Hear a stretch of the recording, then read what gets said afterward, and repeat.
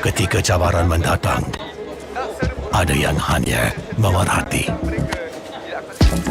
Kekuatan sebenar lahir dari dalam diri.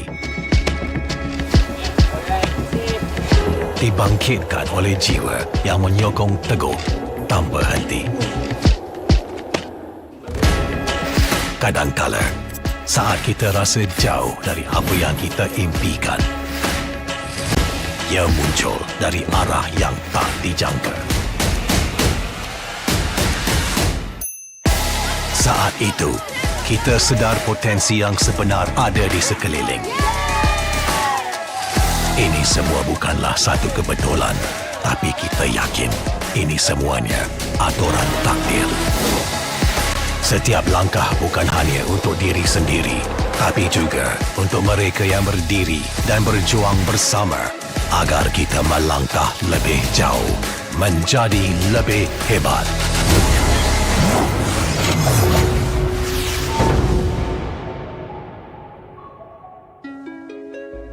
Bangkitlah rakyat Malaysia. Kita bersatu menyokong sepenuh jiwa demi jalur gemilang kebanggaan negara. Tiba masanya untuk menjadi greater than ever.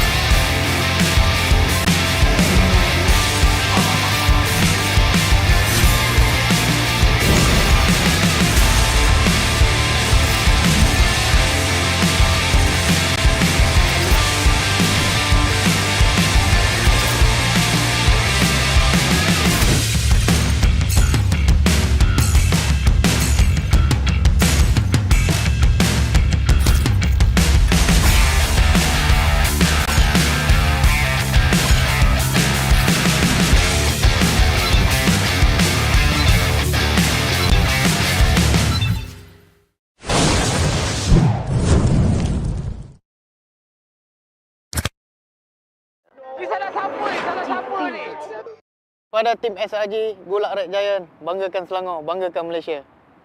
Champion juara wakil Malaysia fight for N6 in Malaysia. Keunggulan. Ianya tidak hadir dengan mudah. Ia tidak menunggu sesiapa. Dan ia tidak memilih sesiapa. Keunggulan adalah potensi hebat yang tersembunyi dalam diri. Seperti benih yang menunggu masa untuk bercambah, sedia untuk mekar hingga berkembang indah.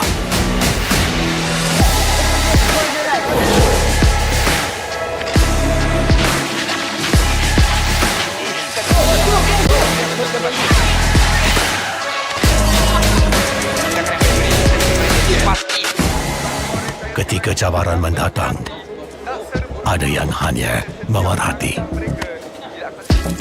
Kekuatan sebenar lahir dari dalam diri. Dibangkitkan oleh jiwa yang menyokong teguh tanpa henti. Kadangkala, saat kita rasa jauh dari apa yang kita impikan, ia muncul dari arah yang tak dijangka. Saat itu, kita sedar potensi yang sebenar ada di sekeliling. Ini semua bukanlah satu kebetulan, tapi kita yakin ini semuanya aturan takdir. Setiap langkah bukan hanya untuk diri sendiri, tapi juga untuk mereka yang berdiri dan berjuang bersama agar kita melangkah lebih jauh, menjadi lebih hebat.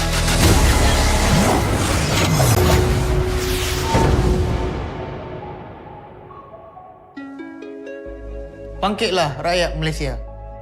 Kita bersatu menyokong sepenuh jiwa. Demi jalur gemilang kebanggaan negara. Tiba masanya untuk menjadi greater than ever.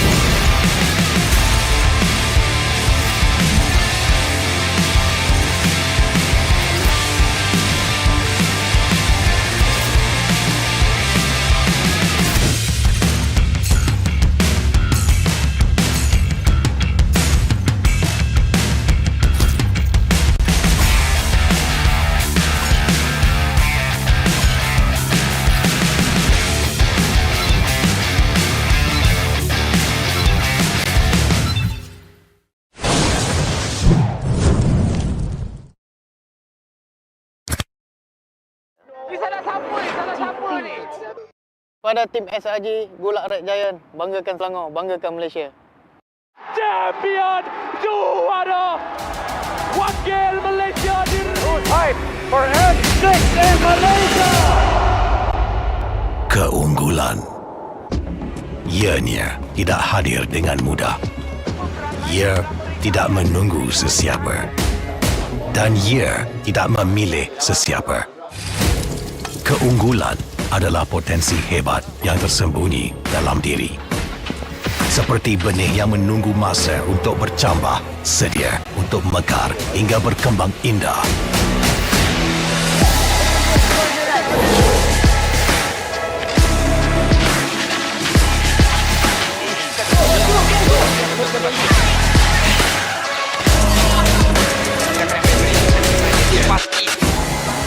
Ketika cabaran mendatang, ada yang hanya memerhati.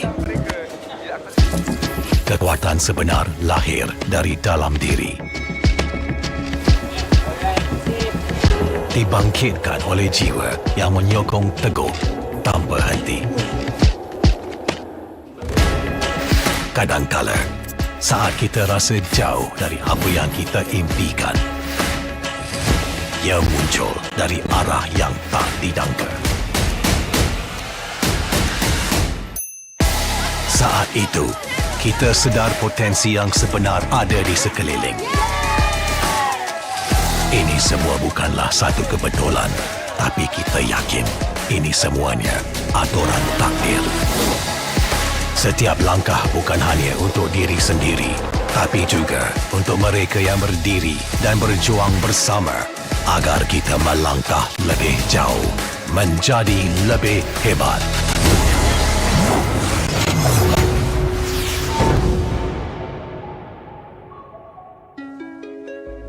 Bangkitlah rakyat Malaysia.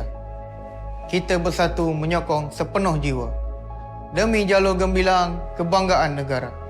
Tiba masanya untuk menjadi greater than ever.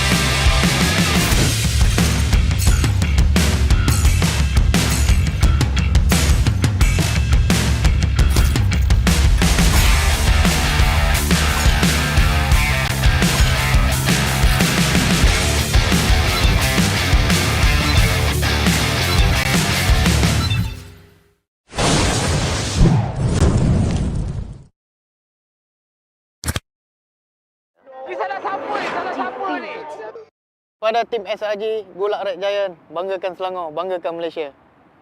Champion juara wakil Malaysia fight for N6 in Malaysia. Keunggulan. Ianya tidak hadir dengan mudah.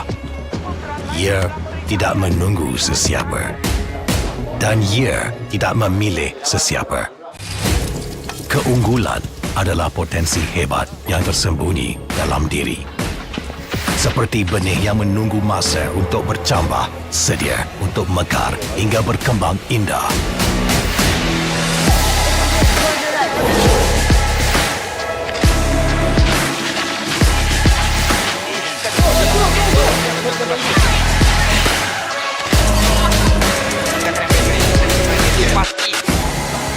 Ketika cabaran mendatang, ada yang hanya memerhati. Kekuatan sebenar lahir dari dalam diri. Dibangkitkan oleh jiwa yang menyokong teguh tanpa henti. Kadangkala, saat kita rasa jauh dari apa yang kita impikan, ia muncul dari arah yang tak dijangka. Saat itu, kita sedar potensi yang sebenar ada di sekeliling. Ini semua bukanlah satu kebetulan, tapi kita yakin ini semuanya aturan takdir. Setiap langkah bukan hanya untuk diri sendiri, tapi juga untuk mereka yang berdiri dan berjuang bersama agar kita melangkah lebih jauh, menjadi lebih hebat.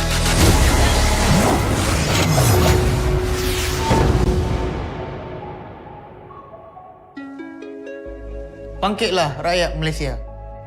Kita bersatu menyokong sepenuh jiwa. Demi jalur gemilang kebanggaan negara.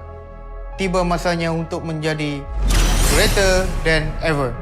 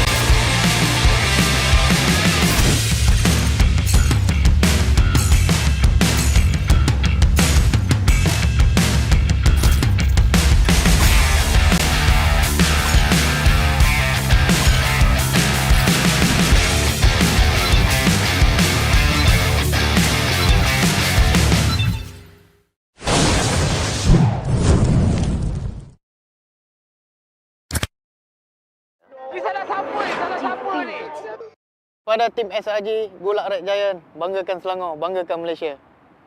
Champion juara wakil Malaysia fight for N6 in Malaysia. Keunggulan ianya tidak hadir dengan mudah. Ia tidak menunggu sesiapa. Dan ia tidak memilih sesiapa. Keunggulan adalah potensi hebat yang tersembunyi dalam diri. Seperti benih yang menunggu masa untuk bercambah, sedia untuk mekar hingga berkembang indah.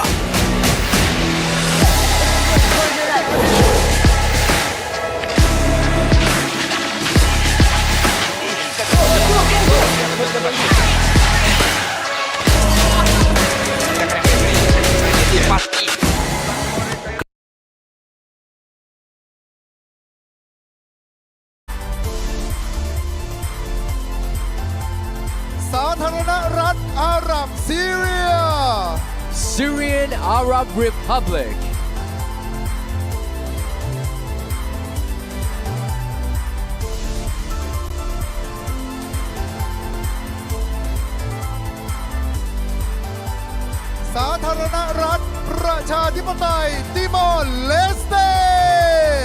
Democratic Republic of Timor-Leste.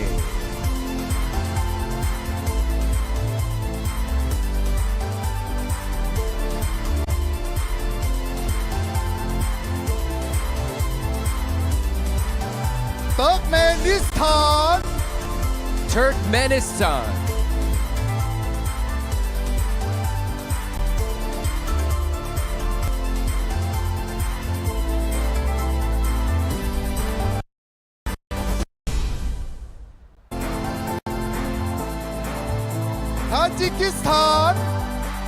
Tajikistan.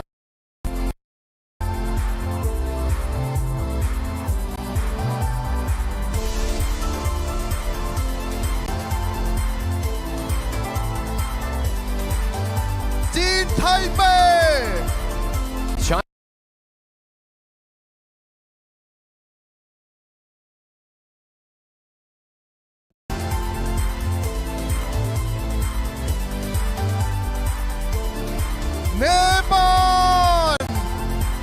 Nepal.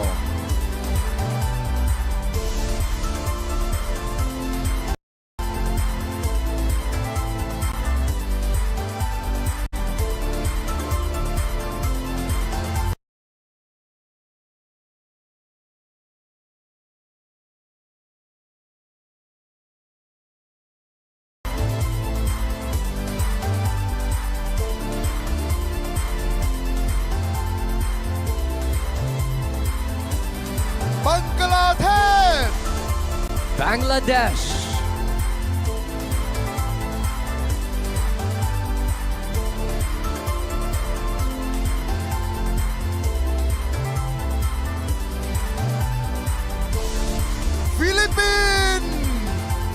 Philippines.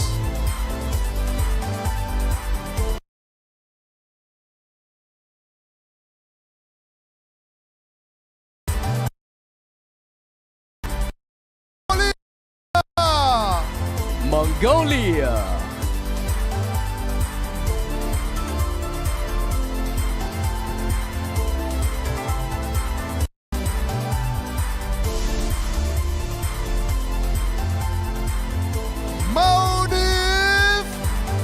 Maldives.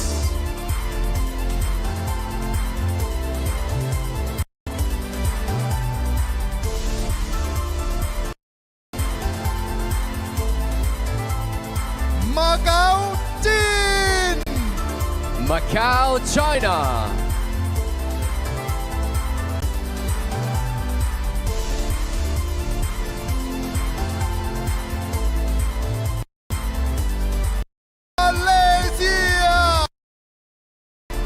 Malaysia.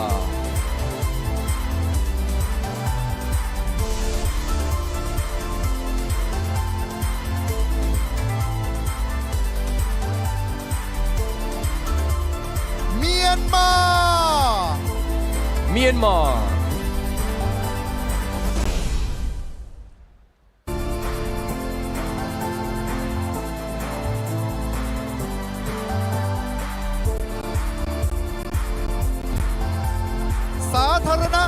ประชาธิปไตยประชาชนลาว Lao People Democratic Republic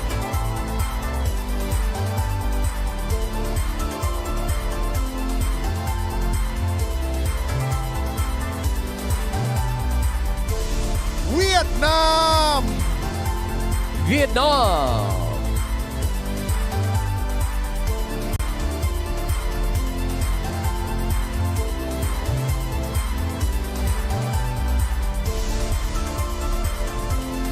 ศรีลังกา Sri Lanka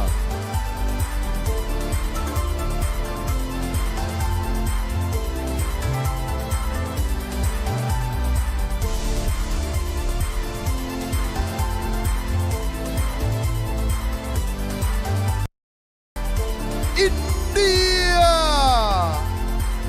India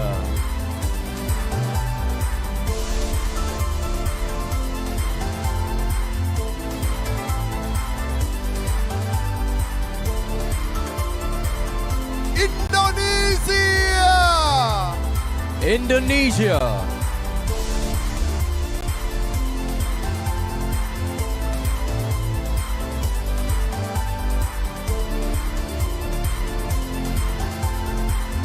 สาธารณรัฐอิสลามอิหร่าน Islamic Republic of Iran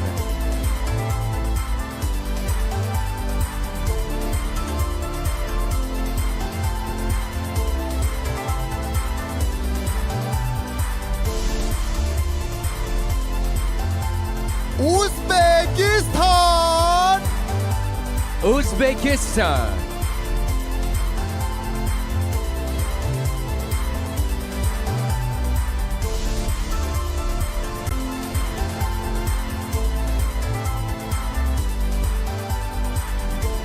ฮ่องกงจีน Hong Kong China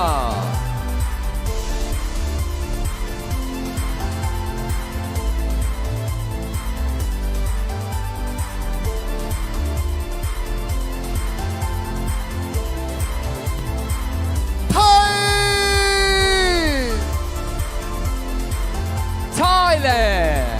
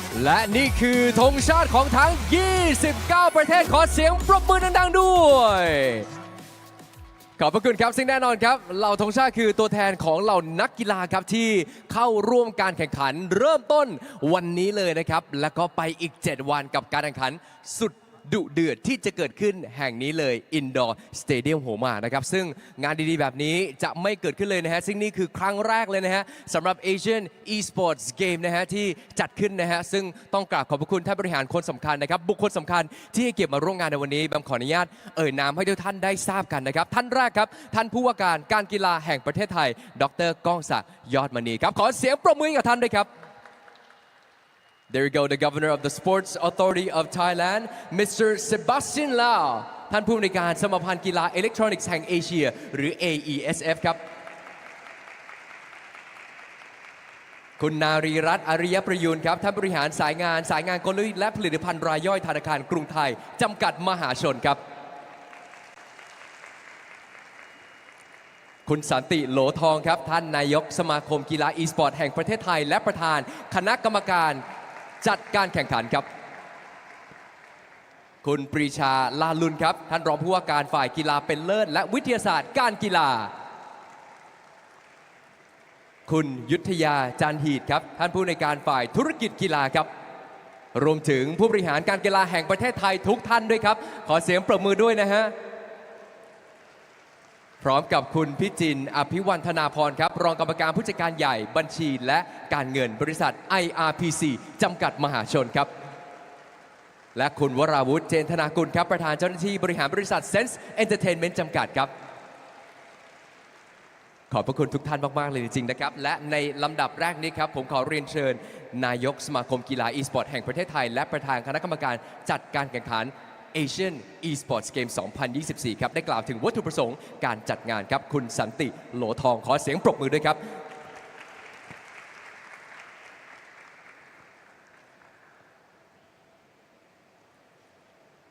There you go, the president of Thailand Esports Federation and president of the Asian Esports Games Organizing Committee. ขอบคุณคุณแบมครับกราบเรียนท่านผู้ว่าการการกีฬาแห่งประเทศไทยดร.ก้องศักดิ์ยอดมณีท่านรองผู้ว่าการการกีฬาแห่งประเทศไทยฝ่ายกีฬาเป็นเลิศท่านปรีชาลาลุนนะครับและผู้บริหารอีกหลายท่านต้องขออภัยเนื่องจากมีผู้ใหญ่หลายท่านมากเกรงว่าจะรบกวนเวลานะครับขออนุญาตกล่าวโดยรวมครับ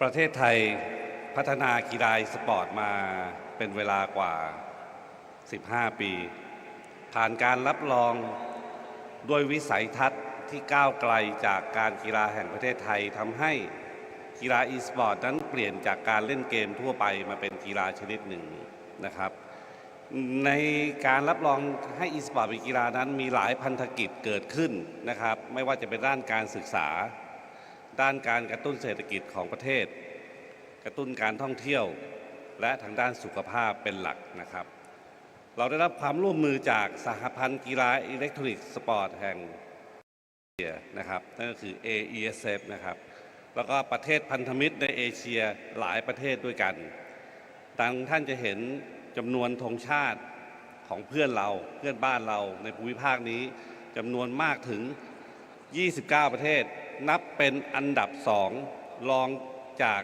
เอเชียนเกมที่ประเทศจีนที่หางโจวนะครับขอเสียงปรบมือให้กับประเทศทั้ง29 ประเทศด้วยครับขอบพระคุณ Thank you to visit in Thailand and support me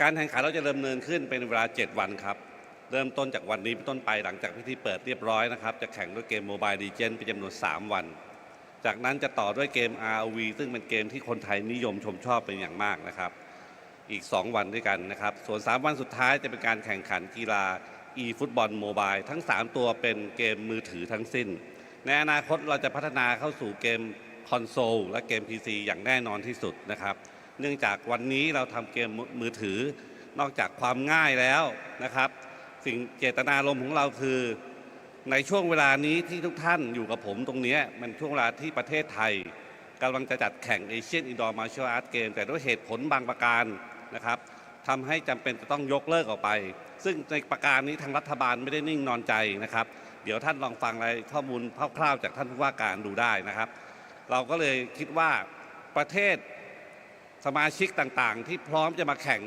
e-sport ในประเทศนี้พร้อมที่จะมาอยู่แล้วเราสอบถามกันเป็นเวลาเกือบ2 ปีเต็มว่าท่านยังพร้อมที่จะมาประเทศไทยหรือไม่เราได้รับคำตอบว่าอยากมาประเทศไทยอย่างมากและมากที่สุดเนื่องจากประเทศไทยมีหลายสิ่งหลายอย่างที่เขาประทับใจแน่นอนครับผมนำเรียนเรื่องนี้กับท่านผู้ว่าการการกีฬาแห่งประเทศไทยท่านดร.ก้องศักดิ์ยอดมณีท่านเห็นด้วยครับกับการที่เราจะไม่ทำให้เขาเกิดความผิดหวังนะครับการแข่งขันกีฬามีแพ้มีชนะแต่ทีมชาติไทยจะทำให้เต็มที่และจะต้อนรับคุณด้วยฝีมืออย่างเต็มความสามารถนะครับจะไม่อ่อยให้จะไม่ยอมอ่อนข้อให้นะครับและขอให้ทุกท่านพบกับการแข่งขันในหลากหลายรูปแบบในช่วงเวลา7 วันนี้ด้วยความสุขครับขอบพระคุณครับขอบพระคุณครับขอเสียงปรบมือดังๆให้กับคุณสันติโหลทองครับท่านนายกสมาคมกีฬา e-sport แห่งประเทศไทยและประธานคณะกรรมการจัดการแข่งขัน Asian Esports Games 2024 นะฮะได้ฟังกันไปเป็นที่เรียบร้อยครับลำดับถัดไปครับขอเรียนเชิญท่านผู้อำนวยการสมาพันธ์กีฬาอิเล็กทรอนิกส์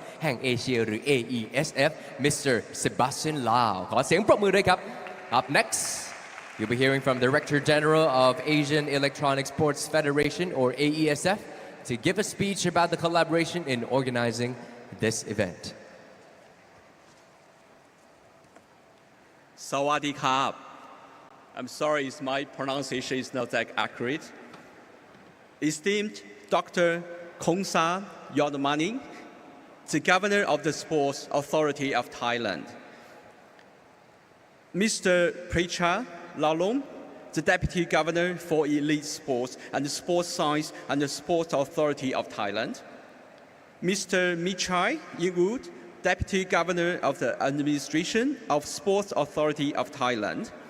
Mr. Yotaya Chinkit, Director of Sports Business Development of the Sports Authority of Thailand. Mr. Santilotong, President of the Thailand Esports Federation, Executive Board Member of AESF. Mr. Azad, Mr. Lokesh, Executive Board Members of the AESF. Distinguished delegates, guests, ladies, gentlemen, Chairman GS of the Asian Electronic Sports Federation Members Associations. A very good morning. On behalf of the President and the Executive Board Member of the Asian Electronic Sports Federation AESF, it is my great pleasure to be here today in Bangkok, the beautiful capital city of Thailand, to witness and celebrate together with all of you another milestone in esports, which is Asian Esports Games AEG. The Asian Esports Games, initiated by the Thailand Esports Federation, THAISIF, with the support from the Ministry of Tourism and Sports and the Sports Authority of Thailand, the National Sports Development Fund of Thailand, and AESF demonstrates Thailand's strong commitment to advancing the growth of esports in Asia. For this, we at AESF are proud to be the partner with THAISIF and support this great event from today for the next 7 days. Thailand's dedication to developing esports strengthens the region's competitive landscape and creates invaluable opportunities for national athletes across Asia to compete in an international stage.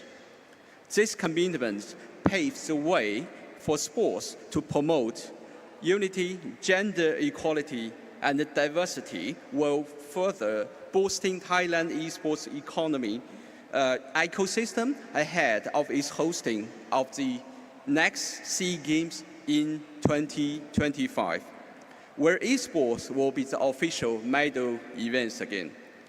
This event highlights Thailand's strategic leadership in building a thriving esports future and establishing the country as the leading hub of esports in our region.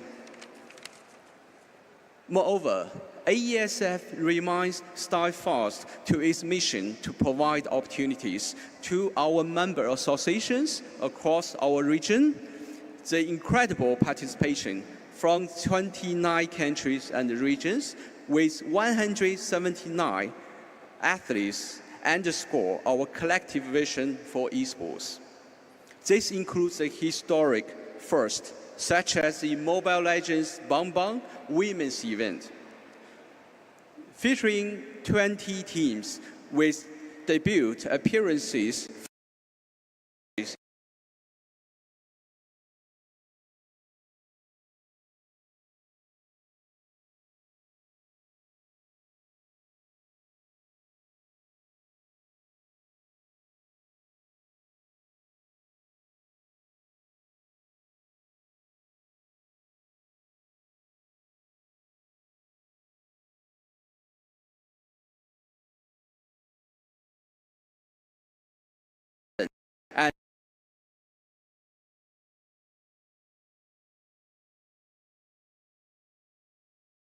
esports stage, while others have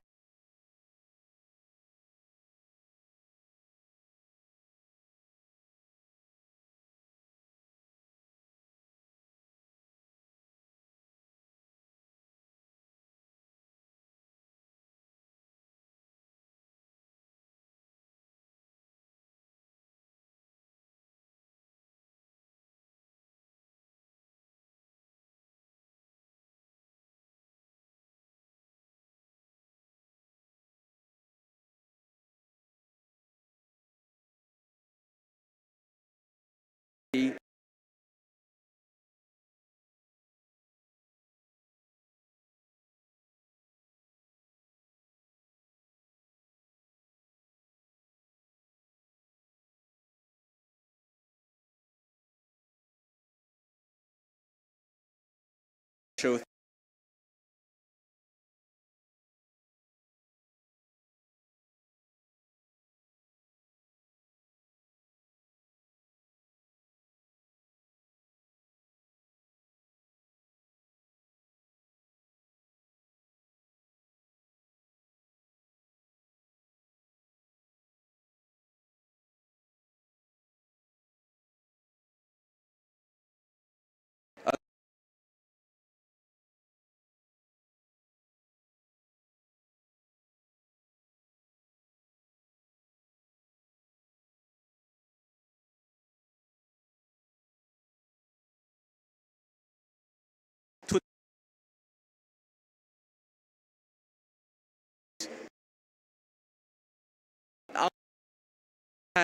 in Thailand to try the Thai spicy food, to experience the Thai culture.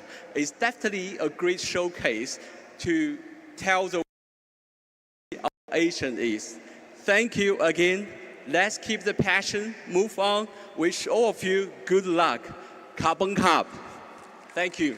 Thank you so very much Mr. Sebastian Lau ได้ฟังกันไปเป็นที่เรียบร้อยนะครับตัดท่านผู้อำนวยการสมาพันธ์กีฬาอิเล็กทรอนิกส์แห่งเอเชียหรือ AESF นะโหท่านปิดท้ายด้วยแน่นอนเมื่อกี้เล่าถึงการร่วมมือกันในครั้งนี้นะครับแล้วก็ให้พูดถึงเหล่านักกีฬามาถึงไทยแล้วอย่าลืม explore อาหารอร่อยแล้วก็วัฒนธรรมที่สวยงามของประเทศไทยด้วยนะฮะกราบขอบคุณมากๆนะครับลำดับถัดไปครับทุกท่านกับท่านผู้ว่าการการกีฬาแห่งประเทศไทยครับได้กล่าวเปิดงานอย่างเป็นทางการ So ladies and gentlemen to officially declare the games open please welcome the Governor of the Sports Authority of Thailand ดร.ก้องศักดิ์ยอดมณีขอเสียงปรบมือดังๆด้วยครับ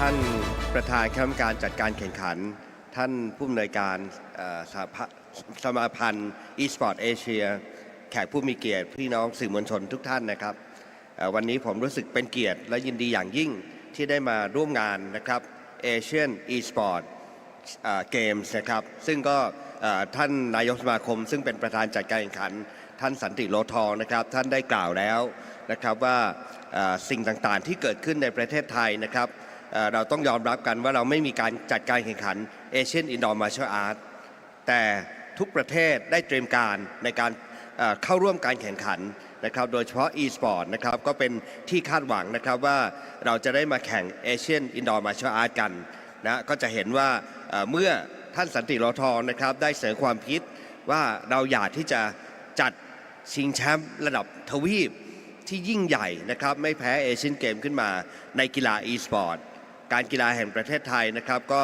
เห็นพ้องแล้วก็เห็นในเจตนานะครับแล้วก็เห็นถึงการคิดริเริ่มที่จะเป็นคุณประโยชน์กับวงการ e-sport ของประเทศไทยอย่างยิ่งเราเดินหน้านะครับพร้อมที่จะสนับสนุนในฐานะเป็นองค์กรภาครัฐในการที่จะส่งเสริมกีฬาทุกชนิดโดยเฉพาะกีฬาที่เป็นความนิยมของวัยรุ่นอย่าง e-sport นะครับเดินหน้าทำให้วันนี้นะครับต้องขอชื่นชมคณะกรรมการจัดการแข่งขันท่านสันติโลทองนะครับและทุกท่านที่มีส่วนเกี่ยวข้องสปอนเซอร์นะครับทุกค่ายนะครับภาคเอกชนที่ได้เห็นความสำคัญของ e-sport และจัด Asian Esports Games ขึ้นมาครั้งแรกนะและผมถือว่าประเทศไทยเป็นผู้ริเริ่มเกมนี้และเราก็อยากที่จะผลักดันนะครับต่อเนื่องต่อไปที่จะมีเป็น Edition 2, 3, 4 ต่อไปในอนาคตนะครับเพราะว่าการริเริ่มครั้งนี้นะครับผมถือว่าเป็นการกำเนิดกีฬาระดับทวีปที่ยิ่งใหญ่นะครับก็ขอให้พี่น้องนะครับคนไทยชาว e-sport นะครับนักกีฬา e-sport ทุกคนนะครับได้ตระหนักนะครับว่าประเทศไทยเป็นประเทศชั้นนำใน e-sport และก็อยากที่จะให้พวกเรานะครับได้ต้อนรับนักกีฬาทั้ง 29 ประเทศอย่างอบอุ่นเราถือว่าเรามาเริ่มต้นนะครับในครั้งนี้เป็นครั้งแรกนะครับและผมเชื่อว่าจะไม่ใช่ครั้งสุดท้ายอย่างแน่นอนนะครับเพราะบรรยากาศแบบนี้ 29 ประเทศในปีถัดๆไปอาจจะเพิ่มขึ้นเป็น 30-40 ประเทศได้นะครับผมก็เชื่อมั่นนะครับว่าด้วยความมุ่งมั่นของคณะกรรมการจัดการแข่งขันด้วยสปอนเซอร์นะครับที่สนับสนุนอย่างแข็งแกร่งเราก็จะจัดการแข่งขันครั้งนี้เป็นตัวอย่างนะครับให้กับนานาประเทศในเอเชียได้เห็นนะครับถึงความพร้อมถึงความคึกคักการตื่นตัวในกีฬา e-sport ครั้งนี้นะครับก็ขอให้การจัดการแข่งขันนี้ดำเนินการไปด้วยความเรียบร้อยนะครับถึงเวลาอันควรI would like to declare the opening of Asian Esports Games 2024 ขอบคุณครับ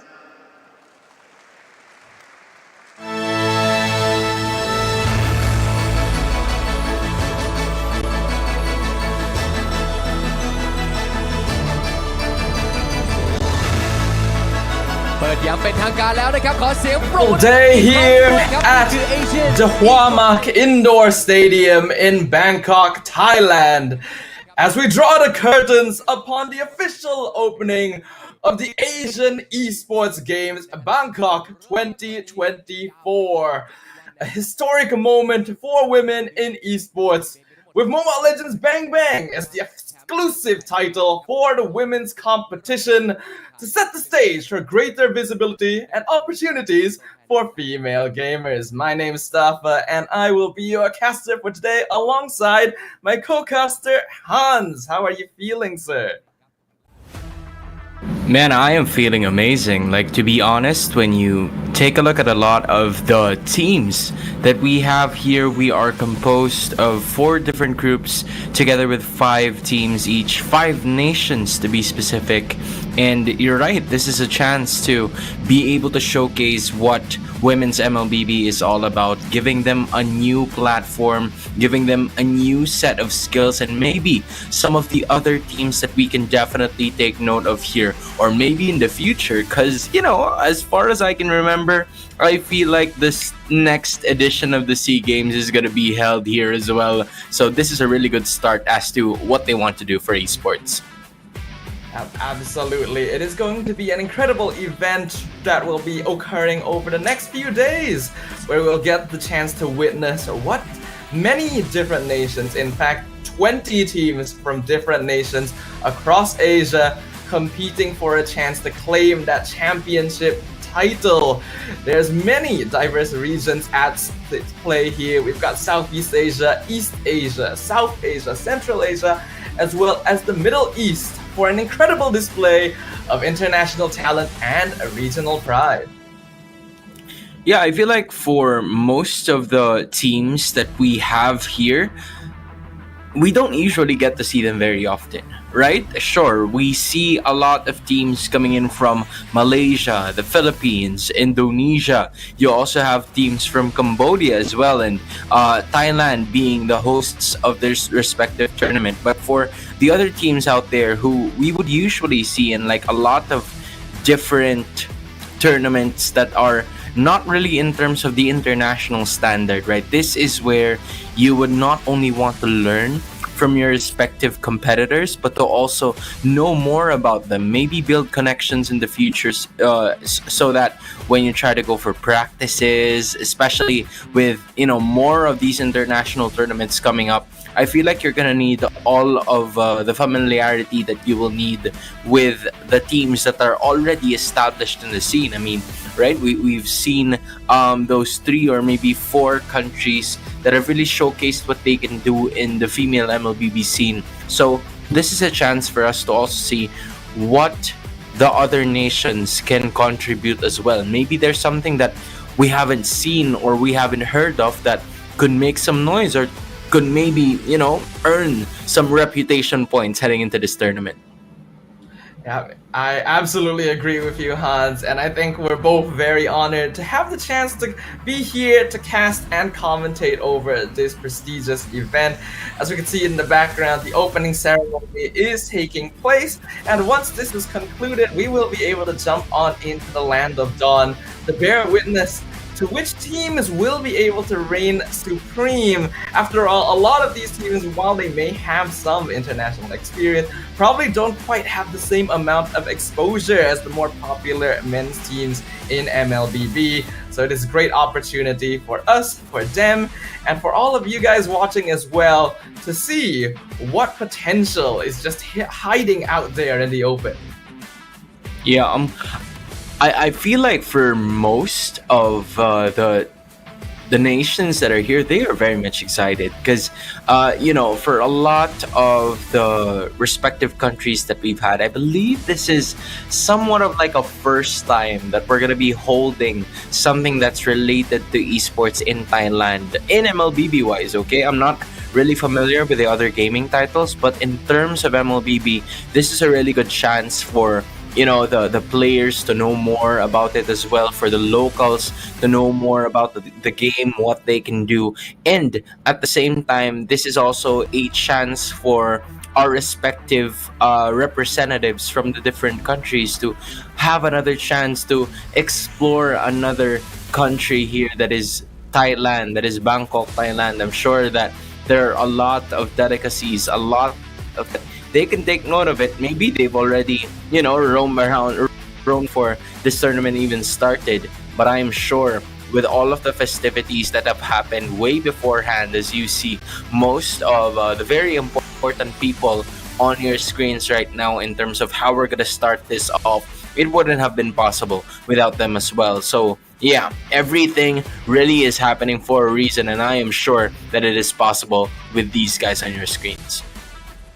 And it is amazing to just see the amount of attention and the amount of time being put into esports as a whole, and how the ecosystem around esports and Mobile Legends is growing across the world. In fact, many different regions taking the opportunity to bring up more tournaments, new talents, new faces, and officially recognizing the potential that esports has on a worldwide stage.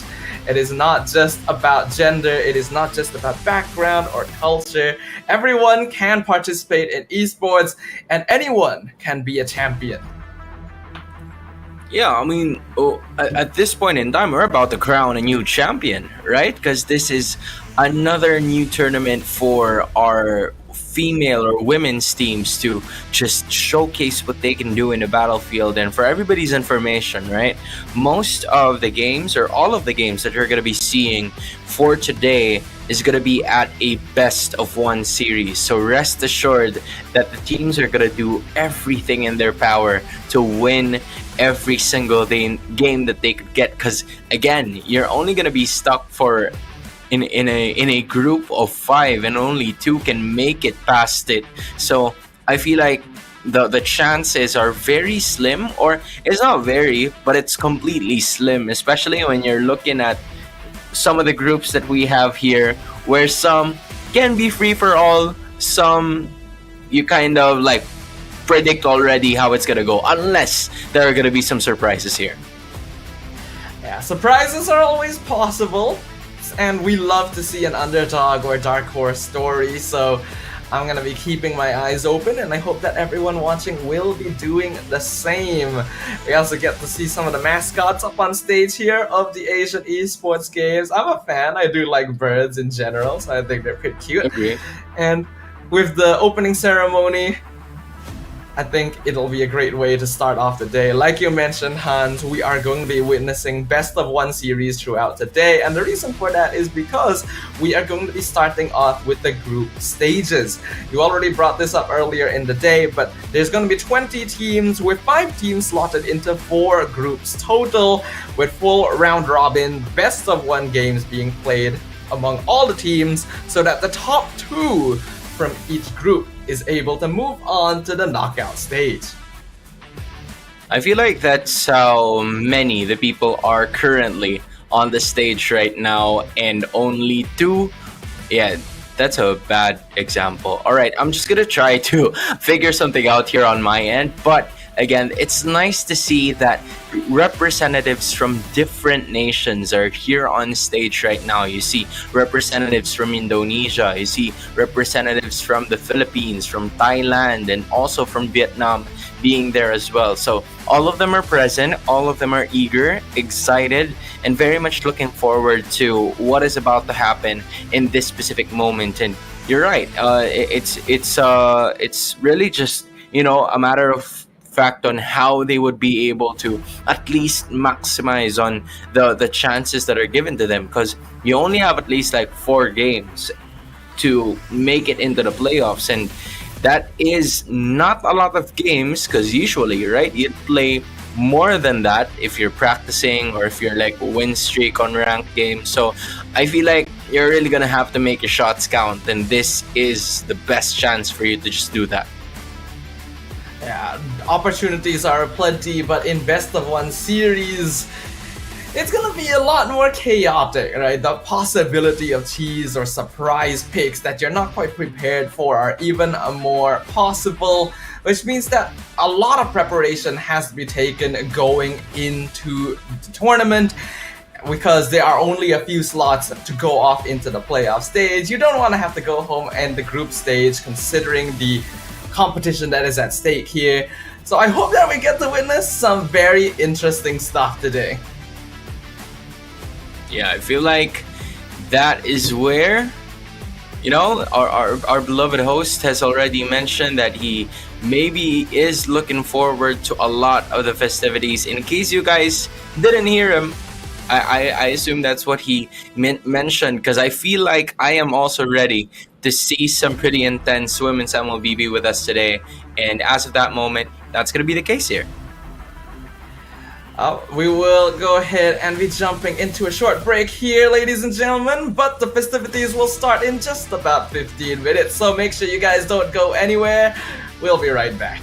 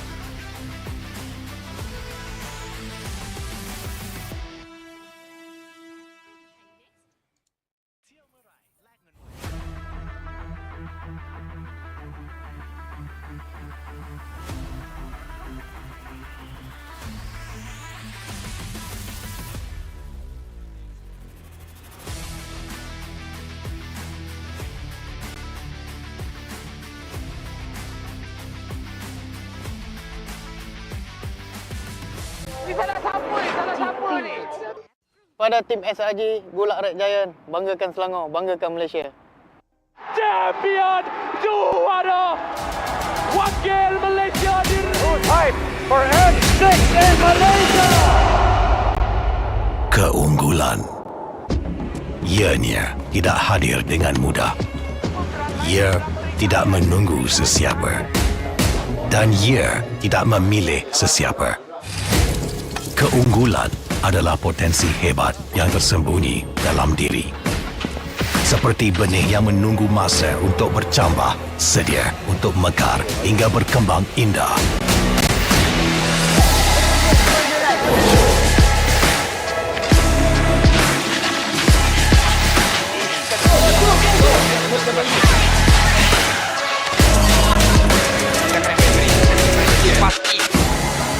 Ketika cabaran mendatang, ada yang hanya memerhati.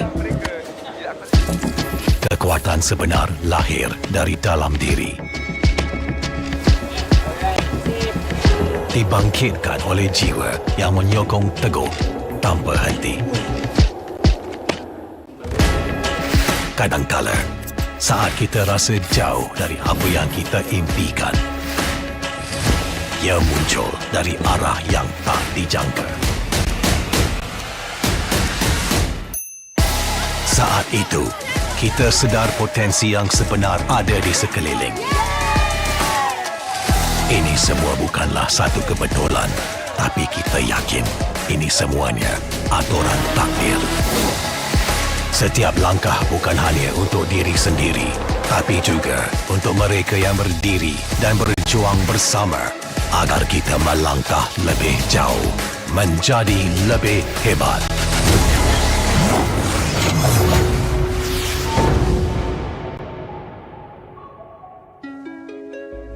Bangkitlah rakyat Malaysia. Kita bersatu menyokong sepenuh jiwa demi jalur gemilang kebanggaan negara.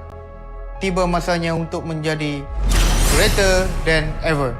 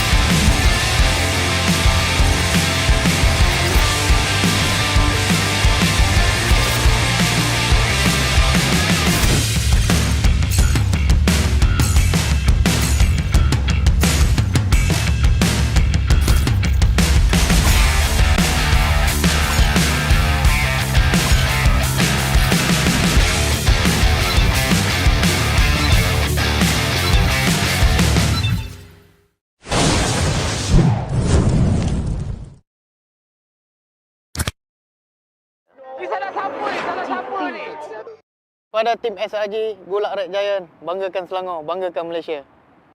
Champion juara wakil Malaysia di time for M6 in Malaysia. Keunggulan Ianya tidak hadir dengan mudah. Ia tidak menunggu sesiapa. Dan ia tidak memilih sesiapa. Keunggulan adalah potensi hebat yang tersembunyi dalam diri. Seperti benih yang menunggu masa untuk bercambah, sedia untuk mekar hingga berkembang indah.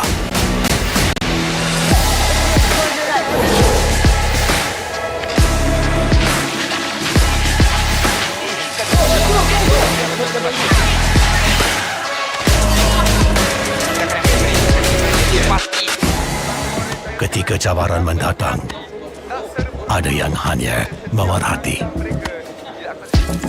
Kekuatan sebenar lahir dari dalam diri. Dibangkitkan oleh jiwa yang menyokong teguh tanpa henti.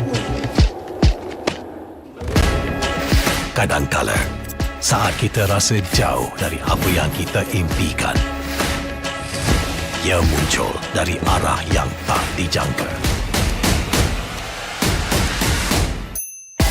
Saat itu, kita sedar potensi yang sebenar ada di sekeliling.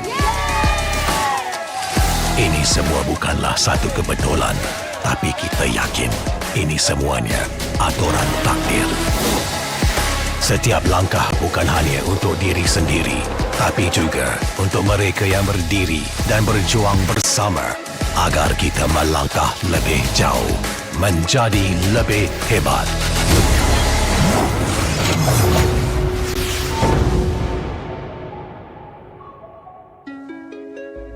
Bangkitlah rakyat Malaysia. Kita bersatu menyokong sepenuh jiwa. Demi jalur gemilang kebanggaan negara. Tiba masanya untuk menjadi greater than ever.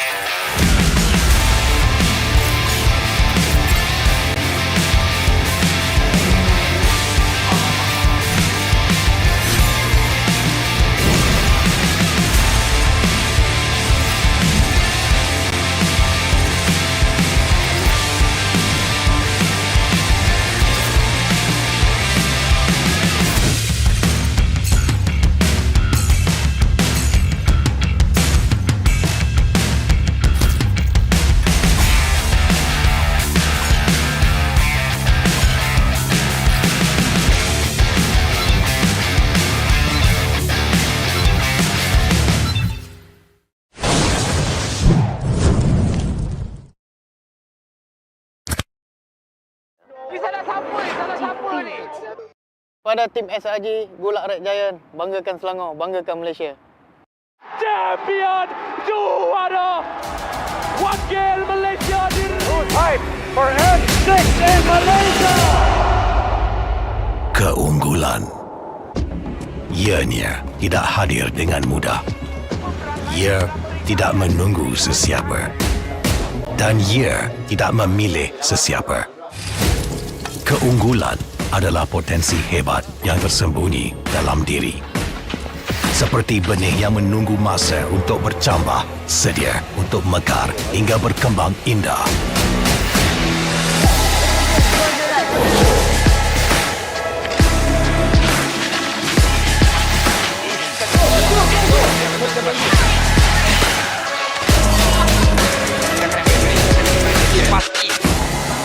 Ketika cabaran mendatang, ada yang hanya memerhati. Kekuatan sebenar lahir dari dalam diri. Dibangkitkan oleh jiwa yang menyokong teguh tanpa henti. Kadangkala, saat kita rasa jauh dari apa yang kita impikan, ia muncul dari arah yang tak dijangka. Saat itu, kita sedar potensi yang sebenar ada di sekeliling. Ini semua bukanlah satu kebetulan, tapi kita yakin ini semuanya aturan takdir. Setiap langkah bukan hanya untuk diri sendiri, tapi juga untuk mereka yang berdiri dan berjuang bersama agar kita melangkah lebih jauh, menjadi lebih hebat.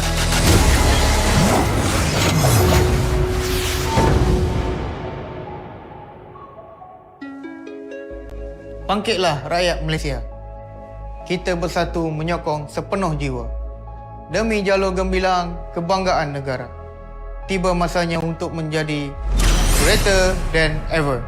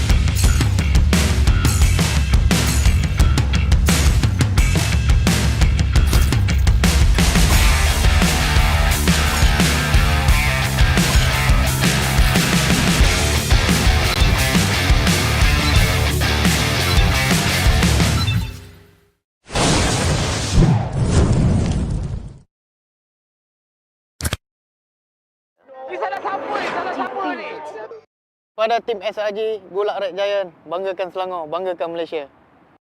Champion juara wakil Malaysia time for hand 6 in Malaysia. Keunggulan. Ianya tidak hadir dengan mudah. Ia tidak menunggu sesiapa. Dan ia tidak memilih sesiapa. Keunggulan adalah potensi hebat yang tersembunyi dalam diri. Seperti benih yang menunggu masa untuk bercambah, sedia untuk mekar hingga berkembang indah.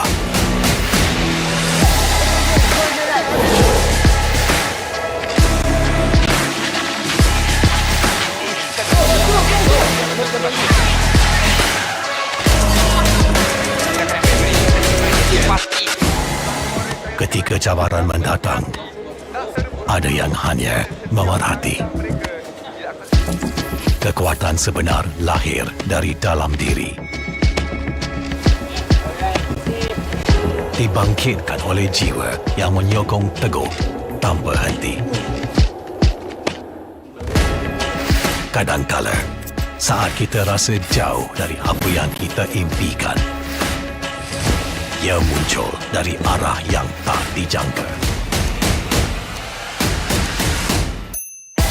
Saat itu, kita sedar potensi yang sebenar ada di sekeliling. Ini semua bukanlah satu kebetulan, tapi kita yakin ini semuanya aturan takdir. Setiap langkah bukan hanya untuk diri sendiri, tapi juga untuk mereka yang berdiri dan berjuang bersama agar kita melangkah lebih jauh, menjadi lebih hebat.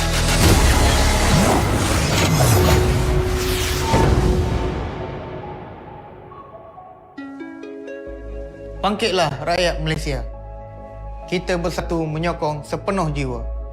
Demi jalur gemilang kebanggaan negara. Tiba masanya untuk menjadi greater than ever.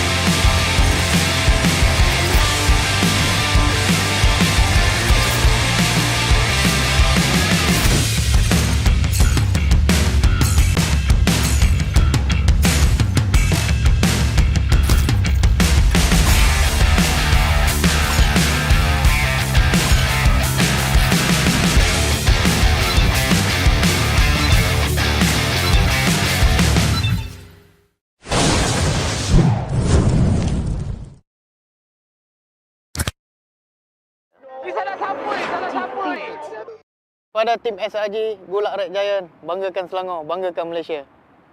Champion juara wakil Malaysia time for M6 in Malaysia. Keunggulan. Ianya tidak hadir dengan mudah. Ia tidak menunggu sesiapa.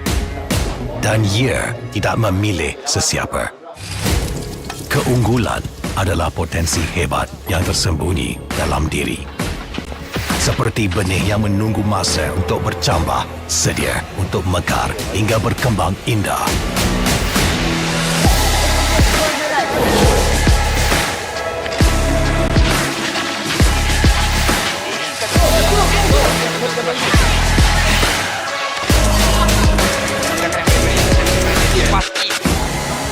Ketika cabaran mendatang, ada yang hanya memerhati. Kekuatan sebenar lahir dari dalam diri. Dibangkitkan oleh jiwa yang menyokong teguh tanpa henti. Kadangkala, saat kita rasa jauh dari apa yang kita impikan, ia muncul dari arah yang tak dijangka. Saat itu, kita sedar potensi yang sebenar ada di sekeliling. Ini semua bukanlah satu kebetulan, tapi kita yakin ini semuanya aturan takdir. Setiap langkah bukan hanya untuk diri sendiri, tapi juga untuk mereka yang berdiri dan berjuang bersama agar kita melangkah lebih jauh, menjadi lebih hebat.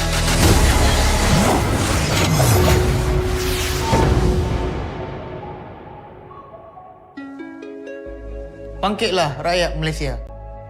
Kita bersatu menyokong sepenuh jiwa. Demi jalur gemilang kebanggaan negara. Tiba masanya untuk menjadi greater than ever.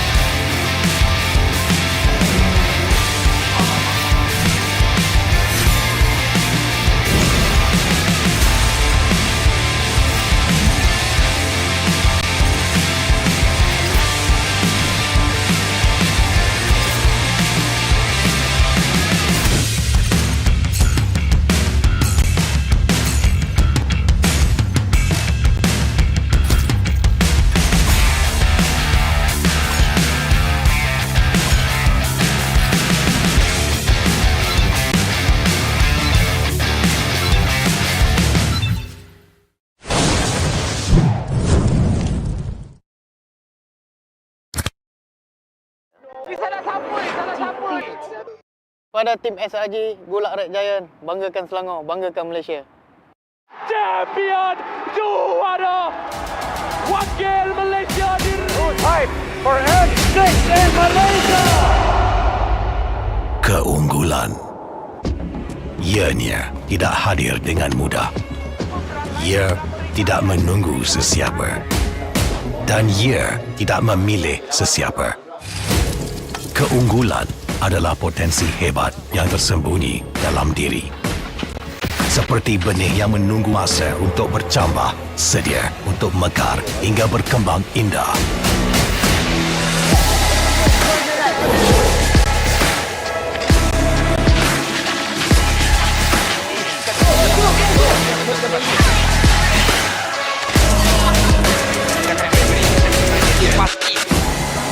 Ketika cabaran mendatang, ada yang hanya memerhati. Kekuatan sebenar lahir dari dalam diri.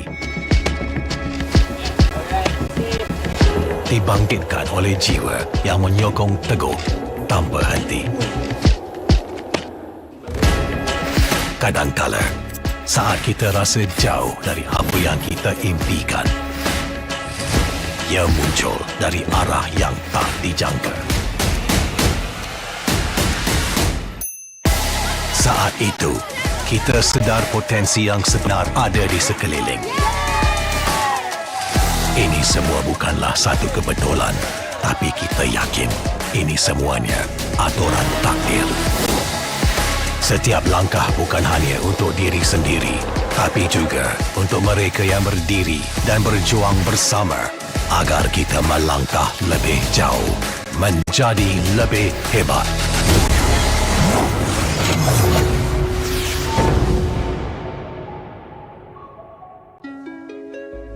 Bangkitlah rakyat Malaysia.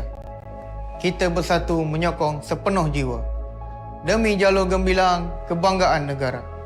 Tiba masanya untuk menjadi greater than ever.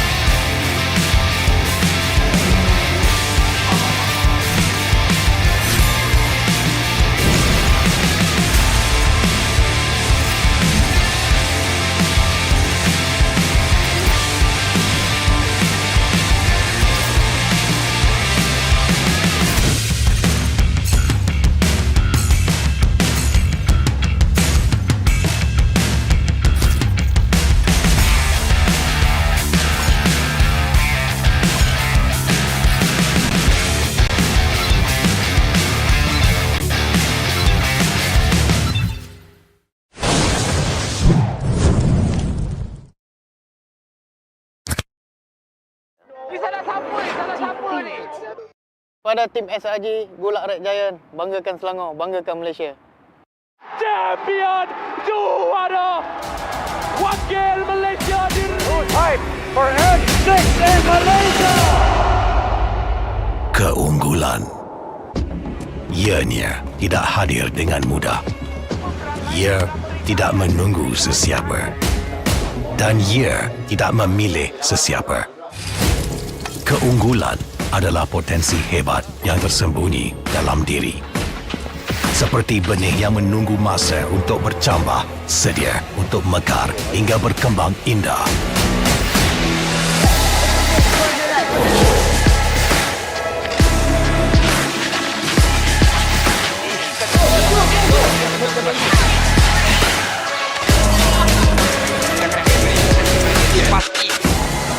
Ketika cabaran mendatang, ada yang hanya memerhati. Kekuatan sebenar lahir dari dalam diri.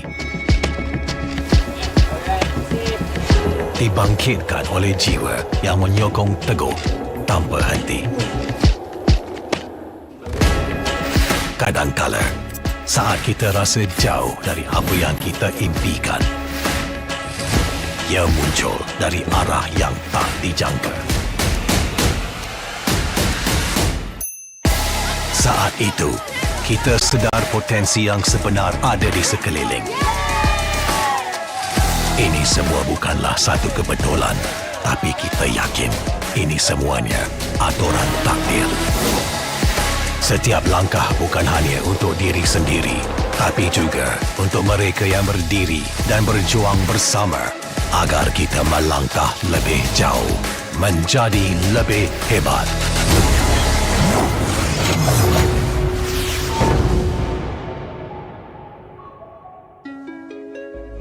Bangkitlah rakyat Malaysia. Kita bersatu menyokong sepenuh jiwa. Demi jalur gemilang kebanggaan negara. Tiba masanya untuk menjadi greater than ever.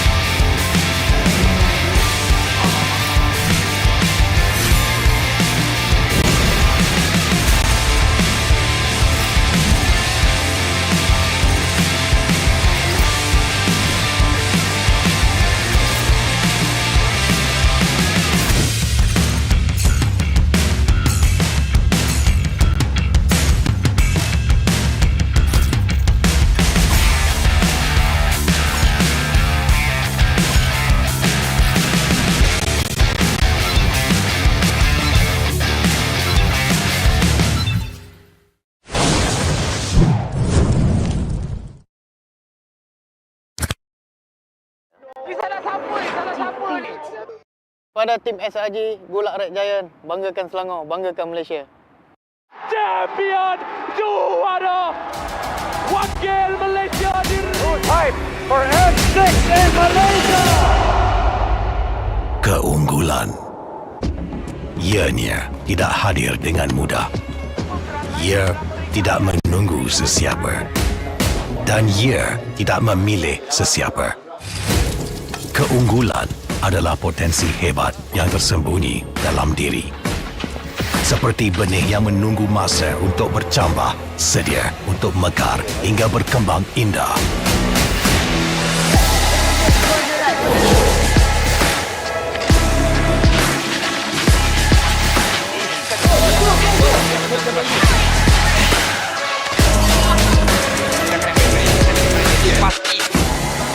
Ketika cabaran mendatang, ada yang hanya memerhati. Kekuatan sebenar lahir dari dalam diri.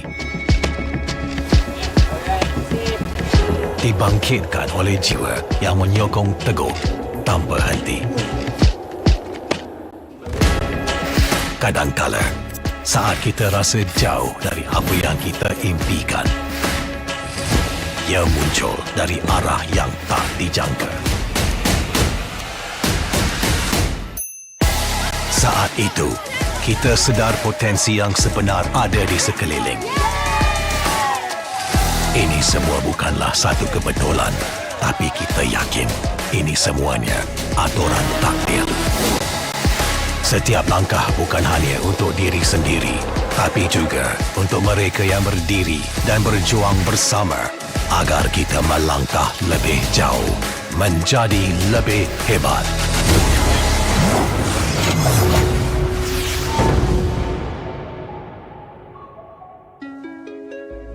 Bangkitlah rakyat Malaysia. Kita bersatu menyokong sepenuh jiwa. Demi jalur gemilang kebanggaan negara. Tiba masanya untuk menjadi greater than ever.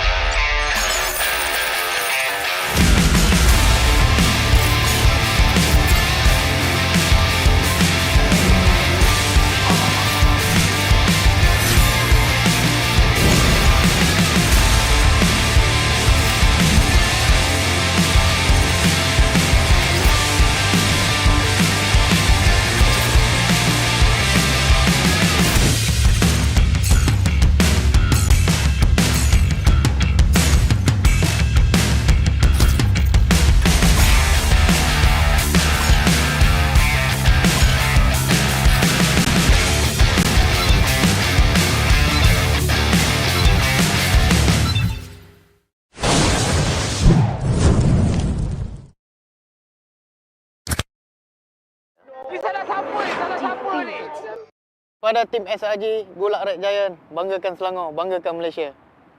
Champion juara wakil Malaysia Time for N6 in Malaysia. Keunggulan. Ianya tidak hadir dengan mudah. Ia tidak menunggu sesiapa. Dan ia tidak memilih sesiapa.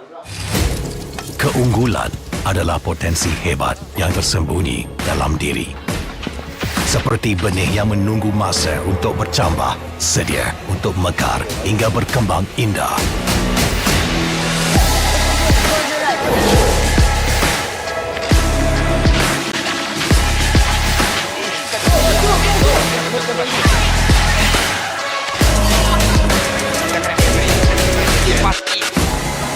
Ketika cabaran mendatang, ada yang hanya memerhati. Kekuatan sebenar lahir dari dalam diri. Dibangkitkan oleh jiwa yang menyokong teguh tanpa henti. Kadangkala, saat kita rasa jauh dari apa yang kita impikan, ia muncul dari arah yang tak dijangka. Saat itu, kita sedar potensi yang sebenar ada di sekeliling. Ini semua bukanlah satu kebetulan, tapi kita yakin ini semuanya aturan takdir. Setiap langkah bukan hanya untuk diri sendiri, tapi juga untuk mereka yang berdiri dan berjuang bersama agar kita melangkah lebih jauh, menjadi lebih hebat.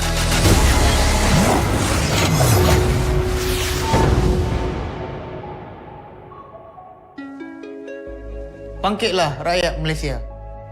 Kita bersatu menyokong sepenuh jiwa. Demi jalur gemilang kebanggaan negara. Tiba masanya untuk menjadi greater than ever.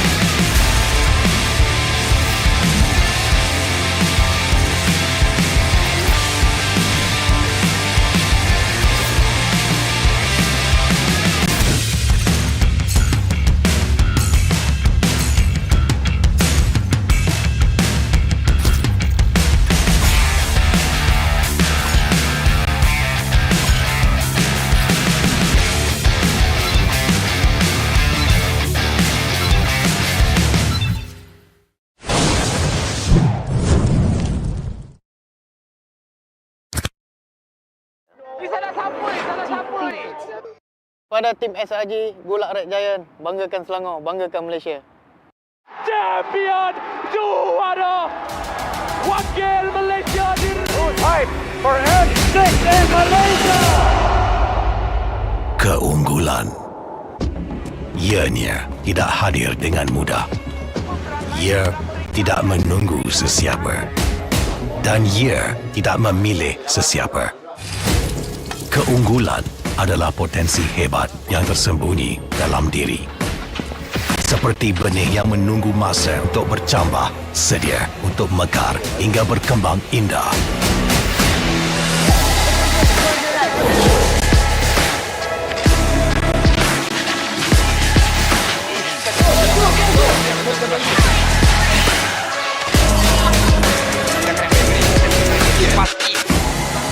Ketika cabaran mendatang, ada yang hanya memerhati.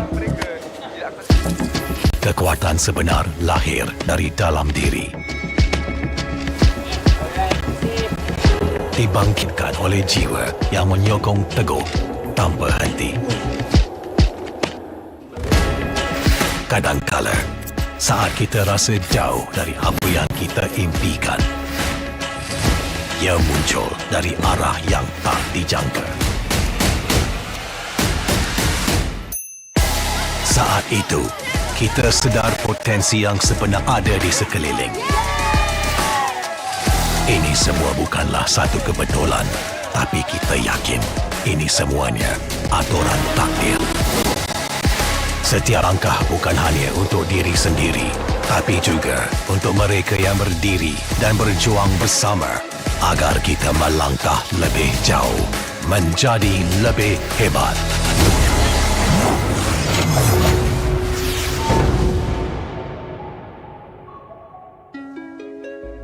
Bangkitlah rakyat Malaysia. Kita bersatu menyokong sepenuh jiwa. Demi jalur gemilang kebanggaan negara. Tiba masanya untuk menjadi greater than ever.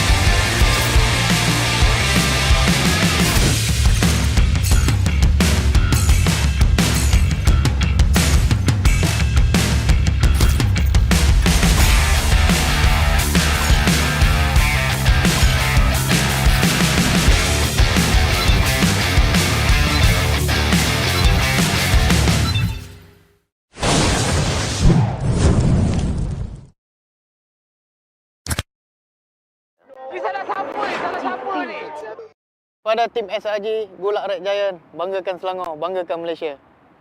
Champion juara wakil Malaysia time for N6 in Malaysia. Keunggulan. Ianya tidak hadir dengan mudah. Ia tidak menunggu sesiapa. Dan ia tidak memilih sesiapa. Keunggulan adalah potensi hebat yang tersembunyi dalam diri. Seperti benih yang menunggu masa untuk bercambah, sedia untuk mekar hingga berkembang indah.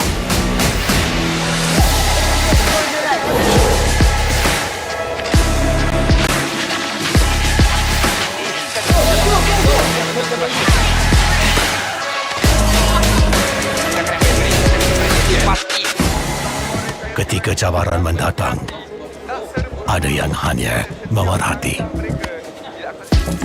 Kekuatan sebenar lahir dari dalam diri.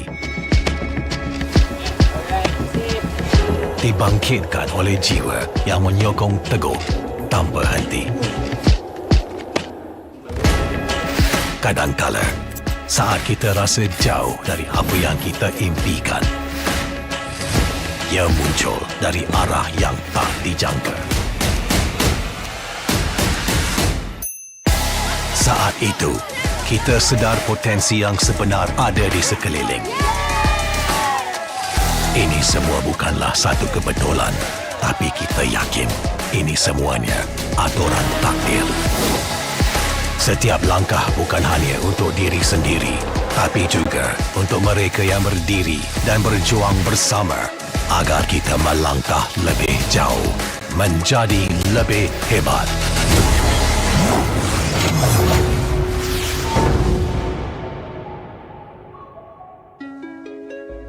Bangkitlah rakyat Malaysia.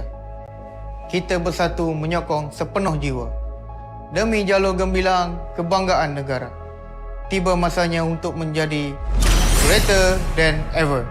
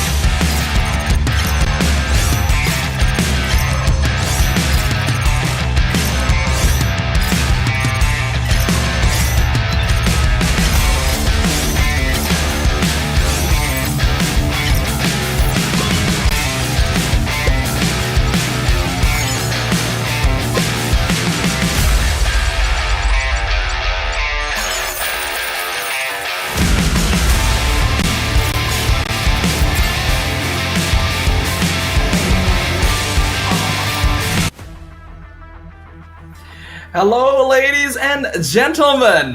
Welcome to the Asian Esports Games Bangkok 2024. It is my honor to welcome all of you for the Women's Team's Mobile Legends Bang Bang event, where 20 nations shall face off to determine who is the ultimate victor.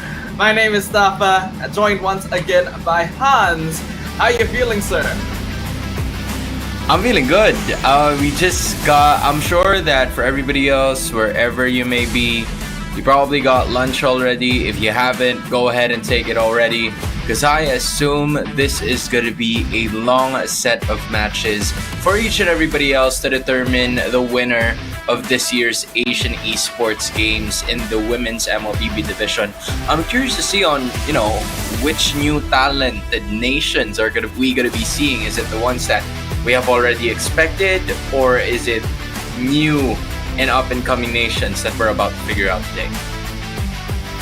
As we know, there's always going to be certain regions in Mobile Legends who stand above the rest, right? Any MLBB fan who watches knows that some are better than others in more consistent performance. But this is a little bit different because these are the women's teams, right? It is not quite the same faces we're used to, but there's still definitely names here that have had some international experience. So I'm really excited to see what will happen with 20 different nations participating. We're going to be having a lot of matches today, Hans. Yeah, we sure are. Because again, for reference, alright, I'm just gonna go ahead and take a look at it. We are having at least 10 best of 1 matches today, and not only that, right? 20 teams in total, just like what Sidafa has mentioned. 5 teams in every single group. So we have a total of 4 groups already. And from the looks of it, alright, I'm looking at the groups right now, and I'm just quite surprised with the fact that Indonesia and Philippines are already together in one group, which surprised me. Alright, it was indeed a surprise already. I want to know your thoughts on the group. So, alright, I'm gonna try to send it to you right away so that you can see it already. But I assume you have it for yourself. Yeah, I haven't looked at the groups just yet. I've been keeping that a surprise for myself. But if you say that ID and PH are in the same group, I'm sorry, man. That's already gonna be the group of death right there. A little bit worrying, but we've already got some of our players getting ready and set up for the very first match of the day. And just a reminder once again for everyone, these are best of 1 series. On one side of the board, we've got none other than the host country, Thailand. Yeah, this is a team that is, of course, wanting to represent in the best way possible, right? You want to start off, you're the hosts. So as of this moment, the best way for you to go ahead at it is to make sure that you can definitely dominate. I mean, we've known a lot of very famous MLBB personalities here. I'm sure you probably know, if I remember correctly, Ramela. We've seen some people here coming in from IDNS that is from Thailand, right? So I feel like they could do something about it. But moving forward, here comes Vietnam this time around. So our very first match going to be between Thailand and Vietnam. And just once again, a reminder for everyone watching, if you didn't catch it, the first few times we said it, this is going to be the Women's Team Mobile Legends Bang Bang event at the Asian Esports Games. It's going to be an exciting one. There's a lot of matches to watch. The way that the tournament will work is that the 20 teams are split into groups of 5. So there's 4 groups total, and then they will play round robin best of 1 matches. Once the round-robin matches have been concluded by the end of today, the top 2 teams from each group will move on into the knockout stage to form our top 8.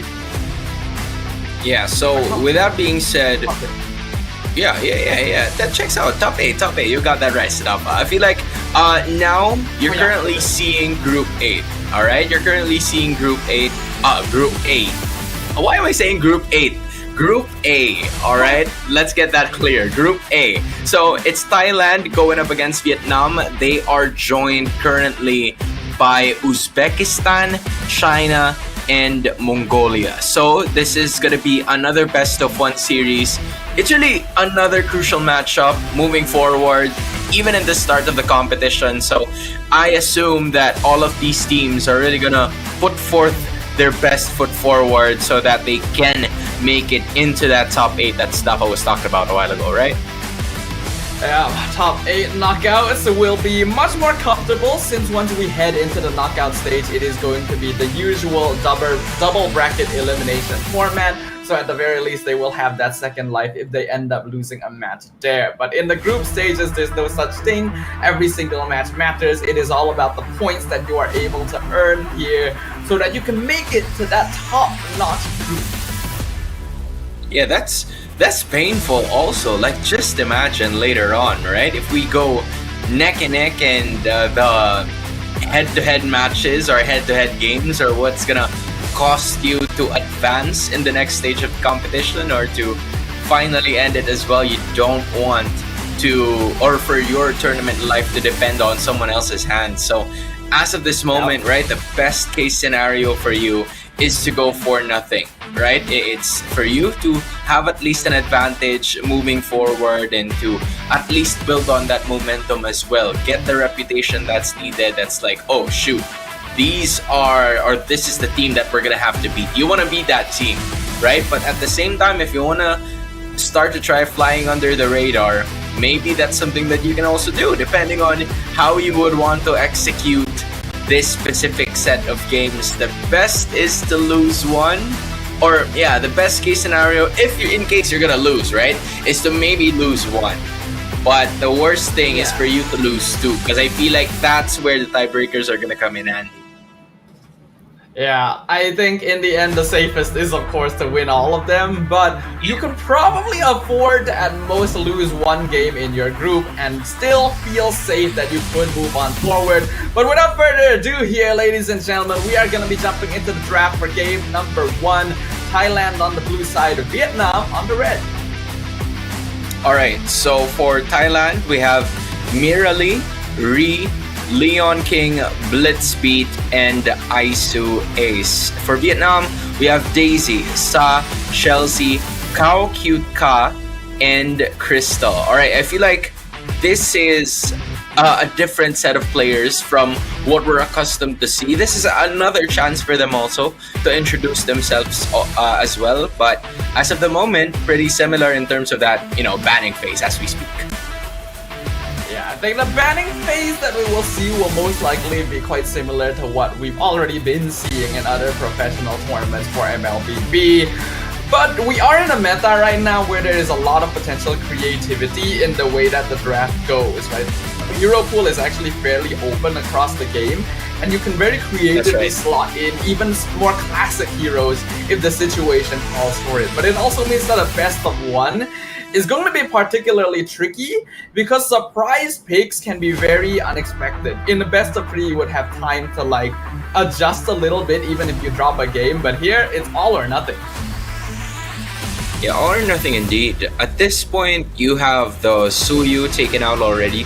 Some of the teams, alright, they tend to prefer leaving both the Suyu and the Alpha open just so they would have at least options. But with what you've mentioned also, Sidafa, the rise of heroes like the Joy have really paid dividends towards what the teams are starting to pick up now. Chip, even though it was a lot nerfed than usual, it's gonna be a choice for Vietnam, so they don't want to risk that team fight capability, which leaves them with a high loss being picked up by the host country.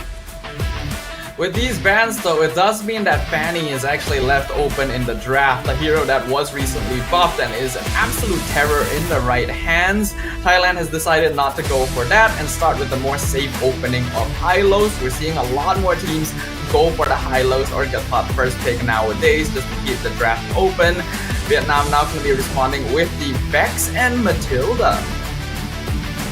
This is an interesting take. I honestly think that with the high loss being open, you still have, or with the high loss already being picked by Thailand, you have at least a lot of other options for Vietnam. You have the Alpha per se, but they're choosing to leave that open and give that away to Thailand. It depends on how they would want to execute this. Because again, high loss depends on who the rest of the supporting cast is going to be like, because we still don't know if this is going to go to the EXP or their own position. So they would want to secure the Matilda first so that they would have an exit with that Alpha in case they pick it up, and the Vexana as well for the wave clear option. Hayabusa, Bruno picked on the other side for basically early game damage. So Thailand really has a game plan working for them here. Yeah, the draft is going pretty standard right now. Hayabusa and Bruno are both heavily contested picks nowadays. Bruno especially getting a huge buff with the changes to Malefic Gun, and the Terizla being locked in quite early for Vietnam. Now, I don't actually agree with this very much. I don't feel like Terizla is that contested of a hero nowadays, and you don't want to reveal your EXP lane this early on. You're absolutely right about that. I feel like in terms of the roles that are given by Vietnam currently, we kind of like already know where each of those heroes are gonna go. Meanwhile, on the other side, right, for Thailand, you're still not completely sure on where that Hylos is gonna be, so it leaves some sort of flexible option here, because I feel like Terizla could do very well against that Hylos in the EXP lane. However, this gives a chance for Thailand to at least adjust on that one. You still have a lot of heroes open for you. You even have Phobius. Maybe if you want something else, you have the Gacha as well, right? A lot of options here that could really go with a full-on engaged tactic that Thailand wants to go for here. But as of the moment, that's the Aurora and the Sicilian taken out by Vietnam. And I was talking about that Alpha a while ago. Thailand's not willing to let it go. Yeah, I actually feel like Vietnam should have considered locking in Alpha instead of Terizla here, because the Alpha Matilda combination is very, very powerful. And then if you combine it with Vexana for counter engage, it would already be a very solid opening while leaving your EXP lane a bit more flexible, since Vietnam does have that last pick, right? So we'll see what they decide to save that for, with Thailand banning out Alpha and Marcus to make sure that they don't have heavy early game aggression, and the Lunox being the choice of Vietnam.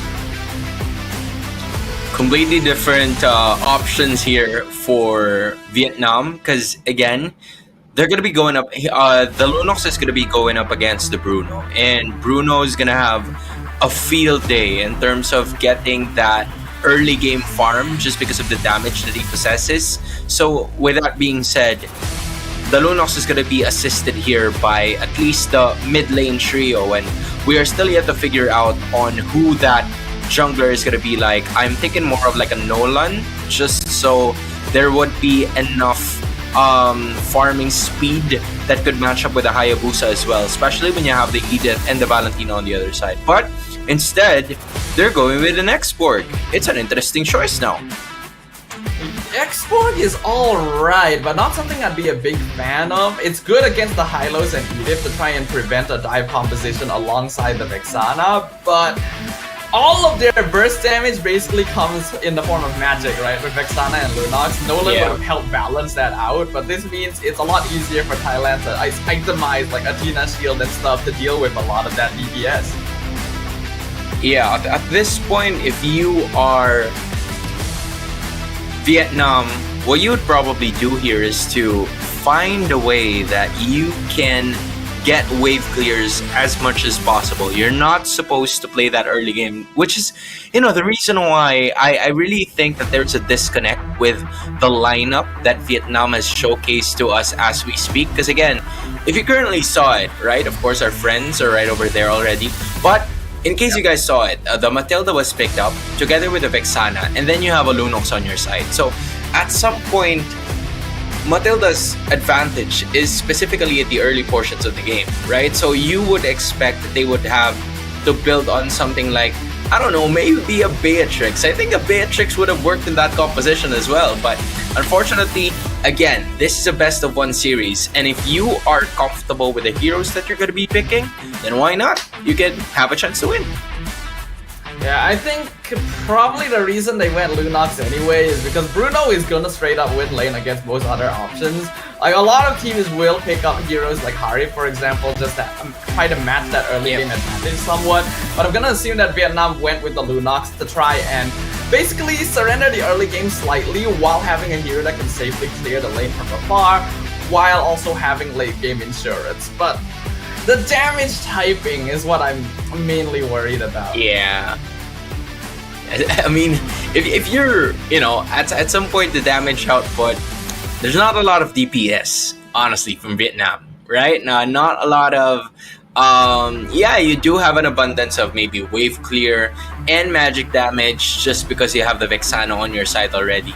Maybe the export could also help in terms of how they could allocate those team fights. They have a lot of AoE damage, so maybe that's something that they could capitalize on, work on a lot of those other targets. But when you take a look at the other side, right, you have two ways to engage if you are Thailand here. You have the Glorious Pathway coming in from the Hylos, a red carpet, if I would say, because again, it just propels you to be ultimately aggressive when you would want it. And in addition, you also have the advantage of the onward whenever, so you can get a winning condition as long as that onward tends to hit. So that's some of the things, or one of the many things, that Vietnam needs to at least deny in terms of the composition that they have. Yeah, I completely agree with you, Hans. I do feel like Thailand has a slightly more solid lineup overall, right? Their early to late game scaling is very good with Hayabusa and the Bruno, and they have multiple ways of setting up with the Edith and the Hylos, like you mentioned, while the side of Vietnam needs time to really get off the ground, right? They don't really have early game burst damage that they can rely on outside of Vexana, and even then, that's very conditional. So it's gonna take, they gotta make sure that they don't allow Thailand to get too much of an early game lead. Otherwise, it should be quite an easy curve for them. Because when you think about it, right, the early game advantage will really go to the Bruno in the first few minutes of the game. Because, man, just imagine if that Bruno and Matilda went together. I think that's the thought process of Vietnam in that further draft, right? During that start, they had the option to pick up both the Bruno and Matilda, but instead they really didn't go for that because maybe they're looking at comfortability for their mid laner. They wanted to pick up a hero that she's going to be able to utilize very well, and to them, that is the Vexana. It's very much respectable. They eliminate somewhat the immediate threat of an assassin going to the other side, or maybe if the Hayabusa joins the party as well, just a couple of skills coming in from the Vexana, you could catch it. It's gonna be a little difficult, but at least you have something to catch it with, right? But yeah, the Bruno is just too big of a prize. It's just a good thing though that they separated the Matilda and the Bruno before everything breaks loose here. Yeah, that, like, Bruno with any sort of like enchanter support is usually going to be a monster in lane. Though nowadays we don't really see supports babysitting the gold lane as much anymore, so it might be a little less to worry about, but the possibility is always there, right? That's why you gotta avoid that. While the Vexana is like a safe pick and actually a pretty okay solution to Hylos, I still don't really like the fact that it was picked that early on though. Yeah. I think they could have kept things open. They could have even started with Matilda Alpha, and that would have been okay to me as well. So we'll see how this ends up working out. Yeah, not only that, right? We also have the Terizla. I feel like that's one of the spicy picks as well. It depends on how they would want to execute it. Because like, for most of the time that I've seen it, we've seen Hilda go first pick, and that's already banned, and then we've also seen a lot of other different heroes, and then those were also banned. So I feel like the Gatot Kacha hasn't even been noticed in this game, which kind of like surprised me, because at some point in time, you're really gonna have to use that guy, you're gonna have to use that hero to just make sure the setup is possible. But the Terizla could maybe do the same, although a lot of people are saying that I think Gatot Kacha is the upgraded version of Terizla. I don't know if you share the same sentiment, but I want to know your thoughts on it too. I think there is definitely a similarity in like the front lining and the way that their ultimates work, but I feel like they still kind of fulfill separate roles. Every single time I cast and I see a Gatok Hacha, I always say that I believe this hero, even as the roamer, should be the secondary initiation. He should not be the first hero into the fight, because it's very difficult to land Avatar the Guardian without some other form of setup. So in a position, Terizla can very easily start fights with penalty zone. And I think he's generally a little bit more tanky without relying too much on conditions. That's why he can go like Flicker instead of having to use Revitalize. But honestly, they both can fulfill similar roles as long as the team composition is built properly around them. I like it. I like the thought process there. You're right. In terms of like the similarities of their skill sets, I feel like, you know, the first skill of that Terizla can also match well with the first skill of the Gatot Kacha. However, the duration of their ultimates, that's where it kind of like makes a difference, right? It boils down to the second, or maybe just even a millisecond, but it kind of takes a little longer than you would expect coming in from a Gatot Kacha. So even though I would say it's much more durable than the Terizla, if you want to go ahead and land on those team fights immediately, which is, I think, the strength of the lineup that was brought about by Vietnam here, they could definitely stand a chance. Just, you know, at least land 1 to 2 of those penalty zones and have an immediate follow-up damage. That is where the advantage is really gonna lie. However, if they are unable to execute it to perfection and one thing falls to another, there could be a set penalty zone but not enough damage output, or there is damage output but not a setup of the penalty zone. I feel like that's where things are gonna be problematic here for Vietnam. So it's you know, it's pieces that need to fit together smoothly for them to be able to get this game won. Yeah, I agree with you there. Just to give a little bit of information to the peeps watching right now, I believe there are some small technical difficulties that are being worked out right now. That is why the game hasn't quite jumped in just yet. But don't worry, we have people on the ground working on things, so we should be able to get on into it very, very soon. But in the meantime, since this is going to be a best of 1, do let us know in the comments which of these 2 teams you think is going to be the winner of this best of 1 series.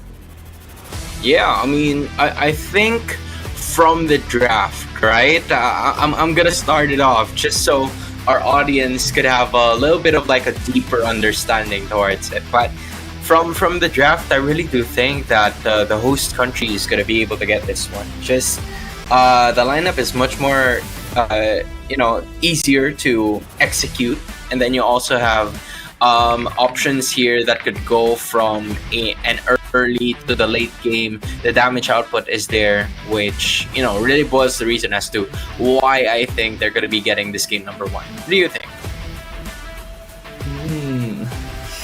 Yeah, I can definitely see where you're coming from. I mean, I already expressed my thoughts as well earlier on, where I do think that Thailand has the more solid draft overall. It's not impossible for Vietnam to get their draft off the ground, but yeah, there's conditions that need to be met, right? They really have to slow the game down because they don't have enough pressure. Their heroes are good at healing. That is probably the win condition they can play by, which is just to avoid going for all-out 5v5s early on in the game. But without further ado, here we are in the land of dawn, ladies and gentlemen. We're 2 minutes in, Thailand on the blue side, Vietnam on the red. It looks like Crystal already in some trouble, has to flicker out of the turtle pit. Penalty zone comes out, Revitalize used as well by the high-lows, but it's not going to save him. Saab picks up the first blood onto Ree, and Crystal going to be traded away as well. Last Sandy comes out into the back line, going to be able to do quite some damage to Aisu, but they're still continuing on the fight with Primal Wrath coming out, and double kill over to the Valentina with Leon King grabbing the turtle.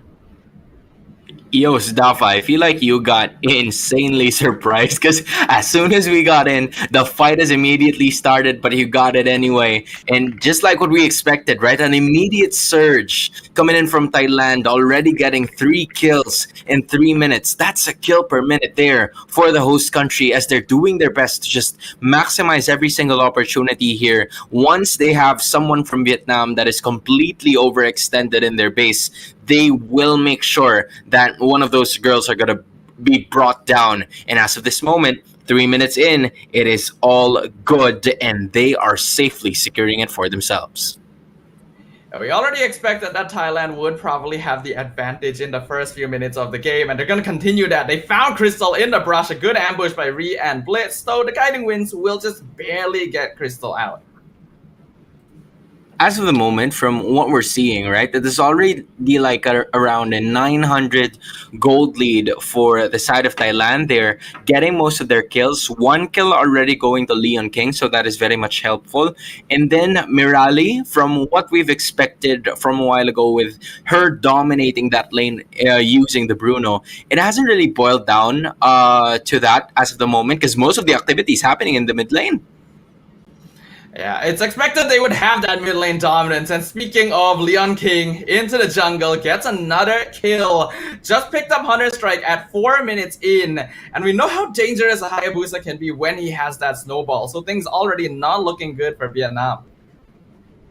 Just already starting to look grim. I mean, you still have a lot of chances left here if you are Vietnam, because again, you're only separated by 1,000 gold leads. So just a single team fight could really propel not only your morale but also the gold lead that you will be having here. But as of the moment, Leon King already trying to push it in, and there goes the penalty zone. It lands off too. The only problem is that there's not a lot of damage output to be left here for the rest of the members in.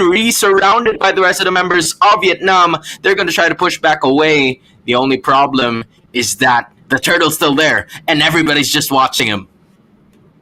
Yeah, this is unfortunately the problem with the Vietnam draft that we noticed, right? They just don't have enough early game burst damage to actually apply pressure to Thailand. They really need items on Cow Cute and Daisy before it becomes difficult for Thailand to push in. And by that time, I fear that too much advantage will already have been gained. A lot of advantage here coming in from their side. They're trying to find a way to execute it. The only problem is there's already the Glorious Pathway and the Bruno ultimate already popped off, landing onto 4 with that circling eagle. Although the turtle will go to the side of Thailand. Knockups coming here for the rest of the members in, but they will try to find a way to get this. But then there's 2 heroes already down for the side of Thailand. Meanwhile, Vietnam with a counter attack make that 3 already, or maybe even 4 as Blitz beat goes down. It's only Mirali staying alive, and my goodness, we're talking about team fights, Sadafa, and Vietnam is getting it through. Yeah, that was a massive swing right there with 4 kills on Thailand in favor of Vietnam. Definitely a mistake in positioning there because they all kind of lined up to allow for a 5-man circling eagle knockup. Despite this, they should logically have the tools to take the fight regardless. Unfortunately, ended up funneling in one by one into a lot of the abilities of their opponents. If they had just been a bit more patient and waited it out, they just have more consistent damage overall, but they did not do that, and that has given Vietnam their big swing in the early game. I like that the highlight of that specific team fight was the 4-man knockup with that circling eagle that really started off the fight. Yes, even though it was Thailand, I believe, that got that turtle, they were still able to get, a lot of kills in the process, and that really pulled them in the fight. We were talking about that just a few minutes before that turtle team fight, that turtle clash started, and as of the moment, they were able to execute it into perfection just because there weren't a lot of knockups happening in the start of the game. That was actually the one thing that I was worried about with the composition of Vietnam, right? You don't have a hard crowd control that could at least answer to how agile and speedy the heroes of Thailand are, and yet they were able to do it just because of a lot of those. Yeah, they definitely jumped the gun. They could have 100% slowed it down, but they did not, right? And it's understandable that they do that because they do have the advantage in terms of lineup, right? We've already mentioned multiple times Thailand has the better early game lineup, and I think they believe that as well, which is why they decided to go in and try to force the turtle fight, because it has been working so far, but their opponents are burst phase. You literally just have to wait for their cooldowns, right? Once all their abilities are out, you can go in very easily. It's not like the turtle was being hard contested at the time either.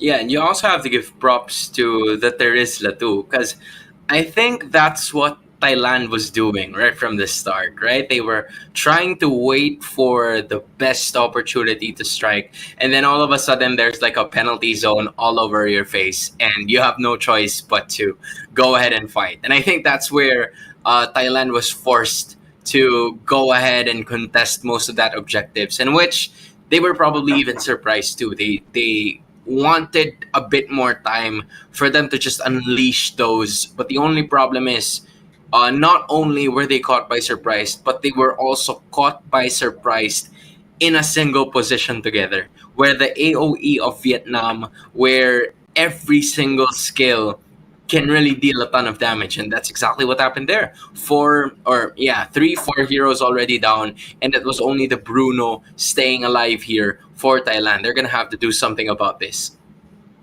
It didn't seem like they were battle ready. Very, very reactive response coming in here, which is not really what you want to look for with a composition like this. You have a high-lows, you have an Edith. You should be able to start tempo off in your favor during every team fight. There's the Matilda can be difficult to handle, but as long as you keep track of her positioning, there isn't a lot of other tools coming in from Vietnam. So that was definitely a mistaken positioning, and now that the gold has swung a little bit, it should be easier for Vietnam to keep themselves in this game, right? This is a team composition that's very good at holding their side of the map and maybe delaying pushes even with the glorious halfway coming out. So if they keep going in that direction, they could actually take this game away. I agree. At this point in time, the reactive state of the side of Vietnam has worked well for them.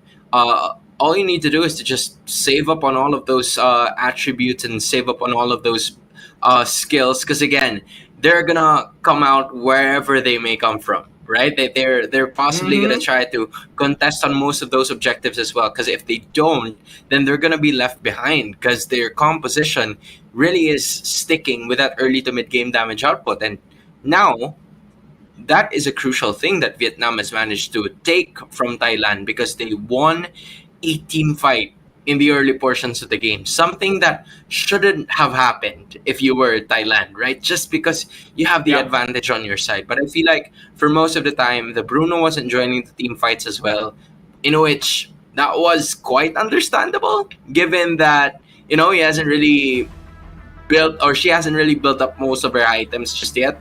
But yeah, I feel like that's where it really boiled down, knowing the advantage of when to do the team fights and just allocating a lot of those skills. Yeah, but we can't completely count Thailand out just from that, right? They should still have an advantage somewhat. Yeah. This just evens up the gold lead slightly. And their late game actually is pretty strong too, right? Bruno is basically effective any phase of the game, especially once he has that Malefic gun. So easy for him to like 3-shot the squishier heroes on the opposing side. Then you have Edith as well, with that Primal Wrath able to contribute as a secondary DPS. So even when we get to the later stages of the game, I think Thailand still actually matches up very well against Vietnam. That's why I wasn't a big fan of the draft, because Vietnam only really comes out stronger towards the mid to late, and only if they're somewhat even and have items. Yeah, the advantage was very open onto the side of Thailand in the early game. However, when you take a look at the bit of the composition on the mid to late, I feel like, or I felt like that is where Vietnam or Thailand had some problems, just because their main damage dealer was a Bruno and a Hayabusa, right? So it could run out at some point. On the other hand, if you are Vietnam, just like what you said before the start of this game, it was the overwhelming abundance of magic damage, right? So if on the other side of Thailand it's physical damage, on Vietnam you have the you have the advantage of magic damage. So for both of the teams, I feel like it's easy to at least itemize and get some items for your advantage. But the only slight problem there is that it really is going to be dependent on the team fight and what's going to happen next. Because even if you know how to counter itemize the damage output, if you don't have enough gold to do it just because you're being left behind, then it's going to be a problem. I mean, isn't that what's always the case, right? If you have less gold, you're Yeah. gonna be less effective, no matter which phase of the game it is. I think what Thailand really needed to do early on is push on their hero advantage, right? Because we know that Vexana and Lunang are the bulk of their burst damage, and they're both magic. So what you would typically want to do is focus down the other heroes, either Terizla or Xborg. I think ideally Xborg, by stealing jungle camps away, because you are going to be jungling a little bit faster on a Hayabusa, and you have a bit more map pressure with a Hylos as well. If you were already starting things off by invading and stealing camps away, then you no longer have to worry about itemizing against the little physical damage that Vietnam actually has, right? Yeah, I feel like in terms of advantages, right, from a specific standpoint, now that we've seen most or some of these team fights already, I feel like the team fights were really something that Vietnam was trying to build upon in that draft. They weren't trying to go for the early game laning phase, because again, of course it's gonna matter, right? You'd want to get your farm as much as possible, but it's better to land on the laning phase if you don't have anyone else to lane up against, and that's where the team fights are gonna come in. Like once you get at least some of them eliminated already, then you're not gonna have a problem whatsoever. So yeah, that's where they are looking forward to it immediately. Right, yeah, that is true. I can definitely see that. But in the meantime, let us go ahead and inform you guys, right, that MLBB has been nominated for the Best Esport Game at the Game Awards 2024. It is literally the only mobile game to be nominated. It's basically considered as the Oscars of all game award ceremonies, so it's a big achievement for MLBB to be here. Oh, make sure you guys go ahead and vote for our favorite game, right? It's only open until 11th of December. Yeah, so to everybody else who's watching this as well, whether you live in Southeast Asia or whether you don't live or you're completely unfamiliar with the game and this somehow popped up in your FYP or in your feed or wherever you guys may be, go ahead and give us a try, man. I'm sure that you're going to enjoy a lot of these. And for all of those who have already been enjoying the game for quite some time now, don't forget to give us a vote right over there at the Game Awards. What an incredible feat it is, right? To just be lined up and to be introduced together with a lot of different gaming titles out there. Yeah, it is really amazing to see MLBB on a stage such as this, because a lot of the other games that are being nominated have been around for such a long time. So let's show the world that a mobile game is fully capable of standing up as one of the top esports in the entire globe. Thank you very much for doing so. It is, of course, at thegameawards.com, so go on over to the website and vote. We only have a little bit of time to do so. But yeah, in regards to this game right now, I believe we are going to be jumping back in very, very soon, so I'm excited to see what will happen now that Vietnam has gotten that advantage. All right, so giving us a bit of that recap, one thing that happened was that there were 2 or maybe 3 turtles already. Maybe I think it was just around 2, but both of those were taken by Thailand, and right on cue, jumping back into the game we go as expected. Due to that 4-man takedown brought about by Vietnam, they were able to also get a mid lane turret in the process. And it looks like they stole that purple buff away from Leon King as well, so immediately you can tell that that singular turtle fight swung the game heavily in Vietnam's favor. As of the moment, we're already seeing like a significant amount of advantage here for Vietnam. 1.5k or 6k to be specific, and Daisy, usually not even involved in a lot of team fights, already has 2 assists here. That's pretty quick. Yeah, it's really good to have those early on. So at the very least, Daisy can still be a win condition here, even if things go wrong. But on the opposite side, Mirali also has 1 kill under their belt. The Bruno scales really, really well. So Vietnam has to be particularly worried about him. So Crystal gonna get stunned here. Absolutely fine though. Alright, both junglers are a bit away from the team fight. Both nations are looking forward to having some activity here in the bot lane. Crystal Daisy. Here comes Ree, but he immediately gets found by the other members here. So not a lot of bloodshed gonna happen here. Everybody's gonna try to focus on getting that turtle. Yeah, I'm not a big fan of the positioning on both teams. Thailand literally rotated everyone but Leon King to the bottom lane to respond to potential aggression from Vietnam. But that means that they're not only standing there and stealing EXP from the Bruno, they are also not achieving anything else on the map. That's why Leon King has to go and split push top lane now, and Vietnam can quite easily start controlling the turtle pit. And look at that, right? From before this pause happened, we saw a bit more of Leon King trying to get to that point in the top side where he was already at least securing the wave clear right over there. Just because right after the take on the middle side or the middle of the turret, the mid lane of Vietnam, the top side was also taken care of by this specific team. So yeah, it was Leon King. He took the responsibility of going to the top side to clear it out, but that was also the time for right on the turtle spawning here and coming into full effect. So I feel like that's another objective that was lost for the side of Thailand, and Vietnam really just, you know, utilizing everything that they can here to perfection. Yeah, Vietnam are totally fine with taking the game a little bit slower because their draft feels a bit more comfortable once you get to that second or third item power spike. It's Thailand that I feel is playing a bit too reactive, right? I feel like their rotations are not quite aggressive enough on the map to take advantage of the draft that they have chosen. And because of that, they are losing out on macro in a situation where they should be able to apply a bit more pressure to the opposing side.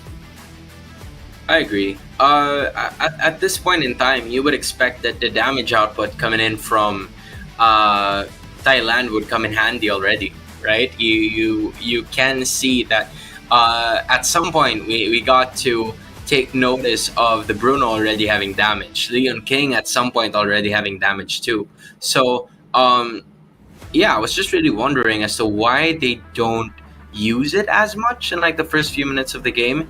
Maybe they were also being overwhelmed by the total AoE damage output and the rest of the damage output that was being brought about by Vietnam, because again, you don't see Vietnam alone, right? There's always going to be someone else accompanying another player, and that is how they were able to execute the AoE damages to most of the team fights that have happened in this game.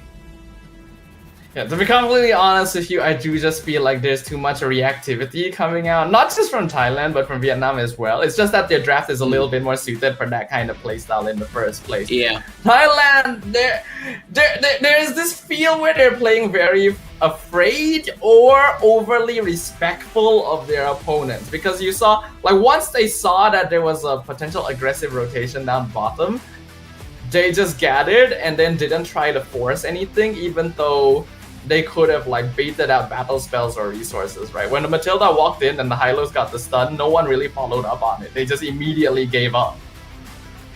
It was funny because if we were playing a traditional rank game, right, and you see someone alone there, like a walk-in Hylos maybe, as tanky as as tanky as that hero could be, you'd jump immediately. You have the numbers, right? So yeah. it was just at some point, you're right, a reactive notion here coming in from both of the teams, because they weren't really willing to fight. Probably everybody else was just trying to remind each other to stay safe, because the junglers are having activity upstairs. They were trying to get more of those turret objectives, trying to get at least their buffs, and they really didn't want to lose a player before the start of the second objective, or the third objective already, which was the third turtle of the game. But because of that, it was left open for Vietnam, just because the Hayabusa was on the other side. Like, it's really a matter of timing, you know? A lot of those timers have to be checked from time to time so that they know when to do this and when to do the other things that they have planned. feel like there are a lot of flaws in the gameplay that can be pointed out here. Like the teams are definitely trying, but I think especially when you are playing on a hero like Hayabusa, your farm speed should actually be pretty like high. Right? You have a lot of mobility. You can travel the map quite easily and fairly safely as well, as long as you use your cooldowns correctly. And I feel like the Xborg is actually outperforming them right now in terms of EXP. So that is not a good sign, right? Especially if, like, you also have a Bruno, right? You could send the Bruno to deal with top lane so that the Hayabusa can remain around to contest Turtle Pit. And they're not doing that. Yeah, in terms of like the other options, right? You were already talking about it right from the start. I do feel like for the gold laner, that's something that they did already during the first take of the turtle, where they immediately went for it right away before everything else went south for Thailand. But at the same time, we haven't really seen, I think, much of a turtle team fight here, except for the second turtle, wherein from the 100% down to 25%, that is where the team fight just started, right? We haven't seen like a full-on team fight happening here for both of the teams right before the turtle starts, wherein the positioning would usually start from there already. So I feel like, yeah, maybe those are some of the things that they definitely need to work on. But even so, they were still able to work on those fundamentals and land on those skills whenever they need to in terms of team fights. Yeah, but yeah, I still feel like we need to see exactly what is going to happen here, because based on the little bit of gameplay that I have seen, Vietnam does seem to be a little bit more composed. While they don't have as much initiation as Thailand, right, because they have a Matilda as a roam, they are able to capitalize on the mistakes that Thailand are making in their positioning and maybe in their farming rotation as well. So if this path continues onwards, I can definitely see them out farming Thailand. But again, that's only with the little bit of information that we've been able to see so far. So you never really know what's going to happen. Yeah, as of the moment, I feel like from what's probably gonna happen, right? This is a specific scenario. Again, guys, for everybody's information, Thailand and Vietnam are part of Group A. They are together with, as far as I can remember, Uzbekistan. They also have China. And then I'm trying to remind myself of the other country. Take a look at it now, Stafa. I mean, I don't want them to get mad at me. There it goes, Mongolia. Yeah, Mongolia. There it goes. All right, so that's Group A. And at the same time, you'd also want to make it into the next stage of the competition, which is the playoffs, because again, only 2 out of the 5 teams are going to be there as well. But I assume you already have the groups, right? So have you taken a look at all of the happenings there? What kind of like piques your interest the most out of the groups? Well, now that I'm actually having a look at the groups, I think we can definitely tell that Group D is the group of death a little bit, purely because Philippines and Indonesia are in the same group, right? If 2 groups are going to be going through to the next stage, I think most people would expect that it will be these 2 regions, right? As for the rest, I think it's a little bit more open. Group B is interesting because we also have Myanmar and Malaysia, both regions that have an extensive experience in the international stage.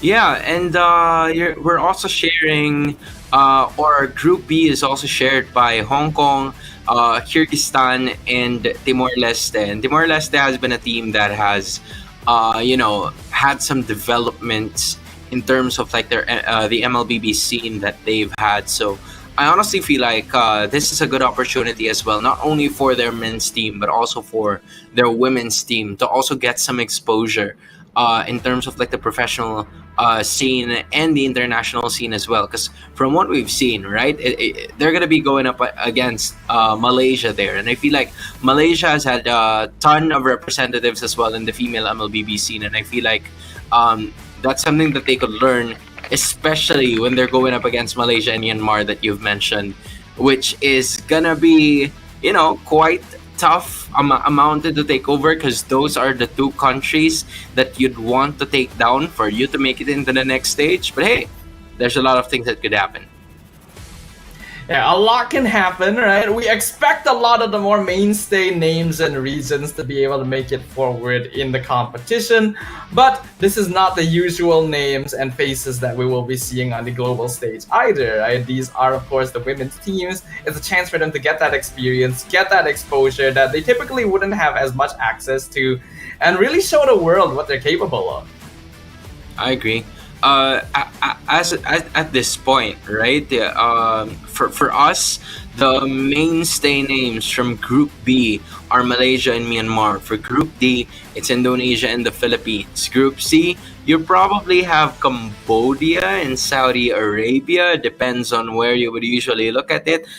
Technically, all right, from what we're from our standpoint, I feel like whoever has that league going on from them, like that Mobile Legends League going in for them, has had more experience moving forward. You know, from Thailand, yeah, there's a lot of things that could go. But either way, ladies and gentlemen, looks like we're gonna take a moment to make sure we can iron out all the kinks and the technical difficulties we are facing right now. So we're gonna go ahead and jump into a short break, but when we come back, we shall witness the conclusion of this first best of one series. So don't go anywhere. We'll see you guys later.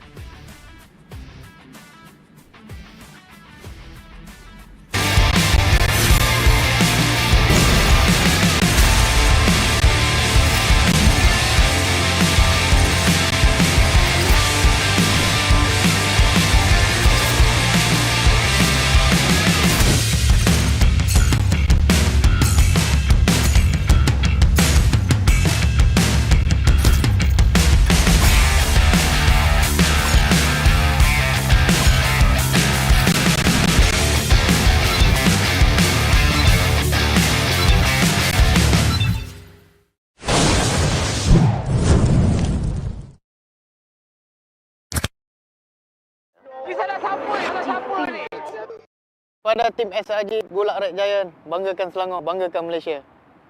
Champion juara wakil Malaysia fight for F6 in Malaysia. Keunggulan ianya tidak hadir dengan mudah. Ia tidak menunggu sesiapa dan ia tidak memilih sesiapa. Keunggulan adalah potensi hebat yang tersembunyi dalam diri. Seperti benih yang menunggu masa untuk bercambah, sedia untuk mekar hingga berkembang indah.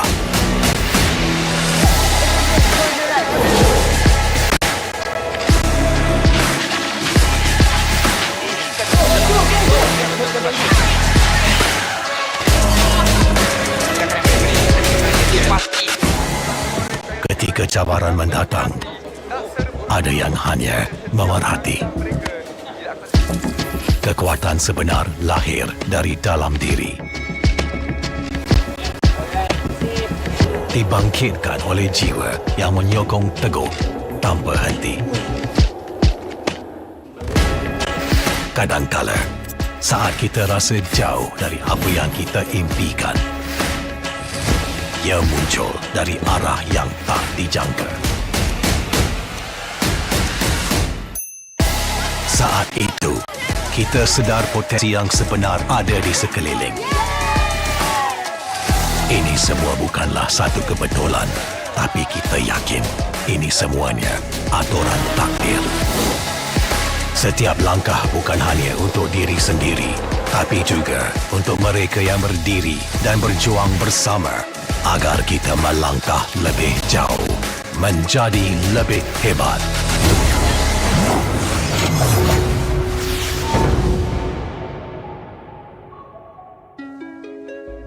Bangkitlah rakyat Malaysia.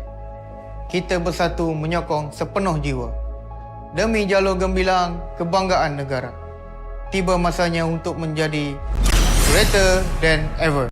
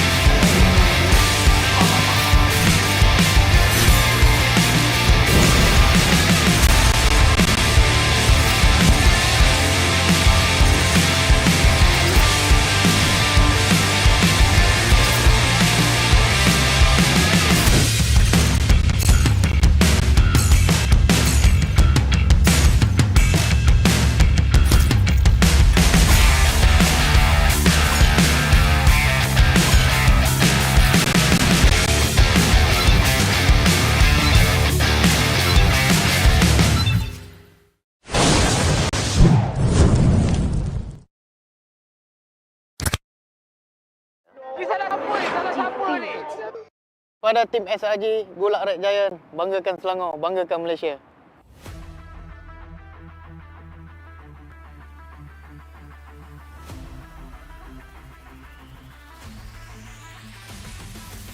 The conclusion of our first best of one group stage match between Thailand and Vietnam. And at this point, it's really difficult to tell exactly which way it's gonna go. Yeah, guys, I feel like we're sharing the same sentiments with you.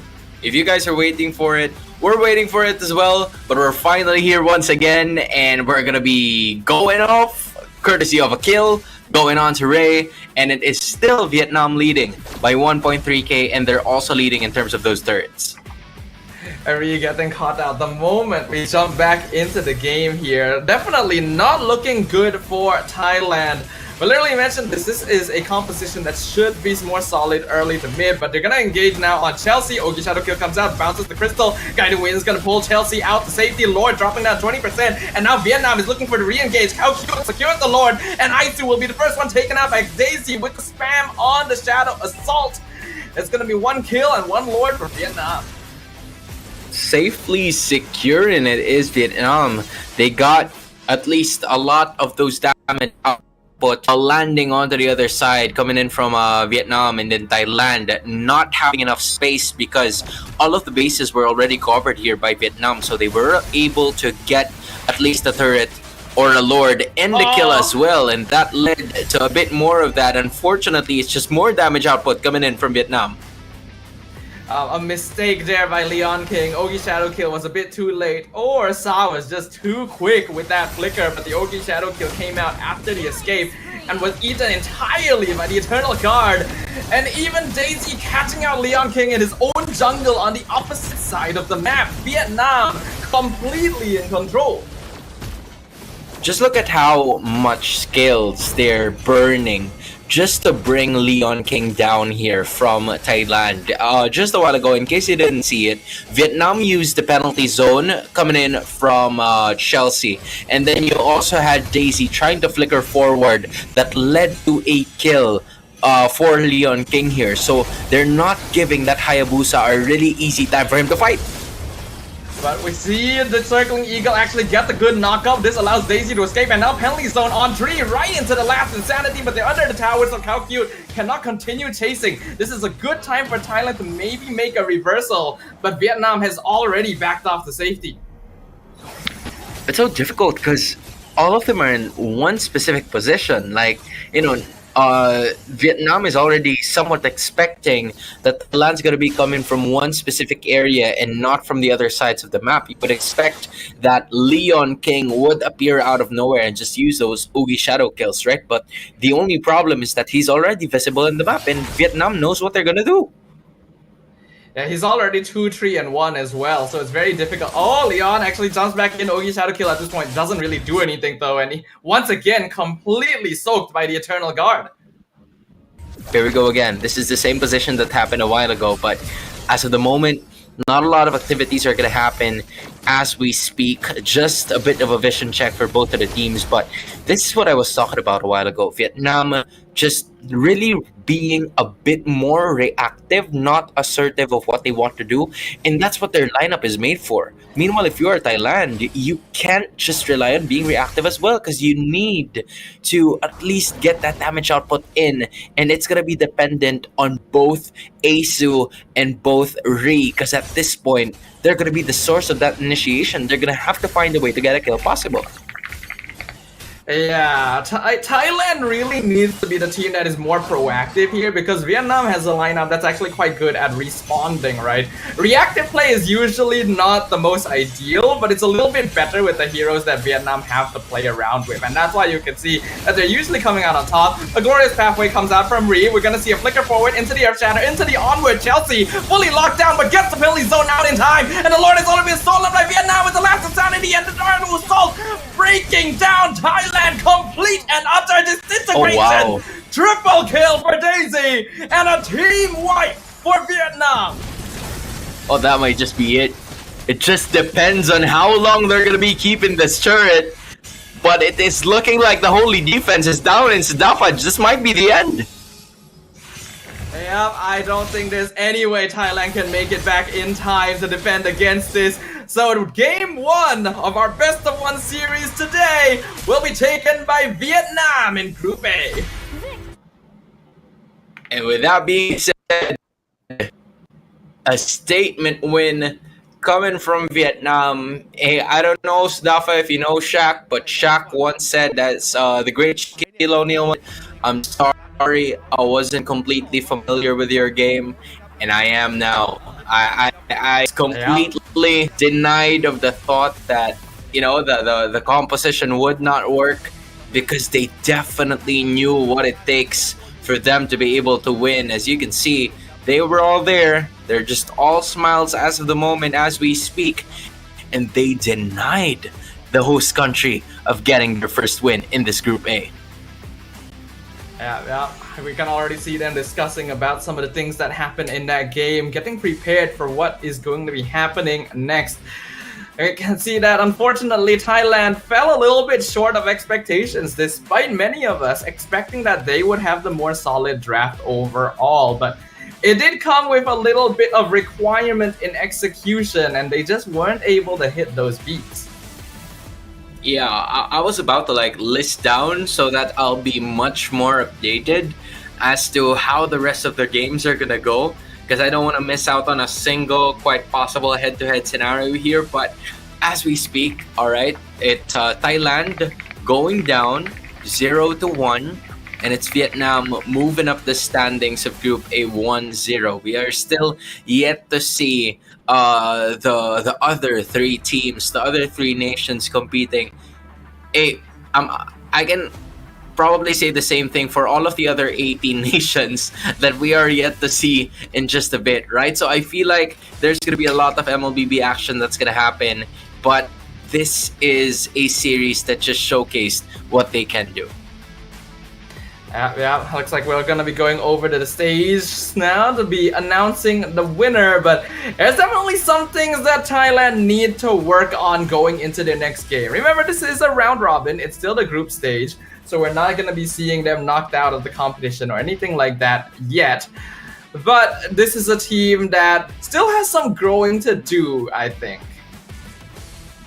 Yeah, I mean, you still have 3 more games, right? And I feel like this is what the Asian esports games are all about. You want to know more about how the strong teams have been playing, or if you feel like you're already the strong team yourself, and all you need is to just introduce, your team and how you play. This is the perfect avenue for you to do that, because again, you're probably going to be going up against household names, staple names like the Indonesia and the Philippine teams, right? So I feel like at this point in time, if you are a team just like Vietnam, on how well you were able to execute this game in game number 1, we've had our reservations during the start of the draft. I'm gonna have to admit to that, but at the same time, as soon as they went into this start of the game, especially in that 4 or 5 minute mark, they have completely changed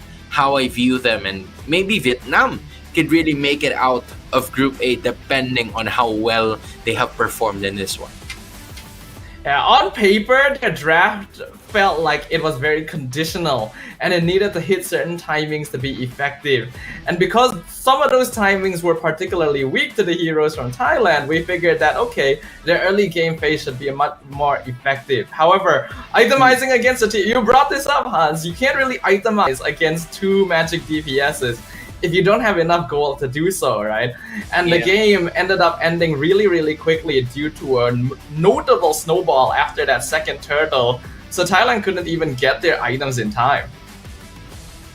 Yeah, we can actually talk about that right now, because from what we're seeing, right? Of course, Leon King is there. He already has the Hunter Strike and the Endless Battle as well. Unfortunately, the problem here is that for most of the teams that they were trying to build up on, Daisy, the Lunox, was so close to already securing a full build in maybe 11 to 12 minutes of gameplay here for Vietnam, and they were able to do that. Just in case, guys, that you're confused, all right, Thailand is on the right side, Vietnam is on the left side. But as we speak, It was just more on the punish that has happened here for the side of Thailand, because they weren't able to like completely maximize the skill set that was brought about by Mirali here using that Bruno, because of the point where, you know, there were a lot of just healing coming in from Crystal, those wave clears and passive damage coming in from Sa, and then it was so hard to bring down the X-Borg and even Chelsea right when he was already trying to build this up. You see it, right, Sadafa? He only needed to build like the Dominance Ice and the Anticuras, and everything was all good. Like logically, you would still have a good split of damage, right? Because Edith and Valentina do magic, then you have Bruno and Hayabusa for physical. So I would feel like the damage split was a little bit more balanced in favor of Thailand, but their gameplay was what costed them this. I feel like their approach to a lot of fights was a bit one-dimensional, and there wasn't a lot of like notable strategy being used to wander around the map, which meant that having something like a Matilda gave Vietnam a lot more wiggle room. Yeah, I think I agree with what you mentioned, right? From what you have been saying from a while ago, to the point where it was they had some engages at some point, right? But the only thing that was quite unfortunate for them is that the other really built for, it really is in terms of the gameplay, because I was trying to find a way to say that the execution or the composition wasn't really built for the early game, but it was, right? You see the Hylos already building up towards that glorious pathway, and then the Oogie Shadow kill was there also. I think there were a lot of misses coming in from the Hayabusa ultimate as well, where it tends to hit the minions rather than the heroes, or when it hits the heroes, sometimes it lands onto Chelsea, and Chelsea can take that brunt of the damage just because he already has that Dominance Ice in together with that Antikyra. So I feel like they really had a hard time trying to get their damage output out, and Vietnam really having an easy time here to get their victory. The positioning from Vietnam was pretty solid overall, right? I think being able to put their tankier units in the front was very effective, the Terizla especially. And unfortunately, Thailand's engagement always fell into the same sequence of steps. Rhea drops the Glorious Pathway, the Edith catches someone, everyone groups up to kill that one person, and then they all get caught in Penalty Zone and Eternal Guard. You just gotta play a lot safer there, right? But with that, we have concluded our first best of one of the day. We're gonna jump into a short break before we come back with our second match. So if you guys need to do anything, now is the time. Because when we're back, it's gonna be more MLBB action. See you then.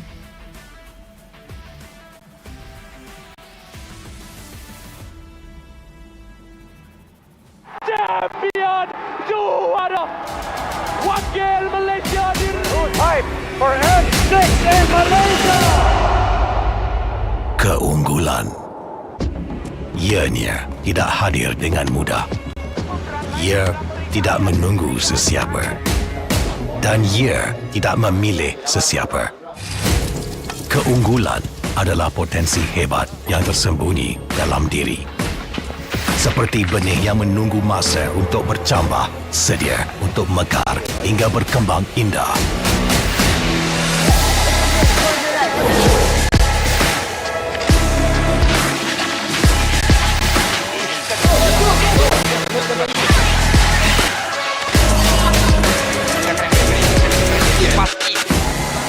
Ketika cabaran mendatang, ada yang hanya memerhati. Kekuatan sebenar lahir dari dalam diri. Dibangkitkan oleh jiwa yang menyokong teguh tanpa henti. Kadangkala, saat kita rasa jauh dari apa yang kita impikan, ia muncul dari arah yang tak dijangka. Saat itu, kita sedar potensi yang sebenar ada di sekeliling. Ini semua bukanlah satu kebetulan, Tapi kita yakin ini semuanya aturan takdir. Setiap langkah bukan hanya untuk diri sendiri, tapi juga untuk mereka yang berdiri dan berjuang bersama agar kita melangkah lebih jauh, menjadi lebih hebat.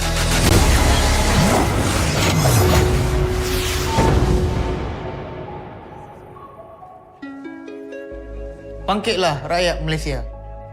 Kita bersatu menyokong sepenuh jiwa. Demi jalur gemilang kebanggaan negara. Tiba masanya untuk menjadi greater than ever.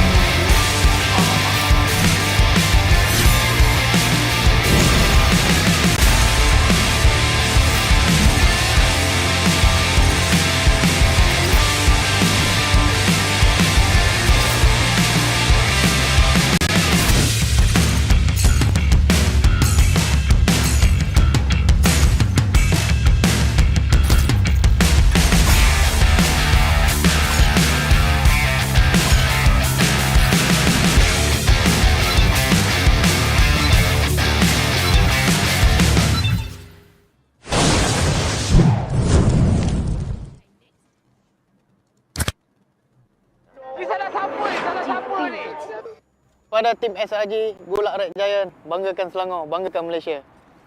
Champion juara wakil Malaysia Fight for N6 in Malaysia. Keunggulan ianya tidak hadir dengan mudah. Ia tidak menunggu sesiapa dan ia tidak memilih sesiapa. Keunggulan adalah potensi hebat yang tersembunyi dalam diri. Seperti benih yang menunggu masa untuk bercambah, sedia untuk mekar hingga berkembang indah.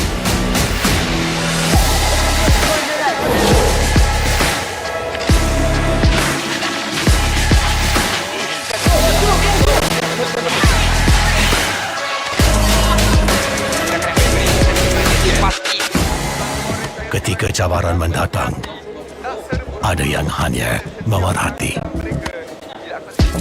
Kekuatan sebenar lahir dari dalam diri. Dibangkitkan oleh jiwa yang menyokong teguh tanpa henti. Kadangkala, saat kita rasa jauh dari apa yang kita impikan, ia muncul dari arah yang tak dijangka. Saat itu, kita sedar potensi yang sebenar ada di sekeliling. Ini semua bukanlah satu kebetulan, tapi kita yakin ini semuanya aturan takdir. Setiap langkah bukan hanya untuk diri sendiri, tapi juga untuk mereka yang berdiri dan berjuang bersama agar kita melangkah lebih jauh, menjadi lebih hebat.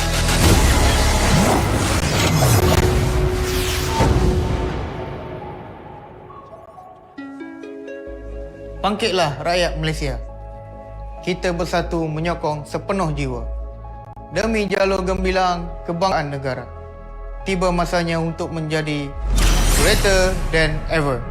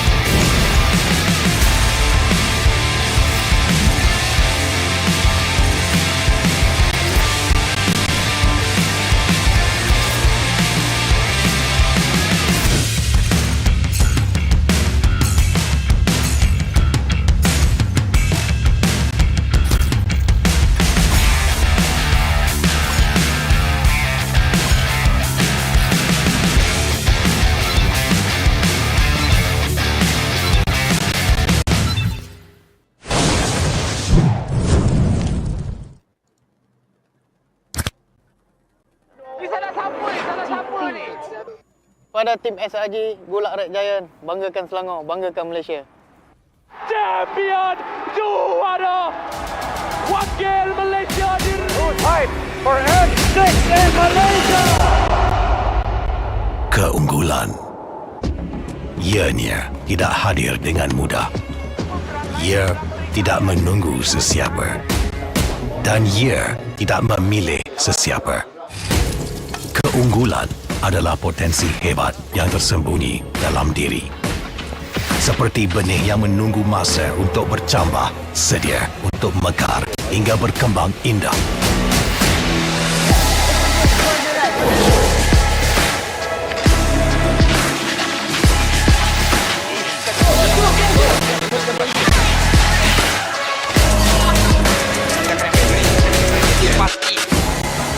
Ketika cabaran mendatang, ada yang hanya memerhati. Kekuatan sebenar lahir dari dalam diri. Dibangkitkan oleh jiwa yang menyokong teguh tanpa henti. Kadangkala, saat kita rasa jauh dari apa yang kita impikan, ia muncul dari arah yang tak dijangka. Saat itu, kita sedar potensi yang sebenar ada di sekeliling. Ini semua bukanlah satu kebetulan, tapi kita yakin ini semuanya aturan takdir. Setiap langkah bukan hanya untuk diri sendiri, tapi juga untuk mereka yang berdiri dan berjuang bersama agar kita melangkah lebih jauh, menjadi lebih hebat.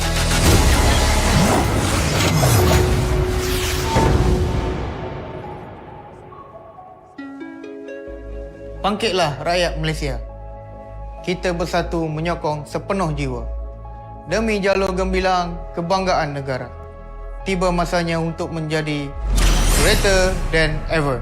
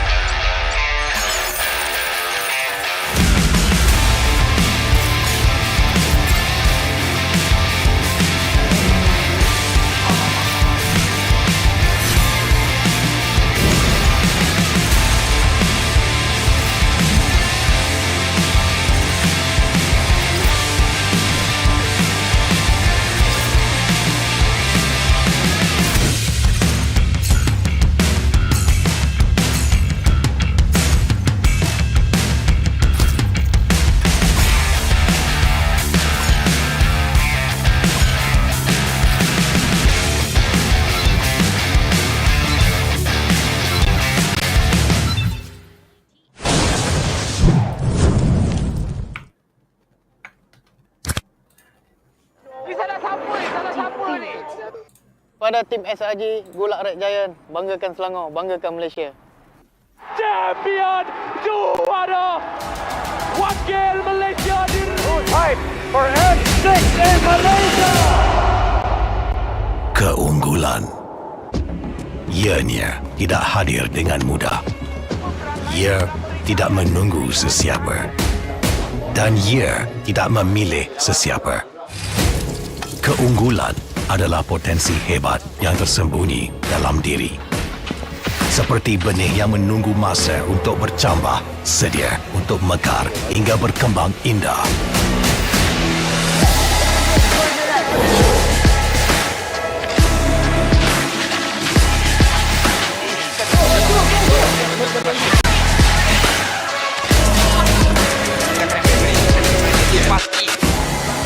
Ketika cabaran mendatang, ada yang hanya memerhati. Kekuatan sebenar lahir dari dalam diri. Dibangkitkan oleh jiwa yang menyokong teguh tanpa henti. Kadangkala, saat kita rasa jauh dari apa yang kita impikan, ia muncul dari arah yang tak dijangka. Saat itu, kita sedar potensi yang sebenar ada di sekeliling. Ini semua bukanlah satu kebetulan, tapi kita yakin ini semuanya aturan takdir. Setiap langkah bukan hanya untuk diri sendiri, tapi juga untuk mereka yang berdiri dan berjuang bersama agar kita melangkah lebih jauh, menjadi lebih hebat.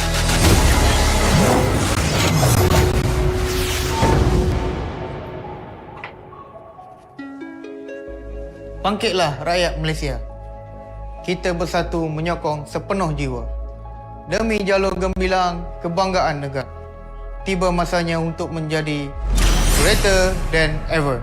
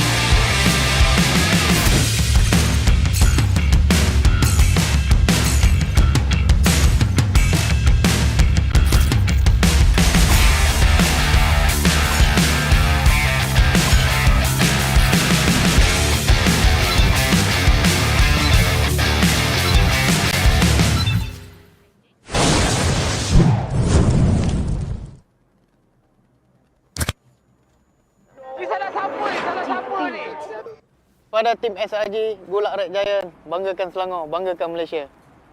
Champion juara wakil Malaysia fight for N6 in Malaysia. Keunggulan. Ianya tidak hadir dengan mudah. Ia tidak menunggu sesiapa. Dan ia tidak memilih sesiapa. Keunggulan adalah potensi hebat yang tersembunyi dalam diri. Seperti benih yang menunggu masa untuk bercambah, sedia untuk mekar hingga berkembang indah.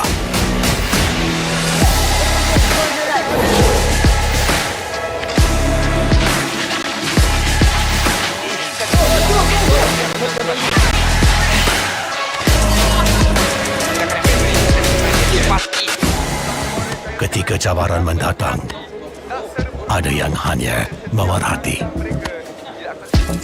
Kekuatan sebenar lahir dari dalam diri. Dibangkitkan oleh jiwa yang menyokong teguh tanpa henti. Kadangkala, saat kita rasa jauh dari apa yang kita impikan, ia muncul dari arah yang tak dijangka. Saat itu, kita sedar potensi yang sebenar ada di sekeliling.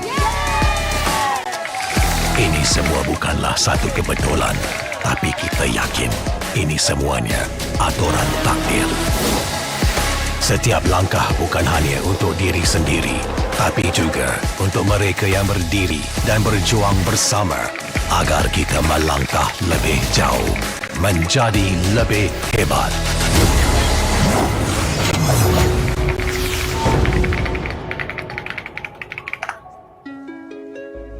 Bangkitlah rakyat Malaysia. Kita bersatu menyokong sepenuh jiwa. Demi jalur gemilang kebanggaan negara. Tiba masanya untuk menjadi greater than ever.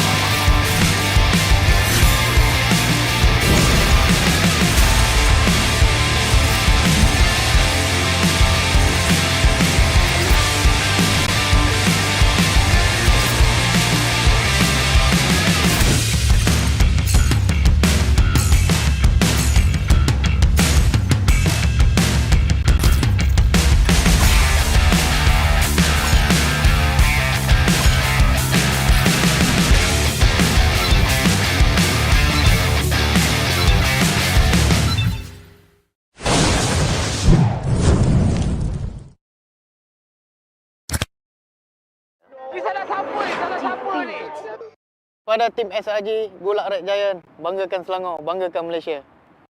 Champion juara wakil Malaysia fight for N6 in Malaysia. Keunggulan ianya tidak hadir dengan mudah. Ia tidak menunggu sesiapa dan ia tidak memilih sesiapa. Keunggulan adalah potensi hebat yang tersembunyi dalam diri. Seperti benih yang menunggu masa untuk bercambah, sedia untuk mekar hingga berkembang indah.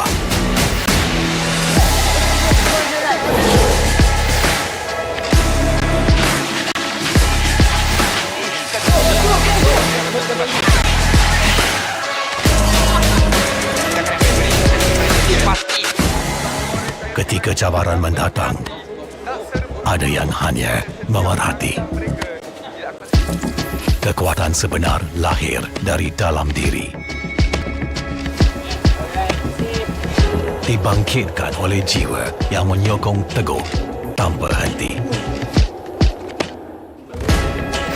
Kadangkala, saat kita rasa jauh dari apa yang kita impikan, ia muncul dari arah yang tak dijangka. Saat itu, kita sedar potensi yang sebenar ada di sekeliling. Ini semua bukanlah satu kebetulan, tapi kita yakin ini semuanya aturan takdir. Setiap langkah bukan hanya untuk diri sendiri, tapi juga untuk mereka yang berdiri dan berjuang bersama agar kita melangkah lebih jauh, menjadi lebih hebat.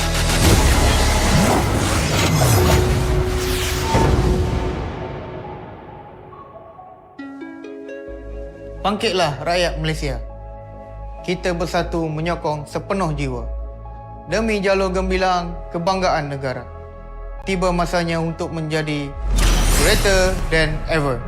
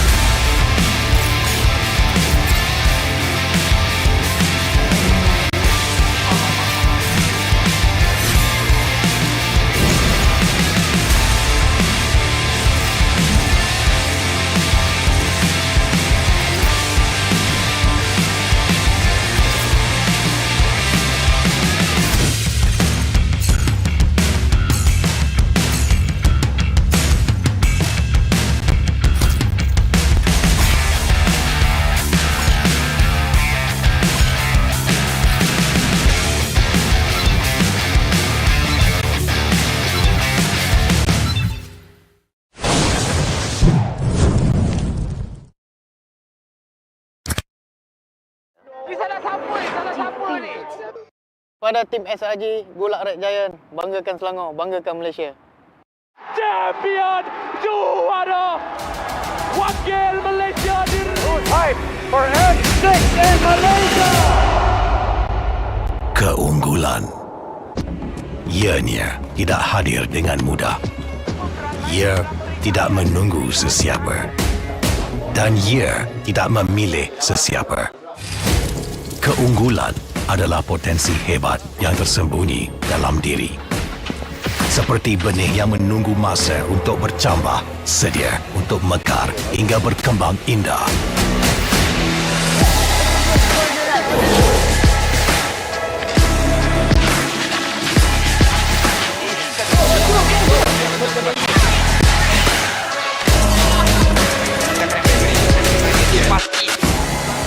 Ketika cabaran mendatang, ada yang hanya memerhati.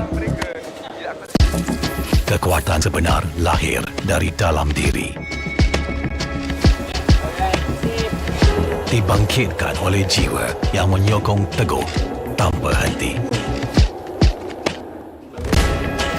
Kadangkala, saat kita rasa jauh dari apa yang kita impikan, ia muncul dari arah yang tak dijangka. Saat itu, kita sedar potensi yang sebenar ada di sekeliling. Ini semua bukanlah satu kebetulan, tapi kita yakin ini semuanya aturan takdir. Setiap langkah bukan hanya untuk diri sendiri, tapi juga untuk mereka yang berdiri dan berjuang bersama agar kita melangkah lebih jauh, menjadi lebih hebat.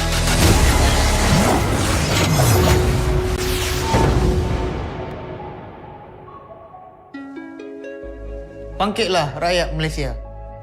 Kita bersatu menyokong sepenuh jiwa. Demi jalur gemilang kebanggaan negara. Tiba masanya untuk menjadi greater than ever.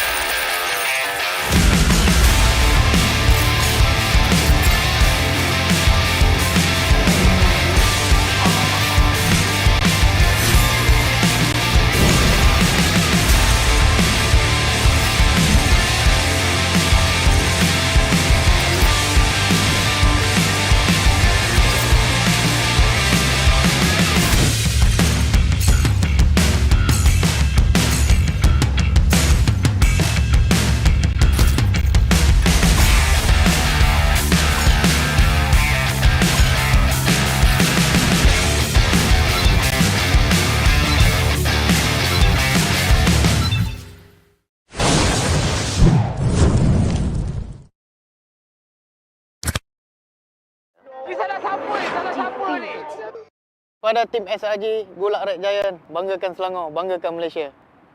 Champion juara wakil Malaysia time for F6 in Malaysia. Keunggulan. Ianya tidak hadir dengan mudah. Ia tidak menunggu sesiapa. Dan ia tidak memilih sesiapa. Keunggulan adalah potensi hebat yang tersembunyi dalam diri. Seperti benih yang menunggu masa untuk bercambah, sedia untuk mekar hingga berkembang indah.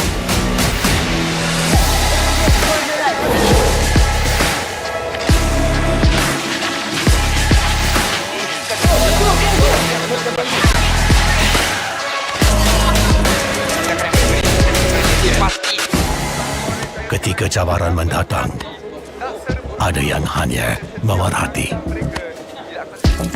Kekuatan sebenar lahir dari dalam diri. Dibangkitkan oleh jiwa yang menyokong teguh tanpa henti. Kadangkala, saat kita rasa jauh dari apa yang kita impikan, ia muncul dari arah yang tak dijangka. Saat itu, kita sedar potensi yang sebenar ada di sekeliling. Ini semua bukanlah satu kebetulan, tapi kita yakin ini semuanya aturan takdir. Setiap langkah bukan hanya untuk diri sendiri, tapi juga untuk mereka yang berdiri dan berjuang bersama agar kita melangkah lebih jauh, menjadi lebih hebat.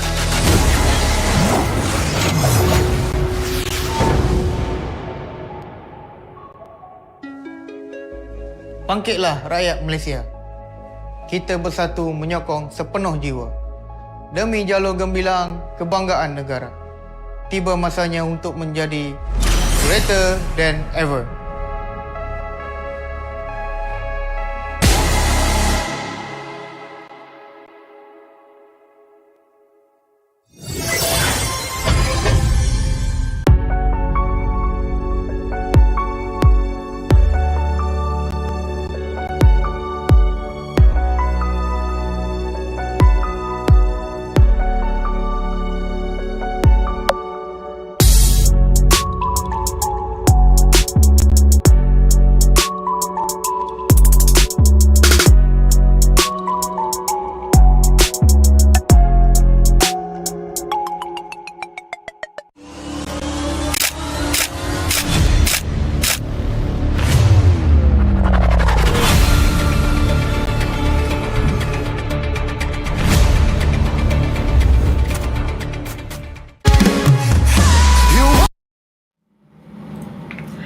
Welcome back once again, ladies and gentlemen, to the Asian Esports Games Bangkok 2024 Team Women's MLBB Tournament, in which 20 nations from around the Asian region compete for a chance at the trophy. My name is Stafa, once again joined by Hans, as we prepare to approach our second group stage match of the day.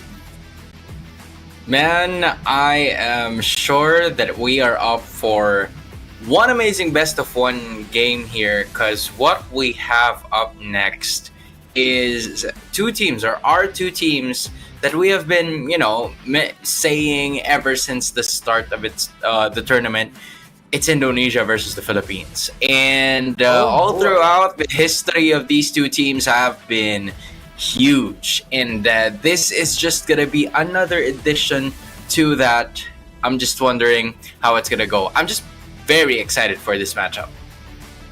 Yeah, I can feel it. I can feel everyone else's excitement as well. This is the matchup, right? We cannot deny that these are the two biggest regions in the MLBB ecosystem. So getting to witness what their women's teams are capable of is going to be something that a lot of us want to find out about, right? But for those of you who are just joining us right now, earlier in the day, we witnessed Vietnam take their victory in a best-of-1 series against Thailand. And there's actually multiple matches happening at the same time, right, guys? So just to give you the results of some of the other matches, Mongolia was able to take a victory against Uzbekistan. We have Indonesia winning out against Sri Lanka, and Philippines taking a victory against Brunei.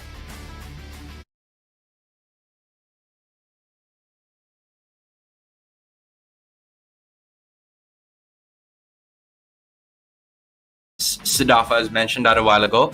You have it right here. Mongolia and Vietnam sharing the first place respectively after getting their game 1 win against Uzbekistan and Thailand respectively. China doesn't have a game yet to cover up for Group A. Meanwhile, on the other side, you have Group D as well, with only Nepal not playing a single game just yet. But we're going to be seeing them in action maybe later on.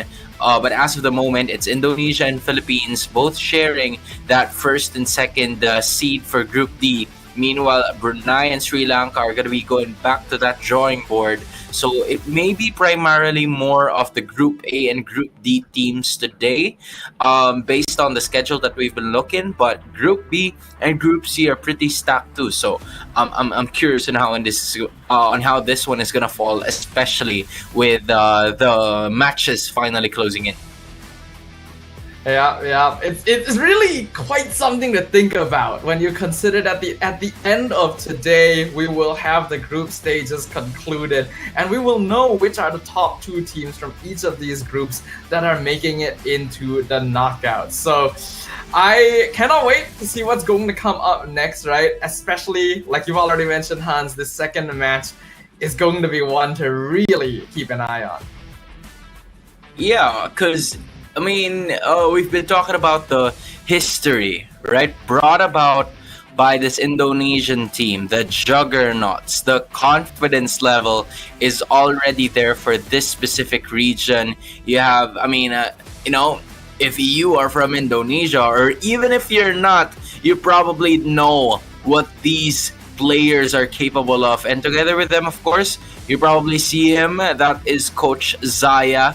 And I am sure that Vivian and company are looking forward to bringing the heat. Indonesia's women's MLBB team has been considered as one of the best in the world. So they are definitely one of the competitors to beat in this entire competition. But we certainly cannot count out their competition in this matchup here, because it is none other than the Philippines. And this is going to be a match to remember. Yeah, when you take a look at this respective team, they haven't changed. It's the same with Indonesia, right? I believe they haven't changed their core lineup for at least 2 to 3 years already. Usually, when you experience losses or when you experience defeat, just like what the Philippines has been trying to go and move forward the past year or two, they finally shattered that. They got an international trophy going up against Indonesia this year in the MSC. So even with the defeat that was experienced by Indonesia, this team right here didn't change a thing as well. They are surely looking to still dominate. And as of the moment, the Philippines looking to do the same here. Yeah, this is going to be a matchup that really sets the stage for what every single one of these teams is capable of. The heights that they all aspire to be. The fact that it is only a best of 1 is going to be a little bit disappointing, because I hope to see a little bit more, but I'm sure we will get to witness that, because these 2 teams are already in everyone's expectations to be guaranteed for the knockout stage. So let's see if their gameplay will live up to those expectations. You know, Zdafa, I just have one thing to say. Why do they have to be groupmates, man? Why? I know, right? I don't understand. They're like so close. I am sure that this is the 2 teams that a lot of people are probably saying that could make it go to the finals. and they would meet each other this early. So like, why do they have to see each other so early? I want to see them like go at it in a best of 5, best of 7, Yeah. something like that. But you know what? This is like a sneak peek. You're right. This is like a trailer for everybody else who out there who probably don't know who they are. These are 10 of the best players that you will ever see in the female MLBB scene, and they're gonna put up a show. That's for sure. At the very least, we can be glad that there are going to be 2 teams qualifying from each group, so there is still the possibility Yep. that both of them go through. I mean, group stage, sometimes it is all about that luck of the draw. That's why you gotta be able to play your best no matter who you're faced up with, because in the end, if you're not top in your group, then getting to that number 1 position is gonna be difficult anyway, right? Yeah, I feel like for this game right here, this could be the decider, right? Unless there are surprises in that Group D. So far, we haven't really seen any, but this game could define who goes to the first seed and stay undefeated or not. Because I feel like for a lot of these times, right, we've seen more competitions, more international tournaments being joined around by these 2 teams. Being, I don't know what to say. I don't know how to say it. Like being is farmed. I think I don't know if it's like a valid point, but right? Because they're completely on another level, and it goes to show with a lot of the games that they have been playing so far. So yeah, I feel like if you are a region, you're a developing region, and you want to propel your female MLBB ecosystem in your respective country, then these are the teams that you should watch and learn from in the best and longest way possible.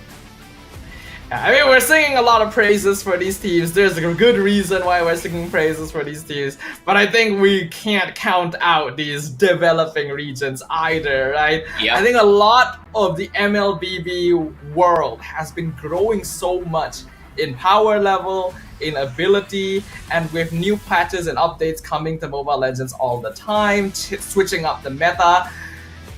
There's a lot to watch, right? I feel like right now is a really important time period in the life cycle of MLBB. But yep, here we go, Hans. Game 2 of the day, Philippines blue side, Indonesia red. Right, so as per usual, of course, we have Amores, Diagon, Alpuerto, Vivero, and Perez representing the Philippines. Meanwhile, you have Shell, Fumi Echo, Vival, Chini, and Vivian to represent India as of the, or should I say Indonesia?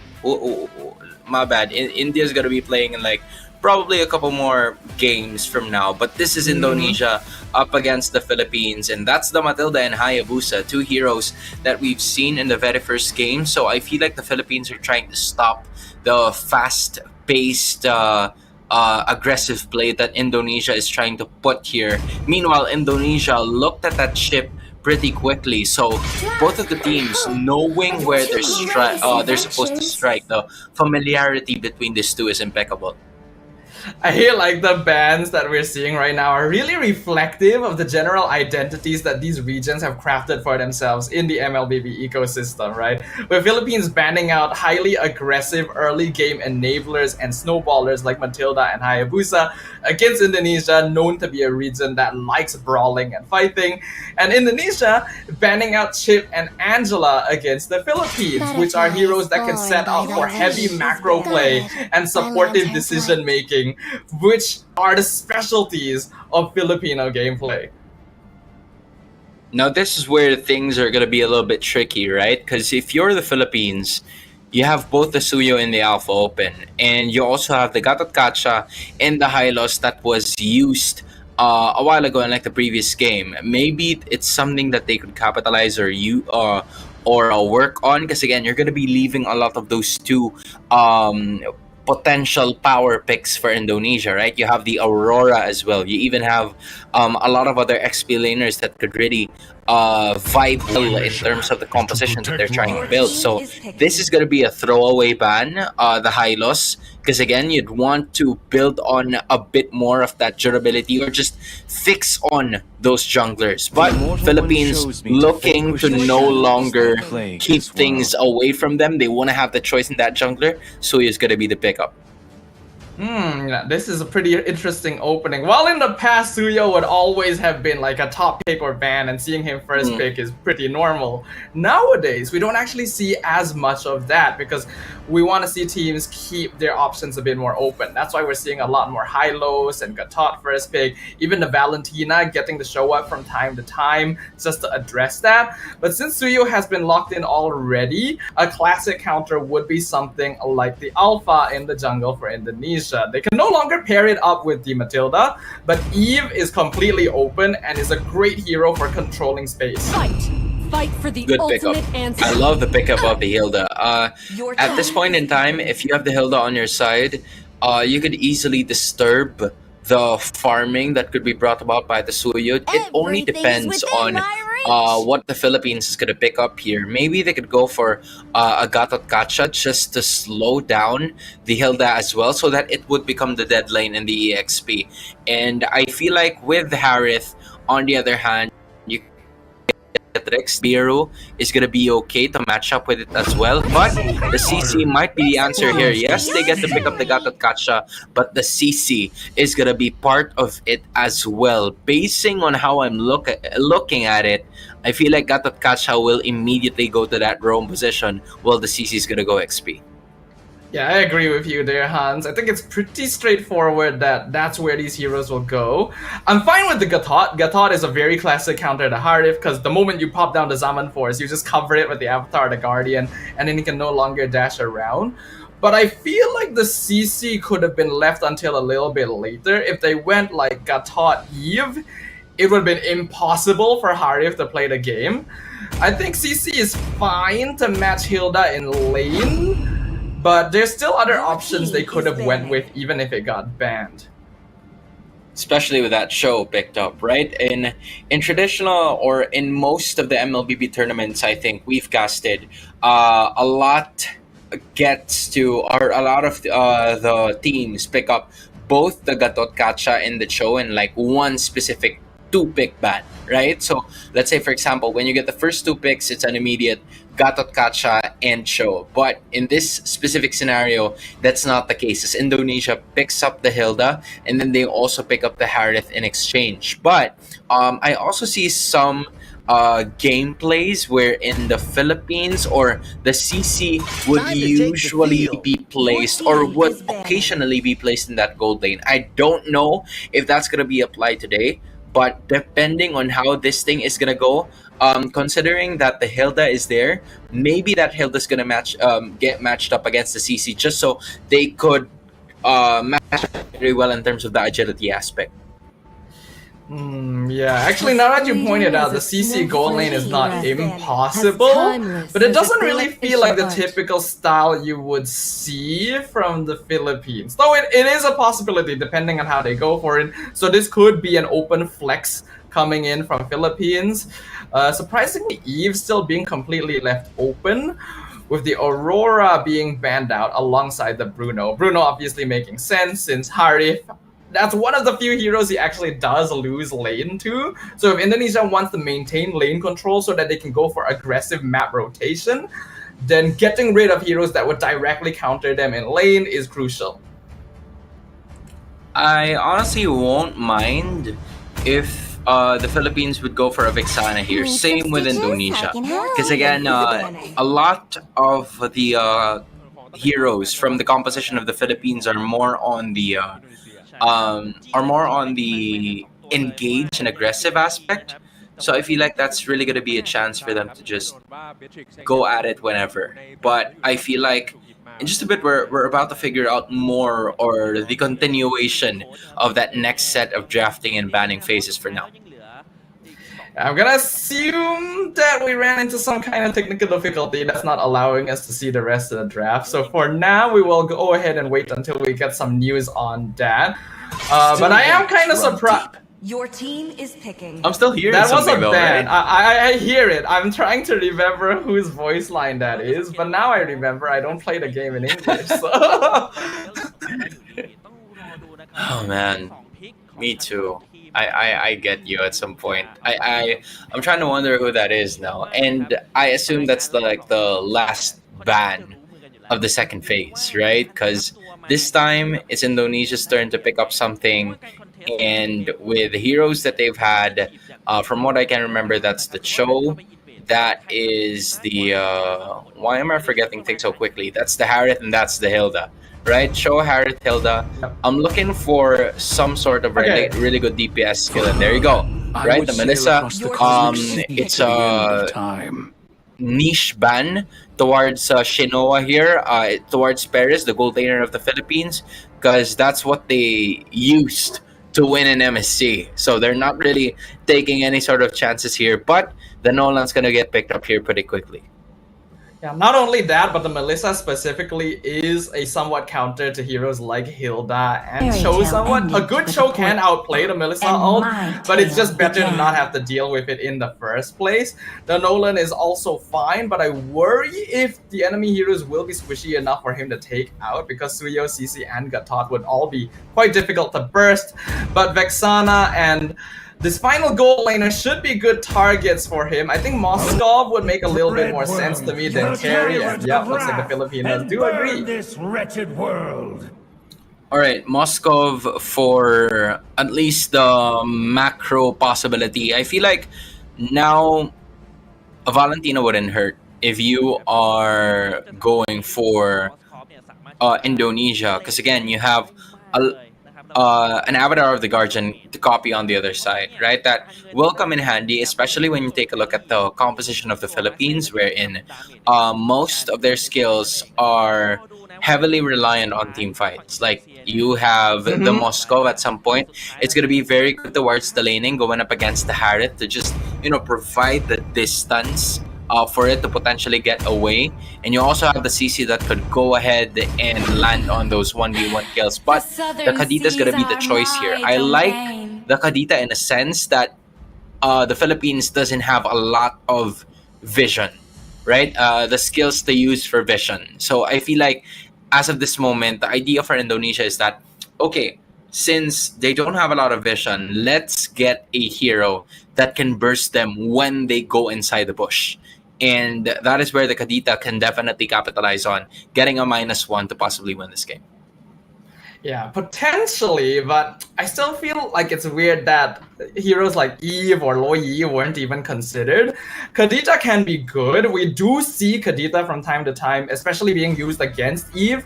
But in this case, I'm not too sure how effective she's going to be. You will require very, very aggressive early play. And I think that is what Indonesia is going for, right? With Nolan, Hilda, Kadita, and Cho, they're very heavily scaled towards early to mid game. Whereas the Philippines do have a pretty solid scaling curve and can play for most sections of the game. All right, as of this moment, again, if you guys have just tuned in, this is the Philippines going up against Indonesia in a best-of-1 series. This is the Battle of Group D. Both of the teams are still undefeated as we speak, and they are looking to stay that way, but one of them has to give things up quite quickly. As Vivian immediately checking on where the other members are going to be from, but from what we're seeing, Fumi Echo immediately joining the party here as Vivian, getting to the brunt of the damage, still showcasing that she can be able to dish a ton of damage here for their side. However, Alpuerto safely secures that orange objective, and they might go for a retreat unless Vivero lands on one here. Yeah, already a really heavy aggression coming in from Indonesia, and we did expect this with this draft. Very, very heavily leaning towards early to mid-game scaling, and especially with a Cho and Hilda, it's very easy for you to go and invade the opponent's jungle. They weren't able to get that jungle buff though, and looks like they caught out Vivian as well, so not the start that ID is looking for. Yeah, but Vivian still had the flickers, so maybe she had a choice of using that battle spell to get away, but she decided to just give out the first blood. It's just maybe around 200 or a 300 gold advantage. We can still do something, which is completely different to a flicker being lost. But as I say that, that's going to be another kill going to the side of the Philippines. 2 quick kills before the turtle starts. Yeah, that can be the risk going for a composition like this. You have a lot of burst, but if the enemy team is positioning themselves safely and has more clean rotations, they can actually catch you out because you're attempting to play a bit more independently on the map. For now, though, they're gonna go ahead and contest Turtle. Cine in trouble. El Puerto already with a killing spree. 3 kills to the Suyo in 2 minutes, and a free Turtle for the Philippines. Great positioning coming in from Amores there, already having 3 assists to the total kills of the Philippines so far. He placed himself right in between of that river bush and the turtle, just so she would be the first one to see the engagement coming in from Indonesia. But on the other hand, El Puerto here completely cornered, and she won't be able to do anything here. Vivero a little too late on that one. So Indonesia, they were able to shut down the Suyu here, and that could, potentially bring them back in this game. Yeah, that shutdown is really important. The Suyo with 3 kills this early is huge. Looks like Amores was able to steal away that purple buff as well. And here comes Vival to get the gank onto Perez up top. A 4-man dive in the top lane. They were just really looking for a good counter engage here, and that has helped Indonesia so much to get back so quickly in this game, because from what we've seen, right, Perez really didn't have enough breathing room for him to work, or for her to work on what could possibly be a scenario here for them. But the only problem for them as of the moment is that Perez is a little delayed in scaling now compared to Shell. Shell already has that, level 5, and she also has that assist that could potentially help her to propel even in this game. Oh, Vival coming down for another gank onto Diagon. Vengeance popped, able to jump away in time, so Indonesia does not get that, but they're able to find Perez up top with a gank from Cine. Cine gonna get punished a little bit as Vivero and El Puerto are here. Vivian able to Shunpo away from the Eternal Guard, picks up the Cyclone Eye, should be able to get out with the tiniest bit of HP. Wow, she almost went out with that one, but he still got it to go. Oh my goodness, just knowing. It was just too much, man. It was just too much. I was beyond impressed with that one as the Philippines gets the 2 kills apiece, and they were able to also secure that turtle. But in exchange, Vival, this is what you like about Indonesia, right? They're not just giving a single objective without getting anything in return. The only problem is, even with that retribution, it was Vivero still getting it anyway. And Cine finding Vivero in the jungle now, setting things up for Shell as well. Indonesia still playing highly aggressive. Puerto has to dash back, not even able to access his orange buff. As we can see, Indonesia are willingly giving away neutral objectives in order to secure more farm from the rest of the map, even stealing it away from the Philippines. Not only that, Staffa, but they are already at advantage of the neutral objectives, or should I say the turrets already, right? And when you take a look at it, it's already around 2.8k only for Perez, only getting that corrosion sight. Meanwhile, he's already 1k gold lead behind compared to Shell, who already has 3 assists. So even though she hasn't gotten a kill yet, those assists have really been crucial towards her building up towards the momentum that she needs. Although Vivero again, could be in some trouble. Way the Dragon though misses, wrong direction from Vivian, and now being cut off by the Avatar the Guardian. He's not going to be able to escape from 4 members of the Philippines.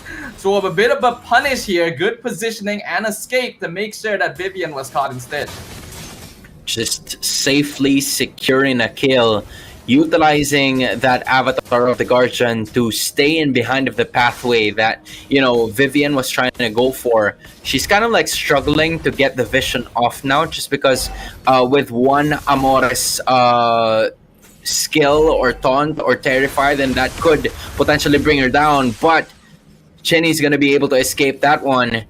And all of a sudden, the Philippines again back into the driver's seat. The only problem is that they haven't found a turret to be taken down just yet. And that is where Indonesia is shining. Indonesia have been able to play very aggressive and find a little bit of macro on the map with their lineup, but the Philippines are actually still farming very well. They're actually slightly ahead in gold, so Indonesia now trying to put a stop to that. Amore is already caught out. Avatar the Guardian to try and delay Purify use, but not going to be able to save the Vexana, and now Vivero caught out between 4 members of Indonesia. Diagon a bit too late to join the party as Zamanpor secures it, but he jumps back in. Vengeance use on top of Shell. Shell picks up the turtle, and a knockup on Diagon makes sure he can no longer chase. They lose Vivian for it, but it's still a huge trade for Indonesia. Good kills coming in from Indonesia as well. Basically just, staying alive and getting 2 quick turns by getting both Amores and Vivero as of that moment. However, Diagon, on the other hand, utilized that CC to land on most of the skills that she has. The DPS has been massive coming in from the CC, and with that 1 kill to be brought around, she was able to turn things into their favor once again, just because of the fact that while all of those were happening, Perez was getting something right on the top side, whereas it is a slight advantage now, and then Vivian all of a sudden could not be able to escape. What a waste of that flicker. She was trying to make a play, but it didn't happen for Indonesia. That was overly desperate from Vivian. The moment that Diagon had positioned himself in the bush against the wall, Vivian needed to just give up the chase. That flicker would not have found the right direction, and now Vivero comes in, gets the taunt on Cine. Spear of Destruction actually connects, but Cine's able to get away with the Ocean Oddity. Perez gonna jump in as well. No kills down in bot lane.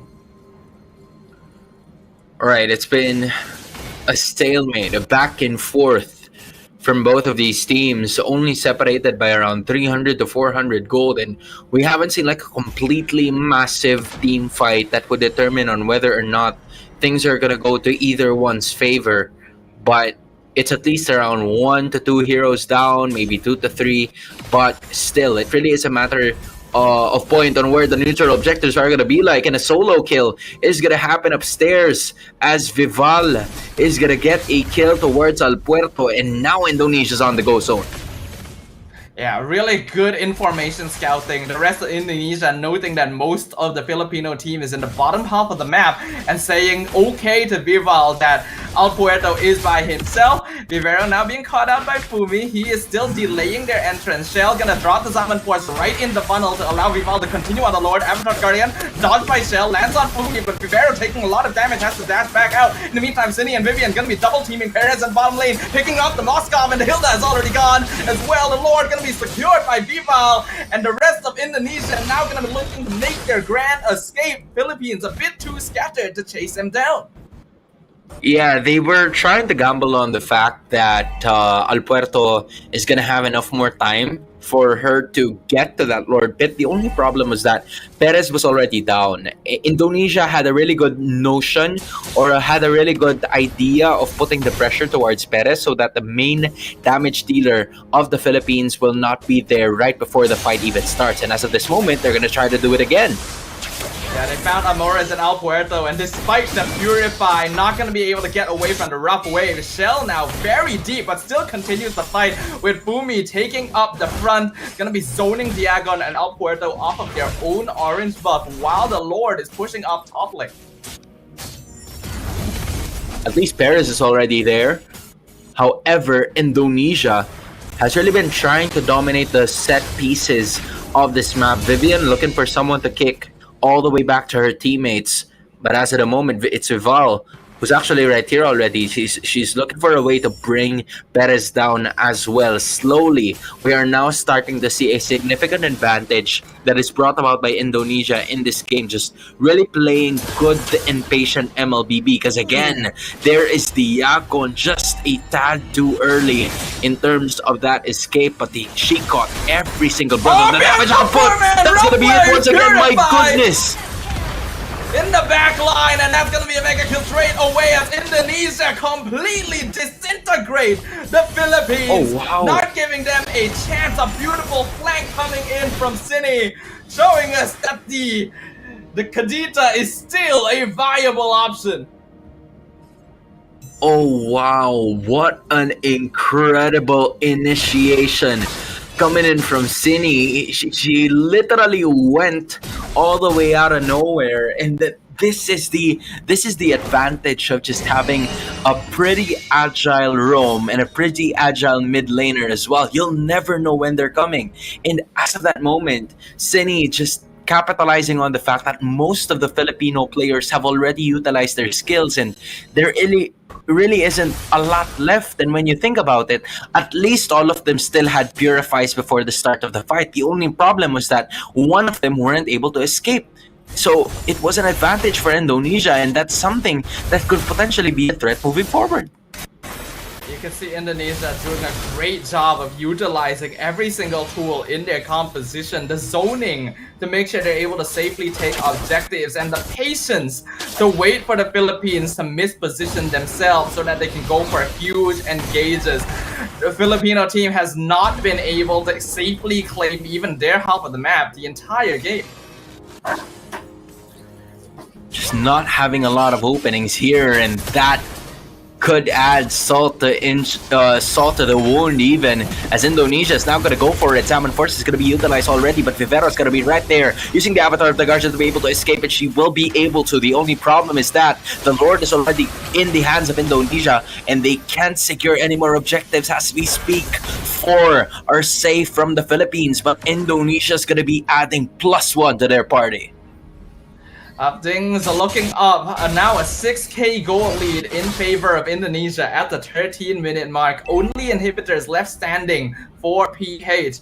El Puerto just finished their BOD, but it is Perez that we need to keep an eye on. This Moskov, meant to be the late game insurance for PH, but getting caught by Cine at every turn. Unless she has the Trinity speed build here, I don't think they will be able to defend unless that is already in, because like it's already 13 minutes in this game. Maybe they could do something about it, but Indonesia is knocking on their door as we speak. Avatar the Guardian comes in, knocks up one, and the CC chain on Fumi Echo not allowing her to even move. Indonesia not going to be able to get any more advantage from this as the Lord is taken out, but they did get 2 inhibs from that push. Valiant effort coming in from the Philippines. At least they were able to, take down one player from Indonesia, but Indonesia just really working on what they're supposed to do. Vivero now is going to be caught using that thought, also using that revitalize as well. On the other hand, that's going to be another kill to Diagon. El Puerto and Vivero are down only for the price of Fumi Echo, and now it's just Perez and Amores, the damage dealers. What will they be able to do? And they might just go ahead and end this depending on how things are going to go, but they don't have any minions just yet. Base is cut to half, but the waves are from the middle and the bot lane. Indonesia looking to put the final nail in the coffin right now for the Filipino team. Amores and Perez trying to do their best, but just blown up in an instant. Legendary streak for Vival as Indonesia will go ahead and take the game from the Philippines.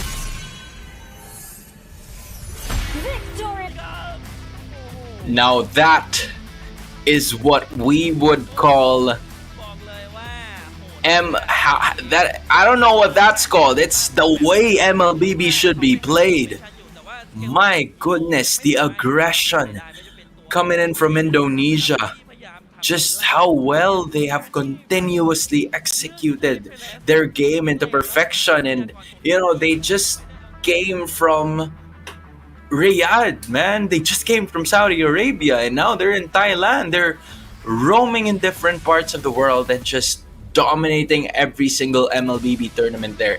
Heck, if I had like a mini tournament here in the Philippines, I don't know if they'll also fly in and just dominate every single person here, but that's what they've been doing all throughout, man. Incredible performance. Yeah, this was a game on a different level than the first series we saw today, where there was much more effective decision making and strategy going into the gameplay compared to what we saw before. The Indonesian team was able to come out on top because they prioritized early game aggression and lane priority to take over their other side of the map, while the Filipino team tried to go for a slightly safer and slower composition that aimed to scale up while maintaining control over the middle of the map. Indonesia, though, just being so hard to predict with their movements, and not giving Philippines even a chance to breathe. Yeah, I mean, when you took when we noticed like the first few minutes of the matchup, right? It's the Philippines getting at least the first 2 kills in terms of this game. The only problem for them was they weren't able to sustain it because of how Indonesia has reacted into the game that we have noticed from them so far. Indonesia's movements are not to react but to force a reaction out of the Philippines. And that's what they really were doing all throughout. And that's the reason why they have really dominated the women's MLBB scene, because of how they think, how they execute their plans into perfection, and just with how well they have managed to take control of every single scenario that there is. This is a meta right now that really emphasizes the importance of proactive play and early aggression, because snowballing can happen so quickly. The Filipino team, despite getting a really good start, starting the game with 3-0 on the Suyo, instantly had their momentum stifled once that Suyo was caught out once and the shutdown goal was given over, allowing ID to start playing the game they wanted to instead. I mean, just imagine, right? When you take a look at the highlights, there were some scenarios wherein the Philippines were already in the lead. But the problem about it is that Vivian never gave up. Just imagine, right? 3 deaths already for the show that was used by Vivian. But Vivian stick to the role that she had. All Indonesia needed was a lot more of that information so that, Vival would be able to easily take most of those objectives pretty quickly. And she was willing to also do these risky plays so that even though she dies or she goes out or goes back to base, the rest of the members of the Philippines won't have a lot of those skills for them to use when the major objectives are starting to come into the map. And that has really propelled them to getting this win and staying undefeated 2-0 in Group D. But the star of the show, I think, this game definitely has to be Cini and Vival. The positioning of the Nolan and Kadita was so effective throughout the entire game. They were cutting off rotations. They were catching Perez on their own.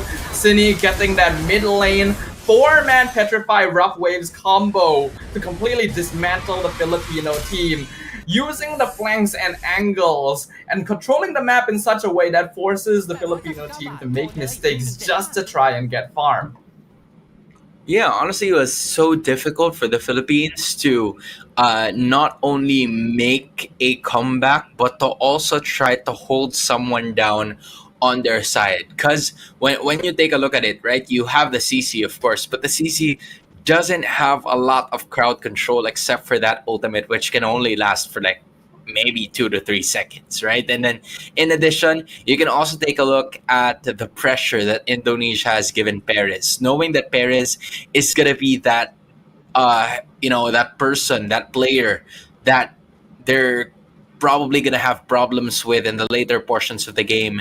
Yes, in like for a minute they had a problem there just because Amores and Perez were able to land on that Vixana and Moskov combo.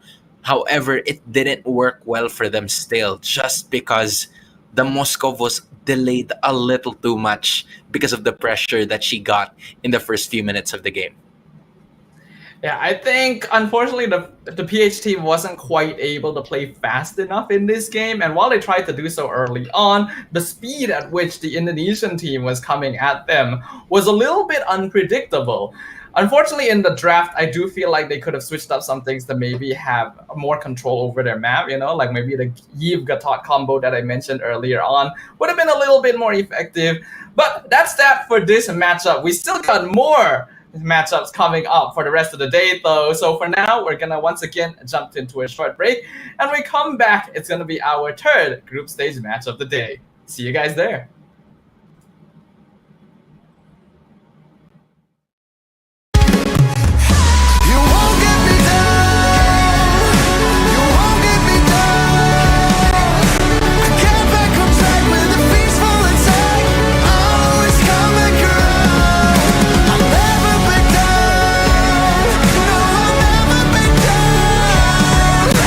Forced to be holding it way too far.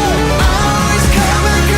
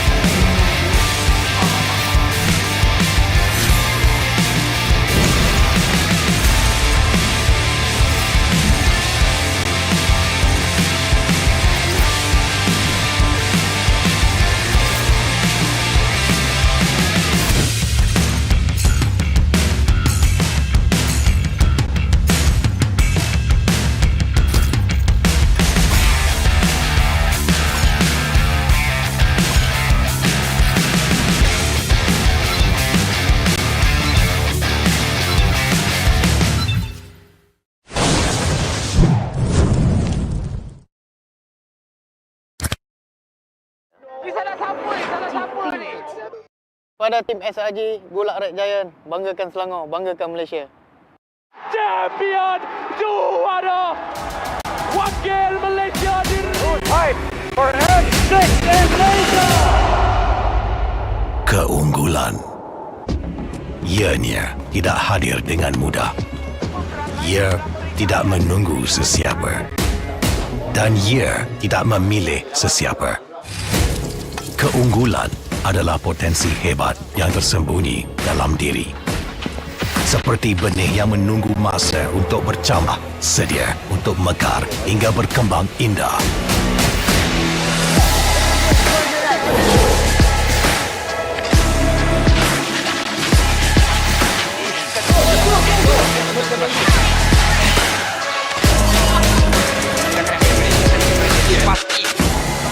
Ketika cabaran mendatang, ada yang hanya memerhati.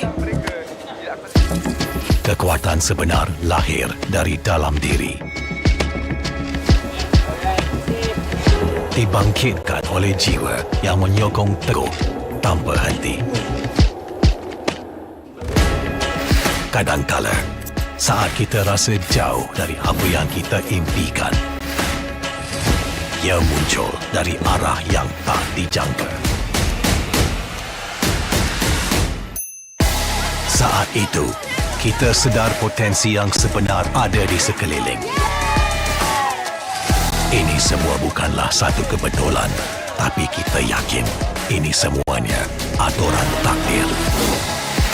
Setiap langkah bukan hanya untuk diri sendiri, tapi juga untuk mereka yang berdiri dan berjuang bersama agar kita melangkah lebih jauh, menjadi lebih hebat.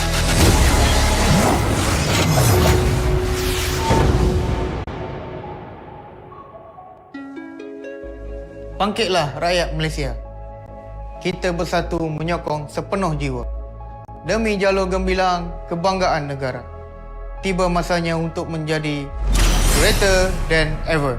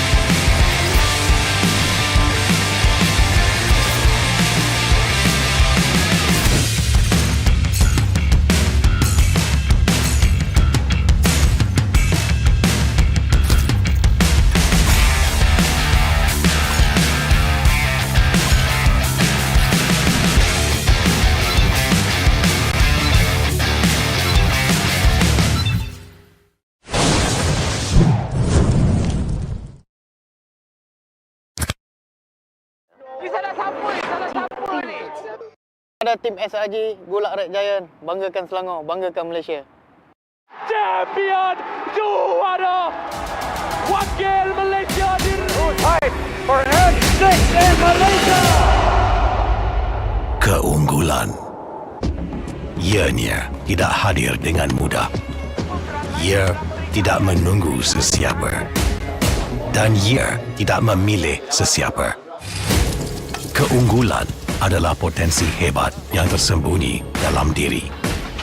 Seperti benih yang menunggu masa untuk bercambah, sedia untuk mekar hingga berkembang indah.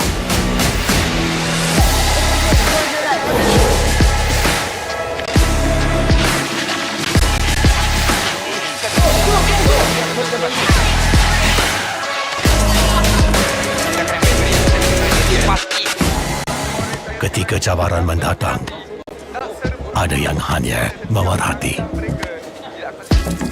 Kekuatan sebenar lahir dari dalam diri.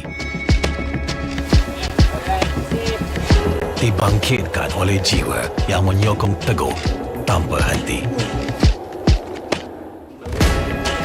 Kadangkala, saat kita rasa jauh dari apa yang kita impikan, ia muncul dari arah yang tak dijangka. Saat itu, kita sedar potensi yang sebenar ada di sekeliling. Ini semua bukanlah satu kebetulan, tapi kita yakin ini semuanya aturan takdir. Setiap langkah bukan hanya untuk diri sendiri, tapi juga untuk mereka yang berdiri dan berjuang bersama agar kita melangkah lebih jauh, menjadi lebih hebat.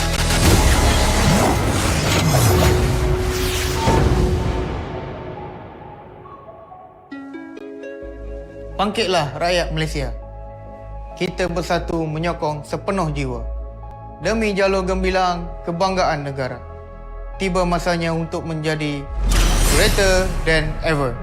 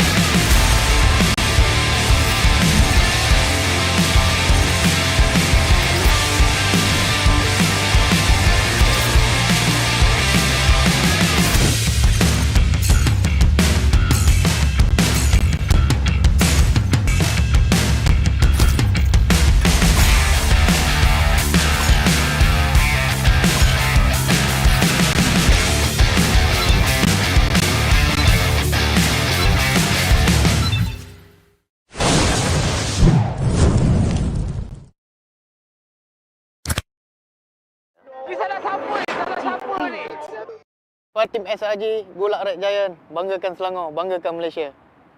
Champion juara wakil Malaysia time for N6 in Malaysia. Keunggulan ianya tidak hadir dengan mudah. Ia tidak menunggu sesiapa dan ia tidak memilih sesiapa.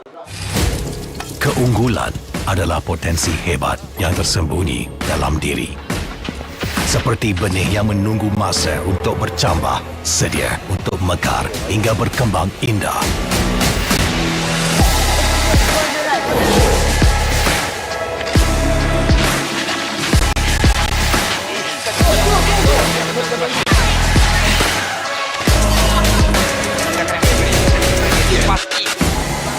Ketika cabaran mendatang, ada yang hanya memerhati.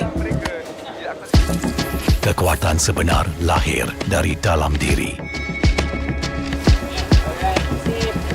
Dibangkitkan oleh jiwa yang menyokong teguh tanpa henti. Kadangkala, saat kita rasa jauh dari apa yang kita impikan, ia muncul dari arah yang tak dijangka. Saat itu, kita sedar potensi yang sebenar ada di sekeliling. Ini semua bukanlah satu kebetulan, tapi kita yakin ini semuanya aturan takdir. Setiap langkah bukan hanya untuk diri sendiri, tapi juga untuk mereka yang berdiri dan berjuang bersama agar kita melangkah lebih jauh, menjadi lebih hebat.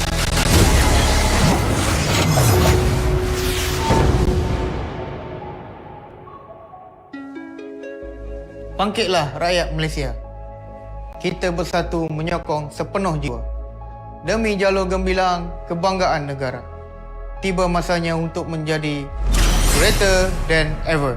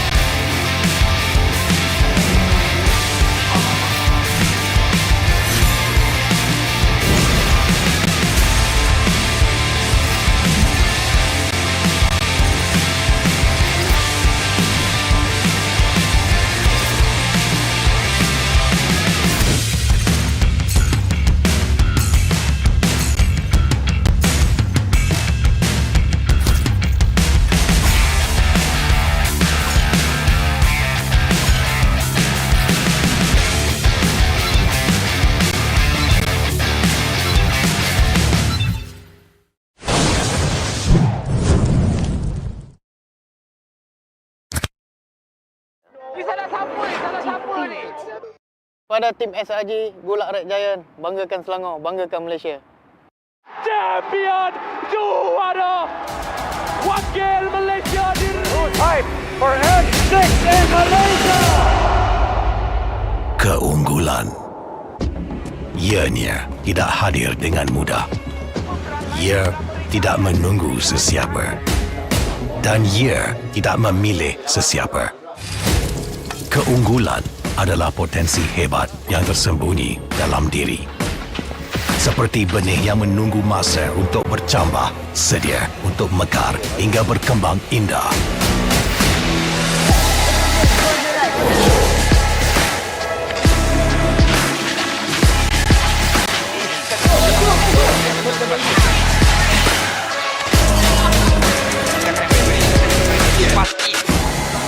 Ketika cabaran mendatang, ada yang hanya memerhati. Kekuatan sebenar lahir dari dalam diri. Dibangkitkan oleh jiwa yang menyokong teguh tanpa henti. Kadangkala, saat kita rasa jauh dari apa yang kita impikan, ia muncul dari arah yang tak dijangka. Saat itu, kita sedar potensi yang sebenar ada di sekeliling. Ini semua bukanlah satu kebetulan, tapi kita yakin ini semuanya aturan takdir. Setiap langkah bukan hanya untuk diri sendiri, tapi juga untuk mereka yang berdiri dan berjuang bersama agar kita melangkah lebih jauh, menjadi lebih hebat.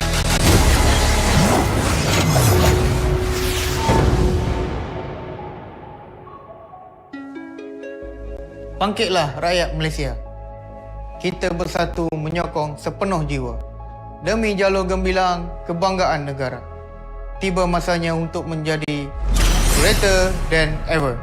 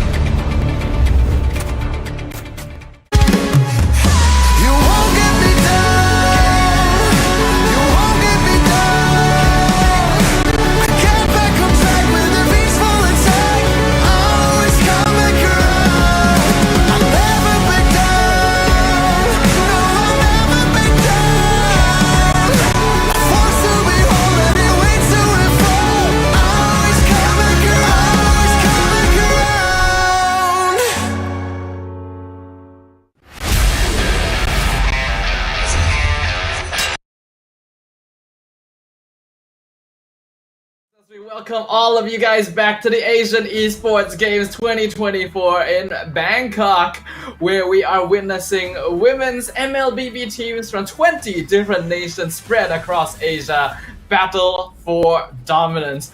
We're about to enter our third best-of-1 group stage series for the day.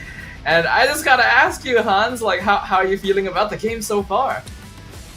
I mean, at some point in time, in case you guys are wondering, it's been a really good series of matches that we've seen, right? One that has somewhat been a little dominating, and another that went toe-to-toe and it was stopped until the final few moments of the clash, wherein it was Indonesia versus Philippines. And I cannot wait to see more of it, given that we still have a lot to take note of, a lot of women's MLBB to catch up on, and I am sure that a lot of our viewers as well are very ready for what's about to happen. Yeah, I'm glad that we've been getting such good games so far, but there's even more to look forward to. Like you mentioned, Hans, we just witnessed the team from Indonesia take a victory against the Filipino team in our second best of one of the day.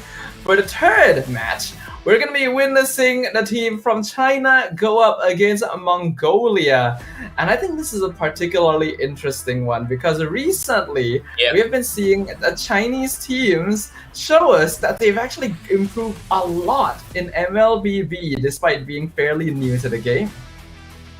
Yeah, I think it's been around a year and a half, something like that, maybe less than a year, something like that. Yeah, so I feel like in terms of the development, they really know how to play the game. Like from before, right? From before, there was that their heroes were like pretty limited because they were still in like in a different patch compared to what the rest of the world was going through. But then all of a sudden, as soon as they were caught up to speed, and everybody else was just really looking forward to know more about the different sets of heroes, try to learn them, try to adapt to the play style that was being played by a lot of the different regions and a lot of different countries as well. I feel like they have established themselves pretty quickly. And not only that, right? Because in terms of like the gameplay that we've seen from them, this is a team that has also established a win already by winning against Uzbekistan in their very first game. They're already showing us that they could be a team to keep an eye on, but I think we can't count out their opponents either. We'll go ahead and talk about them a little bit more, but for now, we can see our host on the ground gonna be welcoming both teams for the third best of one series of the day up onto the stage, and I cannot wait for another game to get started. I'm especially interested to see if the drafting is gonna be a little bit more unique. Yeah, it depends on how both China and Mongolia is gonna get things sorted. It's like from before, right? We've seen teams from Mongolia as well that have really caught our eyes in like men's MLBB division. So I'm curious to see as to how Mongolia is going to be performing later on. This is also the first time that we're going to be seeing them as well, and they actually have a 2-0 record. But the team that you're currently seeing right now is represented by China, and just like what I mentioned a while ago, they just won a while ago against Uzbekistan, and they're looking forward to keeping that win streak to continue. Yeah. Just a note as well, these two teams are actually in the same group, Group A, with Thailand and Vietnam, which we saw at the start of the day as well. So they are basically directly competing with them in order to get a slot out of this group. But their opponents coming up onto the stage right now, as we can see, are going to be Team Mongolia.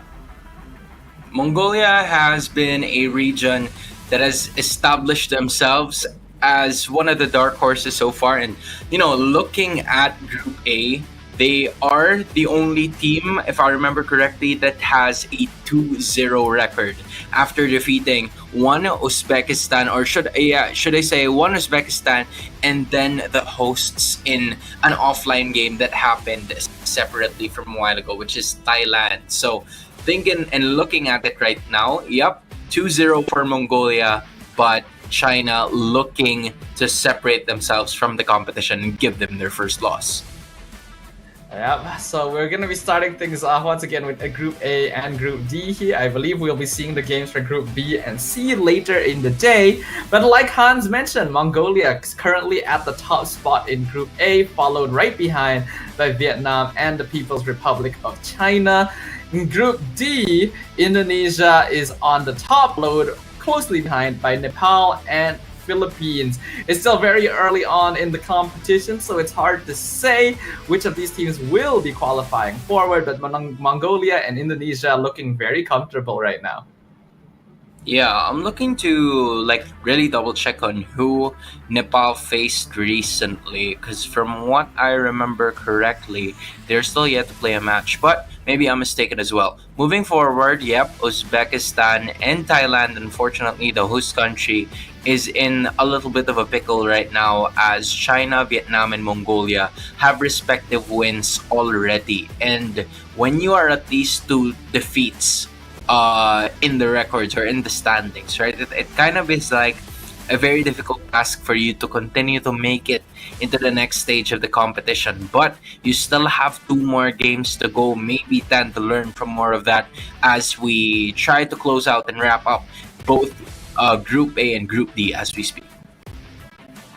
As we know, it is a round robin. Every team will play against every other team only once. So if you've already lost 2 of your games, it's very difficult for you to be able to make it into the top 2 unless your group is just particularly close and everyone is taking wins and losses against each other, right? So I think we will get to see a bit clearer whether or not that is the case with this next match, because this is basically the midpoint for the round robins between Group A and D, and whoever is able to get that 3-0 record is pretty safe to say that they are going through to the knockouts. Yeah, I mean, if you are Mongolia, this is the game to win, right? You're so close to securing yourself of quite possibly a playoff spot here. Meanwhile, if you are China, you'd also want to add to the pressure as well. Try to join in on the mix because, again, from what we've seen from before, it seems like, Group A and Group B are somewhat free for all, or should I say that's Group C? Yeah, I think that's Group A and Group C. I feel like are groups that have countries that really are free for all, and it really is dependent on how or what will they be able to showcase us today, given that for the offline tournaments there have been, or offline games, they were able to win some, but in terms of them now being showcased on screen, right, being on stage, is there gonna be like a different feeling towards it? I know it's that minuscule, but when you think about it, it really could affect is about to happen. Yeah, I think so, right? Playing online and playing live are just completely different experiences. But here we go. It's going to be the draft for game number 3. I think there's a little bit of an error there. It still shows Philippines and Indonesia from game 2, but we can see from the player IGNs that China are on the blue side and Mongolia is on the red. And already some very interesting bans with Phovius and Carmilla being targeted by China. Your team is Yeah, I mean, that's what, most of them are trying to really pull off here. Now I'm wondering for China if there is like a certain amount of, because this is a best of one, right? So at some point in time, you're gonna have to use like cheese strats every now and then. So maybe this is like a something that they've seen from like different games that they've already played, and they don't want to match up against these kinds of heroes. But from what we've seen, I think that was like a Hilda first pick, right? So Yes. they've really got up to speed. They do know the meta, and again, another set of voices that we have heard as of this moment, and I'm still trying to guess who those heroes are, but those are going to be Mongolia's picks. Yeah, I think Hilda is a pretty safe opening pick for China, though this is a hero that has been getting a lot of attention with the recent shift on the meta towards more aggressive early game and just straight up jungle invades. Can be flexed into roam and EXP, but there is a certain degree of counterplay, right? Though it's typically not in the EXP lane, you will see teams like go for Faramis, for example, to try and deal with Hilda's initial burst damage with that Nether Realm. But we'll see whether or not they go for that. All right. So now, just in case for everybody's clarification, China is on the blue side and Mongolia is on the red. So as we speak, that's the Vexana, the Moskov, and the Hilda. 2 heroes there. You already have revealed your damage leaders if you are China. But for Indonesia, I assume that was a Vexana that was picked up. I'm trying to remember the other 2, but yeah, pretty standard draft here for both of the teams so far in this competition. Yeah, they're still pretty open. I believe China did go for the Moskov and Vexana with the Hilda, and then I believe that was an Aurora pick coming in from Mongolia to combo with Yeah. the Alpha. So yeah, like you mentioned, Hans, I do think that it's fairly safe openings right now from both teams, not really revealing too much about their win conditions. But I do like the Alpha pick coming in here just to make sure you can match up to a little bit of Hilda's early aggression. Yeah, at this point in time, I honestly feel like if you want to get most of the victories that could be assigned for you, you're gonna have to stick with what you know, right? That has been the key to success for at least most of the teams that have competed here already. And there you go, right? We finally got things to go. China on the blue side, Mongolia on the red side. Now it's the Alpha and the Hylos together with the Aurora. So usually in terms of like the initiation, the Hylos would, or the Aurora would usually be the counter towards the Hylos because of the counter engage skill and mechanics that she has. But they're gonna try to go ahead and unleash that as well to just go up against the wave clear that the Vexana and maybe the aggression with a Hilda could come out from. Yeah, I can see where you're coming from there. With second phase of bans concluded as well, China getting rid of Gatot and Florin, so a little bit worried about Mongolia going for a support composition to play around with Hylos and Alpha and just completely negate most of the burst, though the Faramis is still open. Unlikely though, since Aurora is already out. They go for the Bruno, safe pick here. Still gonna be a winning lane up against the Moskov as well, so Mongolia definitely playing a little bit more for that early lane priority. Yeah, early lane is key for them as of the moment. You see the Bruno going up against the Moskov, so maybe that could be a really good potential answer. But the Khalid here kind of like neutralizes the threat that the Bruno and the Alpha could bring to this competition depending on how it goes. Also adding the Suyu that could match well in terms of the farming and maybe the objective taking for both of these two junglers. Because in the looks of it, the early damage could really go to the hands of Mongolia if they played their cards right. But for China here, you have a really good set of heroes that could definitely pave the way for you to have like a front to back composition, maybe go with the Hilda and the Khalid to just play really aggressive skill sets. But that is going to be the Tigreal that will get picked up by Mongolia. So it really is a matter of point as to how they would be able to use those skills to get the victory. But from what I can see, Mongolia is definitely your classic front to back, right? You got Hylos, you got Tigreal, so their team fighting is going to be very, very solid overall, especially paired with the Alpha. So they're already going to be able to play fairly aggro early on, which I think is very important because you are playing against a Hilda Khalid, which if they decide to go for a very cheesy strat, can immediately start invading and messing with you right from like the first second of the game.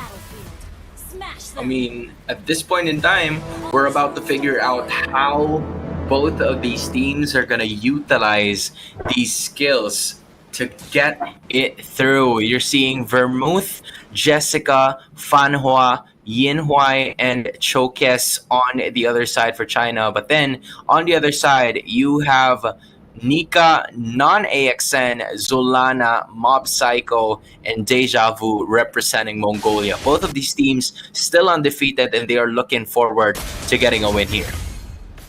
Mongolia currently on 2 wins already, so a victory here would almost guarantee that they make it all the way to the knockouts. So we can already see a little bit of harassment going on early here.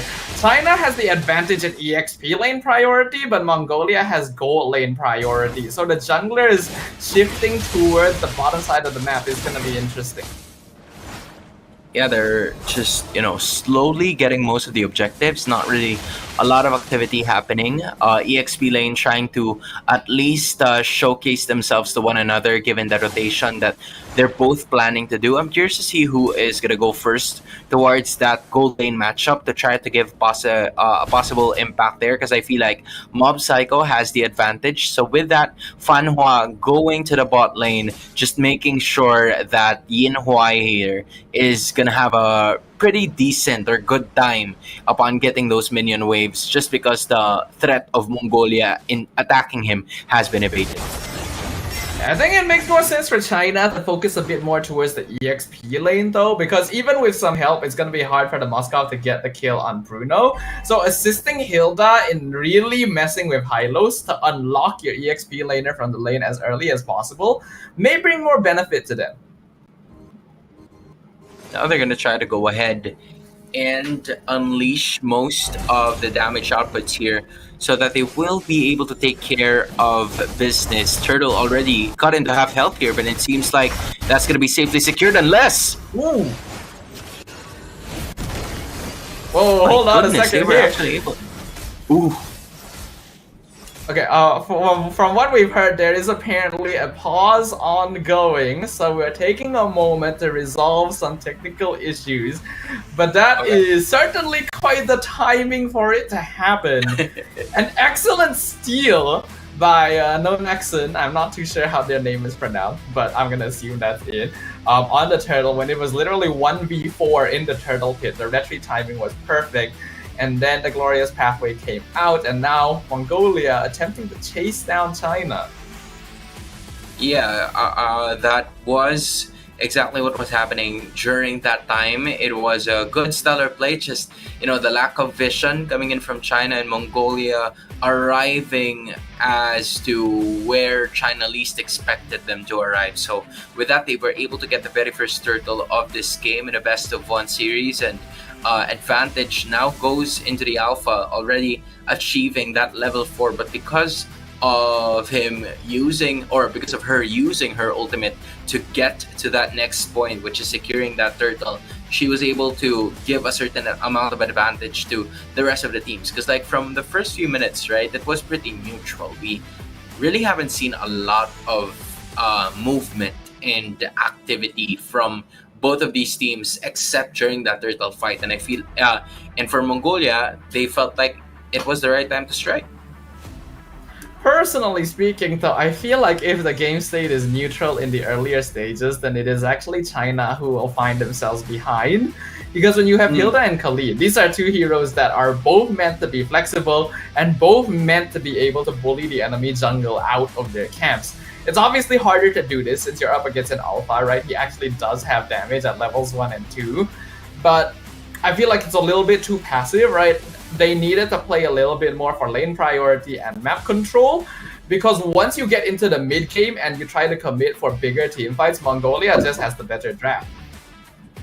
Yeah, I think with the understanding that Mongolia has with how they wanted their fights to go, as I'm sure you're probably hearing it also, that we're trying to figure it out on our end as well. But as we speak, right, in terms of like the counter engage, the Aurora is like such a problem to that. And you also have the Hylos on your side. So I feel like those are some engage or like counter engage to engage coming in from Mongolia that they would really use to win most of their fights. Meanwhile, if you have China, of course they have a really good set of skills as well. The only problem is that when those skills miss, I feel like that's where the problems are going to arise here for the respective group. Because yeah, Mongolia can fight toe-to-toe with them if their skills have missed, but if they actually land on it, it's going to be a problem for Mongolia moving forward. Yeah, but it's still a lot easier to play around their team composition overall compared to China. Like, I feel like the draft could have been revisited just a little bit, right? Because while the Hilda, I'm okay with first picking the Hilda. I feel like once you saw like the Hylos and the Tigreal and the Alpha, maybe going for the Khalid roam wouldn't have been the best idea anymore at that point, because it's highly unlikely that he's going to be able to create too much of an impact. I feel like they could have maybe considered going for like a Cho roam instead to separate the frontliners and maybe scatter the team fight a little bit against Mongolia. Yeah, I think the game plan here coming in from China was to try and disrupt the farming as early as possible from non-AXN or non-AXN. I feel like during those moments, they were also unable to capitalize on it, given that there were a lot of people surrounding the Alpha as well. So at some point in time, they were able to take advantage of it, and not only that, also get the turtle in the process. So it's not AXN already at level 6, but when you take a look at that showcase, he's somewhat already there as well. But yeah, still a stalemate, not a lot of kills happening here, except for the fact that everybody's trying to surround that bot lane. Yeah, this bot lane gonna be important. They already scout out Nonaxon in the brush. He has to use the Spear of Alpha to get away. We see Chokis in the back line, gonna be scouted out by Zulana and gonna back away before Nika is able to catch them as well. Unfortunately, China not gonna be able to make an attempt down here. Sacred Hammer into the implosion, onto the Khalid. Raging Sandstorm, will they be able to get him out in time? No, Spear of Alpha connects. First blood over to Nonaxon on the Mongolia team. Good presence of mind coming in from Nika. She probably knows that China's not gonna try to force a team fight when they want to, just because they're waiting for the Moskov. So for Nika, in her perspective, she was like, you know what, let's just take something so that we have an advantage. Just utilizing that push and the extra implosion play onto one, so that even though it was Fanhua, right? Even though it was the roamer of China here, it's something that they were very much willing to take as long as the kill goes to non-accent, to also propel him a little bit further than Chokis here upon getting those objectives and getting her items here. It's definitely worth it because it means that Fanhua isn't really able to open the map anymore. Nika gonna get hit by the Eternal Guard, gonna Sacred Hammer Fanhua back into the rest of his team. Raging Sandstorm lands in back line, but gonna get cut off at Glorious Pathway. And because of that, Nonaxon immediately gets a free kill. That's the second death for the Khalid.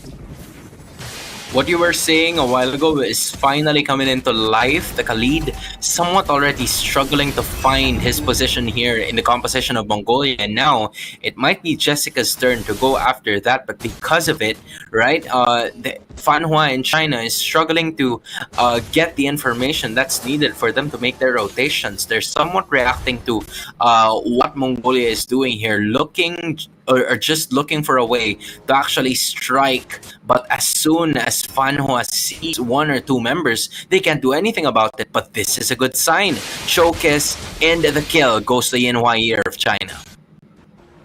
Yeah.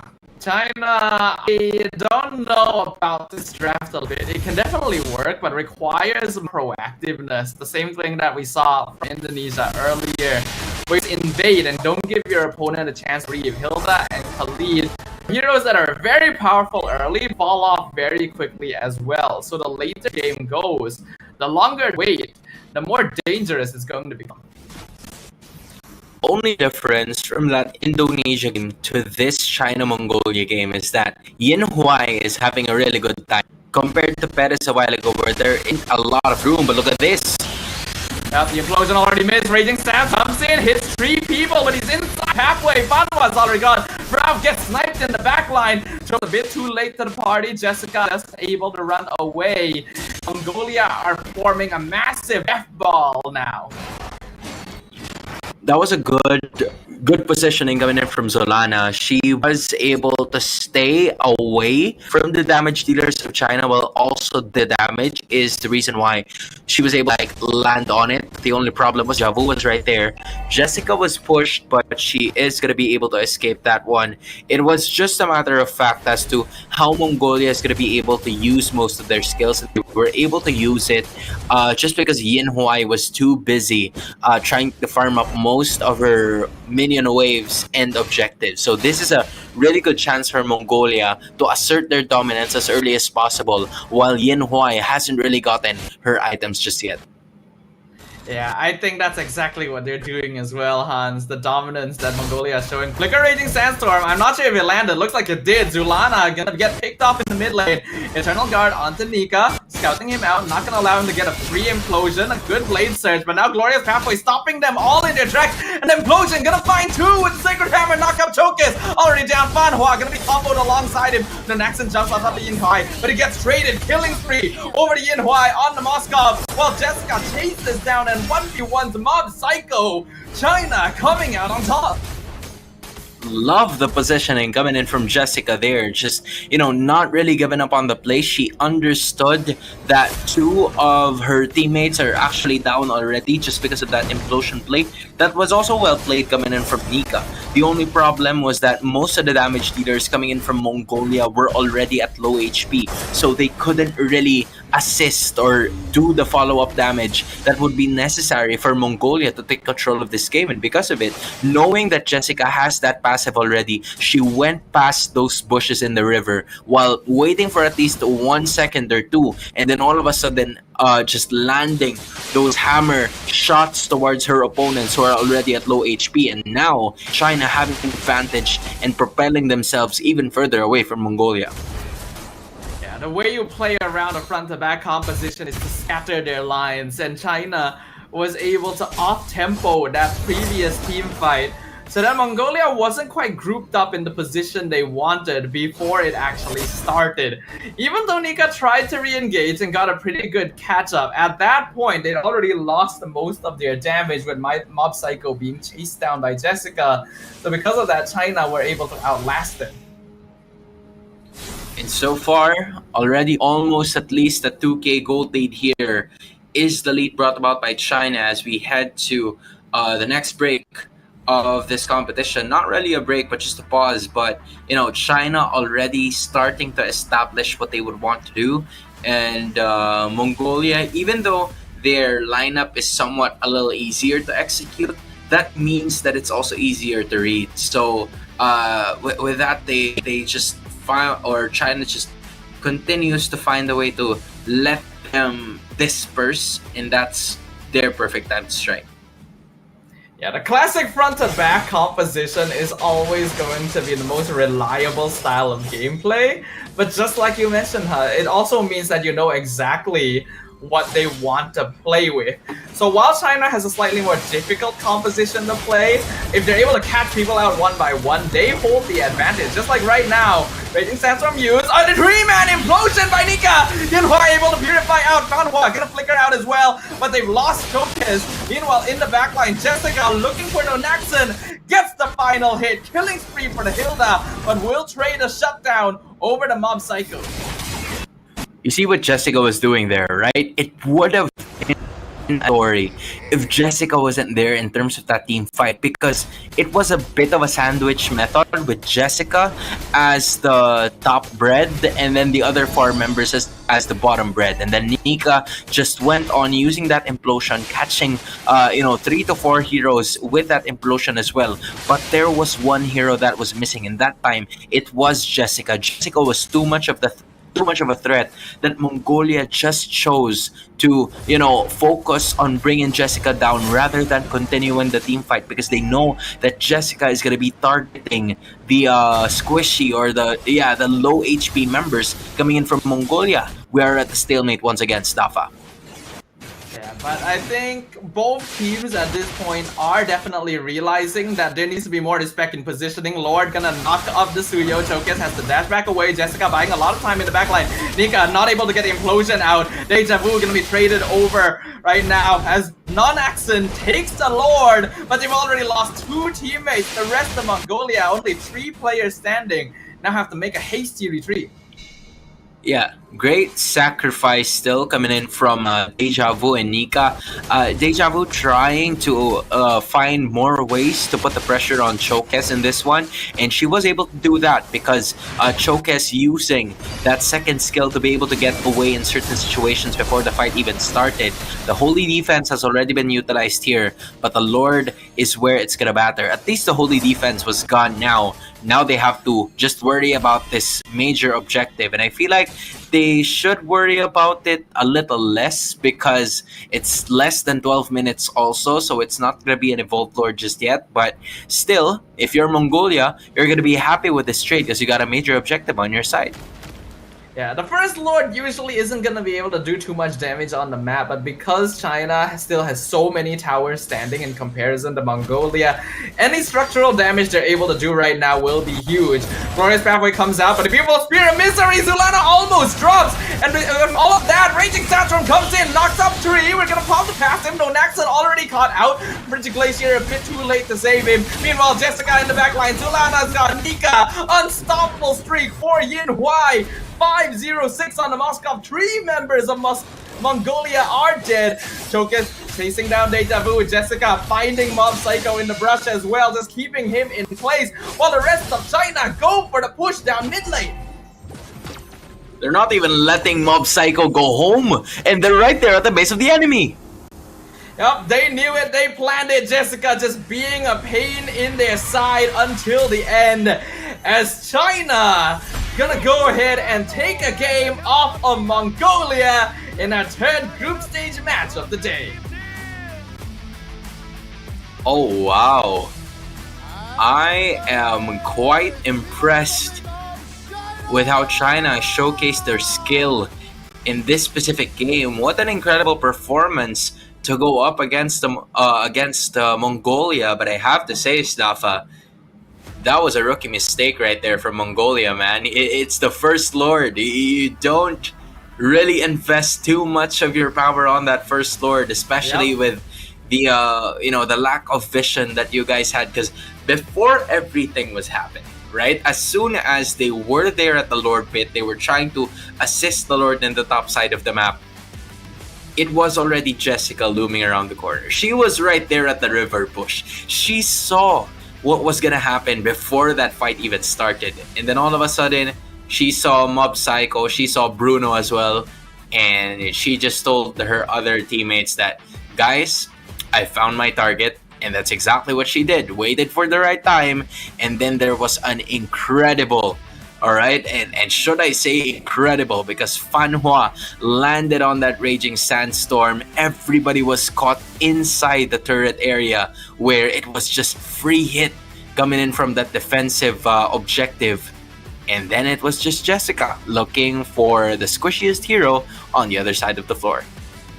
Ordinarily, when you see a team composition with Hilda and Khalid, you expect them to be hyper aggro in the first few minutes, because these heroes will lose a lot of effectiveness when they are behind, and that is actually what ended up happening. Especially the Fanhua on the Khalid was getting ganked and picked off left and right. You would think that there's no longer any utility coming in from this hero, and yet playing for that mid game, understanding that Mongolia is a team that wants to punish them for playing and fighting together, so they just don't stick together. They go for the flanks. They have Jessica hiding, waiting in ambush every single time, and unfortunately, Mongolia playing without like properly scouting out the map before taking initiations meant that their backline was always vulnerable. Yeah, the backline has always been there, right? It's called front to back for a reason. Once the back is gone, it's gonna be a little difficult for you to maneuver your way inside the battlefield, especially when your idea was to go on all offense. And that was what they were doing from a while ago, right? Just land on those offensive powers, and they were able to at least bring a turret down, accompany the Lord. But then it was Mob Psycho that was caught from afar by Jessica, and everybody else knew what they were supposed to do, just assuming their positions. Not a lot of people, or not a lot of players coming in from China appearing in just one position, right? Some was on this part of the bush, the other one was just roaming all the way at the back, just looking for the squishiest hero, and that is exactly how they got their victory in this one. Yep. I think Mongolia's got to go back to the drawing board just a little bit. They were playing the game with the expectation that their opponents would play front to back against them, in which case their position would be fine. But you got to consider different angles. You got to check brushes. You got to make sure that there isn't a random Hilda hiding and waiting for you. But with that, we're going to go ahead and take a short break once again, and when we come back, we will be preparing our next group stage match for the day. So we'll see you guys then.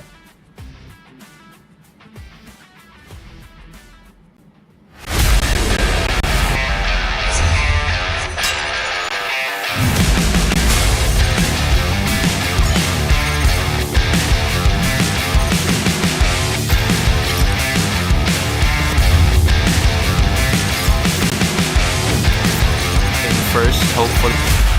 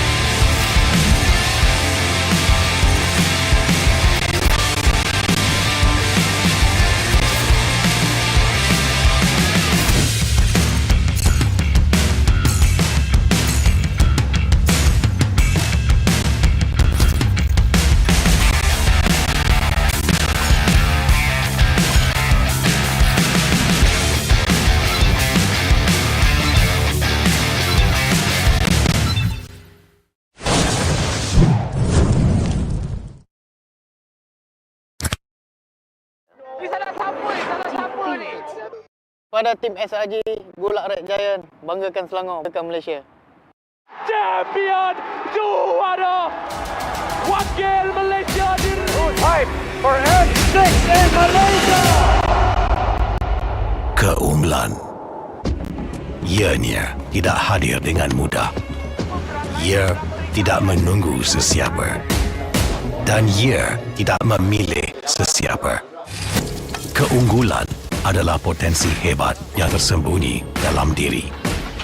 Seperti benih yang menunggu masa untuk bercambah, sedia untuk mekar hingga berkembang indah.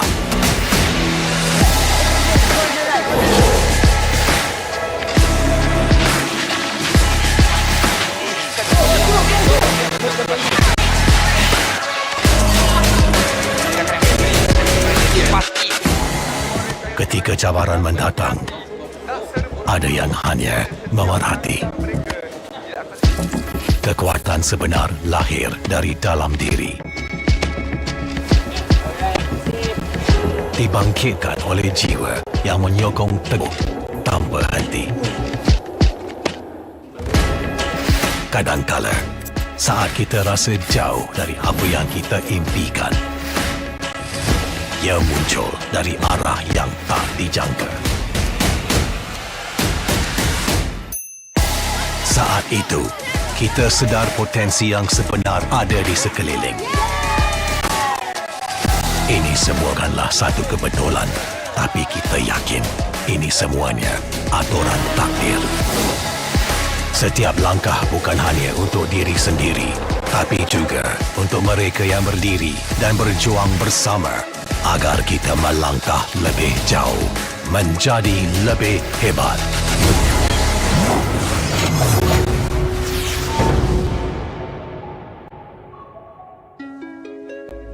Bangkitlah rakyat Malaysia. Kita bersatu menyokong sepenuh jiwa demi jalur gemilang kebanggaan negara. Tiba masanya untuk menjadi greater than ever.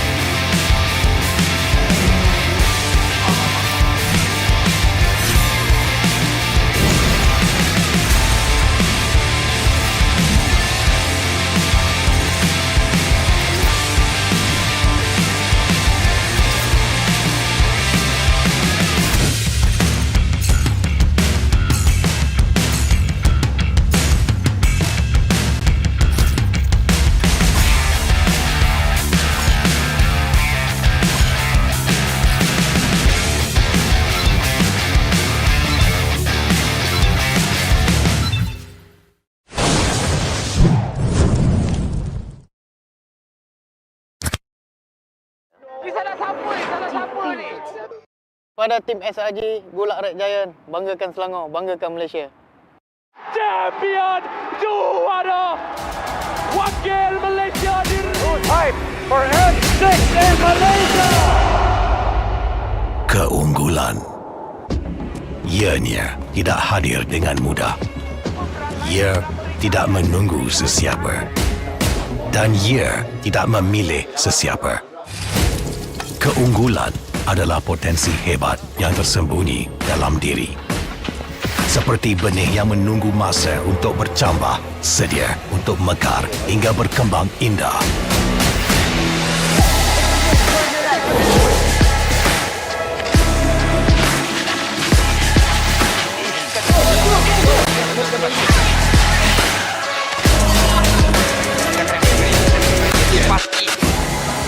Ketika cabaran mendatang, ada yang hanya memerhati. Kekuatan sebenar lahir dari dalam diri. Dibangkitkan oleh jiwa yang menyokong teguh tanpa henti. Kadangkala, saat kita rasa jauh dari apa yang kita impikan, ia muncul dari arah yang tak dijangka. Saat itu, kita sedar potensi yang sebenar ada di sekeliling.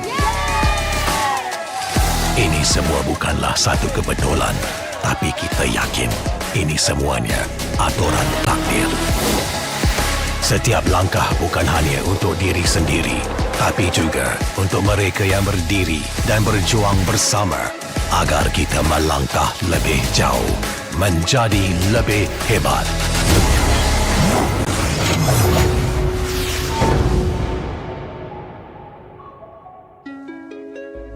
Bangkitlah rakyat Malaysia. Kita bersatu menyokong sepenuh jiwa. Demi jalur gemilang kebanggaan negara. Tiba masanya untuk menjadi greater than ever.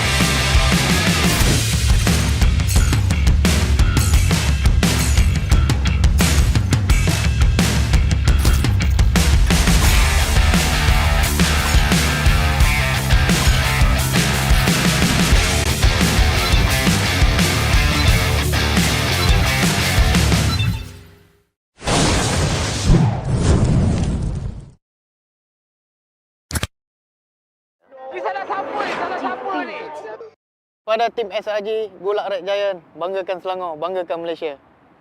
Champion juara wakil Malaysia Time for N6 in Malaysia. Keunggulan. Ianya tidak hadir dengan mudah. Ia tidak menunggu sesiapa. Dan ia tidak memilih sesiapa. Keunggulan adalah potensi hebat yang tersembunyi dalam diri. Seperti benih yang menunggu masa untuk bercambah, sedia untuk mekar hingga berkembang indah.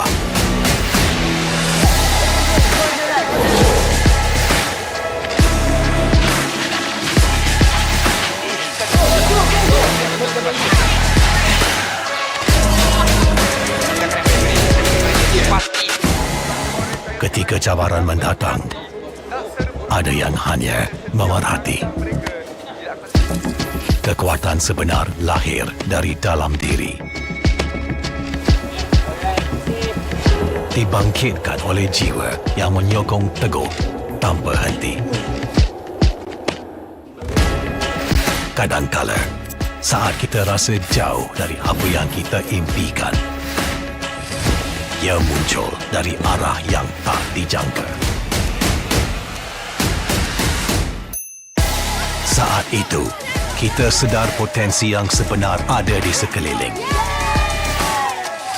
Ini semua bukanlah satu kebetulan, tapi kita yakin ini semuanya aturan takdir.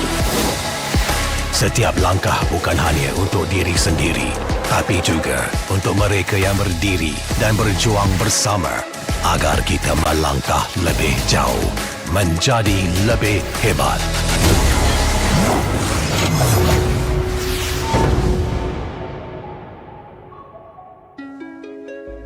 Bangkitlah rakyat Malaysia. Kita bersatu menyokong sepenuh jiwa. Demi jalur gemilang kebanggaan negara. Tiba masanya untuk menjadi greater than ever.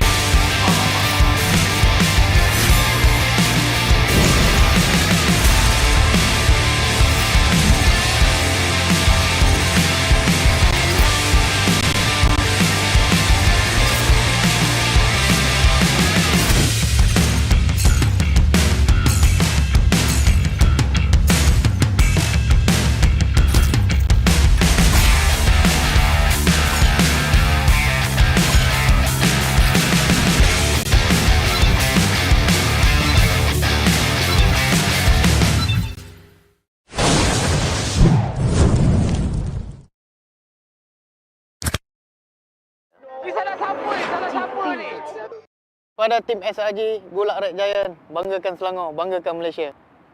Champion juara wakil Malaysia time for N6 in Malaysia. Keunggulan ianya tidak hadir dengan mudah.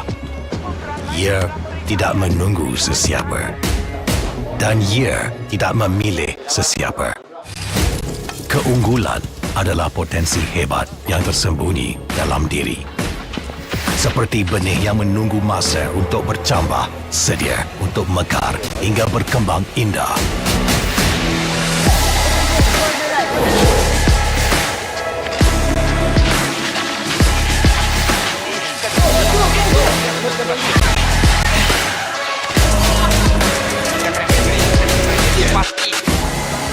Ketika cabaran mendatang, ada yang hanya memerhati. Kekuatan sebenar lahir dari dalam diri. Dibangkitkan oleh jiwa yang menyokong teguh tanpa henti. Kadangkala, saat kita rasa jauh dari apa yang kita impikan, ia muncul dari arah yang tak dijangka. Saat itu, kita sedar potensi yang sebenar ada di sekeliling. Ini semua bukanlah satu kebetulan, tapi kita yakin ini semuanya aturan takdir. Setiap langkah bukan hanya untuk diri sendiri, tapi juga untuk mereka yang berdiri dan berjuang bersama agar kita melangkah lebih jauh, menjadi lebih hebat.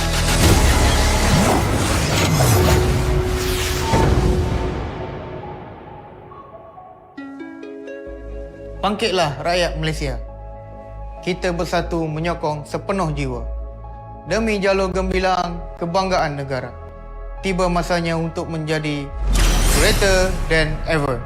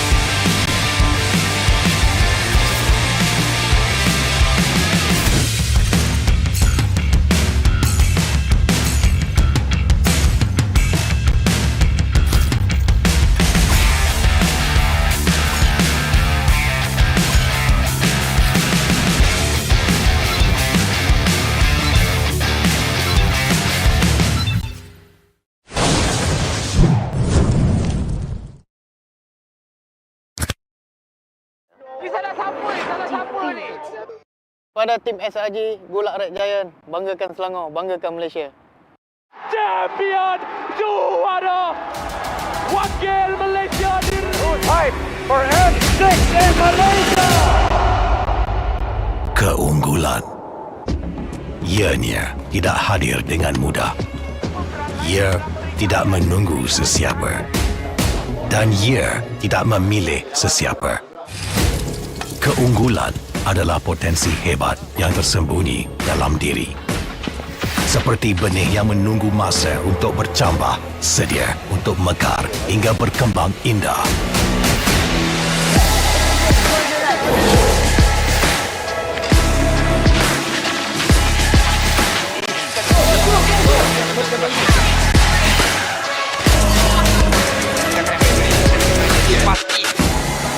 Ketika cabaran mendatang, ada yang hanya memerhati. Kekuatan sebenar lahir dari dalam diri. Dibangkitkan oleh jiwa yang menyokong teguh tanpa henti. Kadangkala, saat kita rasa jauh dari apa yang kita impikan, ia muncul dari arah yang tak dijangka. Saat itu, kita sedar potensi yang sebenar ada di sekeliling. Ini semua bukanlah satu kebetulan, tapi kita yakin ini semuanya aturan takdir. Setiap langkah bukan hanya untuk diri sendiri, tapi juga untuk mereka yang berdiri dan berjuang bersama agar kita melangkah lebih jauh, menjadi lebih hebat.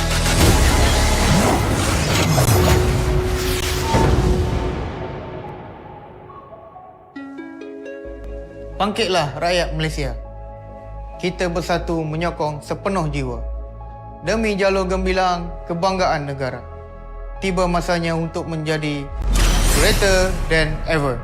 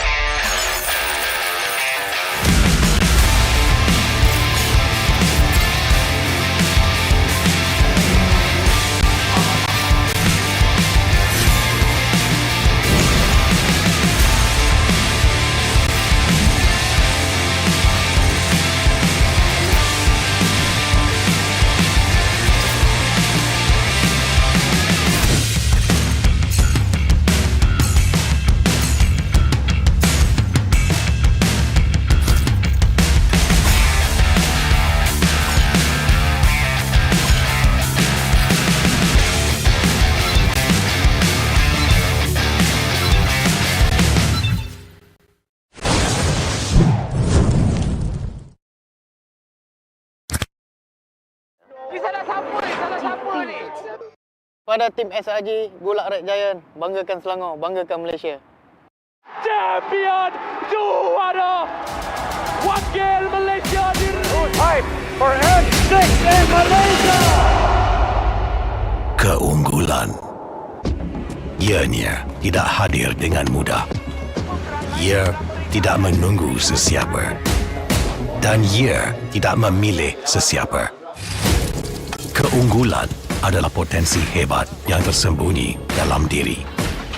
Seperti benih yang menunggu masa untuk bercambah, sedia untuk mekar hingga berkembang indah.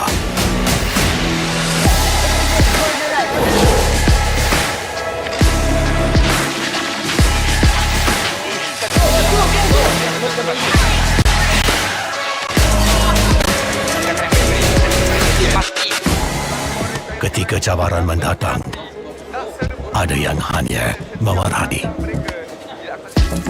Kekuatan sebenar lahir dari dalam diri.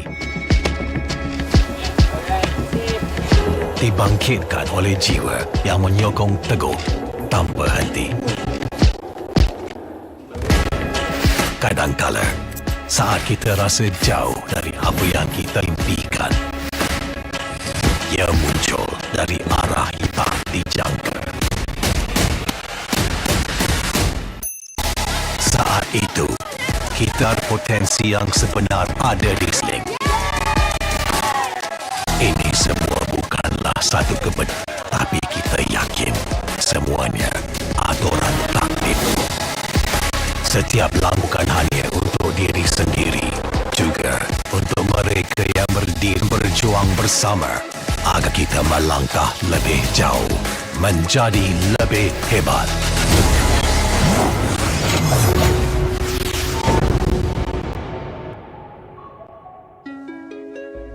Bangkitlah rakyat Malaysia. Kita bersatu menyokong sepenuh jiwa. Demi jalur gemilang kebanggaan negara.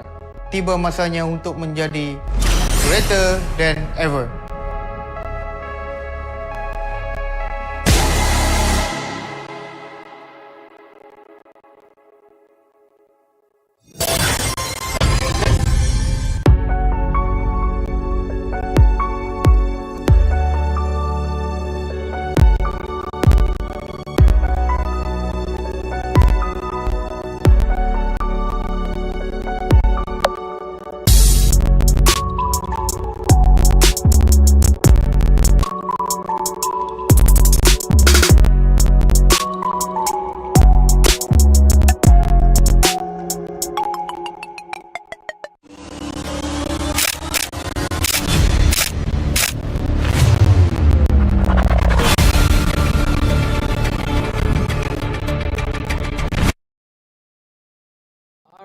You guys know the drill by now. Time for yet another match of stages here at the Asian East Game Bangkok Women's Team MLBB. We have had some very interesting so far, and we have yet another coming up. My name is Stafa, and I'm joined by Hans. Yeah, I'm sure that for a lot of you guys who've been tuned in us for a while, you've seen a lot of games already. And don't you guys worry, because we have a lot more store for all of you heading forward into today. And I feel like now is the time for retribution, especially for the next set of games we will be having here. Italy, Brunei against Sri Lanka, and they're really looking forward to their very first win in this competition. Both these teams far have been having a little bit of difficulty getting started, but it is not too late just yet. There's still some potential as long as they're able to secure a victory here. As we know, the groups for the first two groups today, Group A, D, are close to their conclusion, which means we will be able to switch two teams qualify from these groups very, very soon. Yeah, from what I saw a while ago, I didn't get the updated heard of the games that have happened before this, but in between, what we noticed in that previous game, it was China winning against Mongolia in Do I say it was dominant fashion? Maybe not, but it depends. You guys would want to go and move for this one. But as of the moment, all right, just in case you guys are figuring out how we're to go with this right now, this is, I believe, China going up with Thailand. I'm not sure if I'm getting this correctly, but yeah, you what I see, right? Yeah, I do. It is indeed China versus Thailand. It's not like a visual glitch from earlier. The players are indeed the players from China and Thailand. So I guess that's the match we're going to be witnessing, which is very interesting. We did just see China get away in Mongolia, and Thailand, I think, so far has lost of their matchup, so they really need a victory here. Yeah, so with China, if China gets a win here, they could potentially come out as one of the two representatives in Group A that can make it into the playoffs. Meanwhile, Thailand has a chance to, somewhat put a stop to that. And I honestly feel like this is what I was looking for from Thailand from a while ago. They let Gatot Kacha go the first time that we've seen them when they went up against Vietnam. Now they're not willing to do that. But on the other hand, you have the Hilda again. And you know what Jess can do with that Hilda, bro. She menace. Just very comfortable on it, and is willing to go for the back line and hide for the perfect timing to ambush as well. I think that's the scariest Hilda as well. It's not the ones that just run straight at you. It's the ones that you don't even realize are already right behind you, right? But they're gonna fall with pretty safe options. We got the Vex of Moscow. With Bruno already banned, they don't have to worry about losing too much priority there. And Thailand with Gatot and Khalid does them some good initiation, but I want to see a little bit more utility from them. At this point, they're going to be going for a Nolan, all right? The last time we saw them, right, they were Pahayabusa, and that's not going to be the choice now. Instead, it's going to be part of that banning phase for Leon to use, and not only that, also have two other heroes to choose from here if you are both of the squad. Meanwhile, from what we're seeing, it is Yin Huai going to be using that Moskov.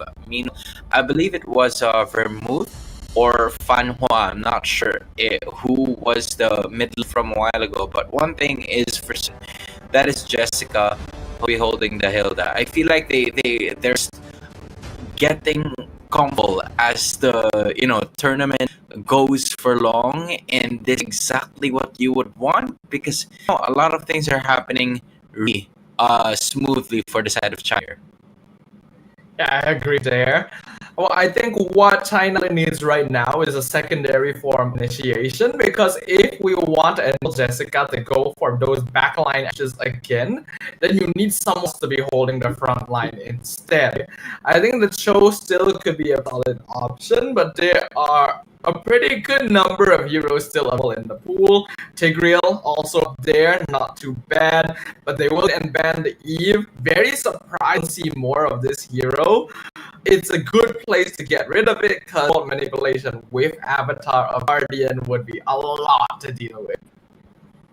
Yeah, that's a lot of E there. So they don't worry about that kind of tactic coming in from Thailand. So Thailand, given that they have a lot of heroes here, maybe they could go for a Valentine if they want to go that route. Maybe, I don't know, this is a conventional, but you can maybe if you would want just towards the Hilda, but the most conventional answer would be the Valentina here, unless they have other things in mind.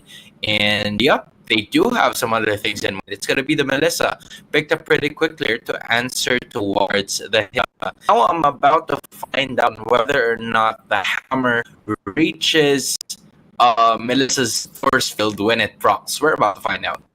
Yep. Melissa is a good counter to Hilda because Hilda can't quite get close enough to her. So if Jessica goes for the backline again, there is at least some defense for Thailand to play around with. but I believe that a well-placed implosion can potentially catch her out. So the Tigreal is a good option for China. I literally suggested it earlier, so I'll be very happy if they went for it. I think besides Valentina, Thailand can still consider going for Faramis as well. It's a pretty common solution to Hilda to avoid some of that burst damage, but it is also vulnerable to Tigreal. So we'll see who they decide to grab. So the Tigreal is already there. Ooh, I like this pick coming in actually from Thailand. Although now from a different perspective, I feel like this has been the same story that they got when they were facing now. Melissa and Sicilian are two heroes that are really activated in the other portions of the game. So I feel like the struggle is really gonna happen in the early first few minutes of game number 4. And on hand, you have the Julian, you have the Tigreal, you even have the Hills well. So those are 3 heroes that you're gonna have to worry about and have to evade continuously for you to even have a chance to fight back when you got the scale that you need. And we've already seen that China is quite smart the way they take different angles in the fight as well. So having a Melissa and Sicilian standing all the way in the back line might make them surprisingly vulnerable, though Sicilian at the very least with his ult actually stands a good chance of being able to maybe zone out Jessica, but it's gonna require some skill. Yeah, the skill that was necessary for them to at least get their very first win in this one. Because again, China is just 1 win away from possibly securing themselves of a playoff spot in Group A. And both of these teams are on 2 different ends of the spectrum, right? One that is undefeated and one that is looking forward to getting out of the zone of heat. And for Thailand, you'd also want to at least give some recognition because you are indeed the host country and you don't want to go down swinging and ending the tournament with just, all defeats in your name. You'd want to make sure that you can get something. And going up against China, that is a team that already established themselves as, a powerhouse in Group A, they could if they could even give them a run for their money, then there might be a good shot for them doing this. Yeah, I mean, home ground advantage is always something that people will discuss, right? So it would feel really bad if, despite a home ground advantage, you weren't able to get through or even get a victory. I definitely want to see if Thailand can show their stuff here, because Sicilian is a hero that, as long as the game goes long enough, really becomes a problem. Like, the damage output from this hero gets uncontrollable at a certain stage, and he's got plenty of frontline to work with as well. So yeah, as long as they can outplay China and avoid the Hilda or anyone else jumping into the back line, I do like Thailand's draft. All right, now I'm curious, all right, because you said home court advantage, right? So, and I want to know what time is it right now in China, just to be sure. Oh, so it's 5:51 in China. It's just there. So technically, just an hour ahead of Thailand. Because I feel like, in terms of like the energy levels, right, and the power spikes of the energy levels, sometimes it could matter depending on the hour. I am sure that Saudi Arabia, we haven't covered Saudi Arabia yet, but considering that they are 5 hours away, dude, like they're 5 hours behind I don't know if they're 5 hours behind. I think they're 6, considering that Thailand's already there. Yeah, I'm gonna do my research, dude. But yes, in terms of home court advantage, that is absolutely true. Even though how minimal or how small the time difference is, and the environment as well, right? You'll never know what's going to be the case there.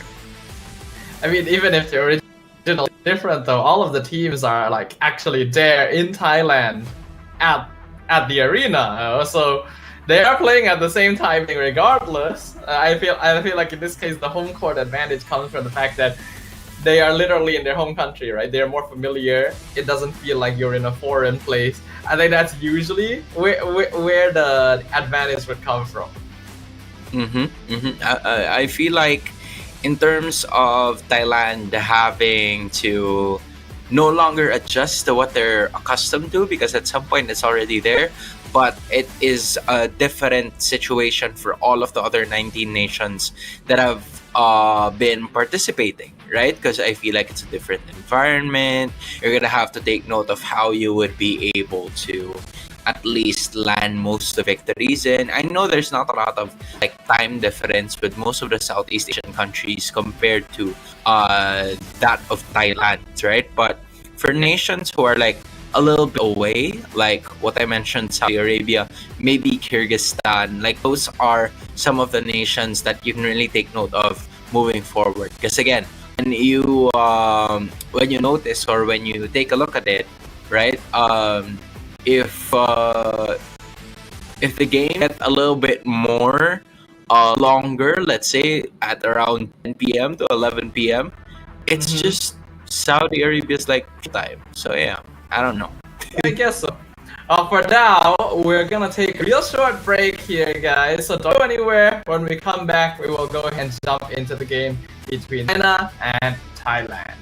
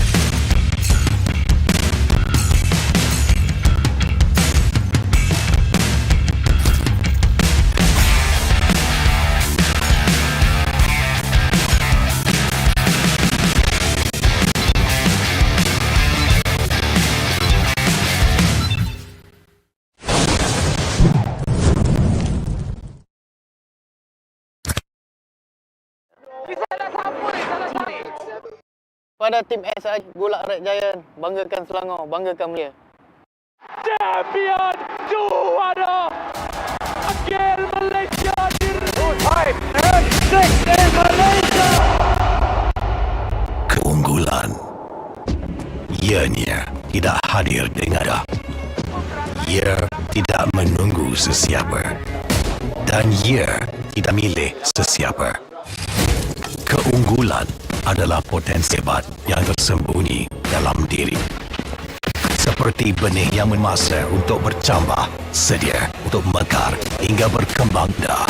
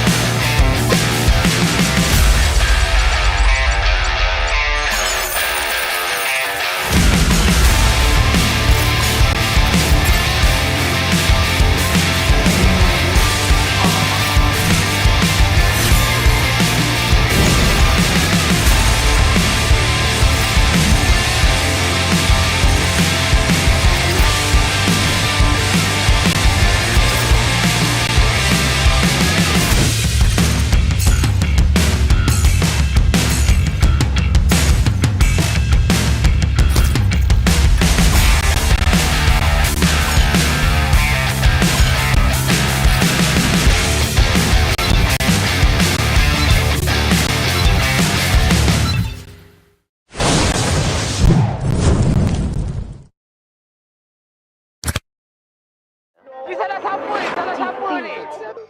Pada tim SRG Gulak Red Giant, banggakan Selangor, banggakan Malaysia. Champion juara wakil Malaysia. Time for N6 in Malaysia. Keunggulan. Ianya tidak hadir dengan mudah. Ia tidak menunggu sesiapa. Dan ia tidak memilih sesiapa. Keunggulan ada potensi hebat yang tersembunyi dalam diri. Seperti benih yang menunggu masa untuk bercambah, sedia untuk mekar hingga berkembang indah.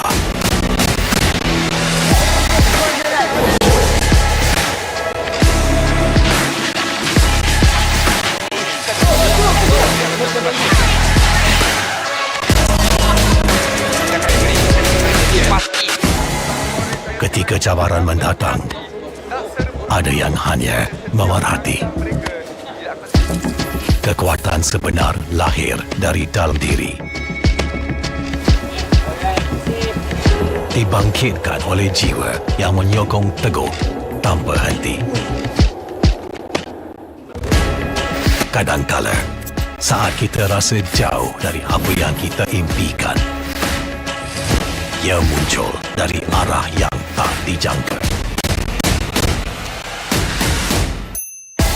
Saat itu, kita sedar potensi yang sebenar ada di sekeliling. Ini semua bukanlah kebetulan, tapi kita yakin ini semuanya aturan takdir. Setiap langkah bukan hanya untuk diri sendiri, tapi juga untuk mereka yang berdiri dan berjuang bersama agar kita melangkah lebih jauh, menjadi lebih hebat.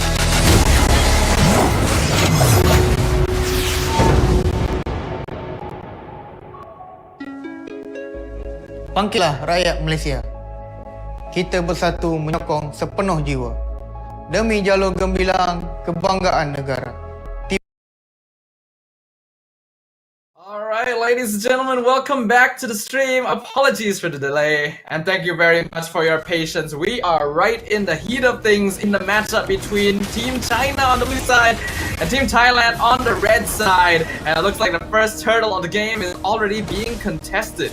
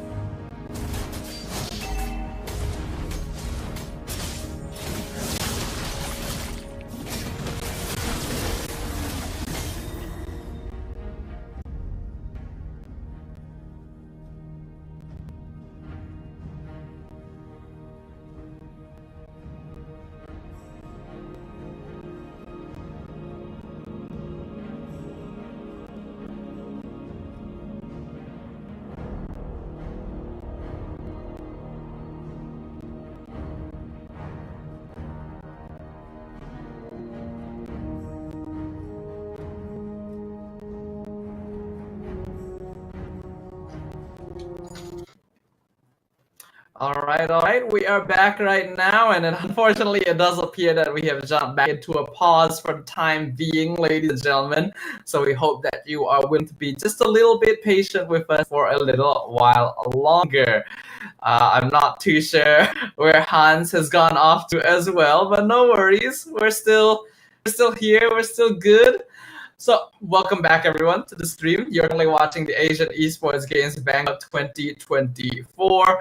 And yeah, apologies for all the delays and stuff that have happened throughout the day. We are working our hardest to make sure that everything is resolved so that we can continue on with our group stage matches for day number 1. There is still plenty of MLBB action to look forward to for the rest of the day. So hopefully you guys will continue tuning in with us. Unfortunately, we weren't quite in the game long enough for me to tell exactly what the game state was. But oh, hold on. Okay, we're back. I just noticed we are jumping back in. Thank you very much to our team for making sure that pause didn't last quite as long. And it does seem like the game state is currently 1-1. Oh, here comes the Nolan. Vervalve not able to flick over the wall, but Leon King not able to chase, and now they're trying to go for Mirali, able to jump in. Raging Sandstorm Flicker completely whiffs into the back line, which means that Ree is now in a lot of trouble. A great Sanguine Claws catches out the rest of Team China, though. They can't really follow up on that. They are being CC chained too hard, and that means that Fanhua will get traded for the life of Ree. Now Jessica trying to get away from Aisu.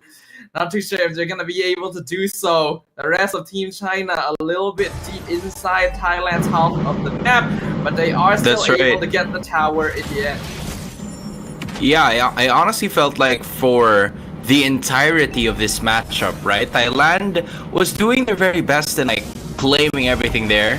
Thanks for catching that for a bit for me, Sudafa. I got you this time around because I feel like I've missed out on a lot of the action here for a lot of the things that are currently going on. So for Thailand, from what I'm seeing, right, they are doing a good job in like making sure that Beat is not getting scathed here, because that is going to be their main winning condition in this one. So what China has been doing all throughout is to try and give a bit more pressure onto Mirali, just because of the fact that she is also going to be under one of those damage dealers moving forward into this matchup. And a problem that is going to continue to ensue is how China is going to try to stop Thailand from getting that scaling possible, because as of the moment, 7 minutes in, the goal gap isn't even that big as of the moment.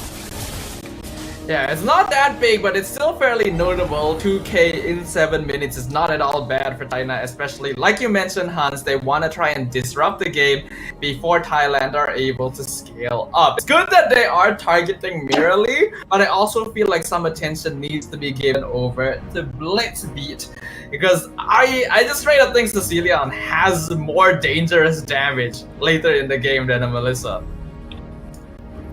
Yeah, the Sicilian and Melissa actually are going to be crucial pieces as to what the team fight is all about.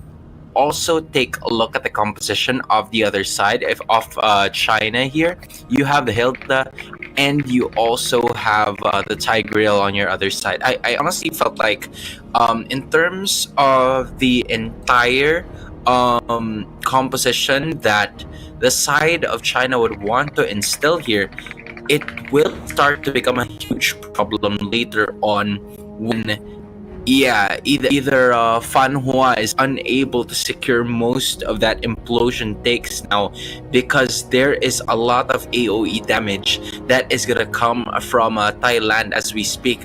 Honestly, like for the first 3 to 4 minutes, I was very surprised that the lead hasn't really ballooned to like at least 4,000 to 5,000 in terms of gold, which, you know, surprised me at some extent. Yeah, I think that is actually a little less surprising now that we've already watched one of China's games, though, because earlier, even with a Hilda and Khalid, they didn't actually try to press the advantage too hard in the first few minutes and slowly eked out a victory by possessing superior team fight angles towards the mid-game. I think the timing right now is the same timing, roughly, where China was able to start snowballing that lead. So whether or not we'll see a repeat of that game will be around this time. At the moment, I really do feel like, yeah, there could be a good possibility depending on how both of these teams are gonna go, because again, this is an essential part to the tournament life that, you know, China is looking forward to win. But all of a sudden, when you take a look at it, it is China getting another one of those secured here on their side, and they're starting to create a bit problems how Thailand is trying to defend more so that both Blitz beat Mirali, they're scaling just in time. Yeah, it's gonna be tricky though.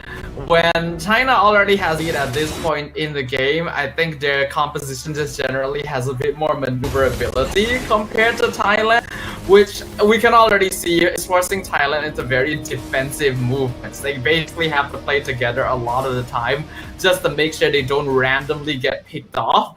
But it also means that they're not really getting enough farm into both Mirali and Blitzby, right? It's being kind of spread around and distributed. And as of the moment, the continuation of the fight has already been there, right? So as we speak, this time, it is still China continuously playing really aggressive all throughout. It's been almost a 3K gold lead now. Now, this is what I was looking for all throughout the competition. Just really looking to find more ways, and there goes an implosion again. Yep, the implosion play pulls Mirali back. Ultimate not going to be able to save her. Leon King, unfortunately, not approaching in time to get an easy burst. And that is a very unfortunate pause timing. I feel like that's going to be very awkward to resume from. It is like it's a bit spicy if you ask me, because I don't know what's gonna happen next. Like everybody just went, what am I supposed to do next? Okay, how am I gonna move forward? But again, in terms of the composition that they've had, you see how both of them are on different ends of the spectrum, right? It's quite understandable to a point where you already know what they're going for. It's an all or nothing strategy on late game for the side of Thailand. Meanwhile, for China, they're gonna have to find a way to finish this as quick as they can, because as much as the Moscow is gonna help much with the scaling that they need to propel them further into this matchup, if they don't have the set pieces available for them to, the time is also not their friend, because usually it would if you have the Moscow, but here's the Melissa and this, which are two crucial heroes to go up against in later portions of the game. I think there's an interesting parallel that can be drawn between these teams here, because we have already watched one game from both China and Thailand, and in both games they went for early game based compositions and didn't go hyper aggro early on. The difference is that China shifted to a more like flank style gameplay in game team fights, which ended up working out. Whereas Thailand ended up being pretty reactively for most of their game, which is why they ended up dropping it to Vietnam earlier on in the day. If we just base it off of those interactions so far, I think China still has the advantage for being more willing to play with risks involved and maybe diving backlines. But if Thailand has enough time, Sicilian just solves a lot of issues. Yeah, it does solve a lot of issues, especially in wave clear, right? Because, yeah, Sicilian answers a lot of things, but not the early to mid game.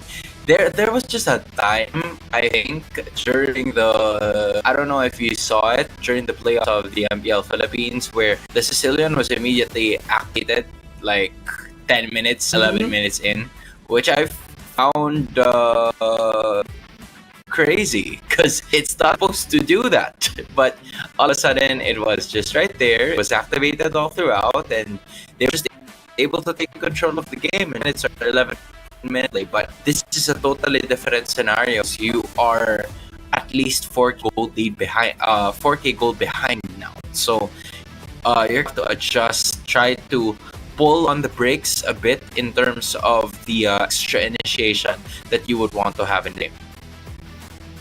Yeah, I think the meta has shifted in such a way where snowballs are a bit prevalent and it's kind of difficult to come back from behind. So being able to create that lead right from the beginning is a pretty crucial part, and making sure that you don't throw it away, because we have seen that as well. It's very hard to break out a snowballing opposing team nowadays, but if they make a mistake, if they get like a few key members taken out, that can really mess with the momentum, right? So that's why the late game is push and pull nowadays. Yeah, I'm looking at the ones that are also scrolling right below us, because from what I saw, it's China already beating Mongolia. That's the one thing that we've taken note of, at least we've watched. But this is the one that's crucial.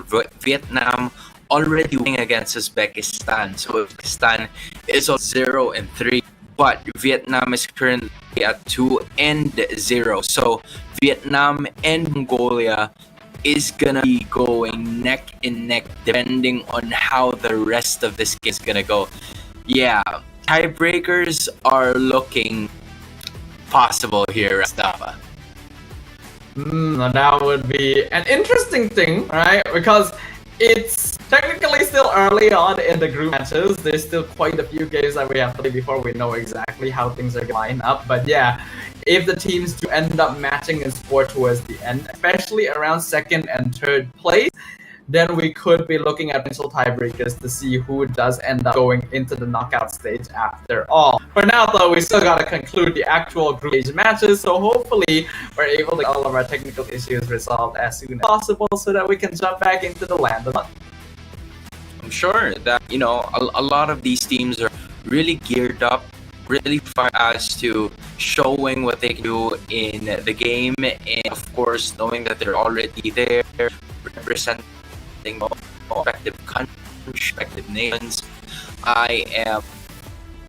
They are really looking for, they would want to continue to represent their respective country in this specific game. So I feel like as of the moment, this is really a good chance for them to do so, because as of the moment, right now, this is a chance for them to do it. And I feel like this is that specific game, and we are jumping back into it right away. Yeah, looks like it. Currently, it is 9 minutes. Team China having a 4K goal lead and 5 kills to 2 on the side of Thailand. Thailand does have late game win conditions, but they're being slowed down very heavily at this point, with blitz speed only at level 9. Now it is China at least taking a really good advantage of the 4K gold lead that we have as of the moment. 9 minutes in, and you're also going to have to take a look at all of the other possibilities that China could possibly go for here in this game. And considering that, you know, Thailand has had the same kind of scenario here, they're going to have to find a way to continue to at least move forward and create more possibilities with the Melissa and the Sicilian being activated as we speak. Indeed, indeed. Thailand, it's a bit hard for them to really execute on anything at this stage, because they have to group up together due to China having a lot of crowd control and pick off if anyone is caught isolated. But by sticking together, they are reducing the amount of total farm their cores can be getting. And that means that it takes even longer for them to potentially come online. If this trend keeps up, then China will probably just be able to eventually just slowly whittle down the map control and take the game. So Thailand needs to figure out a way to break out of this stupor. Yeah, as we speak, they are taking good control of it, and that is going to be the Lord going to China moving forward. Yep, they're able to get that. Somehow, Leon King able to get away. Unfortunately, Aisu not as lucky. Neither is Ree. 2 casualties on the Thailand side, and despite their full commit to contest the Lord, China still got it. Got it pretty quick, pretty smoothly. As of the moment, it is now on the side of China, extending their lead once more by 7,000 in terms of gold. Now the Lord marching up top. They are looking to finish this game as fast as they can, but Aisu is already alive as of the moment. The Lord gonna be putting up top. Only the first Lord of the game, so not too difficult for Thailand to deal with. They only have 1 tier 2 left standing down bottom, and they're not even able to safely extend out of the map to try and do housekeeping on the wave. And they are gonna be safely securing the speak, just, you know, taking control of Biscuit over here. Another turret has been destroyed by the side of China here. From Thailand, they're slowly getting much more in terms of real estate here, trying to get things done as quick as possible. And we see Blitz Beat still alive, right? The Sicilian is still a-okay. Meanwhile, for the Melissa, already suffering 2 deaths here, so she's gonna have to be a little bit more careful. Although you are gonna take note of the Melissa, just the damage output is already gonna be there, courtesy of the golden staff as well, for those extra attack speed bonus. The one thing that Thailand can maybe play around is that with these two backline heroes, their base defense is actually pretty solid. So unless China are able to bait them out and maybe catch them in a big team fight, it will be very difficult for them to try and push into the base without getting a solid Lord and wave sync. That's exactly what they're gonna do, you know, being patient, not a lot of the Lord activity as we speak and as at the moment, but Chokes is already there, putting some damage on Ree, and Ree hasn't really had much of a good time in this game, in this matchup, and you know, that's exactly what's gonna happen continuously if they're unable to find a way to give a bit more of the offensive firepower that they have. We've seen the Julian coming in handy right over there. It was Chokes at least putting the pressure on to Ree, but unfortunately they just don't have enough damage yet. Even with the Bat's Feast already there, they just couldn't do something about it as we speak. Yeah, Blitzbeat has not been given enough time on the map to actually farm up those Sicilian stacks, so it's understandable that the damage would just be completely lacking at this point. And I highly doubt that Rally would have been able to keep up either. We saw that both of them were very low in level compared to Team China. So as much as I'd like to say that there is still the opportunity for them to make the comeback if they delay the game long enough, I don't feel like China is going to allow that to happen. There was a quality in their gameplay from their previous matchup against Mongolia that makes me feel should be able to close this game out with maybe the next 1 or 2 Lords. A lot of things are going China's way. As of this moment, I really do feel like with the Hilda, for whoever's going to be facing China next, this is a hero that you cannot let Jessica hold on to, especially when they reach the playoff point. There is at least 3 games that you can look upon so that you would be able to understand a bit more of what you guys would be able to at least execute and initiate. But the only concern that I have here for China is that if they still have something else other than the other than Jessica's Hilda, because I feel like it's no longer gonna be allowed by the playoff teams come playoff time, right? Because we're already there to a point where you are gonna be so close as to reaching the quarterfinals, the semis, and maybe the championships. It all depends on how much research the teams are able to do, because we have to remember that while we are watching this one match, there are several other matches happening at the same time on the other sub-stages that go through the group stage, right?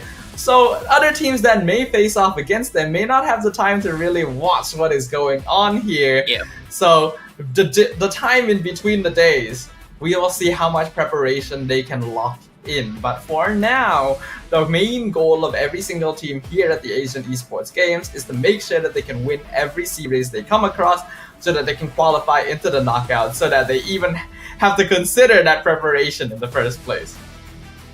Yeah, because again, most especially for teams like Thailand, right, that hasn't really had their advantage in terms of getting the wins that are possible. It is kind of like a disadvantage for them at this point, but if you would want to at least use of all of your preparations heading forward in the next game, then maybe that's something that they can do.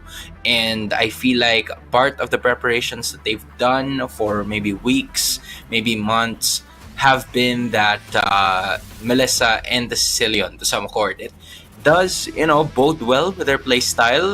They tend to play a little bit more reactive, but the only question is, will they be able to prolong it or take it long enough so that they can unleash that fight within them, or will China finish this game once and for all? Because again, all cards are simply going to their favor right now. That certainly is the case, right? How long can you hold on in this game when China is clearly doing a great job of just controlling macro and delaying any farm that you can get by limiting the amount of safe space you can actually stand in the map, right? At this stage, despite still having a single tier 2 to maybe play around, I think China is positioning themselves very well to make sure that Thailand can never leave their base. And like, their heroes are already designed to be a little bit more effective independently as well, whereas Thailand does need them to actually group up to take fights. Yeah, with the grouping up, that has been key for Thailand as of the moment for them to sustain the fight even longer. But it also means that there wouldn't be a lot of adjustments that China needs to make, just because they already have the advantage of knowing where most of the heroes are going to be. So they don't need to think twice or second guess themselves in terms of where they would want to position their plan of attack, where they would want to start things off. Because again, they're already going to know where everybody's going to come from. They gotta pay attention to that. Every single factor now is going to count, but we are going to jump back into the game, and it does seem like there's been a little bit of time passed because Thailand literally only has one inhibitor left, and the Lord is pushing down. And in addition, I honestly do feel like for most of the time that we have over here, they're gonna try to find a way to continue to initiate here as we speak, because Jessica is still gonna be that main woman looking for those initiations so far as we speak, as the Lord is already marching here. Now Thailand gonna try and do their best to defend. Blitzbeat and Merrily doing some good siege damage from the back line. China still positioning in a very defensive way. Unfortunately, they didn't quite sync the Lord with the wave well enough. Otherwise, that should have been a free inhibitor down bottom. So considering the way they're standing right now, it feels like they're not gonna be looking to use this to push in and end. Looking at, most of the objectives secured here, it has already been a Luminous Lord, or an Evolved Lord rather, but it didn't go to the bot side. So since the easier access was on the mid, it would have been so much easier for them to just defend it. However, when you take a look at the bot side, Inhibitor is still alive on that side of the floor, so they won't be able to do something about it as we speak now. So with that being said, it is still Thailand somewhat defending this for as long as they could possibly hold on to it. And yeah, that's what's been happening. This is what we were talking about right from the start, right? How you can possibly defend with a Melissa and with a Sicilian. This is like I'm trying to remember what it was. The game that really took so long to a point where they were able to bounce back. Oh, it was the Nathan game. Yeah, there was a team, I don't know which region it came from, but it was the Nathan game, and as long as it was Baloy, I remember now, it was Baloy when they went up against Fnatic Onic, and then it was Chidera just holding on to that Nathan all the way throughout. So yeah, they just really took advantage of the situation. I think late game Magic DPSs have a tendency to just really catch you off guard, right? Nathan, Cecilion, Harif, if you're not doing a good job of locking them down, they really whittle you really quickly once you get into the later stages, because by then they can even break through like the defensive capabilities of items like the Athena shield, right? So you gotta make sure that you understand that timing and not give them the space necessary to reach that point, because otherwise you will find yourself in a situation where even though the game looks like it should be yours by any account, you just can't quite finish it. Because for some reason, the wave clear has been an integral part of MLBB with how well they have executed most of these. So Melissa is a hero that doesn't really get picked up as often now compared to like the times where it was maybe around season 8, season 9, or maybe around 2022, something like that, just because of the force field that it provides. And then to the point that we'll go there immediately and the Beatrix is activated again, right? There has been that kind of story once more. So, case here. I see. I can definitely see where you're coming from. It is unfortunate that there are quite a number of pauses in this game, though, in particular. Yeah. So that can definitely stifle the momentum just a little bit. From what we have seen, definitely it doesn't seem like China could quite end with this Lord yet. They don't have enough minions to continue to push down. But if Thailand are not able to contest the next Lord away, I feel like that will probably be the finisher because there just isn't enough left for them to hold on to. Yeah. From what I can honestly understand here is that there could be a point as to Jessica trying to go with the flanks, because other than the base, you can't have anywhere else to flank to, right?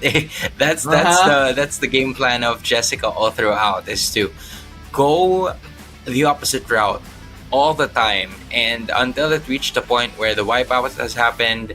But now that all of the bases have been destroyed, all of the turrets have been taken down, I'm starting to wonder now on whether or not the defense or the approach of Jessica is going to be different towards her utilizing the Hilda, because again, you don't have a lot of room to move anymore. You have done your job, right? So yeah, I'm curious to see what the next step of Jessica is going to be here. The ideal would be to somehow bait out Thailand from their base so that Jessica can continue going for those backline invasions. But if I were in Thailand's position, I feel like the best play is actually to just fully turtle up, right? You are going to be the most vulnerable if you try to leave the base, and that does seem to be what's happening. The Lord will be cleared up. China gonna try and go for another push. Minions being cleared up. The crystal is exposed. Fanhuan not able to get the CC. Implosion on 2. But the get away from me. Gonna be zoning them off. Mirali will sacrifice their life for this. No minions left for China. They'll get another wave, but is it going to be enough? Because they got the taunt on the chokes way too deep in. Raging Sandstorm on the minion wave. China just gonna be focusing down on the crystal. But do they have enough? Moskov is already gone. China's still holding on the defense. And Jessica back. Gonna get taken out by the base itself. Thailand still holding on to their lives. What did just happen? I honestly have no idea how to explain that certain situation, but I feel like that is the reason behind that pause. But man, we were so close to getting that game done. Yeah. And yet, I felt like there was something that went wrong towards Jessica's connection. I don't know, or maybe she's taunting. I don't know. Like I don't know what's going on. Like, but as that, right at that point when you're in the base, like I get the feeling even if you didn't walk into the base, it's very unlikely that you're walking out anyway. So I'm not too sure if that was the issue, but yeah. It's so difficult to determine, bro. You're like so close, but even so, it's Thailand staying alive in the competition, not really wanting to give up this game, and they still have a really good, moment, a chance to actually get the victory moving forward. But that has been the story of this game so far. It's been Thailand struggling to really group up all together, but even so, they were able to take control of the situation, or depending on how the next wave is gonna go, because again, that's another story on its own. But I really have no idea how this is gonna go, because now China has actually thrown a lot of bodies to try and break down this crystal, and they unfortunately were not able to do so. In fact, I feel like they actually could have done it, but they only started focusing the crystal down hard when the second minion wave came in. If they already started whittling it down with the first minion wave, I think the game would already be over, but they didn't do that. When the second wave came in, they got a bit more desperate, decided, you know what, let's just throw ourselves in and take this out, but the crystal's still alive at a tiny bit of HP. So that could be the momentum shift that Thailand has been waiting for. Most especially because it's the it's the late game, right? You don't really expect it to come from anywhere else. It's the late game already, and momentum. I think we've been saying that for like the entirety of this game, that it has always went to the side of China. right? For the longest time, it has always been there, and they seem to struggle in like finding a way for them to just get on with it and like finish the game once and for all because of the Melissa and Sicilian. I'd like to go back to that point one more time, and it really seemed like it was a struggle for them to just keep on finding another way for them to get the victory moving forward, and just patient MLBB knowing where it's the best, knowing when the best time to strike is, I feel like has been the greatest asset of Thailand that kept them alive for some reason, right? For some unknown reason in this game so far. I think I will definitely grant that Thailand is tenacious, but it also comes down to the fact that China doesn't actually have the best siege comp overall, right? They're much better at like flanking plays towards the mid to late game. So now that we are seeing a turtle in the base of Thailand, they actually need to try and find a way to bait them outside the base, ideally. I think trying to push in straight with another lord isn't actually going to work. Maybe presenting the next lord as a bit of a bait, right? Make Thailand think that, hey, we're not actually positioned well enough to take this. You guys can come into the river, Yeah, that's the. I think that's a better strategy than just going all brute force, because I feel like that's gonna work in the first 8 to 13 minutes of the game. But as soon as that is all over with, the Sicilian is gonna start to go rage mode. The Melissa is gonna go beast mode, if I should say. So at some point in time, right, you're gonna have to really find a way. How ironic is it that early game has been the advantage of China here, but they're gonna have to take their sweet time in this next approach to win them this game. Something that probably is unfamiliar to them, depending on based on what we've seen from them in the past 2 games. Yeah, there definitely needs to be a bit of a shift, because I feel like if is very dependent on this kind of gameplay, then it's probably going to be a bit rough, because this current meta really promotes having a bit more early game aggression. I do feel like China could afford to be a little bit more aggro early on as well, but at the very least they know how to pressure the mid game. So I think that is the difference right now that we are witnessing. But in this game, the game is actually prolonged long enough where Thailand are starting to hit that sweet spot. I think they're still going to be a bit behind in terms of items, but the next lord is going to take a while before it respawns again, so that will be the time they need to actually like hit the item timing, and then it'll be really hard for China to fight into them. Yeah, another thing that I'm also looking at in this game is for them to potentially, all right, I'm looking at a potential comeback here, turnaround, because we're talking about 15-minute timers already. So maybe it could take some time for China to just respawn in this specific moment. It's a window of opportunity for Thailand to just maybe get a lot of turrets in the process, because sure, you won't be able to get him for good, because again, it's gonna take a lot out of you. It's gonna take some time, but then you have some place to just work on it as much as possible. And yep, it's not yet over. All right, we're still up for more MLBB. All right, we are back into things, and we can see that a big skirmish just took place, but it ended up being a 3-for-3 trade, which is actually beneficial for Thailand because they are way more behind in resources in comparison. Blitzbeat has not died a single time this whole game, so although his farm would have been slowed down by the pressure initially, it means that he has still been able to build up stacks, albeit slowly. So that is the worry for China.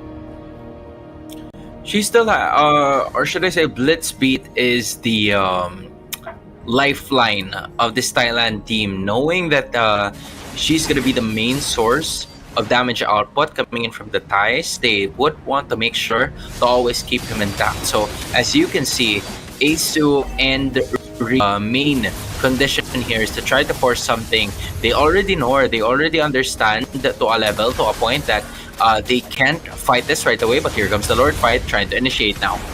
Avatar the Guardian by Aisu on top of the Lord. Choke is still able to get it. Meanwhile, Panhua taking a lot of the heat, already broken down by Blitzbeat and Mirrorly. Preempt Destruction lands in the back line. Yampa gonna take it with the Wind of Nature. Popped down, but not quite able to finish anyone off yet. Ree buying so much space to make sure his cores are able to get away. And they are actually going to be able to back it off. A kill there would have guaranteed the win. Oh, they were looking for Blitzbeat the entire time, but Asu re-sacrificing their lives. Will they be able to defend? They're going in now. Liang King dropping real low. Lord on top of the crystal. They're not going to risk it this time. They're going straight for it. And after quite a marathon here, it will be Team China that finally claims the victory. I believe with this win, China has claimed victorious and is also going to claim a potential spot in that playoff rounds. I mean, that damage, you already see it, right? 33% coming in from Blitzbeat, so you already know that they are just depending on her as of this moment in the later portions of the game. But you know, a really good job coming in from Jessica, from Yu Huai, to the Vexana and the Nolan as well. Just, you know, simply taking care of the process as well, knowing when to make sure to at least put the pressure on the others. And as soon as they saw Blitzbeat, in which it's a hero that they haven't seen in a very long time up close and personal, they wanted to go ahead and get his head as quick as possible. Yeah, I think Blitzbeat was doing a really good job of positioning throughout the game because, yeah, until the very end, still never actually died once. However, like you mentioned, Hans, there was a bit too much dependence on the Sicilian to come online. And that is because China was able to pressure Thailand so hard in the early game that they just weren't able to get any scaling done in the first place. So they tried, you know, they held on for a good amount of time, but in the end, you gotta be able to secure that early to mid-game phase. And that is exactly what China did. That's exactly what they did, and China, undefeated, I believe, standing at 3-0.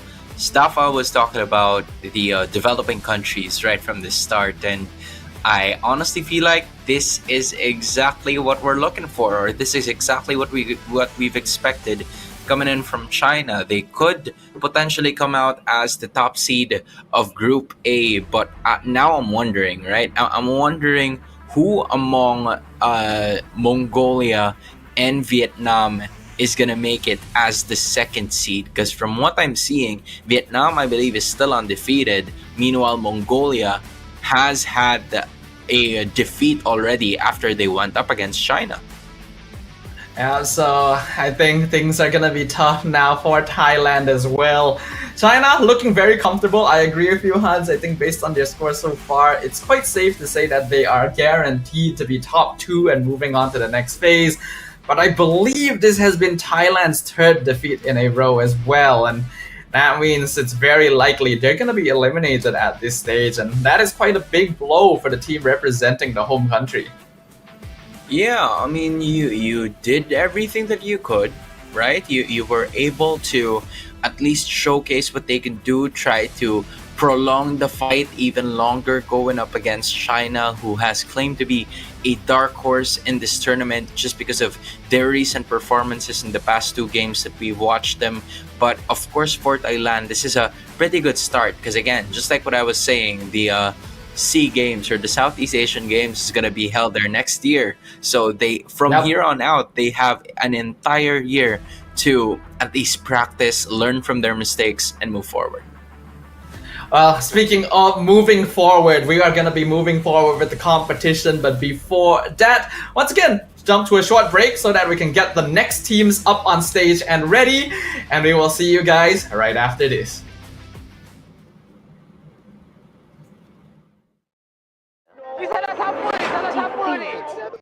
Pada tim SRG, Gulak Red Giant, banggakan Selangor, banggakan Malaysia. Champion juara wakil Malaysia diri. Time for N6 in Malaysia. Keunggulan. Ianya tidak hadir dengan mudah. Ia tidak menunggu sesiapa. Dan ia tidak memilih sesiapa. Keunggulan adalah potensi hebat yang tersembunyi dalam diri. Seperti benih yang menunggu masa untuk bercambah, sedia untuk mekar hingga berkembang indah.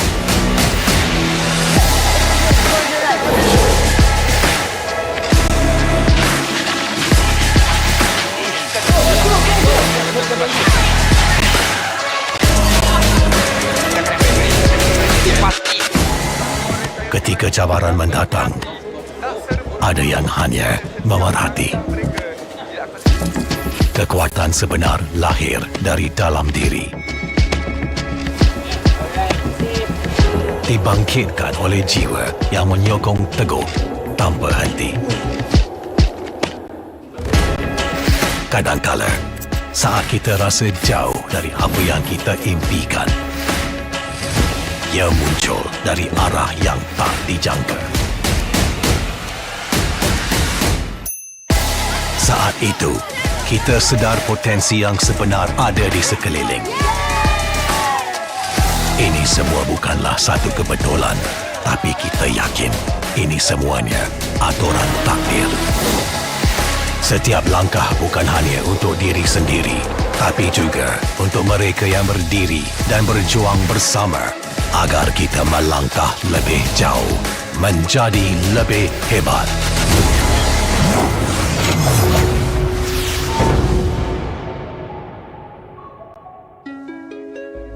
Bangkitlah rakyat Malaysia. Kita bersatu menyokong sepenuh jiwa.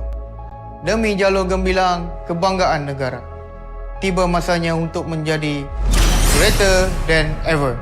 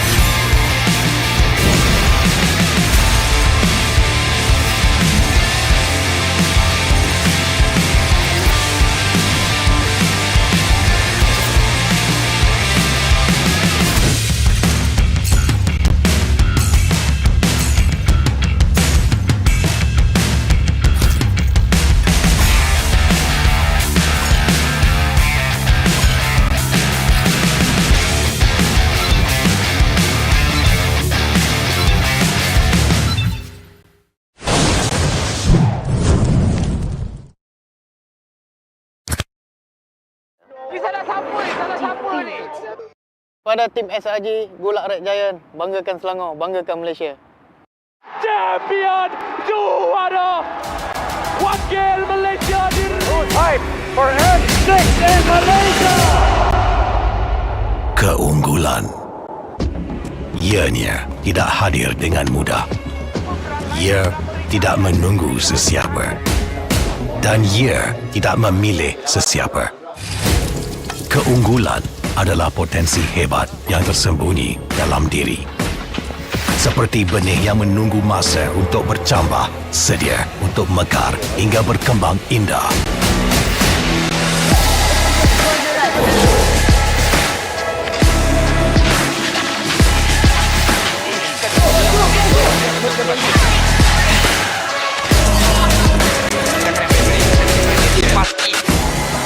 Ketika cabaran mendatang, ada yang hanya memerhati.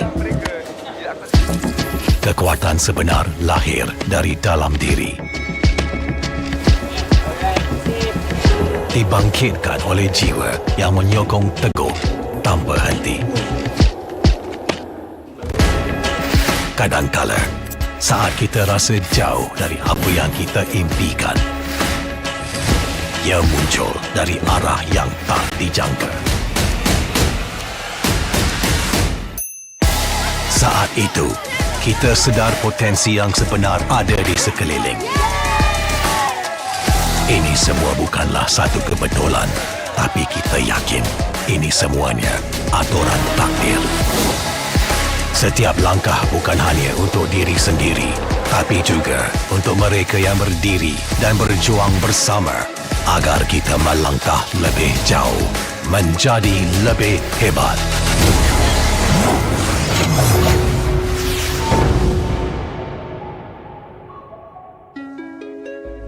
Bangkitlah rakyat Malaysia.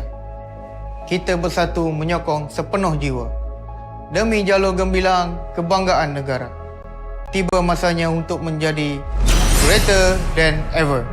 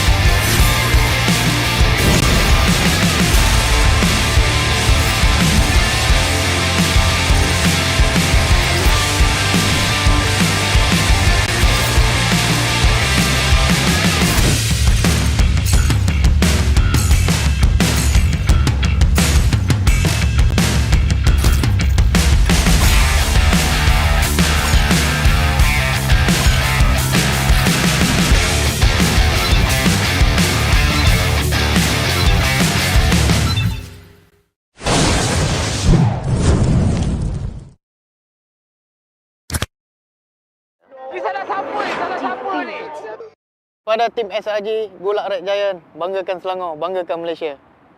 Champion juara wakil Malaysia time for N6 in Malaysia. Keunggulan ianya tidak hadir dengan mudah. Ia tidak menunggu sesiapa dan ia tidak memilih sesiapa. Keunggulan adalah potensi hebat yang tersembunyi dalam diri. Seperti benih yang menunggu masa untuk bercambah, sedia untuk mekar hingga berkembang indah.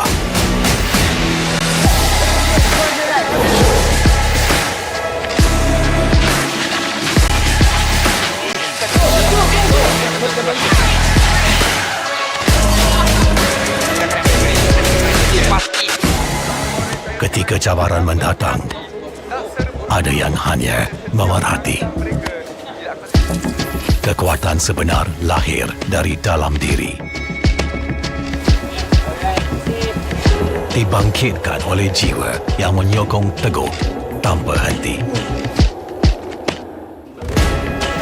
Kadangkala, saat kita rasa jauh dari apa yang kita impikan, ia muncul dari arah yang tak dijangka. Saat itu, kita sedar potensi yang sebenar ada di sekeliling. Ini semua bukanlah satu kebetulan, tapi kita yakin ini semuanya aturan takdir.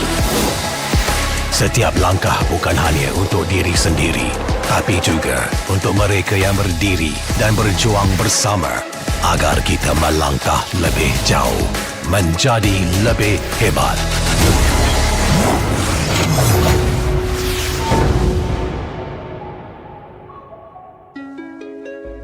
Bangkitlah rakyat Malaysia. Kita bersatu menyokong sepenuh jiwa. Demi jalur gemilang kebanggaan negara. Tiba masanya untuk menjadi greater than ever.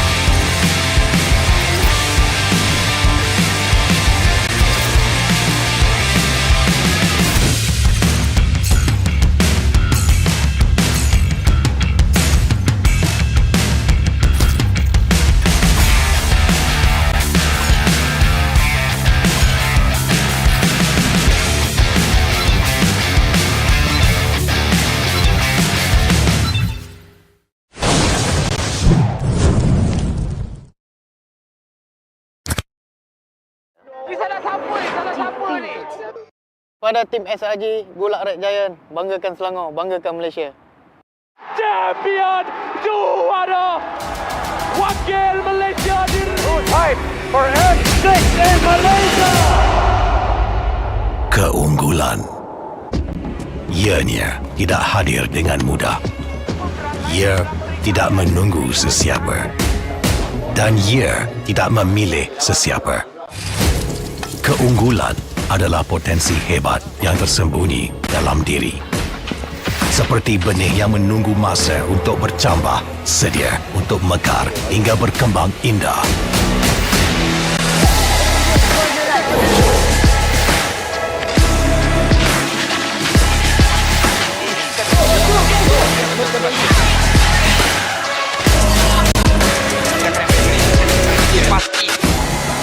Ketika cabaran mendatang, ada yang hanya memerhati. Kekuatan sebenar lahir dari dalam diri. Dibangkitkan oleh jiwa yang menyokong teguh tanpa henti. Kadangkala, saat kita rasa jauh dari apa yang kita impikan, ia muncul dari arah yang tak dijangka. Saat itu, kita sedar potensi yang sebenar ada di sekeliling. Ini semua bukanlah satu kebetulan, tapi kita yakin ini semuanya aturan takdir. Setiap langkah bukan hanya untuk diri sendiri, tapi juga untuk mereka yang berdiri dan berjuang bersama agar kita melangkah lebih jauh, menjadi lebih hebat.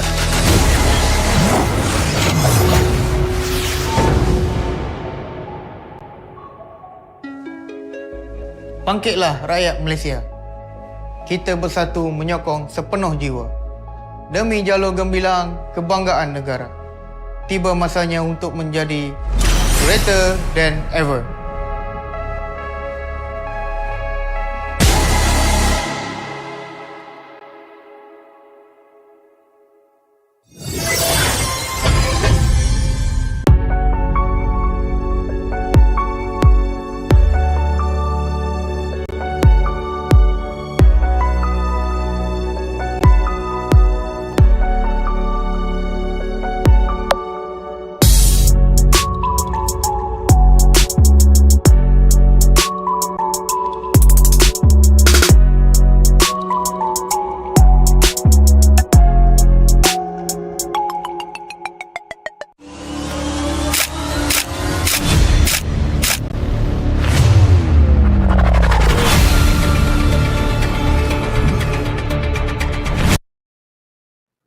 Look out, world! The fifth match of our day one group stage matches at the Asian Esports Game 2024 Bangkok is about to arrive, and it shall be none other than Team Indonesia versus Team Nepal. Once again, my name is Stafa, and joining me is Hans. Man, how's it going? We are almost at the halfway point of the very first day of the tournament, and I am sure that there have been a lot of teams or a lot of nations that have waited for their favorite teams as we speak. And now, this is our first time as well to take a look at the Nepal team. Because again, from what we've seen, Indonesia is on the red side, all right? So yeah, just in case you got that corrected as of the moment. But when you take a look at it, I immediately saw a Nino Echo. I'm not sure, but there's a Fumi Echo on the Indonesia side. So I'm seeing maybe some sort of like respect or something like that. I'm looking at CC, that's the Nino Echo, and then there's a Fumi Echo on the other side. Good eye there. I did not notice that. Okay, interesting.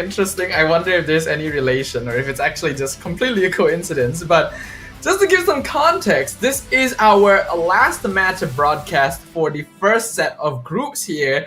So I believe after this match, we should be able to find out which teams from Group A and D will be moving on to the knockout stage. So whatever points they can get here is also going to be crucial.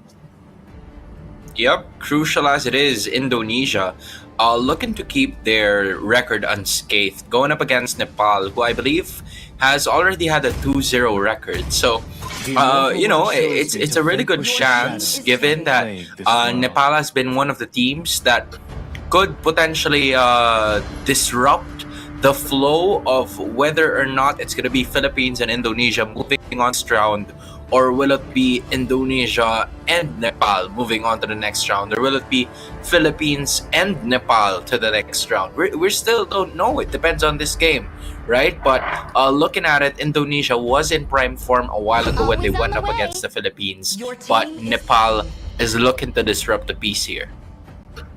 The Matilda first pick coming out from Nepal straight away. We are seeing some slightly different bands with Cho Hayabusa and Zusin on the Nepal side, and Indonesia getting rid of Chip, Phobius, and Suyo. They're currently hovering over Diggy, but I feel like that's very unlikely. The Fanny, something we surprisingly haven't seen all day, even in the band section, so I would love to have a look. Yeah, the Fanny has been a talented hero as of the moment in terms of the picks that we have. But, if there is a group of women, strong MLBB female players that can definitely utilize the assassins that we have in the scene, it's definitely Indonesia, man. We've seen them pick up the Nolan, also get the Fanny, maybe even the Ling this time, and now we get to see them fully in action. Vival put up an incredible performance on the Nolan previously, and Cine pulling out the Kadita and getting an amazing 4-man Petrify play as well. So Indonesia definitely a team that you gotta be very wary around. But Nepal are able to grab the Matilda and Alpha combo, very powerful in the early minutes. But following it up with the Melissa is very interesting when stronger options like the Harif and the Bruno, for example, are still open. Yeah, it seems like the idea for Nepal here is at least you have a further disengage with the Matilda on your side, and not only that, you also have the Melissa's force field, the ultimate, to at least shove away the Ling from using 4 blades against you, because I'm sure that when the 4 blades are out, it's gonna be over with. I was wondering if Indonesia might go all the way and just say, alright, Angela Ling, let's do it. And they actually did. So we are going to be seeing a bit of a support matchup here, right? With the Angela versus the Matilda. Though nowadays we do see more teams playing Matilda in Angela in the mid lane instead of the roam position. So Indonesia has a bit of flexibility to work with there. I think now that we're going into the second ban phase, Nepal actually should consider getting rid of heroes like the Bruno, since this Melissa is not the most effective against him in lane.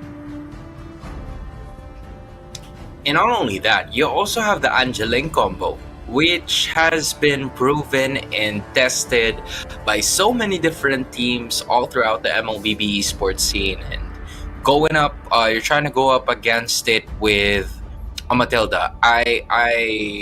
It's really a huge risk if you ask me. If you want to do something about that Ling, then you're gonna have to pick up a hero right over on the EXP lane that could hold down the Ling. I'm thinking of I'm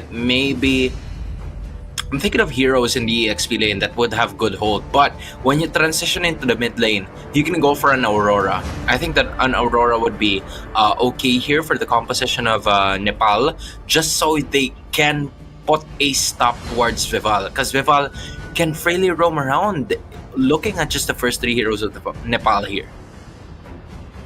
Yeah, that's something to worry a bit about. If you're talking about EXP laners that can lock down the Ling, I think a very obvious choice would be to go for like Hilda or Khalid, right? It's not really the same type of lockdown, but it's game starts, I'm gonna find the Ling straight away and make his life miserable kind of pick, which could be quite effective. But they could also lean in the direction of having a bit more like single target lockdown, right? If you go for the Edith and then you catch someone that's been hard guarded, then you are locking down multiple people at once. Kacha and Franco are off the table since they already have Matilda, so that is a bit of a shame there. I'm wondering if they could go Aurora and Gatot Kacha for Nepal here. I think a Gatot Kacha would also be very good for like the composition of trying to put a stop towards the lane. The taunt, the second skill of the Gatot, is okay in terms of like trying to put a stop towards the jungler of Indonesia right over here. But when I'm talking about the red side, one thing that they could utilize here could actually be the Vexana again, just because they love grouping up against one another, and it creates at least another +1 towards you. But the Edith is going to be the choice here first, immediately denying it from Nepal a while ago, and that could be a stopper towards that lane. They took that threat out. That is interesting. I mentioned the Edith would be good because of how it can lock down a single target, and if Hard Guard comes out, then it's technically 2. But for Indonesia, I don't really feel like they need to go all out for it, right? Oh, but the Loi comes in here. That's very interesting. A hero that is very popular in the meta right now, and yet we haven't seen it all day. Good diversion gameplay can really mess with Indonesia's macro. This is the first time that we're going to be seeing the Luyi in this broadcast. And when you take a look at it, there are some teams that would use the strategy wherein they would just put the Terizla on that diversion play and hit it and hide it from the backside. He's going to be the only one adjusting, putting the flank, and then putting that sandwich play by landing that penalty zone from the back, and it's going to be all of the others putting it in front. All right, so I feel like that's a strategy that Nepal is going to go for. So now the idea here for Indonesia is that they need to find someone that is really good in terms of vision. All right, the Popol and Copa is there, but since they already have the Edith, the Angela is definitely going to go to the mid lane. So Irithel is going to be their choice so that they don't have to worry as much about their gold laner being stationary, because going up against a Luyi, that's going to be most certainly a problem if you can't evade those dispersion and rotation plays. Yeah, I think Irithel is an excellent pick here because we do see a lot of slower, more stationary heroes coming in from the Nepal side. So having a marksman that has high mobility to be able to take advantage of that and reposition safely is great. Irithel, Claude, 1-1 would all fit into those categories, but I think Irithel is the one that's able to most effectively match lane against the Melissa. So a pretty smart choice by Indonesia. Yeah, at that point you can. I'm really curious, man. Like I haven't seen a lot of Beatrix in this game so far, in this tournament at all. It's just more on the other familiar heroes here, but we're gonna be moving forward into the 5th game of the day. This is Nepal. Look at the stay undefeated, and Indonesia as well in Group D, so that they can determine or maybe even thicken the plot here if you are Nepal. But for Indonesia, the obvious powerhouses of the group, of the tournament as well, they too at least limit themselves right here, and they want to move on to the playoffs as quickly as possible. Neither of these teams are going to be particularly effective in the first few minutes, so I really don't expect us to see any ganking until that first turtle timing, or at least until Vival hits level 4. But that doesn't mean we're not going to see some poking. And in the mid lane, having a Hylos Angela means that Indonesia should retain a little bit more lane prio and mobility. Yeah, the Angela is simply gonna try to get to level 4 as much as possible, because like compared to the other heroes that we've seen right in the mid lane, Angela's not really gonna showcase its full effect not until it reaches level 4. So I feel like that is where the team fight really is gonna start here for both of the teams. But Nepal is also making the most out of it by just trying to look for someone in to get a pick off. But Shell, knowing this, good vision as well coming in from Vivian, they were able to evade catastrophe here in the early portions of the game by just getting Nepal in the vision. Yeah, Vivian providing vision there is really big because they knew that Mau Mau was at the bottom side of the map and would most likely be rotating up. So they probably already know that he is leaning closer to the turtle pit. This is why you already see Fumi Echo playing a little bit safer in the push, since there's a chance that he's the one getting ganked.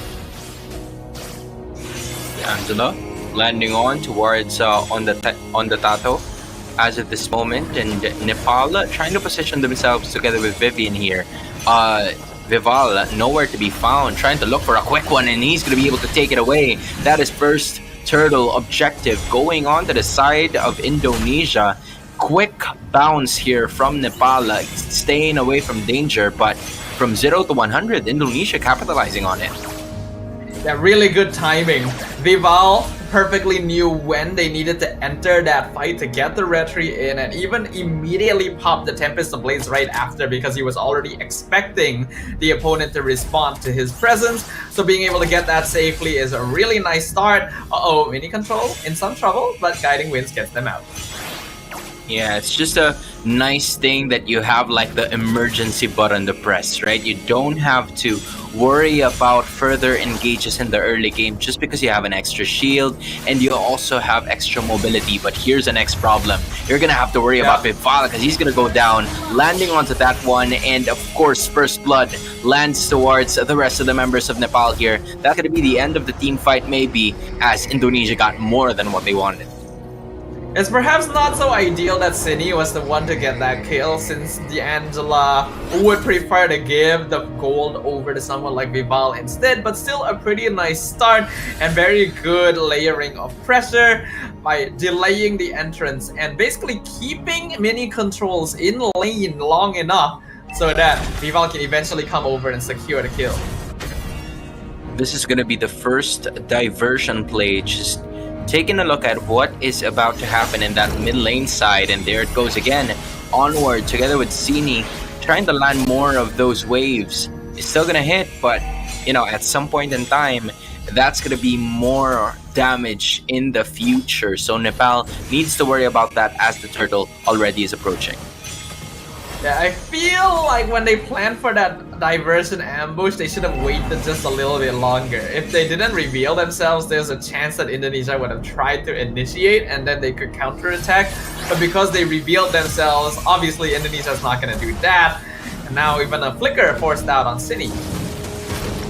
Burning a flicker already, at least you still have the ultimate here coming in from the Angela, so they will obviously try to go for more engages. Here goes Vival again. This time it's going to be Nepal taking it all the way for the turtle going onto the side of Nepal. Meanwhile, Nino Echo stuck in a lot of those Indonesian players, and that is going to be -1 coming in for Nepal, so that's a life taken for the price of the turtle.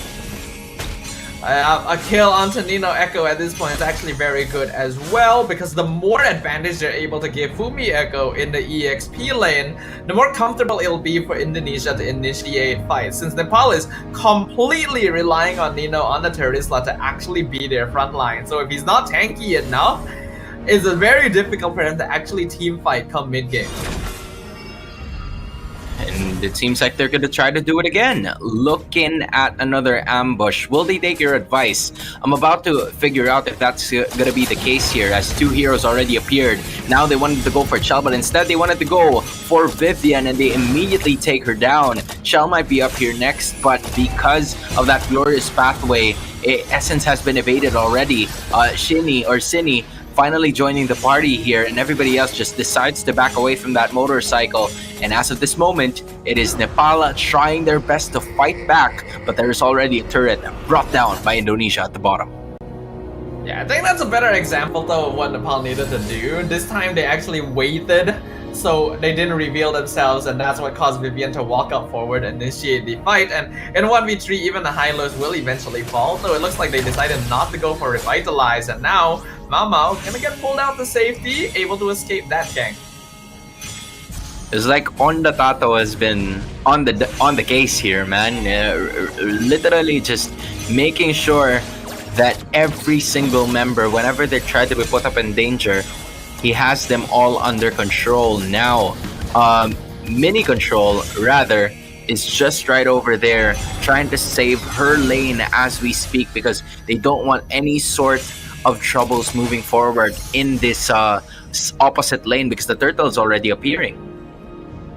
I feel like there were multiple opportunities in that previous engagement for Nepal to start something. Especially, I feel like the diversion could have been a much more aggressive position, but they didn't go for that. Either way, still able to secure the turtle pit, get it for themselves. Unfortunately, Mini Control loses the 1v1 to Shell up top. That was again a price for a life here. I think Nepal is starting to win some of these trades in terms of the neutral objectives just because they're willing to sacrifice, right? There aren't a lot of teams that are willing to do that, where you tend to sacrifice a life or two, but Nepal is much more than willing to do that against Indonesia, and now they're playing very aggressive, looking to break down this mid lane turret.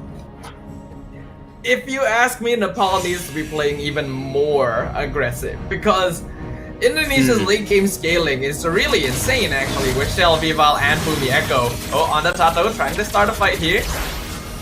They're gonna go for it. It's on the Tato na naman.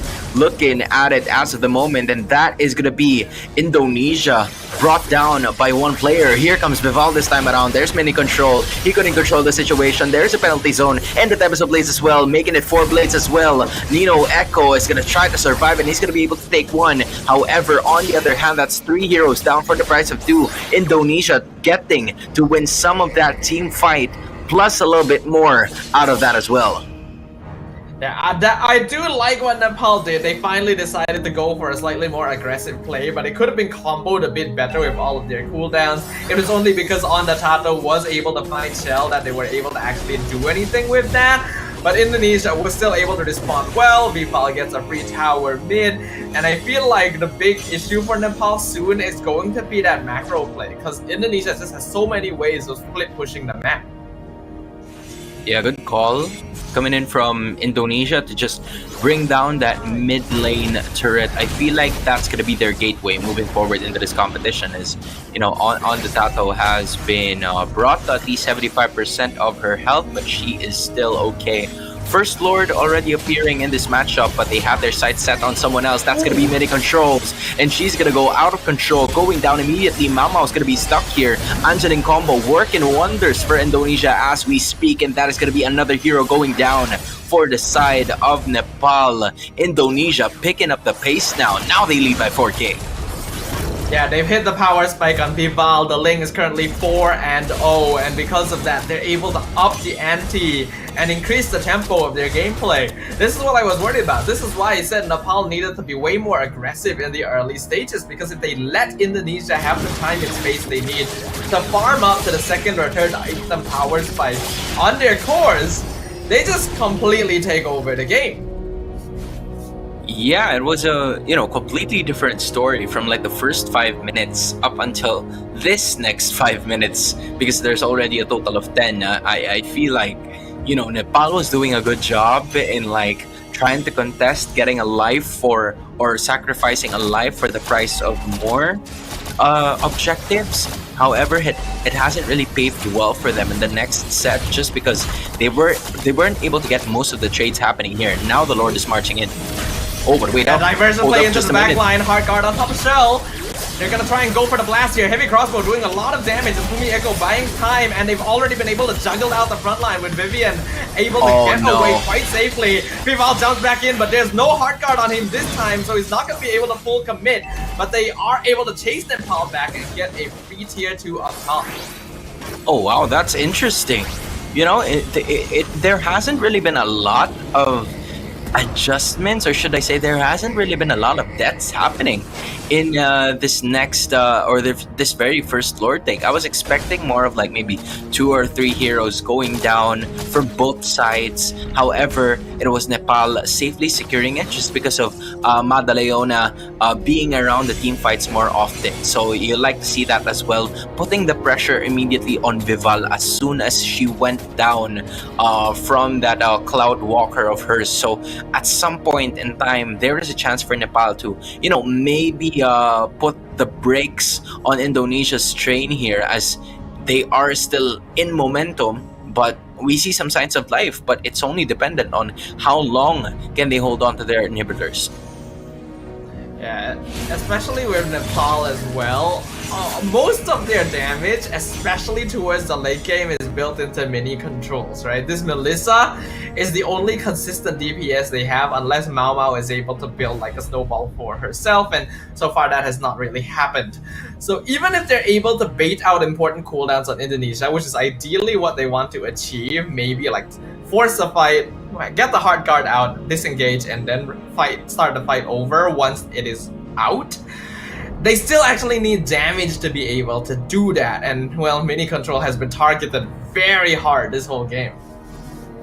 Look at the amount of land covered by Indonesia compared to Nepal's, right? The entire bot lane has been compromised. The entire river has been taken care of by the Indonesian squad. Not really given an inch. They're looking for a specific person or two, or maybe the entire team, on whether or not they would flank from the other side of the map as the second lord is finally there, ready for action. But Nepal staying in their ground. They know that they still have the inhibitors, so they don't want to force a fight here. Yeah, Indonesia is gonna be taking this nice and slowly. They already know that they're hitting their power spike, and their scaling will only continue to overpower that of Nepal, which means that the onus is on Nepal to try and make something happen, which they try to do with the diversion, but Onda Tato's the only one that comes through. They're still gonna have to find a way there, an immediate retreat here.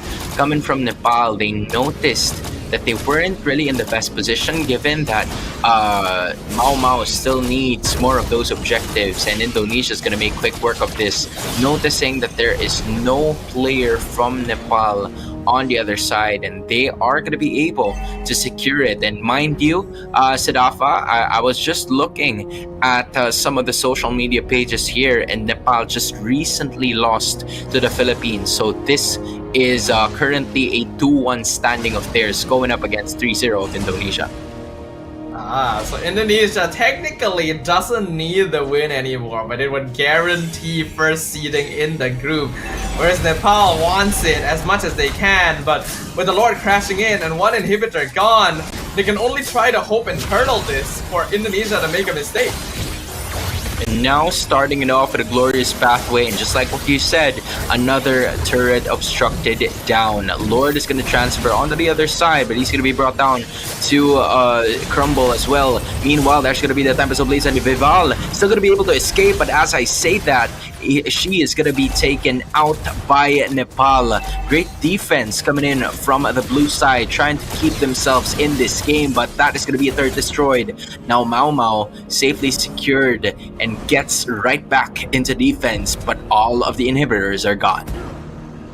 Vival being shut down is not ideal, but trading his life for all three inhibitors at this stage of the game is very, very worth it.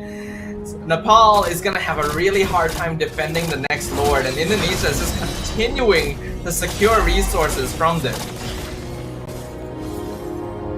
Another set of super minions on the bot side. They will actually expect it, but Shell is going to be here once more. She's going to take the brunt of the damage and still survive. However, it's going to be mini controls. Might be the turn that the rest of the members of Indonesia are going to be looking for, but Nepal is going to be on the backside. Land does not miss. Tempest of Blades is going to be there as well.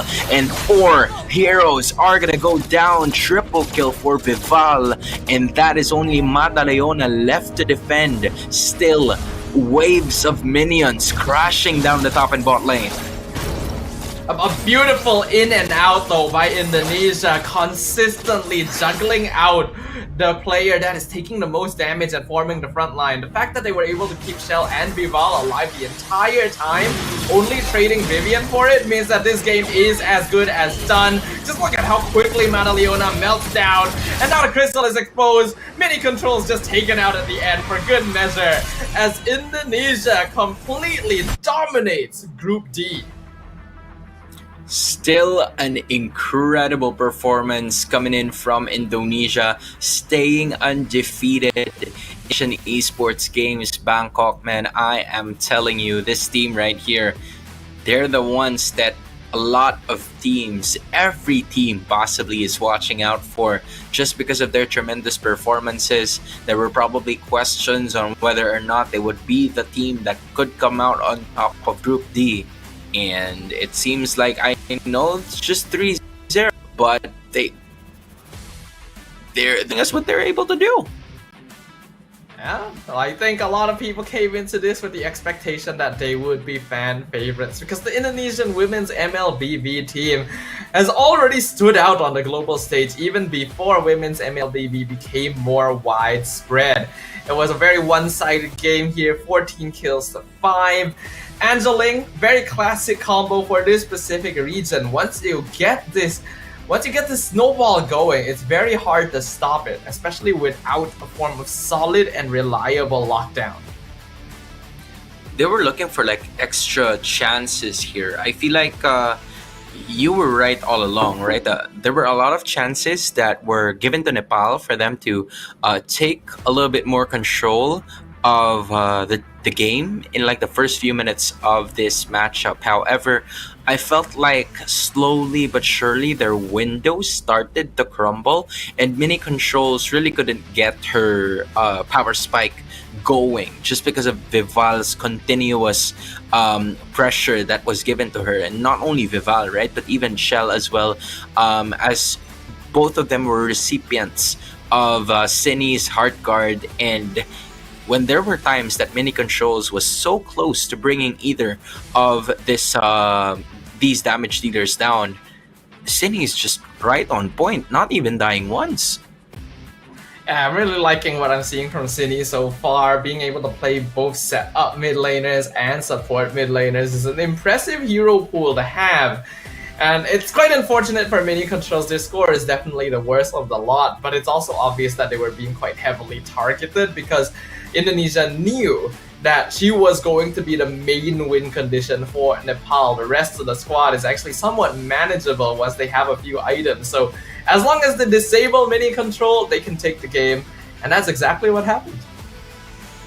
Yeah, and as of that moment, from what I recall, it's Indonesia 3-0 right now, representing Group D. And on the other hand, since this is going to be the case, right, Nepal is going to fall to 2 wins and 2 losses. I feel like that was already their last game, depending on how the next set of matches for the Philippines is going to go. Because from what we've seen from before, right, or there you have it as well, the Philippines winning against Sri Lanka, I feel like that's a game that we have seen from a while ago. So maybe now it's the Philippines getting to 3-1, I guess, depending on how the standings are going to be. I'm curious to see how the standings have updated so far.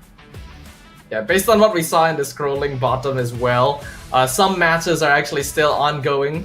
So we don't know for sure yet which teams are already qualified to the knockout stage, but we should be able to tell you guys that after this break. So don't go anywhere. When we're back, even more MLBB at the Asian Esports Games. See you guys.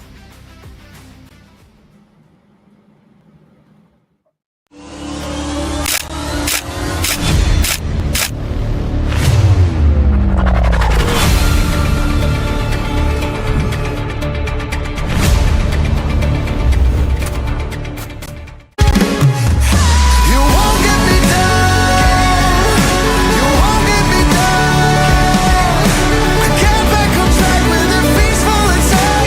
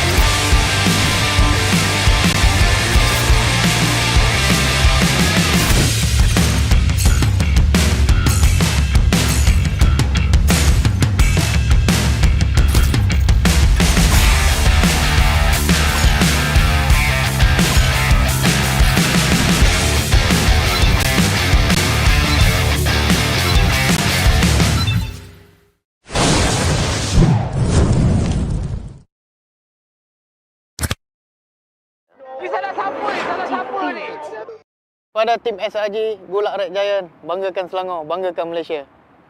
Champion juara wakil Malaysia di time for M6 in Malaysia. Keunggulan ianya tidak hadir dengan mudah. Ia tidak menunggu sesiapa dan ia tidak memilih sesiapa. Keunggulan adalah potensi hebat yang tersembunyi dalam diri. Seperti benih yang menunggu masa untuk bercambah, sedia untuk mekar hingga berkembang indah.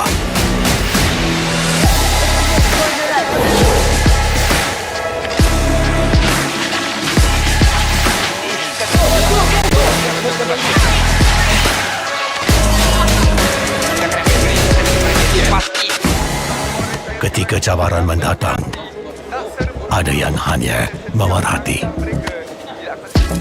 Kekuatan sebenar lahir dari dalam diri. Dibangkitkan oleh jiwa yang menyokong teguh tanpa henti.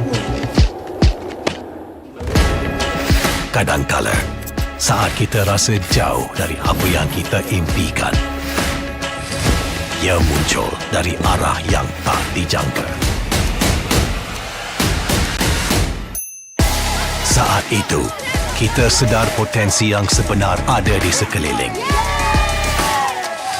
Ini semua bukanlah satu kebetulan, tapi kita yakin ini semuanya aturan takdir. Setiap langkah bukan hanya untuk diri sendiri, tapi juga untuk mereka yang berdiri dan berjuang bersama agar kita melangkah lebih jauh, menjadi lebih hebat.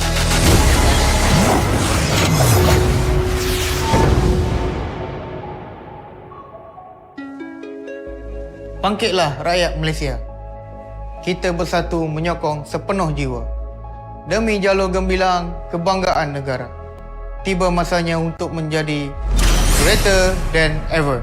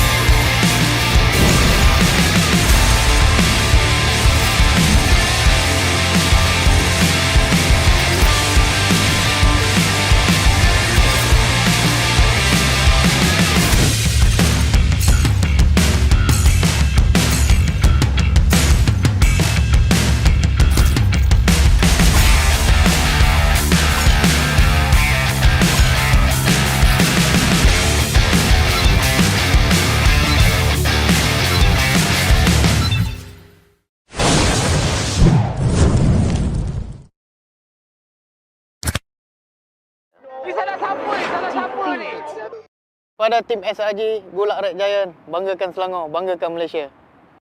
Champion juara wakil Malaysia Fight for N6 in Malaysia. Keunggulan. Ianya tidak hadir dengan mudah. Ia tidak menunggu sesiapa. Dan ia tidak memilih sesiapa. Keunggulan adalah potensi hebat yang tersembunyi dalam diri. Seperti benih yang menunggu masa untuk bercambah, sedia untuk mekar hingga berkembang indah.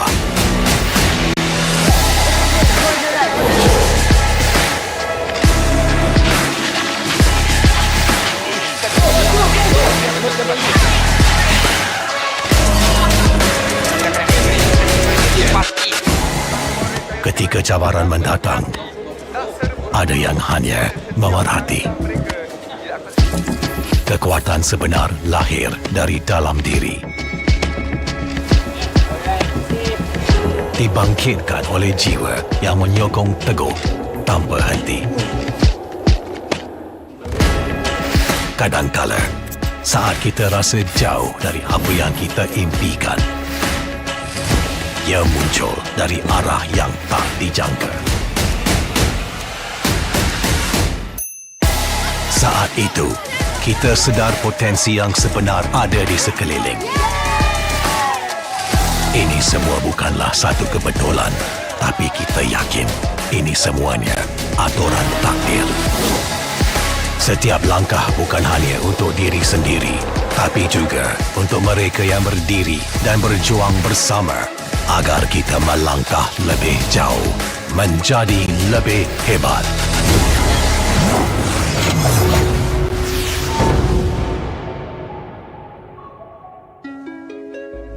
Bangkitlah rakyat Malaysia. Kita bersatu menyokong sepenuh jiwa. Demi jalur gemilang kebanggaan negara. Tiba masanya untuk menjadi greater than ever.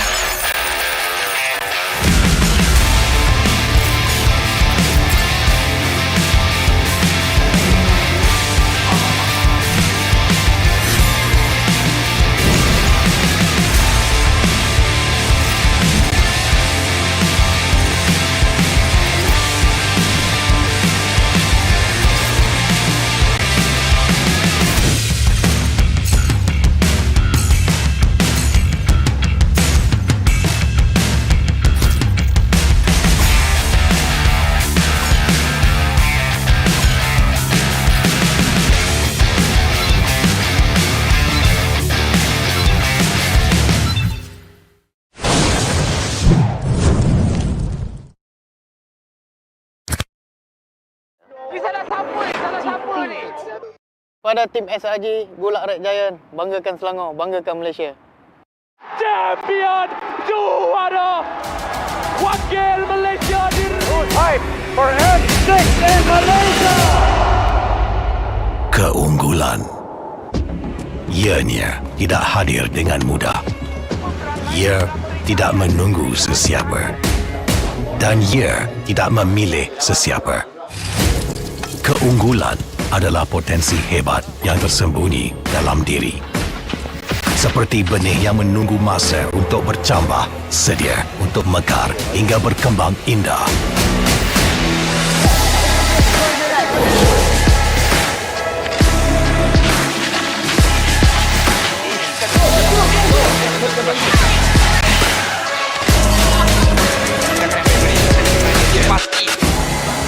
Ketika cabaran mendatang, ada yang hanya memerhati.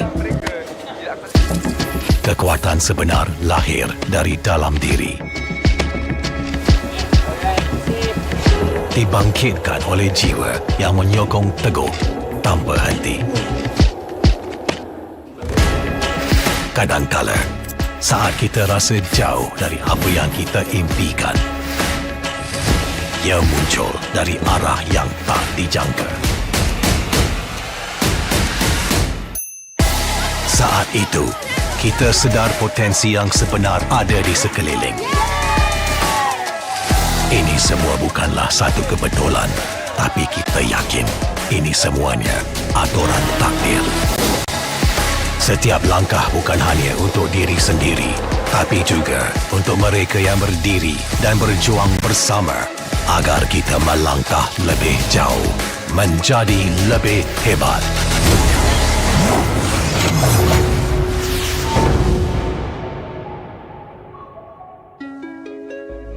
Bangkitlah rakyat Malaysia.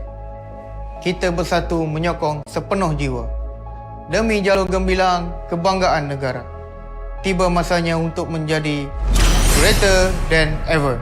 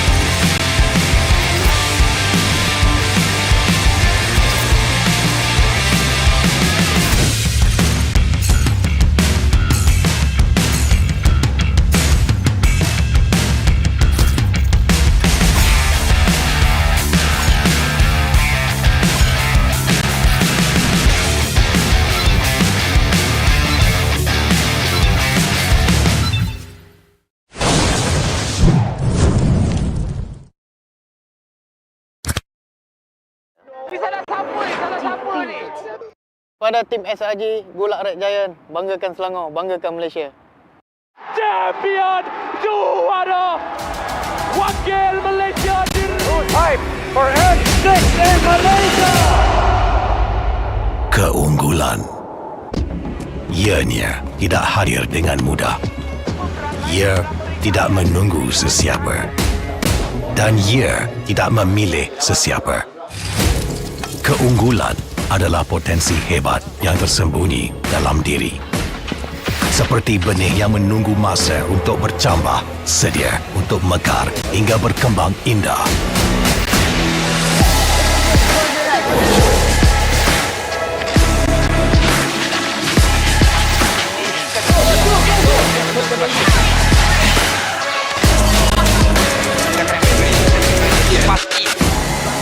Ketika cabaran mendatang, ada yang hanya memerhati. Kekuatan sebenar lahir dari dalam diri. Dibangkitkan oleh jiwa yang menyokong teguh tanpa henti. Kadangkala, saat kita rasa jauh dari apa yang kita impikan, ia muncul dari arah yang tak dijangka. Saat itu, kita sedar potensi yang sebenar ada di sekeliling. Ini semua bukanlah satu kebetulan, tapi kita yakin ini semuanya aturan takdir. Setiap langkah bukan hanya untuk diri sendiri, tapi juga untuk mereka yang berdiri dan berjuang bersama agar kita melangkah lebih jauh, menjadi lebih hebat.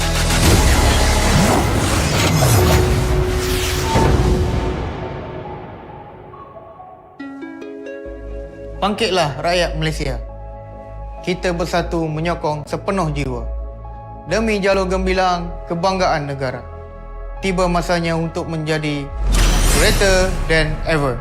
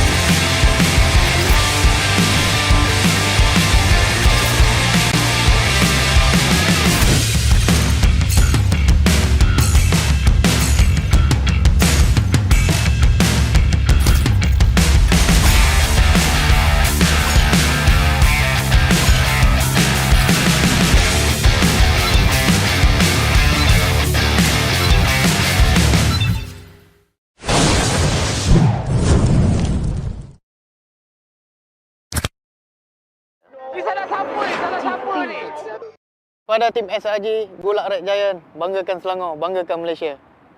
Champion juara wakil Malaysia Hype for M6 in Malaysia.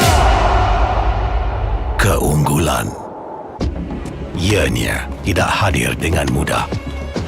Ia tidak menunggu sesiapa dan ia tidak memilih sesiapa. Keunggulan adalah potensi hebat yang tersembunyi dalam diri. Seperti benih yang menunggu masa untuk bercambah, sedia untuk mekar hingga berkembang indah.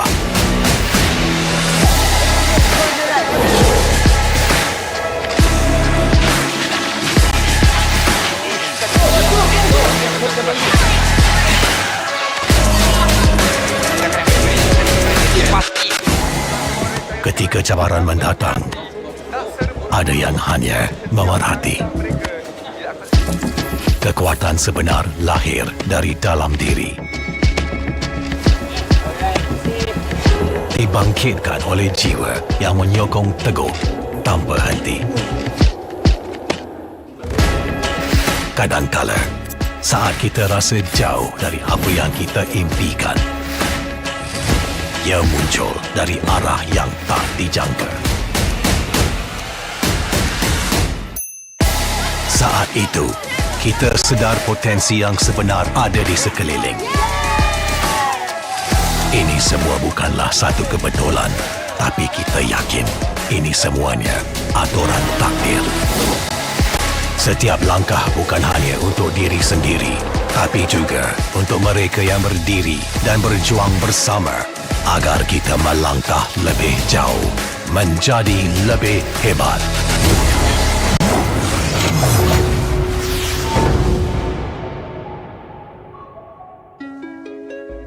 Bangkitlah rakyat Malaysia. Kita bersatu menyokong sepenuh jiwa.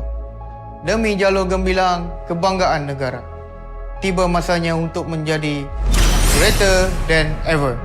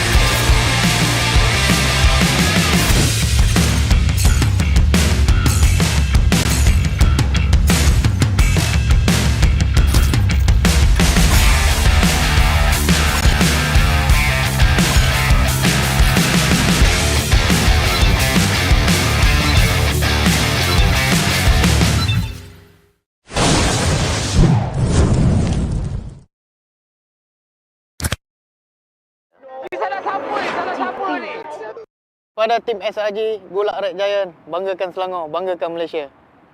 Champion juara wakil Malaysia fight for N6 in Malaysia. Keunggulan ianya tidak hadir dengan mudah. Ia tidak menunggu sesiapa dan ia tidak memilih sesiapa. Keunggulan adalah potensi hebat yang tersembunyi dalam diri. Seperti benih yang menunggu masa untuk bercambah, sedia untuk mekar hingga berkembang indah.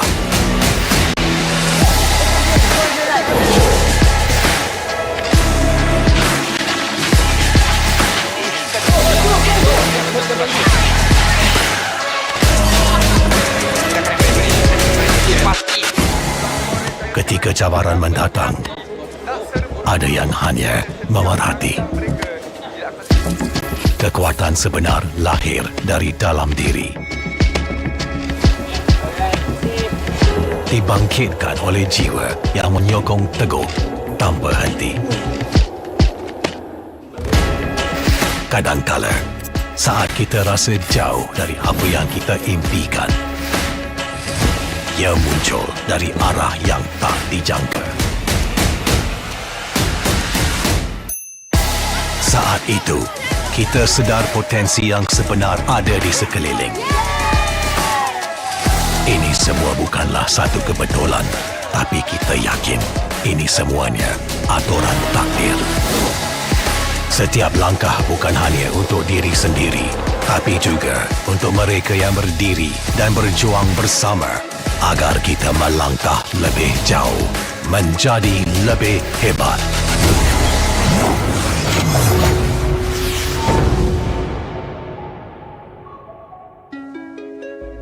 Bangkitlah rakyat Malaysia. Kita bersatu menyokong sepenuh jiwa. Demi jalur gemilang kebanggaan negara. Tiba masanya untuk menjadi greater than ever.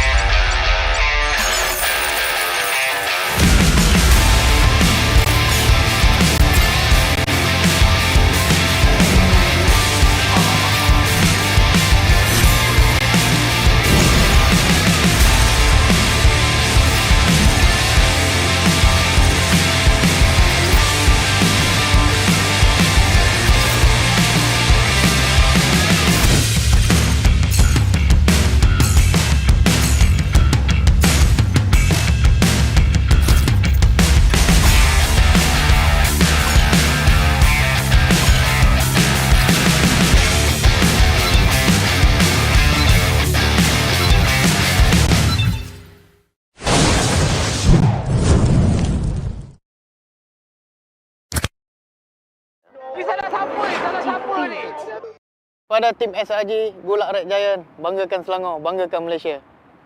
Champion juara wakil Malaysia Time for M6 in Malaysia. Keunggulan. Ianya tidak hadir dengan mudah. Ia tidak menunggu sesiapa. Dan ia tidak memilih sesiapa. Keunggulan adalah potensi hebat yang tersembunyi dalam diri. Seperti benih yang menunggu masa untuk bercambah, sedia untuk mekar hingga berkembang indah.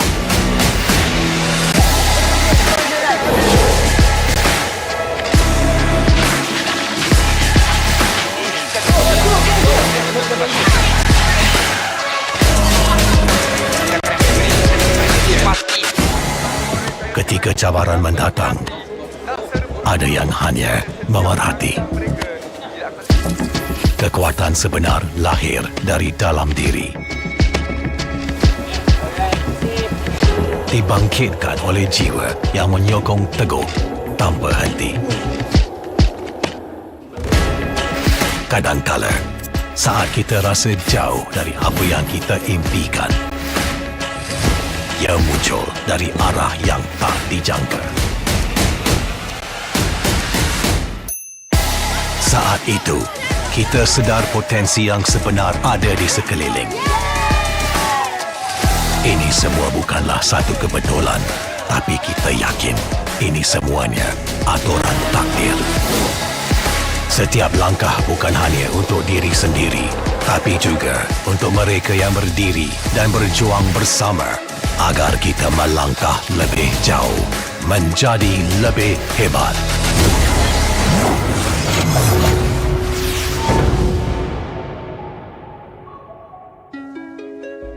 Bangkitlah rakyat Malaysia. Kita bersatu menyokong sepenuh jiwa. Demi jalur gemilang kebanggaan negara. Tiba masanya untuk menjadi greater than ever.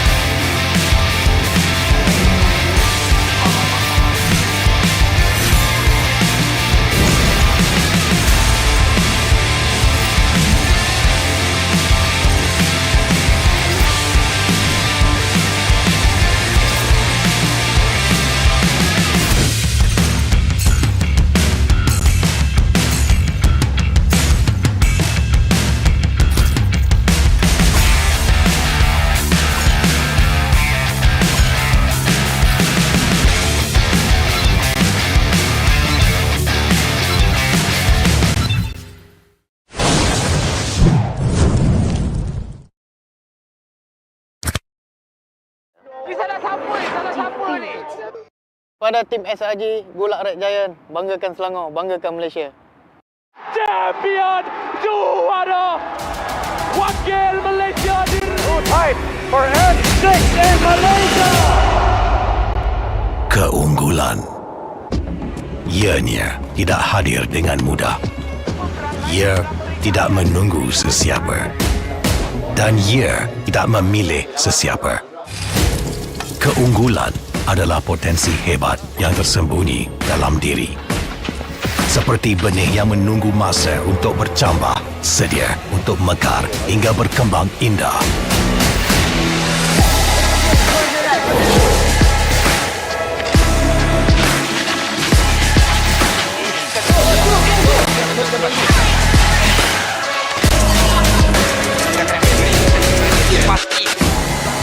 Ketika cabaran mendatang, ada yang hanya memerhati. Kekuatan sebenar lahir dari dalam diri. Dibangkitkan oleh jiwa yang menyokong teguh tanpa henti. Kadangkala, saat kita rasa jauh dari apa yang kita impikan, ia muncul dari arah yang tak dijangka. Saat itu, kita sedar potensi yang sebenar ada di sekeliling. Ini semua bukanlah satu kebetulan, tapi kita yakin ini semuanya aturan takdir. Setiap langkah bukan hanya untuk diri sendiri, tapi juga untuk mereka yang berdiri dan berjuang bersama agar kita melangkah lebih jauh, menjadi lebih hebat.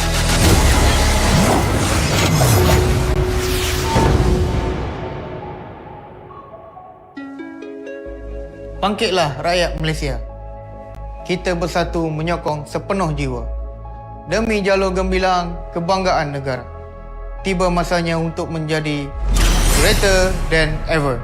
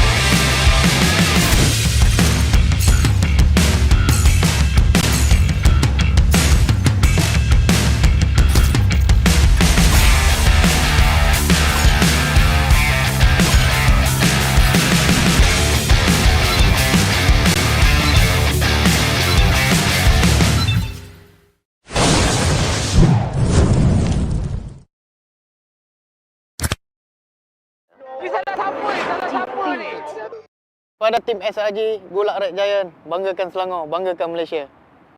Champion juara wakil Malaysia Time for M6 in Malaysia. Keunggulan. Ianya tidak hadir dengan mudah. Ia tidak menunggu sesiapa. Dan ia tidak memilih sesiapa. Keunggulan adalah potensi hebat yang tersembunyi dalam diri. Seperti benih yang menunggu masa untuk bercambah, sedia untuk mekar hingga berkembang indah.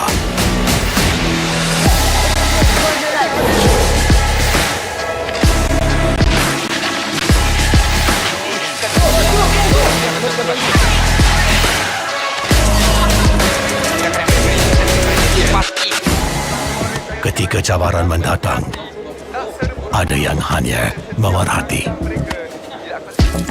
Kekuatan sebenar lahir dari dalam diri. Dibangkitkan oleh jiwa yang menyokong teguh tanpa henti. Kadangkala, saat kita rasa jauh dari apa yang kita impikan, ia muncul dari arah yang tak dijangka. Saat itu, kita sedar potensi yang sebenar ada di sekeliling. Ini semua bukanlah satu kebetulan, tapi kita yang... We hope that y'all have had a good dinner because we're about to feast on some good old MLBB once again here at the Asian Esports Game, Bangkok 2024. My name is Stafa and joining me is Hans, and we will be bringing you through the next set of groups who will be playing their group stage matches today. Yeah, we have already reached somewhat of the halfway point now, and I feel like as of this moment, we are starting to see more of the draft here in quick fashion for Malaysia and Hong Kong. I feel like what we're gonna see now is more on the groups B and C, because for the first half of our day, we've seen groups A and D where particular names were very much familiar as well. So I feel like this time around, we are going to be seeing more of Malaysia and Hong Kong. Really looking forward to more of this as well. And, you know, I've been asking Sidafa more about the Beatrix as we speak. I'm happy that I'm starting to see it now. Yeah, the Beatrix still a very, very safe choice, and I think I see why it got picked up here, because there's 3 marksmen already banned out by Hong Kong themselves. But overall, the drafts don't look all too unusual, though I do love that we're going to get to see a Jawhead on the Malaysia side. Definitely promotes slightly more aggressive play, and I think this is going to be a very interesting match, actually. I see some interesting heroes over there. Yeah, and also with the Luna to it as well. I feel like there's a lot of possible ways that this game could go. I'm trying to like wrap my head around the specific draft as well for me to like understand it a bit. But there you have it, in case you don't know it yet. For if you guys see at the bottom of the screen right now, a new era is here, MLBB fans. The M6 World Championship kicks off from November 21st to December 15th, and it is time to witness the rise of new teams and players ready to make their mark on history. With fresh talent and fierce competition, the battlefield has never been more unpredictable.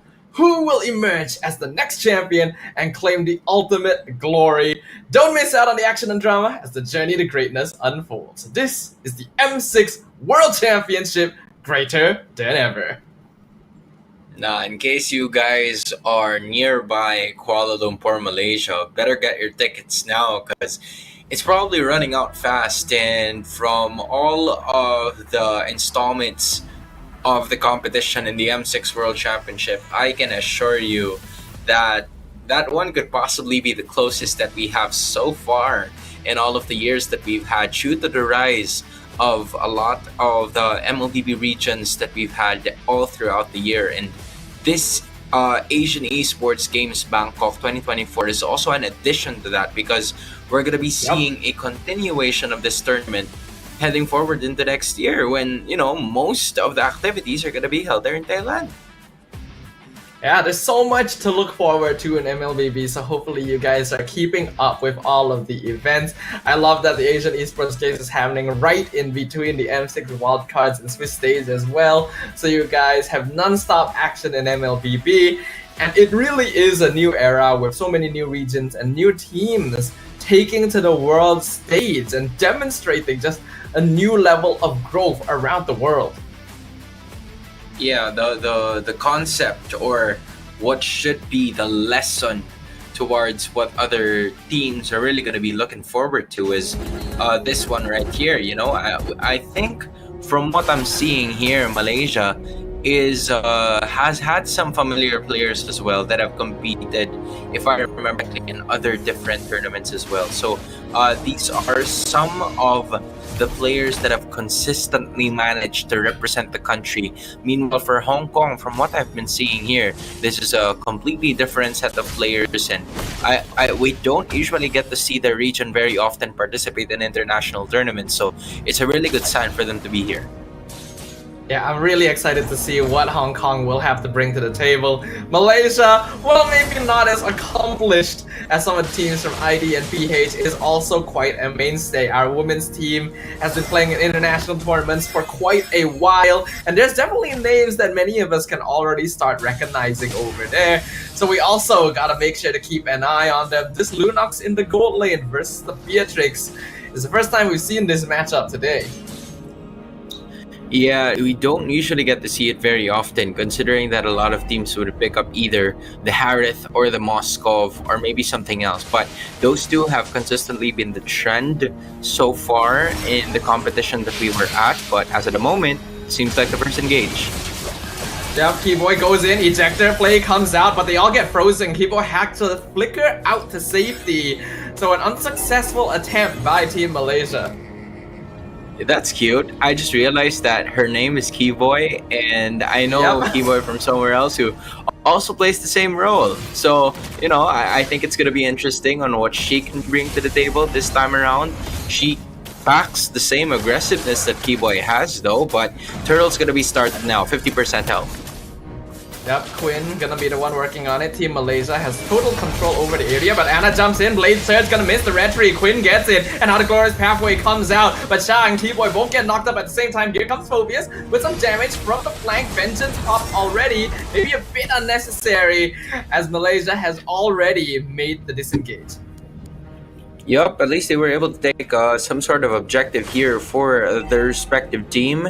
You'd love to see it, but for Hong Kong, you see some sort of aggressiveness that they've had packed up within themselves, right? You love to see it, especially during the first few minutes of the game, where you would expect, given that they do have the Phobius, they have the Aurora, and also the Suyu. So at least they have some damage and some CC in the early portions of the game. But on the spot side, you need to be careful if you are Judy, because Keyboy is most likely going to be here for a lot of time, given that their gold laner is going to arrive in the later portions of the match.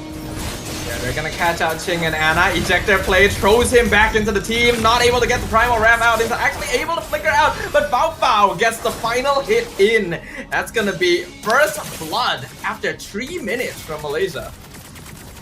Yeah, both teams playing really careful here. Just, you know, knowing where to strike first. And I think I've seen that with most of the competition that we've had in the first few minutes of this game, where they are landing those shots to where they know that they could pick off someone. So unless a hero doesn't have a flicker, or they could ultimately burst them down, they're not really forcing most of their skills on it, because they know that it will easily be able to escape. Yeah, there's a lot of patience and respect coming in here from both teams, actually. Surprisingly well matched with their aggression so far, with only one death. Well, there's a slight net worth lead, but it really isn't that much, and the next turtle is gonna be coming up very soon. Just a second, and there it is. A turtle finally spawning here for both of the teams, and we've seen them contest this major or neutral objective all the way through, but hold on. Yep, they found Sha in the brush. A flicker forward by Keyboy, not able to find anyone, but Glorious Path. Oh no, Keyboy makes a mistake, throws Quinn backwards instead. Now the Blade Surge connects with Sha. Keyboy in trouble as well, Rob. 1v1 with the Vengeance already popped down. Earth Shatter knocks up 2. You can see Sha trying to stop them from engaging, but Quinn already taking a lot of damage. Sha will finally be sacrificed over. Ejector onto Rabi. Hong Kong actually is still resetting the turtle, not able to take it yet, but they will be able to claim it in the end. So they end up trading a number of bodies for it. Malaysia had a starting engage with, Keyboy trying to land more of those, and Sha adding to the pressure with the Glorious Pathway. Unfortunately, there were like some sort of misclicks and miscommunication throughout this game that gave the opportunity and the chance for Malaysia to get this in. That most of the problem has happened from not only that, right? Whole of the situation by also getting a turtle in replacement of what was happening all throughout in that fight. So it was still neck and neck, but Malaysia is just leading by a bit. Now, Ensemble Force into the ejector combo on Rabi. He doesn't even have his Vengeance up. Gonna be an easy killing spree. Fao Fao now with 3 kills before the 6-minute mark. I was wondering why he didn't use the Vengeance as at the moment, but look at this, right? Dream might go down unless... Onward, gonna catch out Quinn. He's able to dash away. Dream did lose passive, but still alive. Hani with the Terrify and the Eternal Guard combo onto Sting. And that's gonna be the Edith taken out. The kill going to Sha. You love to see it, right? Malaysia got to convert on a kill that Hong Kong wasn't able to do. So as of that moment, from what we're seeing, it was Ching that was unable to just land on most of the kills that Malaysia had, and it was a good allocation as well of the resources that were assigned to them. It was more on the aspect of just landing most of that burst damage in, and they're looking at Ana now. Yeah, Sha making call Glorious Pathway. Ana tries to dash away. Unstoppable Force gonna connect. Does he have the ejector? No. D-Boy not gonna be able to throw, and that means that's a 4-man gank that fails in the bot lane. Not only that, in the mid lane, you see the pressure coming in from Quinn, and she was able to force Dream out of that flicker. So she's only depending on passive right now, and there's the ultimate. Yeah, Shad eating a lot of damage, but that allows Quinn and Keyboy to come in from the backline. Ejector onto Xing. He tries to flicker away. Will she be able to escape? Nope, double kill now for Quinn. And now Malaysia is going to be focusing on Rabi. A triple kill for Quinn on the Nolan. They're not going to be able to chase down Judy, but the damage is done. I like that Malaysia's more assertive of their decision making now in terms of like 7 minutes into the game, because number one, they were able to like force their way into the bot lane, getting that turret destroyed by putting the pressure on Ana. Number two, they were able to get that turtle just because of the fact that they were willing to take note of Dream, and also good communication. It was Quinn communicating the point that Dream did no longer have that flicker, so they went for the kill immediately. Ana, that was not a good idea. Checking the bush herself with Blade Surge and just ran into the wrong people. Keyboy and Fao Fao already in position to punish the overextension. Yeah, not looking good now for Hong Kong, because again, Malaysia is starting to seep through the cracks that they are giving them. Usually, if you are Malaysia, right, you're willing to really just fight them toe to toe, teeth to teeth. But if Hong Kong is starting to give them some opportunities, then, Malaysia would be more than happy to make them as their guest. And that is exactly what happened. Those minuscule mistakes, we've went from a 1,000 of a gold lead to now making it almost a 5k gold lead with them looking to destroy some inhibitors. Keyboy commits the Unstoppable Force but doesn't land the ejector. Ana gonna be able to save the cooldown to escape, but cannot save the mid tier 2, and Malaysia still has the first Lord of the game pushing down mid lane. This is going to be an attempt to defend another structure. Simply taking control. Having the Lord already marching into the mid lane, both already allocating in terms of waves, Quinn already getting there. The Glorious Pathway is going to start it off, but it will be cancelled by the ultimate brought about by Dream. They will not break some inhibitors, but at least they got some more out of the turret output. Yeah, the pressure right now from Malaysia is immense. They have a lineup that's really good at segregating the team fight and taking advantage of it with Keyboy and Shah. Whereas Hong Kong ideally want to play a little bit more around setup. Right now, only Xing would be able to do that on the Edith. So because of that, it's a lot more difficult for Hong Kong to find engagements and pickoffs. Yeah, they're consistently going to look for them. As of the moment, both using the magic sentries already to just locate where the rest of the members in, and Ana had to learn about the location of her opponents the hard way, as she took a bit more of that damage. But looking at it right now, 6k in terms of gold lead. Malaysia really capitalizing on the mistakes being brought by Hong Kong as we speak, because I think they were playing a similar level of playstyle. It's just that the team that commits the most number of errors is the one that loses this game. Looks like that's not going to be too long a pause. We're going to be able to jump right back into it. But you are right, Hans. In the early stages, the teams were actually pretty close in their aggression. But I think Malaysia was managing their positioning just a little bit better. And because they had less deaths, their tempo going into the mid-game just felt smoother overall. Just like what you have mentioned, 9-1 is already the score here, less than a minute to go before the second major objective, which is going to be the Lord. First Lord, Malaysia was already able to at least get most of the inner and outer turrets here, everything but the inhibitors for the Malaysian squad, but now they set their eyes on Ravi. Now Ravi, while Rush still has vengeance, but here comes Glorious Pathway, perfectly funneled to slow down both Ravi and Ana. Shah just gonna be zoning out the rest of Hong Kong to make sure that Bao Bao gets an easy unstoppable, and Hong Kong have no choice but to just back it off.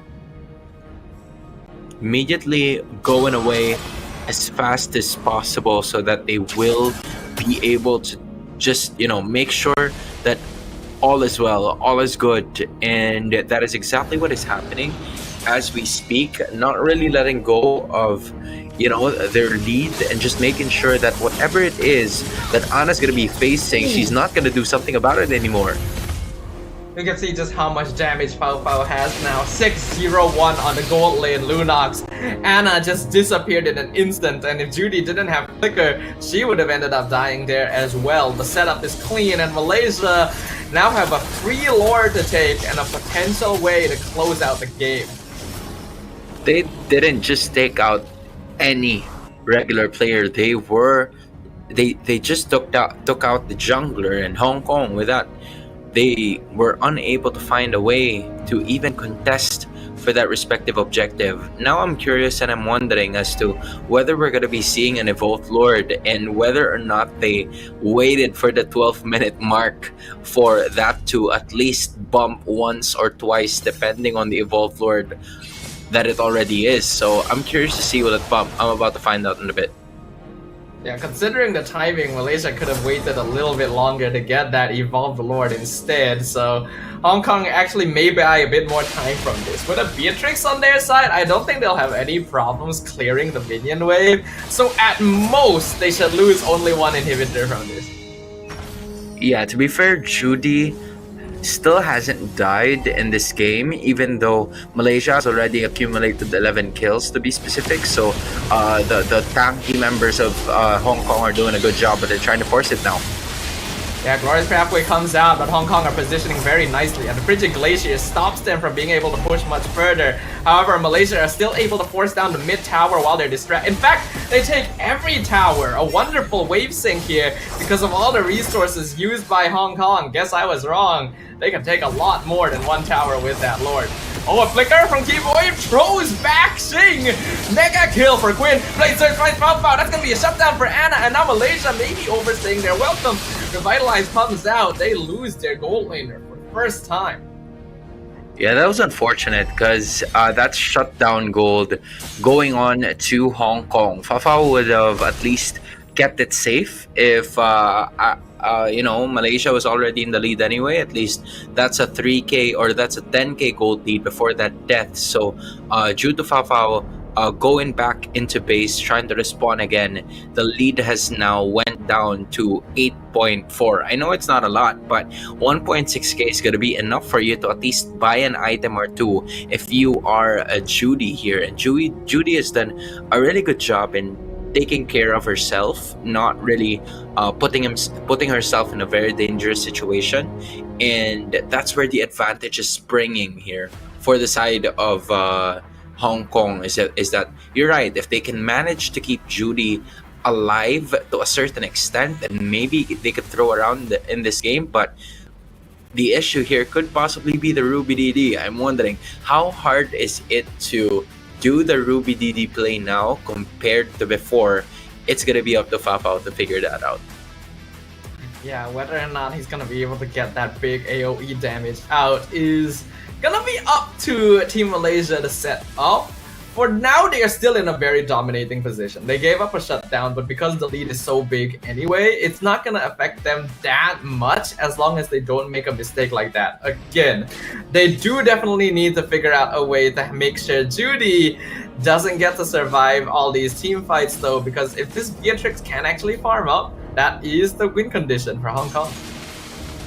And not only that, right? It wasn't a Luminous Lord, that second Lord, that they took in sub 12 minutes, and they were still able to get it anyway.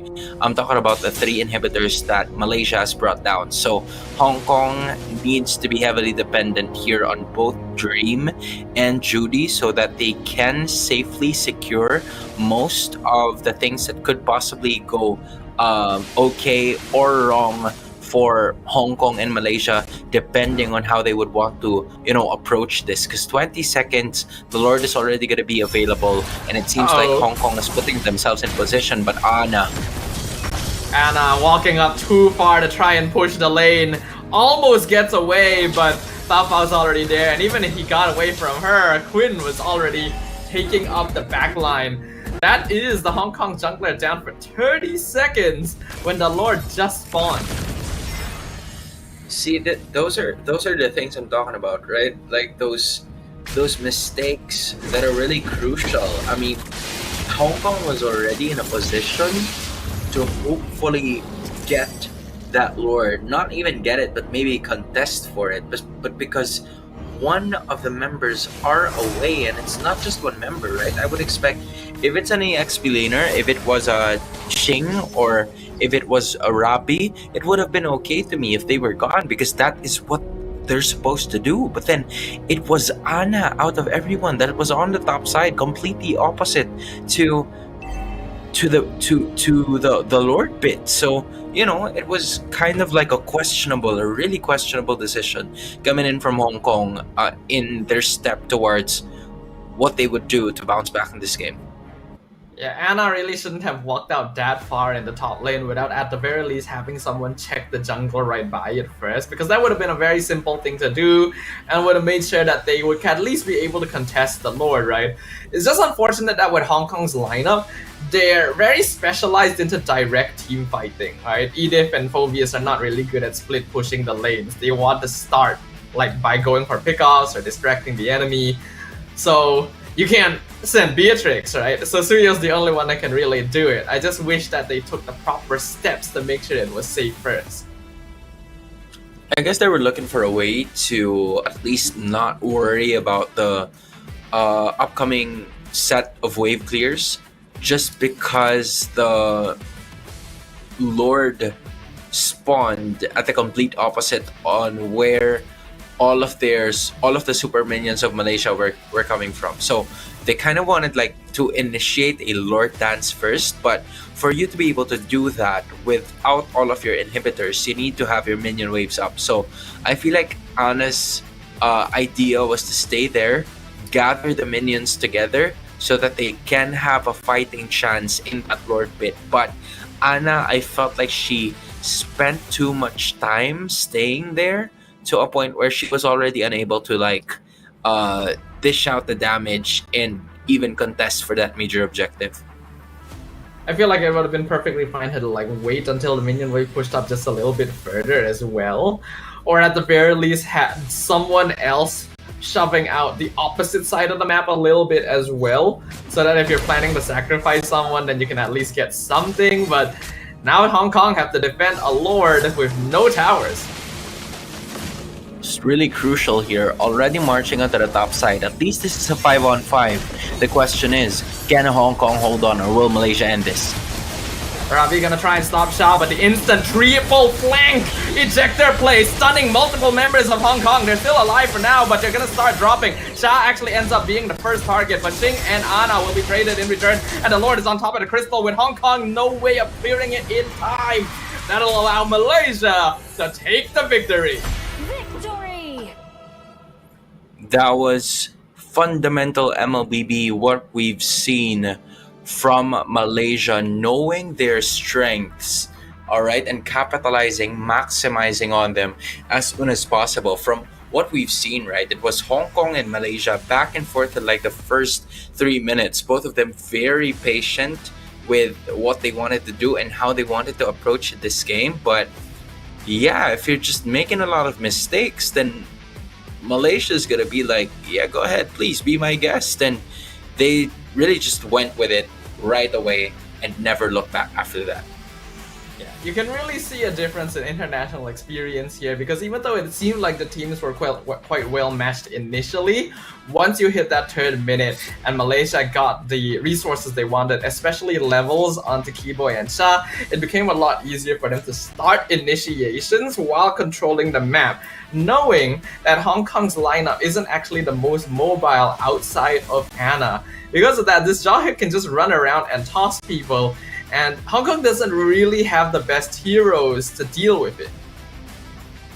Yeah, I mean, at this point in time, I was thinking of like a good counter-engage hero coming in from Dream, but there were times, especially before the Lord even spawned, that Dream wasn't involved in terms of the team fights, and they were more. Malaysia was more than willing to punish them. I'm talking about Rabi, Xing, and Ana getting killed at least 4 deaths, 6 deaths, and 4 deaths each. Meanwhile, I'm looking at Dream, and she only disappeared at least once in this game. So the strategy was really there. They know that the Aurora is going to be the biggest problem of theirs in terms of trying to counter engage, and they were able to stop that from happening just because of the fact that they were already forcing the fights before the Aurora even came into the scene.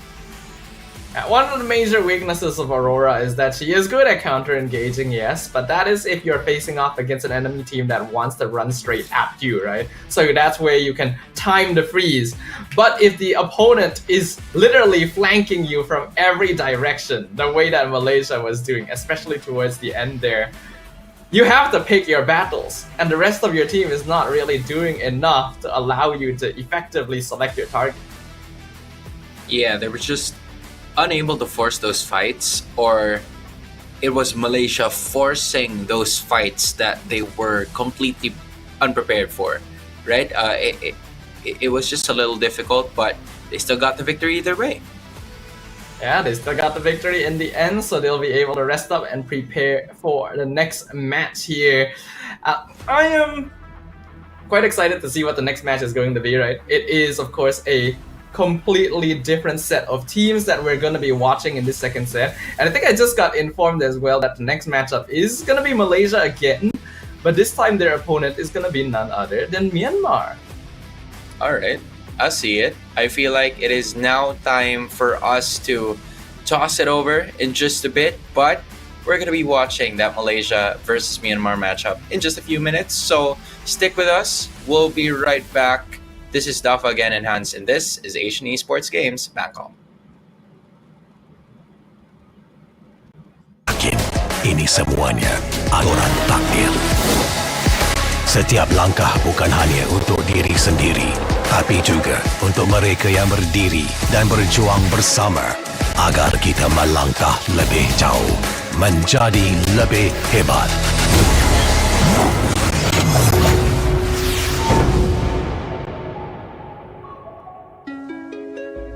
Bangkitlah rakyat Malaysia.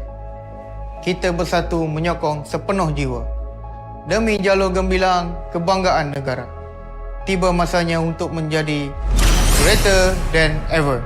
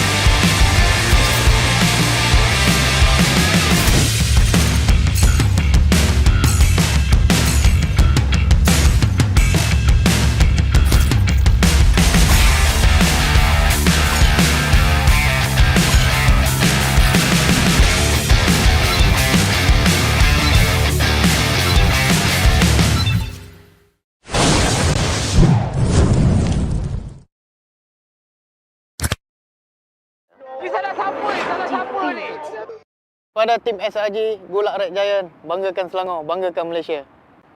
Champion juara wakil Malaysia time for N6 in Malaysia. Keunggulan ianya tidak hadir dengan mudah. Ia tidak menunggu sesiapa dan ia tidak memilih sesiapa. Keunggulan adalah potensi hebat yang tersembunyi dalam diri. Seperti benih yang menunggu masa untuk bercambah, sedia untuk mekar hingga berkembang indah.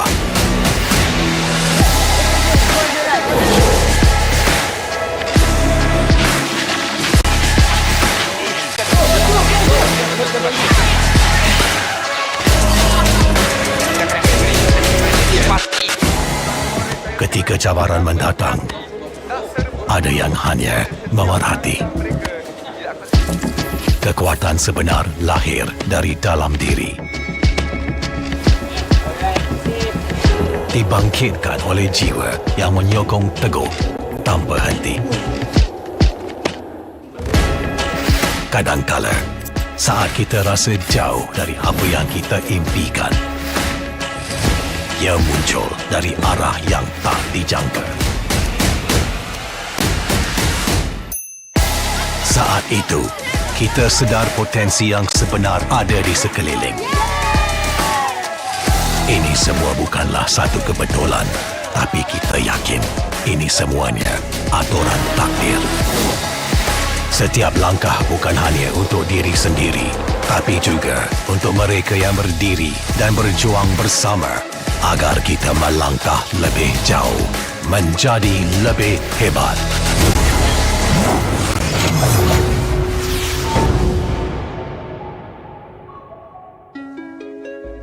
Bangkitlah rakyat Malaysia. Kita bersatu menyokong sepenuh jiwa. Demi jalur gemilang kebanggaan negara. Tiba masanya untuk menjadi greater than ever.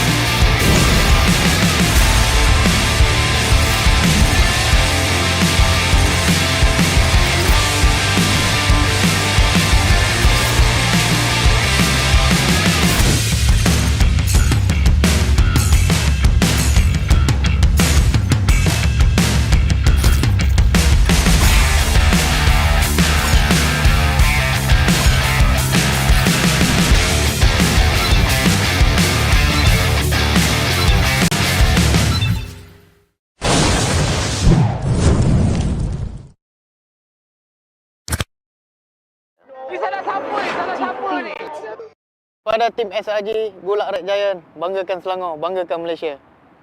Champion juara wakil Malaysia time for M6 in Malaysia.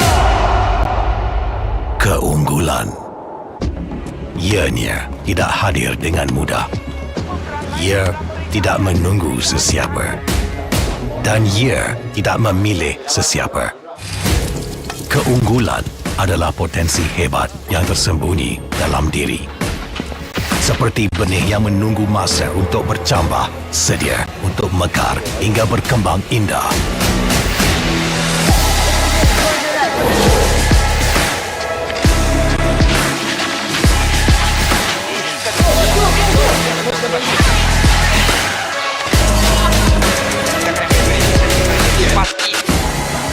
Ketika cabaran mendatang, ada yang hanya memerhati. Kekuatan sebenar lahir dari dalam diri. Dibangkitkan oleh jiwa yang menyokong teguh tanpa henti. Kadangkala, saat kita rasa jauh dari apa yang kita impikan, ia muncul dari arah yang tak dijangka. Saat itu, kita sedar potensi yang sebenar ada di sekeliling. Ini semua bukanlah satu kebetulan, tapi kita yakin ini semuanya aturan takdir. Setiap langkah bukan hanya untuk diri sendiri, tapi juga untuk mereka yang berdiri dan berjuang bersama agar kita melangkah lebih jauh, menjadi lebih hebat.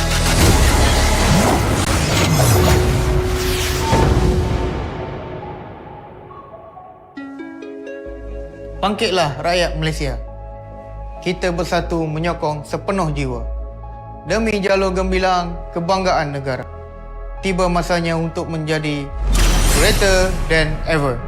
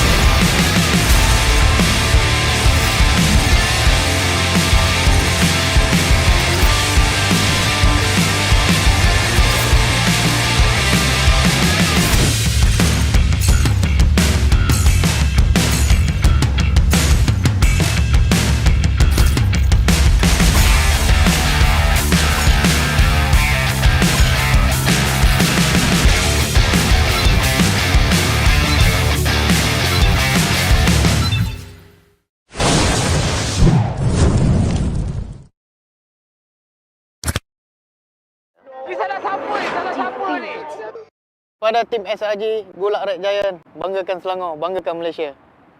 Champion juara wakil Malaysia time for M6 in Malaysia. Keunggulan. Ianya tidak hadir dengan mudah. Ia tidak menunggu sesiapa. Dan ia tidak memilih sesiapa. Keunggulan adalah potensi hebat yang tersembunyi dalam diri.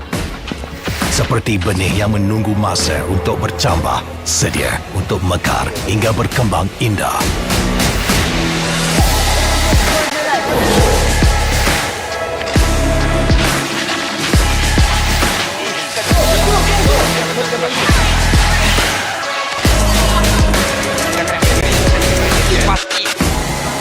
Ketika cabaran mendatang, ada yang hanya memerhati. Kekuatan sebenar lahir dari dalam diri. Dibangkitkan oleh jiwa yang menyokong teguh tanpa henti. Kadangkala, saat kita rasa jauh dari apa yang kita impikan, ia muncul dari arah yang tak dijangka. Saat itu, kita sedar potensi yang sebenar ada di sekeliling. Ini semua bukanlah satu kebetulan, tapi kita yakin ini semuanya aturan takdir. Setiap langkah bukan hanya untuk diri sendiri, tapi juga untuk mereka yang berdiri dan berjuang bersama agar kita melangkah lebih jauh, menjadi lebih hebat.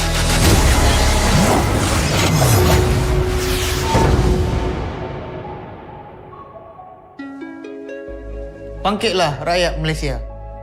Kita bersatu menyokong sepenuh jiwa. Demi jalur gemilang kebanggaan negara. Tiba masanya untuk menjadi greater than ever.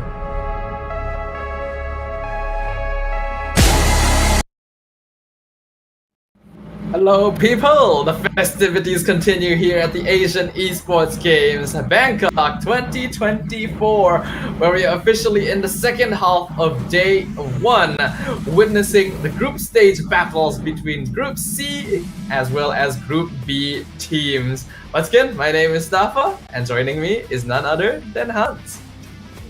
How are you, man? I am sure that everybody else is also probably refreshed as well. Hopefully, everybody else has gotten their dinner as of the moment. Whether you guys are here in Southeast Asia, or whether you're around maybe the Middle East, hopefully you guys got your snacks or something like that. Because I believe it's still afternoon at this point in time.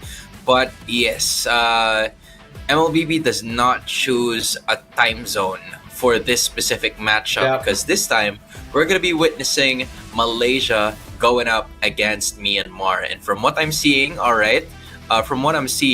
this is really a chance for them to further introduce themselves. You're seeing the players from Myanmar here looking very eager and active to showcase what they can do.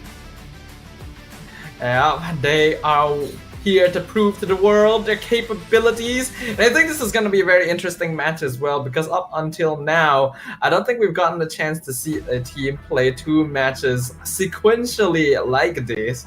So we already know Malaysia's strength as a team, but Myanmar is also a region that can really be surprising at times, right? Our teams, even in the men's competitions, always have something interesting to bring to the table. Yeah, I agree. At this point in time, I really do feel like this is a really good shot for Myanmar to also showcase what they can do.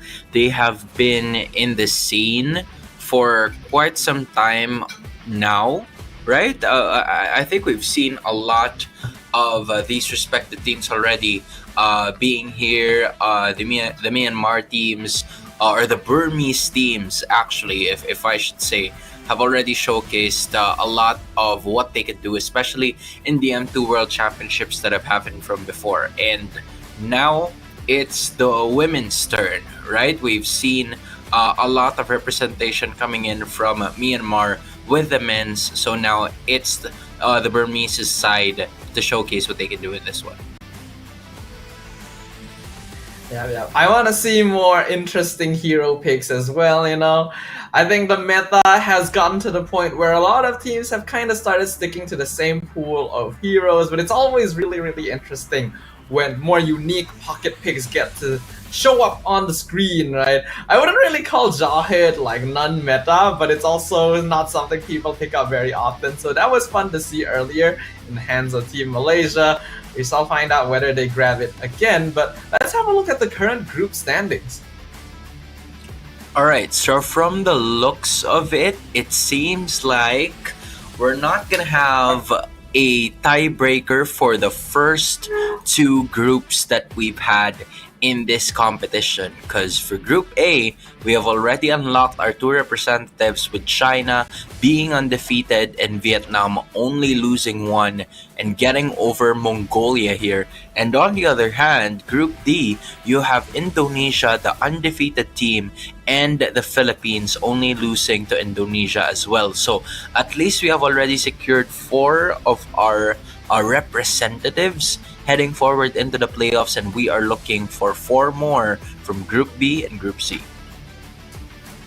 It's quite unfortunate because if Nepal had managed to come out on top against Indonesia earlier, we would have actually seen a bit of a tie situation in Group D, and they may have had a chance of making it further, but sadly that didn't quite pan out. But we still have to see what the results are for Group B and C, right? We got 4 more teams from these 2 groups that'll be joining the teams that have already qualified. So I'm curious to see who it's gonna be.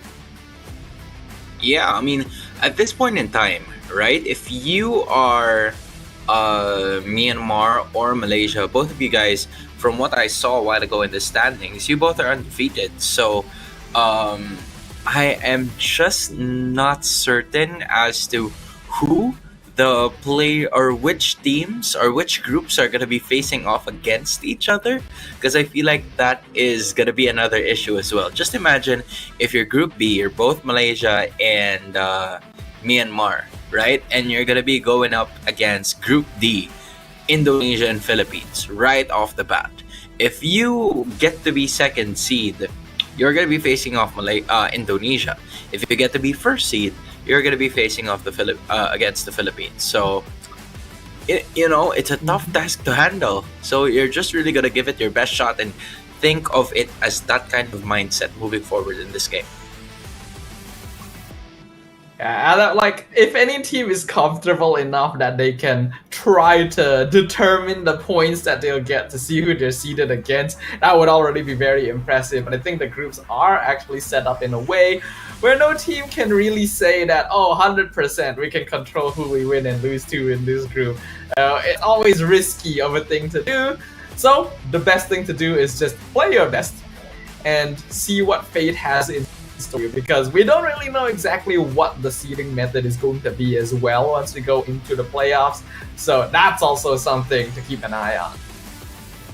Yep, and in addition, you're also gonna have to probably take note of the teams or how Malaysia is starting to strategize in terms of how they approach the game, because for Myanmar, I don't think we've seen a single game from them, right? So I feel like this is also like a chance for us to know more about the female Myanmar MLBB scene and what it is all about. Because honestly, I'm not very much familiar with most of them.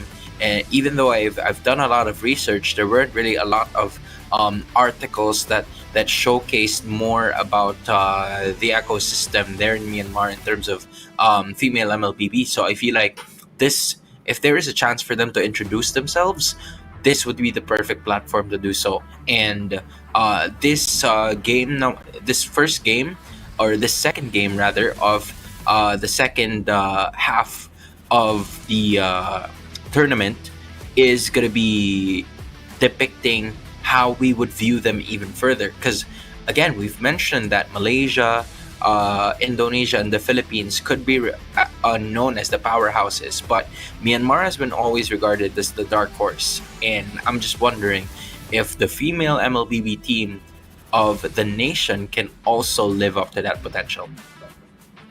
Yeah, it would be really interesting to see because, yeah, if what you mentioned is true about the fact that the female Myanmar team hasn't really gotten a lot of exposure internationally, this could be one of our first glimpses of what the ecosystem looks like for them over there and what their skill ceiling is going to be in comparison to maybe their men's teams, right? Because they can have some very interesting heights reached even on the international scene.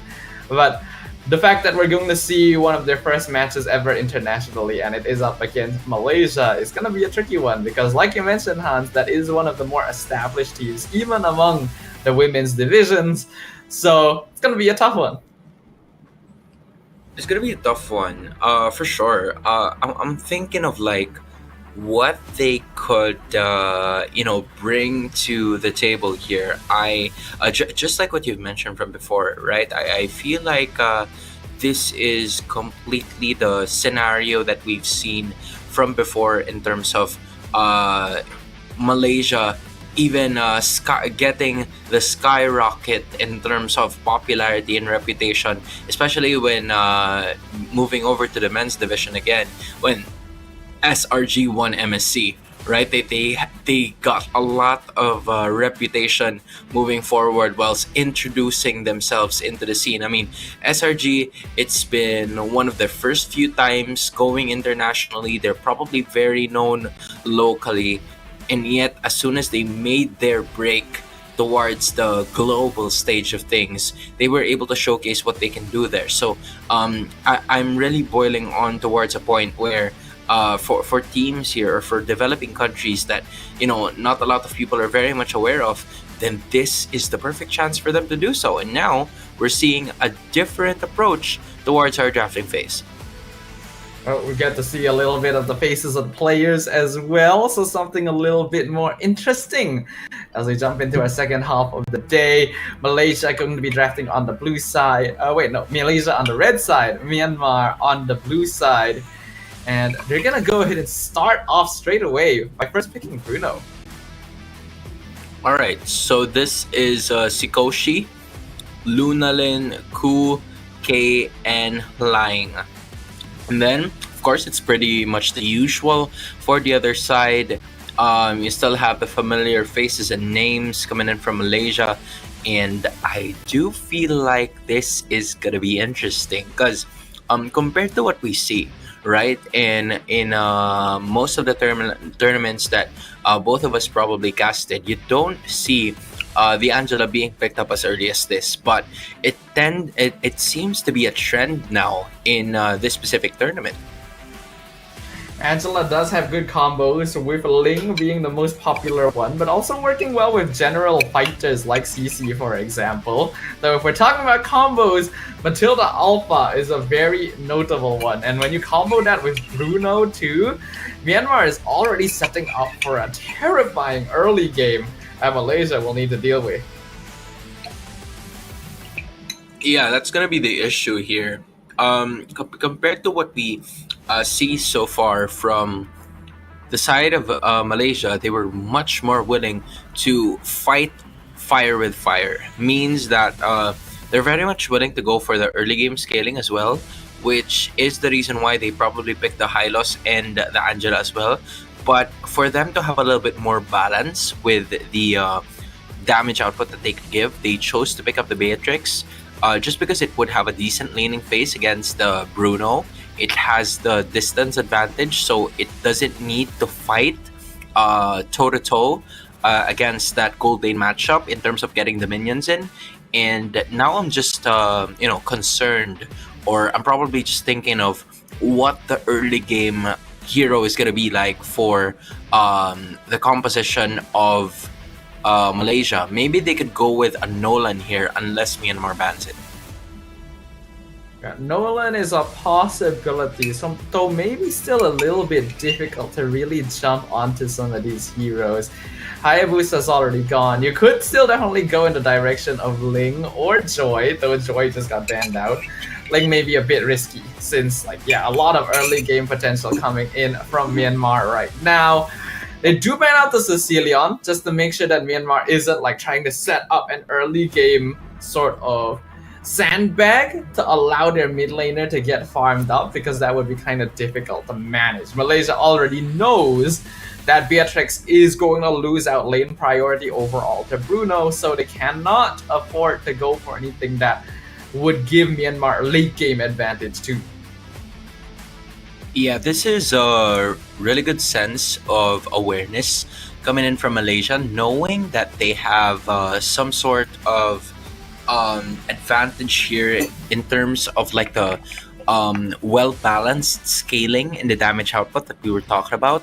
So at some point they took out the Sicilian, they took out the Vexana, heroes that are really good in terms of wave clear. Meanwhile, the Ling has already been removed. You've been mentioning this a while ago, Sadafa, and I feel like this is a really good chance this time for Malaysia to possibly pick out the Nolan if they can, or maybe even the Julian if they want to, because the only thing that I'm really concerned about is the level of farming that should be the good contest in terms of the other ideas that we have. But they're choosing to go for the Exborg as of the moment, which is quite interesting to me, given that at some point, right, there's not a lot of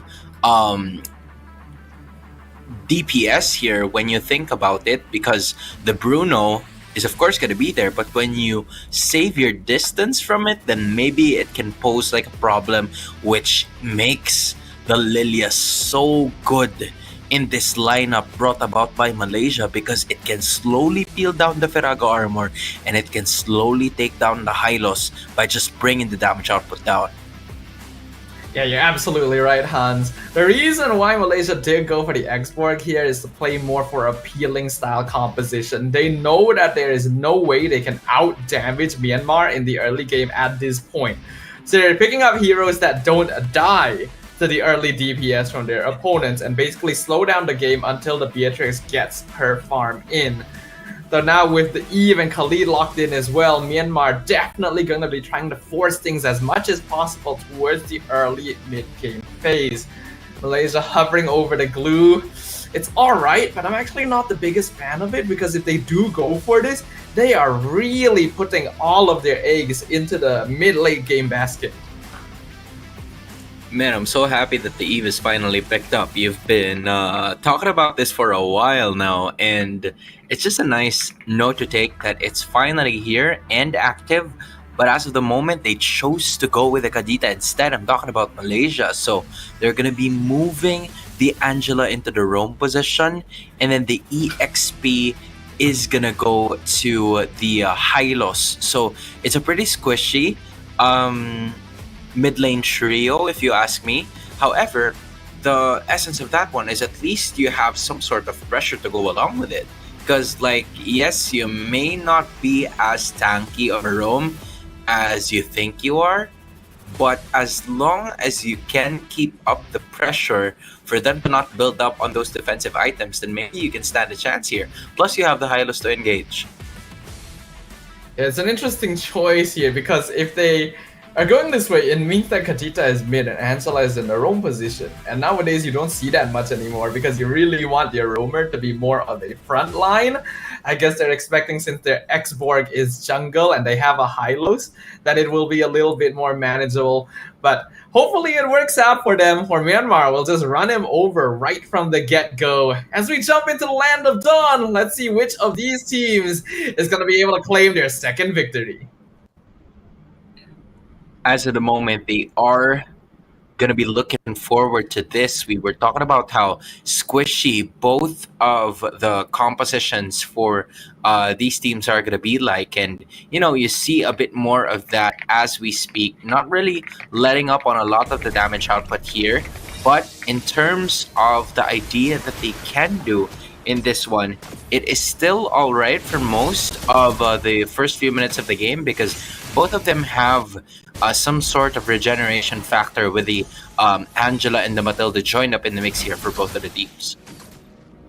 Yeah, very supportive duo, but Matilda definitely providing a bit more utility right from the get-go because Guiding Winds is just such a useful ability overall, while Angela ideally wants an item or two and needs to be level 4 before she can really contribute anything to the game. So this does mean that Malaysia is giving up mostly on any sort of early game pressure they can get just to try and peel and delay the game while avoiding most team fights.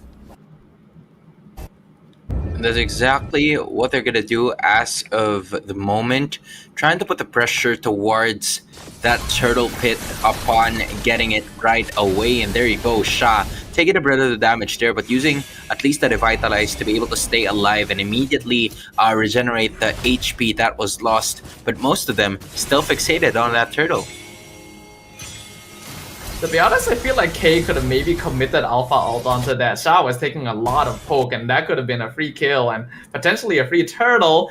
But for now, the turtle dance still going to be somewhat even. Ku already zoning out Quinn and Keyboy. RWM comes out. Here comes Playing from the side. Going to be popping the Firaga armor, which means K gets turtle for free. And now Sha in a lot of trouble as Quinn is already gone. And Ku gets to be up another one with that Circling Eagle. Just safely securing it. And it goes to the side of Myanmar. I'm talking about both of those kills as well. Really putting themselves in the driver's seat as early as possible while not involving Sikoshi in all of that fight. So I feel like Sikoshi, compared to what was happening in all of the other matches that we've seen from before, this is going to be a chance for him to dominate that early lanes with the gold lane matchup that we have over here. Meanwhile, Malaysia is having quite of a hard time, especially with Quinn not building up on that immortality just yet. So this is to be expected. That punish that would come from the Eve with the pokes, and also the Alpha just dishing out through damage once after another. I think Myanmar understands that they just have so way more burst damage than anything Malaysia could have. So this early stage of the game is where they really need to just rush them down. The more of a snowball you can pick up, the less likely that Malaysia can really put up any sort of fight once you get into the mid-game phase. Quinn now taking a lot of poke. Firaga armor already gone. RWM coming out and trapping him. Heartguard a bit too slow to save Quinn. And that means the jungler for Malaysia is down again. Yeah, every single time that they're gonna be seeing Quinn at this point, compared to what we've seen from her in the very first game, this is a, completely different from her wheelhouse here. The X-Borg really just, a double-edged sword. It could go with that last insanity as its last resort for damage output, but once that Firaga armor is out, you can't really utilize that to the best of your ability, and instead you become you become vulnerable. You start to become a liability for the lineup of Malaysia here. So Quinn really needs to find her way into getting more of the objectives here, because if she doesn't, then it could go snowball for the side of Myanmar. It feels like it already is happening. The rough waves from Hani not doing anything, and a 3-man Circling Eagle knock up into the Spear of Alpha on 2. Gore's pathway comes out. They're trying to buy time, but Keyboy and Hani have already been dropped in the backline. Sha just completely ignored by Myanmar. They have their eyes set on the bigger prize. Good. Just good MLBB, man. That's all I'm gonna say. The layering of skills was amazing, considering that from what they were doing, it was the Circling Eagle that really started off the initiation for the side of Myanmar, and then the ultimate coming in from the Alpha was really what landed 2 of those kills that was given to Keboy and to Hani. They really took advantage of the situation, and they were able to maximize on that as well, given the fact that it was an easy feat, given that 4 of the heroes are already there. So now, instead of Quinn looking for more jungle objectives, she is forced to even join Fafao here upon getting that level 8, in which they were just able to get right now. And the X-Borg is already a level behind K here, who already is at level 9. Hard guard on top of Quinn, glorious pathway, but Myanmar is still able to zone out perfectly well since the RWM was still available. K is now in the mid lane, and Malaysia knows they can no longer try to continue disengagement. So they will just go ahead and disengage. Myanmar is still holding much of the map pressure and building up a 3k net worth lead at this point. Yeah, just pure skill being showcased here by Myanmar at this point in time, just really taking in managing a business here as we speak, not really letting a lot of the other opportunities for Malaysia to come through, as they are looking for another way. And Hani, though, she needs to stay away from this one. There she is. Tries to go in, goes for the burst, has to flicker out. A lot of resources used for not much. Raging Sandstorm flicker, gonna land on her. And because of that, Sikoshi able to follow up and get the kill after chasing very far. Glorious pathway to cut them off, but RWM trapping in Fau with the hard guard on top of her. And now Sha left by herself, 1v4.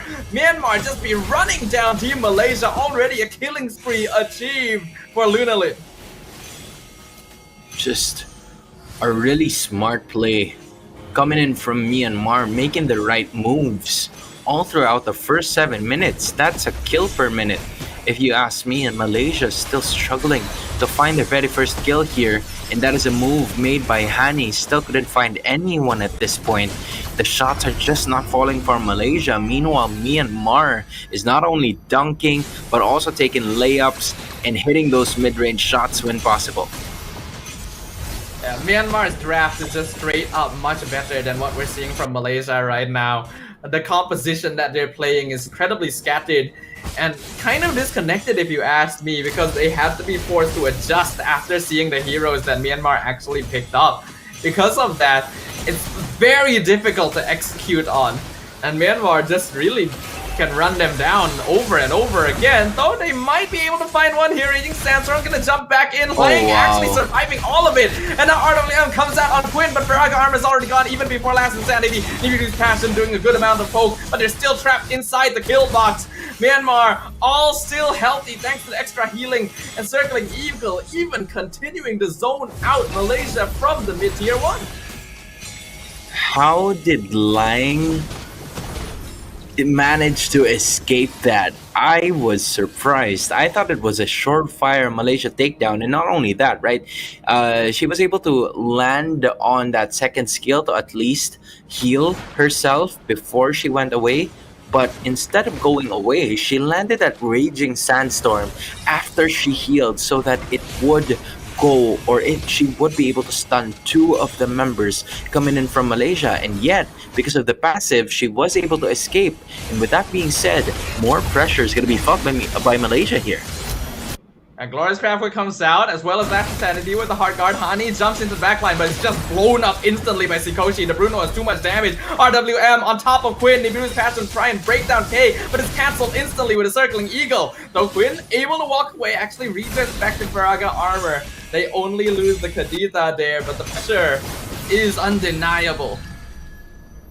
See, this is what I was talking about, right? As soon as you have that immortality, or as soon as Quinn has that immortality, Quinn gets to be a little bit more confident upon the engages that will be brought about by Myanmar, because she gets an extra life, an extra duration, a period of time, so that she will be able to fight whenever she wants to. The only problem is that there's already too much damage coming in from Myanmar upon securing that Lord as well. 8-0 in terms of kills.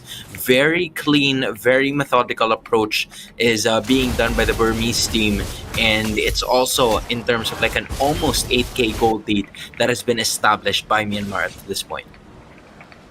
Yeah, things are looking very, very tough right now for Malaysia. As for Myanmar, they're just taking a walk in the park. This draft is doing them a lot of favors, making the game so much easier to execute on. And that's not to say the skill in the resources that they have been popping down, the cooldowns, being utilized incredibly effectively to consistently push the pressure onto their opponents. And now it's already a 9k gold lead for Myanmar. At this point in time, right, if you are Malaysia, you're really gonna have to utilize the Kadita and the Beatrix here. It's where they're gonna come in handy as an RWM has been unleashed. And it's just continuing to zone them out, even under their own tower. At the very least, they're able to get the Lord, but Kadita, this whole game, has really not been able to do anything. That is the two-pronged spear of this hero. Malaysia continuing to hold the defense, should be able to keep this structure alive, but based on how things are going, eventually it will have to fall.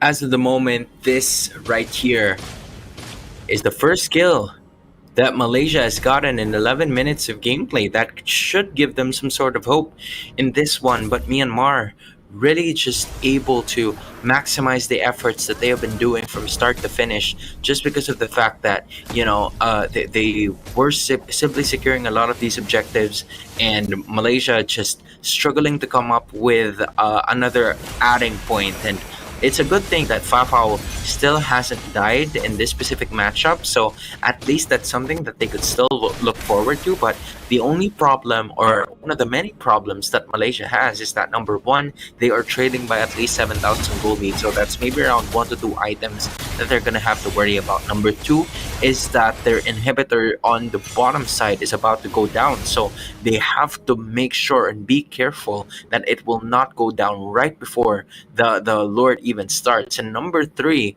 you're also going to have to worry about the damage output that Myanmar has here, just because Sikoshi, K, and Lunalin hasn't died just yet. So this is really good skill, methodical approach coming in from Myanmar.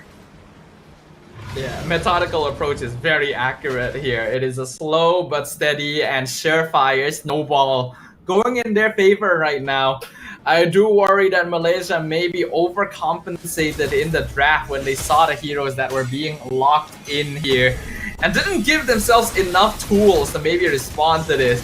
The Beatrix still has good wave clear, yes, but I don't know how far behind Fao is compared to Sikoshi, who just has been farming safely the whole game. Hani, rough way, is gonna miss a 10. RWM trapping Malaysia, but oh, a bad position here from Q. Gonna have Matilda taken out. Malaysia somehow still alive after all of it, but Sikoshi finally gets the killing spree on Shah. Surprisingly though, a 1-for-1 trade. Yeah, Lying was the saving grace in that team fight. She was able to land that Raging Sandstorm onto at least 3 members to hopefully stun them and stop the fight from happening, because Myanmar was already on the brink of losing at least 2 to 3 heroes during that team fight, because they were on the vicinity where Fafa was able to reach them, but they were not able to reach that Beatrix. So Sha was taking the brunt of the damage onto that one. And not only that, right? They were finally able to take down Ku at some point in time, but it is still a mountain to climb, but they're making the right moves to hopefully set themselves in, but it starts with the defense. The Lord being pelted down by Beatrix, but will still crash in and take down the bottom inhibitor for Malaysia.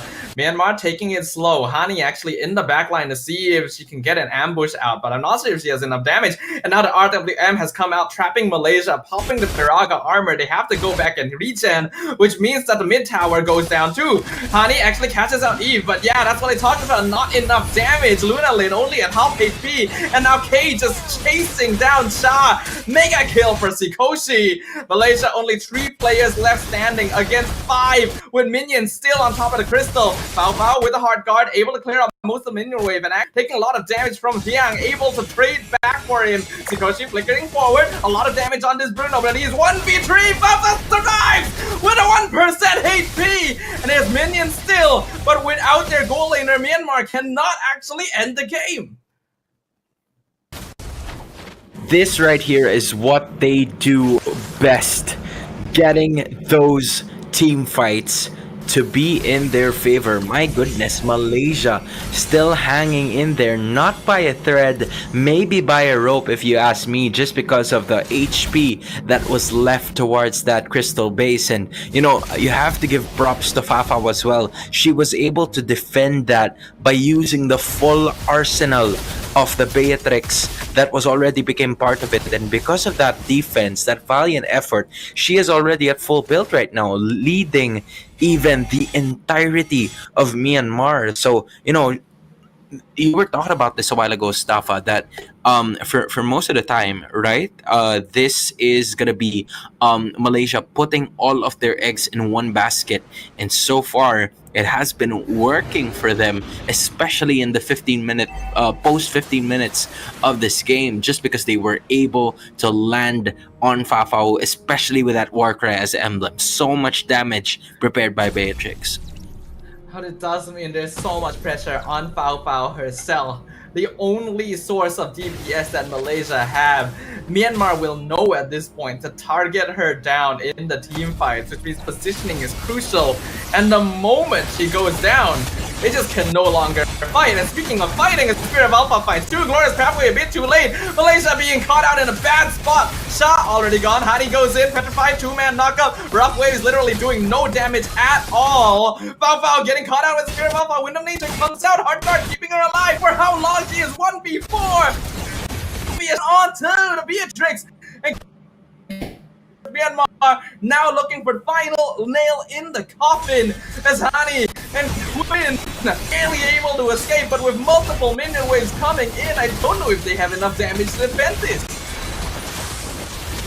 Just not enough, and that is going to be the end of this fight. Hani can no longer do anything, and it's Myanmar getting a win in or what I would say in dominant fashion.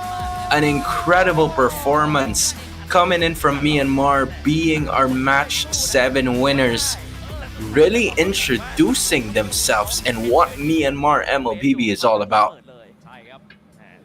I think they 100% won in the draft. It was just very smart the way that they approached it, and honestly, I don't even too much thought had to go into it too. They just picked up the heroes that they were comfortable with, the ones that would be very effective in the early game, grabbing combos wherever they could find, and Malaysia ended up overreacting and overcompensating with their draft and giving themselves really a weird line to have to work with. Yup, and not only that, I feel like they were able to at least bounce back for just a bit, but the fatal mistake that happened in that very last fight was that 2 of the heroes coming in from Malaysia kind of like showed themselves a little too early, and as you can see it, of course, she is going to be our match 7 MVP from Myanmar, really showcasing what she can do in this game. Very happy with her performance, and as of the moment, just, Myanmar landing on towards another undefeated streak broken here for both of the teams. So I believe Malaysia is going to be falling to 1-1 in this one. Meanwhile, for Myanmar, you see it already, just really a tremendous performance here that was brought about by the rest of the members moving forward, and from especially in this kind of playstyle, right? Lunalin kept her distance the entire time. Meanwhile, Ku was ready to save her damage dealers whenever they are, in danger from the side of Malaysia. Whereas Malaysia, they were all dependent on Fafao, and in that last fight, when Fafao was caught in a very difficult position, that was the time, perfect time for Myanmar to strike. Yeah. It's unfortunate for Malaysia, but really, really well played by Myanmar. They understood their strengths. They understood how they needed to play this lineup and the weaknesses of their opponents, and fully capitalized it to take a very one-sided victory. There were definitely points towards the end where some small micromanagement mistakes were made, which resulted in giving away kills they didn't really need to. But Malaysia's draft just didn't have enough to work with. This is a very damage-oriented meta. We are seeing like 2-3 cores in a single team, and this one only really had the Beatrix to work with. It just does not work anymore. Yeah, just a little difficult to execute there, especially with the export being added to the side of Malaysia. I felt like they were extremely punished in like the early portions of the game, where the Exborg or Quinn rather, didn't have an advantage with the extra damage outputs that she would be able to have once she's gotten that Fradaga armor. But knowing this, Myanmar instantly punished her not once but twice, and those kills landed on the jungler coming in from Myanmar, which paved the way for a lot of problems and which just increased the chances of the Burmese team winning. A really nice victory there. We're gonna take a moment to get our next set of teams set up on stage, because next up is gonna be another group stage match. But for now, we'll once again jump to a short break, so we'll see you guys in a little bit.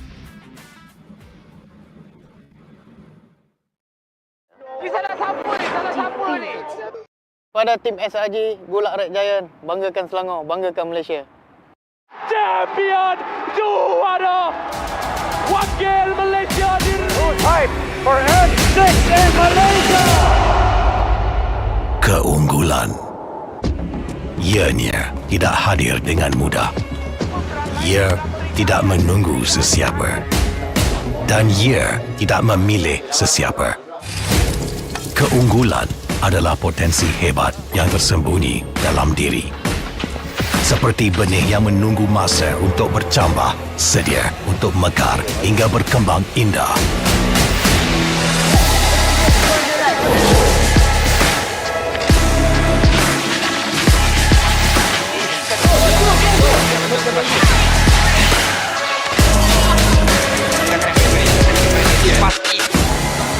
Ketika cabaran mendatang, ada yang hanya memerhati. Kekuatan sebenar lahir dari dalam diri. Dibangkitkan oleh jiwa yang menyokong teguh tanpa henti. Kadangkala, saat kita rasa jauh dari apa yang kita impikan, ia muncul dari arah yang tak dijangka. Saat itu, kita sedar potensi yang sebenar ada di sekeliling. Ini semua bukanlah satu kebetulan, tapi kita yakin ini semuanya aturan takdir. Setiap langkah bukan hanya untuk diri sendiri, tapi juga untuk mereka yang berdiri dan berjuang bersama agar kita melangkah lebih jauh, menjadi lebih hebat.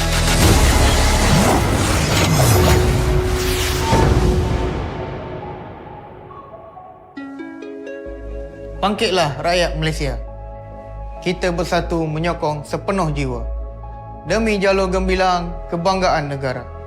Tiba masanya untuk menjadi greater than ever.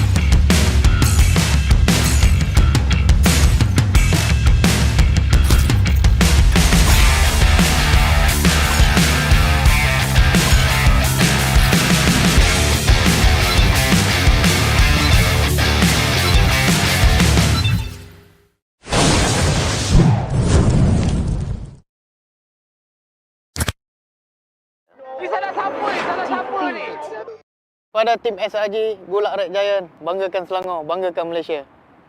Champion juara wakil Malaysia time for N6 in Malaysia. Keunggulan ianya tidak hadir dengan mudah. Ia tidak menunggu sesiapa dan ia tidak memilih sesiapa. Keunggulan adalah potensi hebat yang tersembunyi dalam diri. Seperti benih yang menunggu masa untuk bercambah, sedia untuk mekar hingga berkembang indah.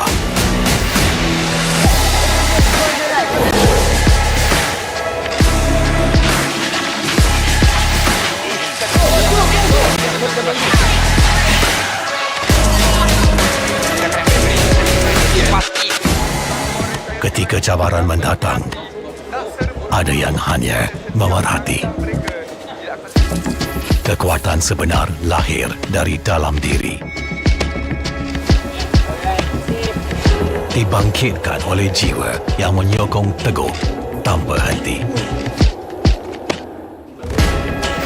Kadangkala, saat kita rasa jauh dari apa yang kita impikan, ia muncul dari arah yang tak dijangka.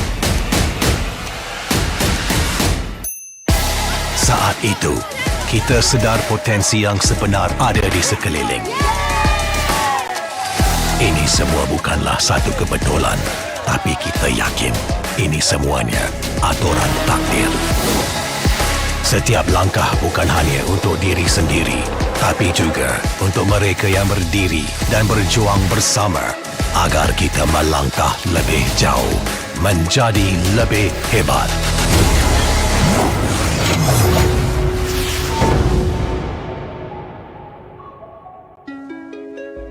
Bangkitlah rakyat Malaysia. Kita bersatu menyokong sepenuh jiwa. Demi jalur gemilang kebanggaan negara. Tiba masanya untuk menjadi greater than ever.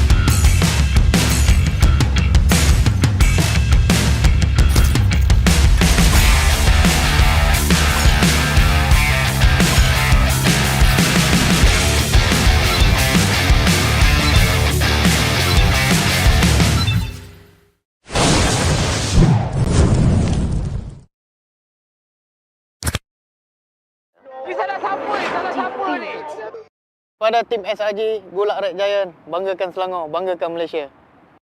Champion juara wakil Malaysia fight for N6 in Malaysia. Keunggulan ianya tidak hadir dengan mudah. Ia tidak menunggu sesiapa dan ia tidak memilih sesiapa. Keunggulan adalah potensi hebat yang tersembunyi dalam diri. Seperti benih yang menunggu masa untuk bercambah, sedia untuk mekar hingga berkembang indah.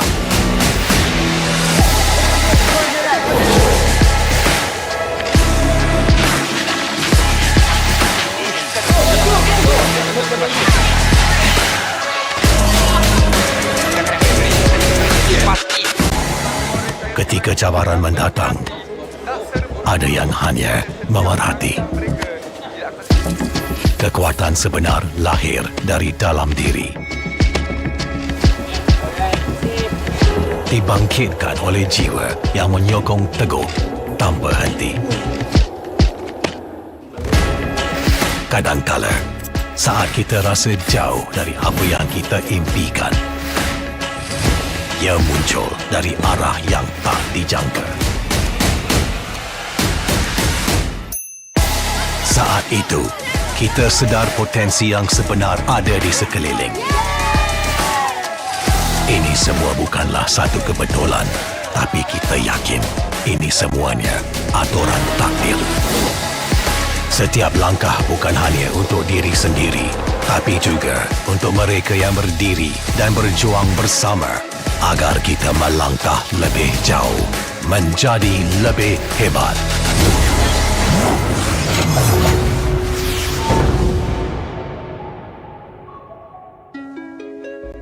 Bangkitlah rakyat Malaysia. Kita bersatu menyokong sepenuh jiwa. Demi jalur gemilang kebanggaan negara. Tiba masanya untuk menjadi greater than ever.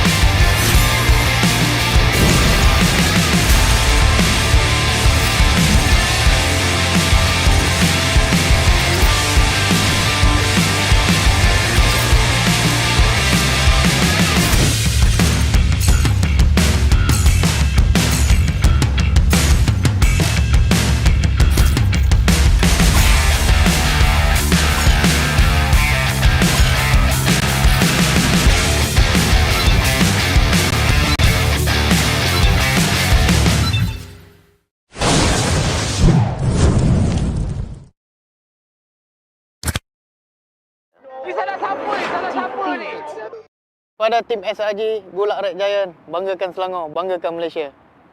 Champion juara wakil Malaysia fight for M6 in Malaysia. Keunggulan. Ianya tidak hadir dengan mudah.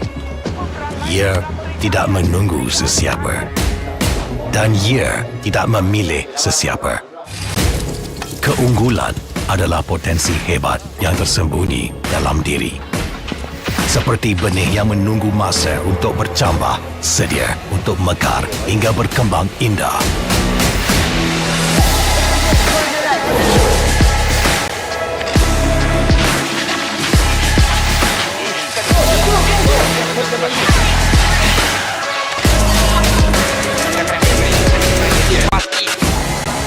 Ketika cabaran mendatang, ada yang hanya memerhati. Kekuatan sebenar lahir dari dalam diri. Dibangkitkan oleh jiwa yang menyokong teguh tanpa henti. Kadangkala, saat kita rasa jauh dari apa yang kita impikan, ia muncul dari arah yang tak dijangka. Saat itu, kita sedar potensi yang sebenar ada di sekeliling.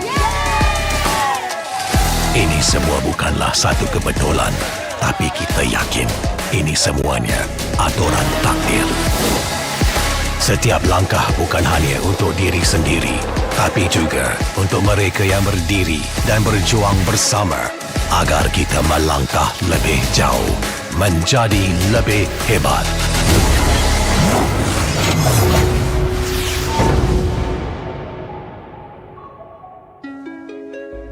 Bangkitlah rakyat Malaysia.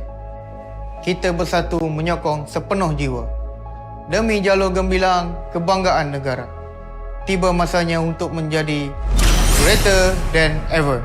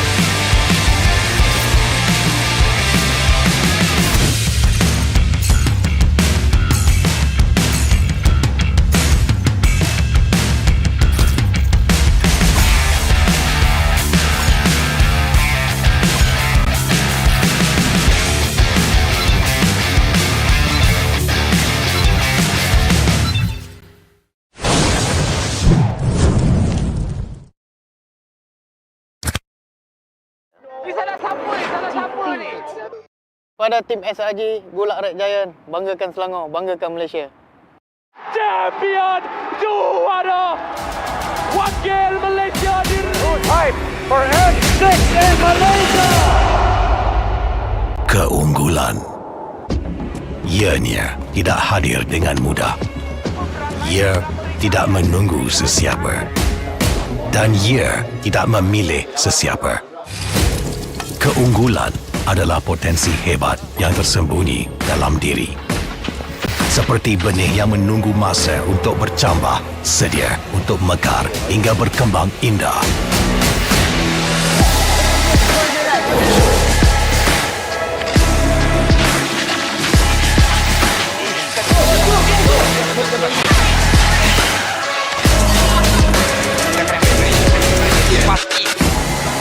Ketika cabaran mendatang, ada yang hanya memerhati. Kekuatan sebenar lahir dari dalam diri. Dibangkitkan oleh jiwa yang menyokong teguh tanpa henti. Kadangkala, saat kita rasa jauh dari apa yang kita impikan, ia muncul dari arah yang tak dijangka. Saat itu, kita sedar potensi yang sebenar ada di sekeliling. Ini semua bukanlah satu kebetulan, tapi kita yakin ini semuanya aturan takdir. Setiap langkah bukan hanya untuk diri sendiri, tapi juga untuk mereka yang berdiri dan berjuang bersama agar kita melangkah lebih jauh, menjadi lebih hebat.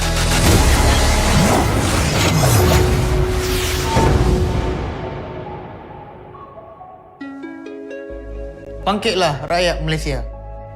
Kita bersatu menyokong sepenuh jiwa.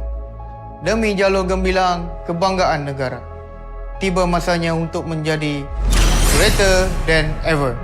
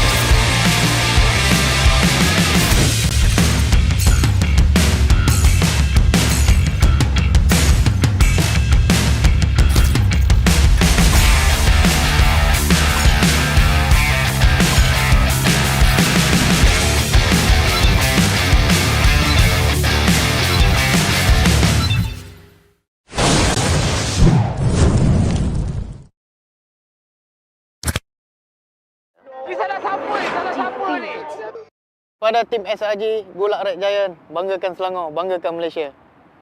Champion juara wakil Malaysia di time for N6 in Malaysia. Keunggulan. Ianya tidak hadir dengan mudah. Ia tidak menunggu sesiapa.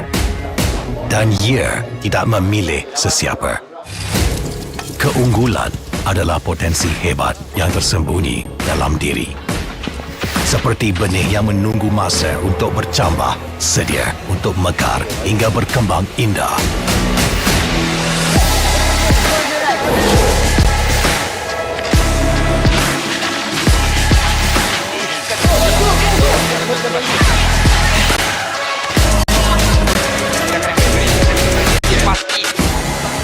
Ketika cabaran mendatang, ada yang hanya memerhati. Kekuatan sebenar lahir dari dalam diri. Dibangkitkan oleh jiwa yang menyokong teguh tanpa henti. Kadangkala, saat kita rasa jauh dari apa yang kita impikan, ia muncul dari arah yang tak dijangka. Saat itu, kita sedar potensi yang sebenar ada di sekeliling. Ini semua bukanlah satu kebetulan, tapi kita yakin ini semuanya aturan takdir. Setiap langkah bukan hanya untuk diri sendiri, tapi juga untuk mereka yang berdiri dan berjuang bersama agar kita melangkah lebih jauh, menjadi lebih hebat.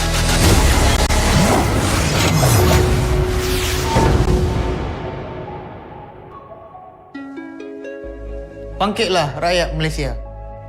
Kita bersatu menyokong sepenuh jiwa. Demi jalur gemilang kebanggaan negara. Tiba masanya untuk menjadi greater than ever.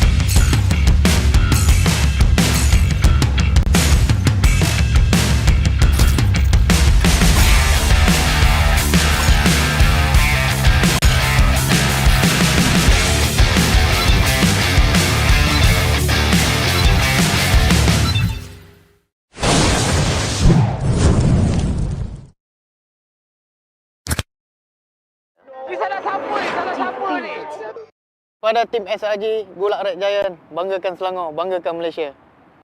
Champion juara wakil Malaysia Time for N6 in Malaysia. Keunggulan. Ianya tidak hadir dengan mudah. Ia tidak menunggu sesiapa. Dan ia tidak memilih sesiapa. Keunggulan adalah potensi hebat yang tersembunyi dalam diri. Seperti benih yang menunggu masa untuk bercambah, sedia untuk mekar hingga berkembang indah.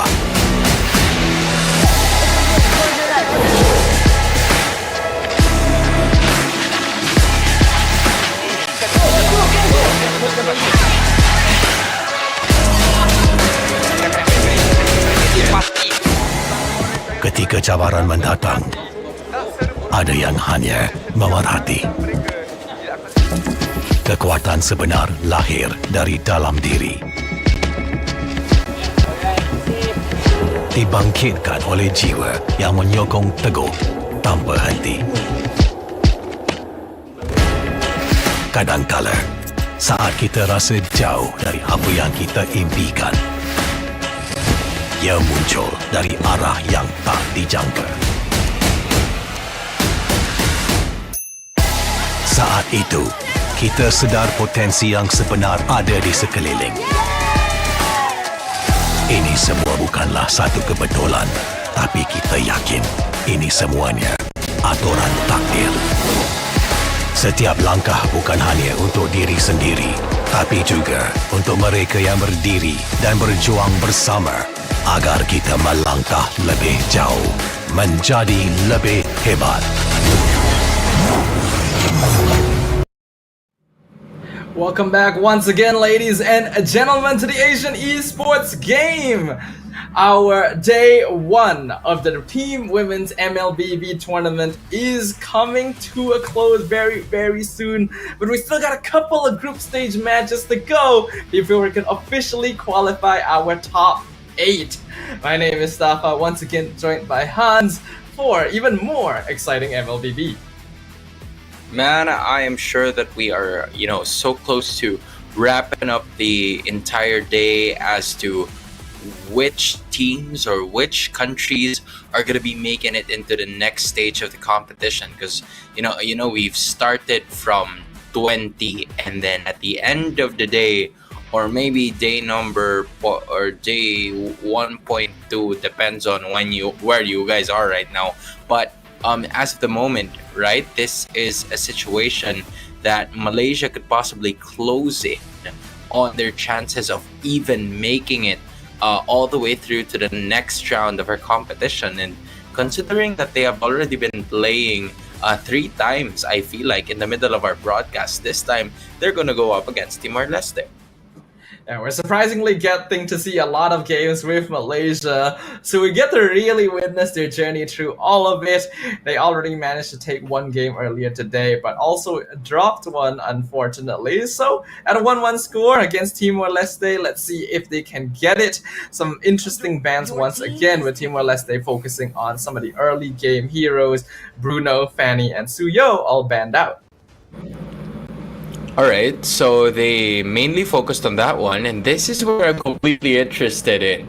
All right, so Timor-Leste, this is a team that is starting to make some waves as well. They are one of the newest inclusions to the MLBB scene, if you ask me, and they were able to, at some point, even create most of the extra chances that they were having from before, which is why it is somewhat not a surprise to me that the Zilong is being considered, but it's nice to see that in the midst of all of that, right? Because Timor-Leste is a nation that has just joined the MLBB scene back last year in Southeast Asian Games 2023. So I feel like this nation was just pretty recent towards the familiarity with the game, and I'm curious to see, like, a year later, how much improvement has this team actually done going up against one of the staple names in this tournament, the Malaysian team. Yeah, it is a good question, right? But looking at the way that the draft has started off, Phobia's first pick is actually something we don't get to see very much of anymore. It used to be very, very common during the previous MPL season. But with more and more changes, we are seeing him left until a little bit later because there are still some weaknesses that have to deal with. Because Malaysia responded with the Nolan and Gatot, Timor-Leste will be able to pick up the Matilda Alpha combination, which so far has been providing success to a lot of teams here. Which I was meant Yeah, for. we've seen a lot of these tournaments and competition being brought around by the Malaysian team, and also given the Phobius is there, just like what you've mentioned as well. Not really, the first pick option for a lot of teams recently. I feel like if this was the previous patch, it would have been a different scenario. So maybe it really boils down to the comfortability of the teams that we're going to be witnessing here moving forward. And from, if you're going to be on comfort, as to what I'm seeing right now, that is Kiboy, Hani, and Quinn at least having their heroes apiece, because Kiboy can definitely hold on to that Gatot Kacha if they want to put it into the roaming position. And Quinn definitely seemed a lot more comfortable with Nolan compared to what we saw previously with the X-Borg, so they decided to prioritize it. I think comboing it with the Eve is actually very good as well, because the combination of Gatot and Eve gives a lot of team fight control, though I feel like the Matilda also kind of naturally counters it somewhat. So we'll see how effective that ends up being, as now it looks like both teams are going to be focusing towards banning the gold lane. Your team is banning. Gold lane has been the issue here. Same with the mage as well. It's pretty crucial to a point where even the Sicilian has been banned out here, even though there are a lot of options available still for most of the gold laner, to say the mid laners as of the moment. But compared to what we would usually see, Malaysia's going to be leaving both the Vexana and the Aurora open, which are staple picks by most of the teams that we have here in AEG Bangkok 2024, which is really going to be an opportunity for the side of Timor-Leste if they want to pick it up.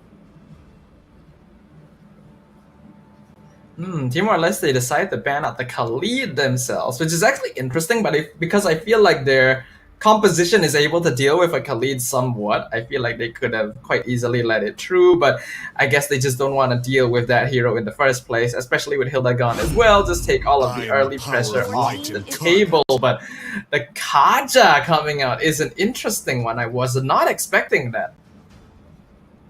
I like this though. Given that the Kaja is there, it could be like a really good innate counter towards the Phobius. Because if there's anything that we know about the Phobius, it's that whenever it uses the Infernal Pursuit, it's gonna be a little difficult for anybody else to stop him already. So at least they have two answers here. If you are Malaysia, because you have they got to catch a second skill, the taunt, that could stop the Phobius from actually wreaking havoc. And you also have the Divine Judgment brought about by the Kaja as well, to not only neutralize the Phobius, but to also, counter punish the Alpha when it makes its entry using the ultimate that the Alpha is also carrying. And my tale began. With Timor-Leste completing their draft here, it does seem like they're going for a much more standard lineup, but the 1-1 being picked up at the end by Team Malaysia could actually work very, very well. The Divine Judgment very easily sets up a crossbow of Tang, and the rest of the team has a lot of AoE crowd control that would kind of lock the enemy down as well. So if played correctly, I can definitely see this being a winning recipe. Yeah, I like the thought process of Malaysia in that one, because they got to pick up the 1-1 as well, which was, I think, a really agile hero that could at least give Timor-Leste a very difficult time into trying to contest it, because based on what I saw in the composition of Timor-Leste, they were missing a little bit on like the crowd control aspect of things, which is mainly the reason why they were unable to win some of their games. But I feel like it is to be determined in this game between the two of them. So I feel like from what we've been seeing, right, the crowd controls are gonna be leading. I'm talking about the hard CC skills, right? I'm talking it could possibly come from Mo or Raniva. It will really boil down as to how they can, while Malaysia hasn't reached level 4 just yet. Yeah, the lineup coming in from Timor-Leste is a little bit more of a push and pull kind of lineup. They're not very good at catching people out specifically, but are quite effective at running in and out of the team fight. So they're basically using that mobility to maybe work around things, but Malaysia has a lot of lockdown. So that is a very good counterplay to what they're bringing to the table, actually. A lot of lockdown indeed. You have the Kaja and you also have the Gatot Kacha together. It really will be a formidable duo as to how they could utilize most of those lockdown crowd control skills. And not only that, right?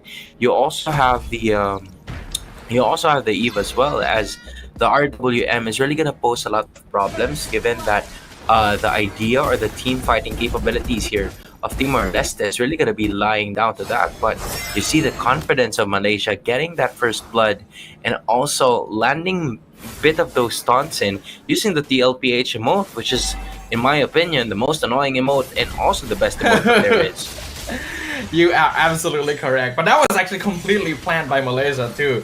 Using Keyboy and Hani to freeze the mid lane, which is something you don't often see, so that they could force out members of Timor-Leste further up, set up for Quinn coming in at the perfect timing for an early lane gank at level 3. Because of that, instantly accelerates him, gets the turtle quite easily, and Malaysia already had a pretty good start. Yup, already leading by at least 2 minutes in. Timor-Leste trying to play patient ML as of this moment. The only problem is that Malaysia is forcing most of those team fights to their advantage because they already know that it was Quinn that managed to take that first kill. So the gold lead in that first blood is really going to go towards their side. And they're gonna continue trying to play for that advantage. I definitely like Malaysia's team composition this game very much. And Timor-Leste can counterplay it, but they need to really play hard and fast. And right now, that momentum is being stifled off of the lead that Quinn has already been able to build up. Ooh! Very quick movements there with the Divine Judgment flicker in. And we can see that Kivo and Hani are playing around Quinn.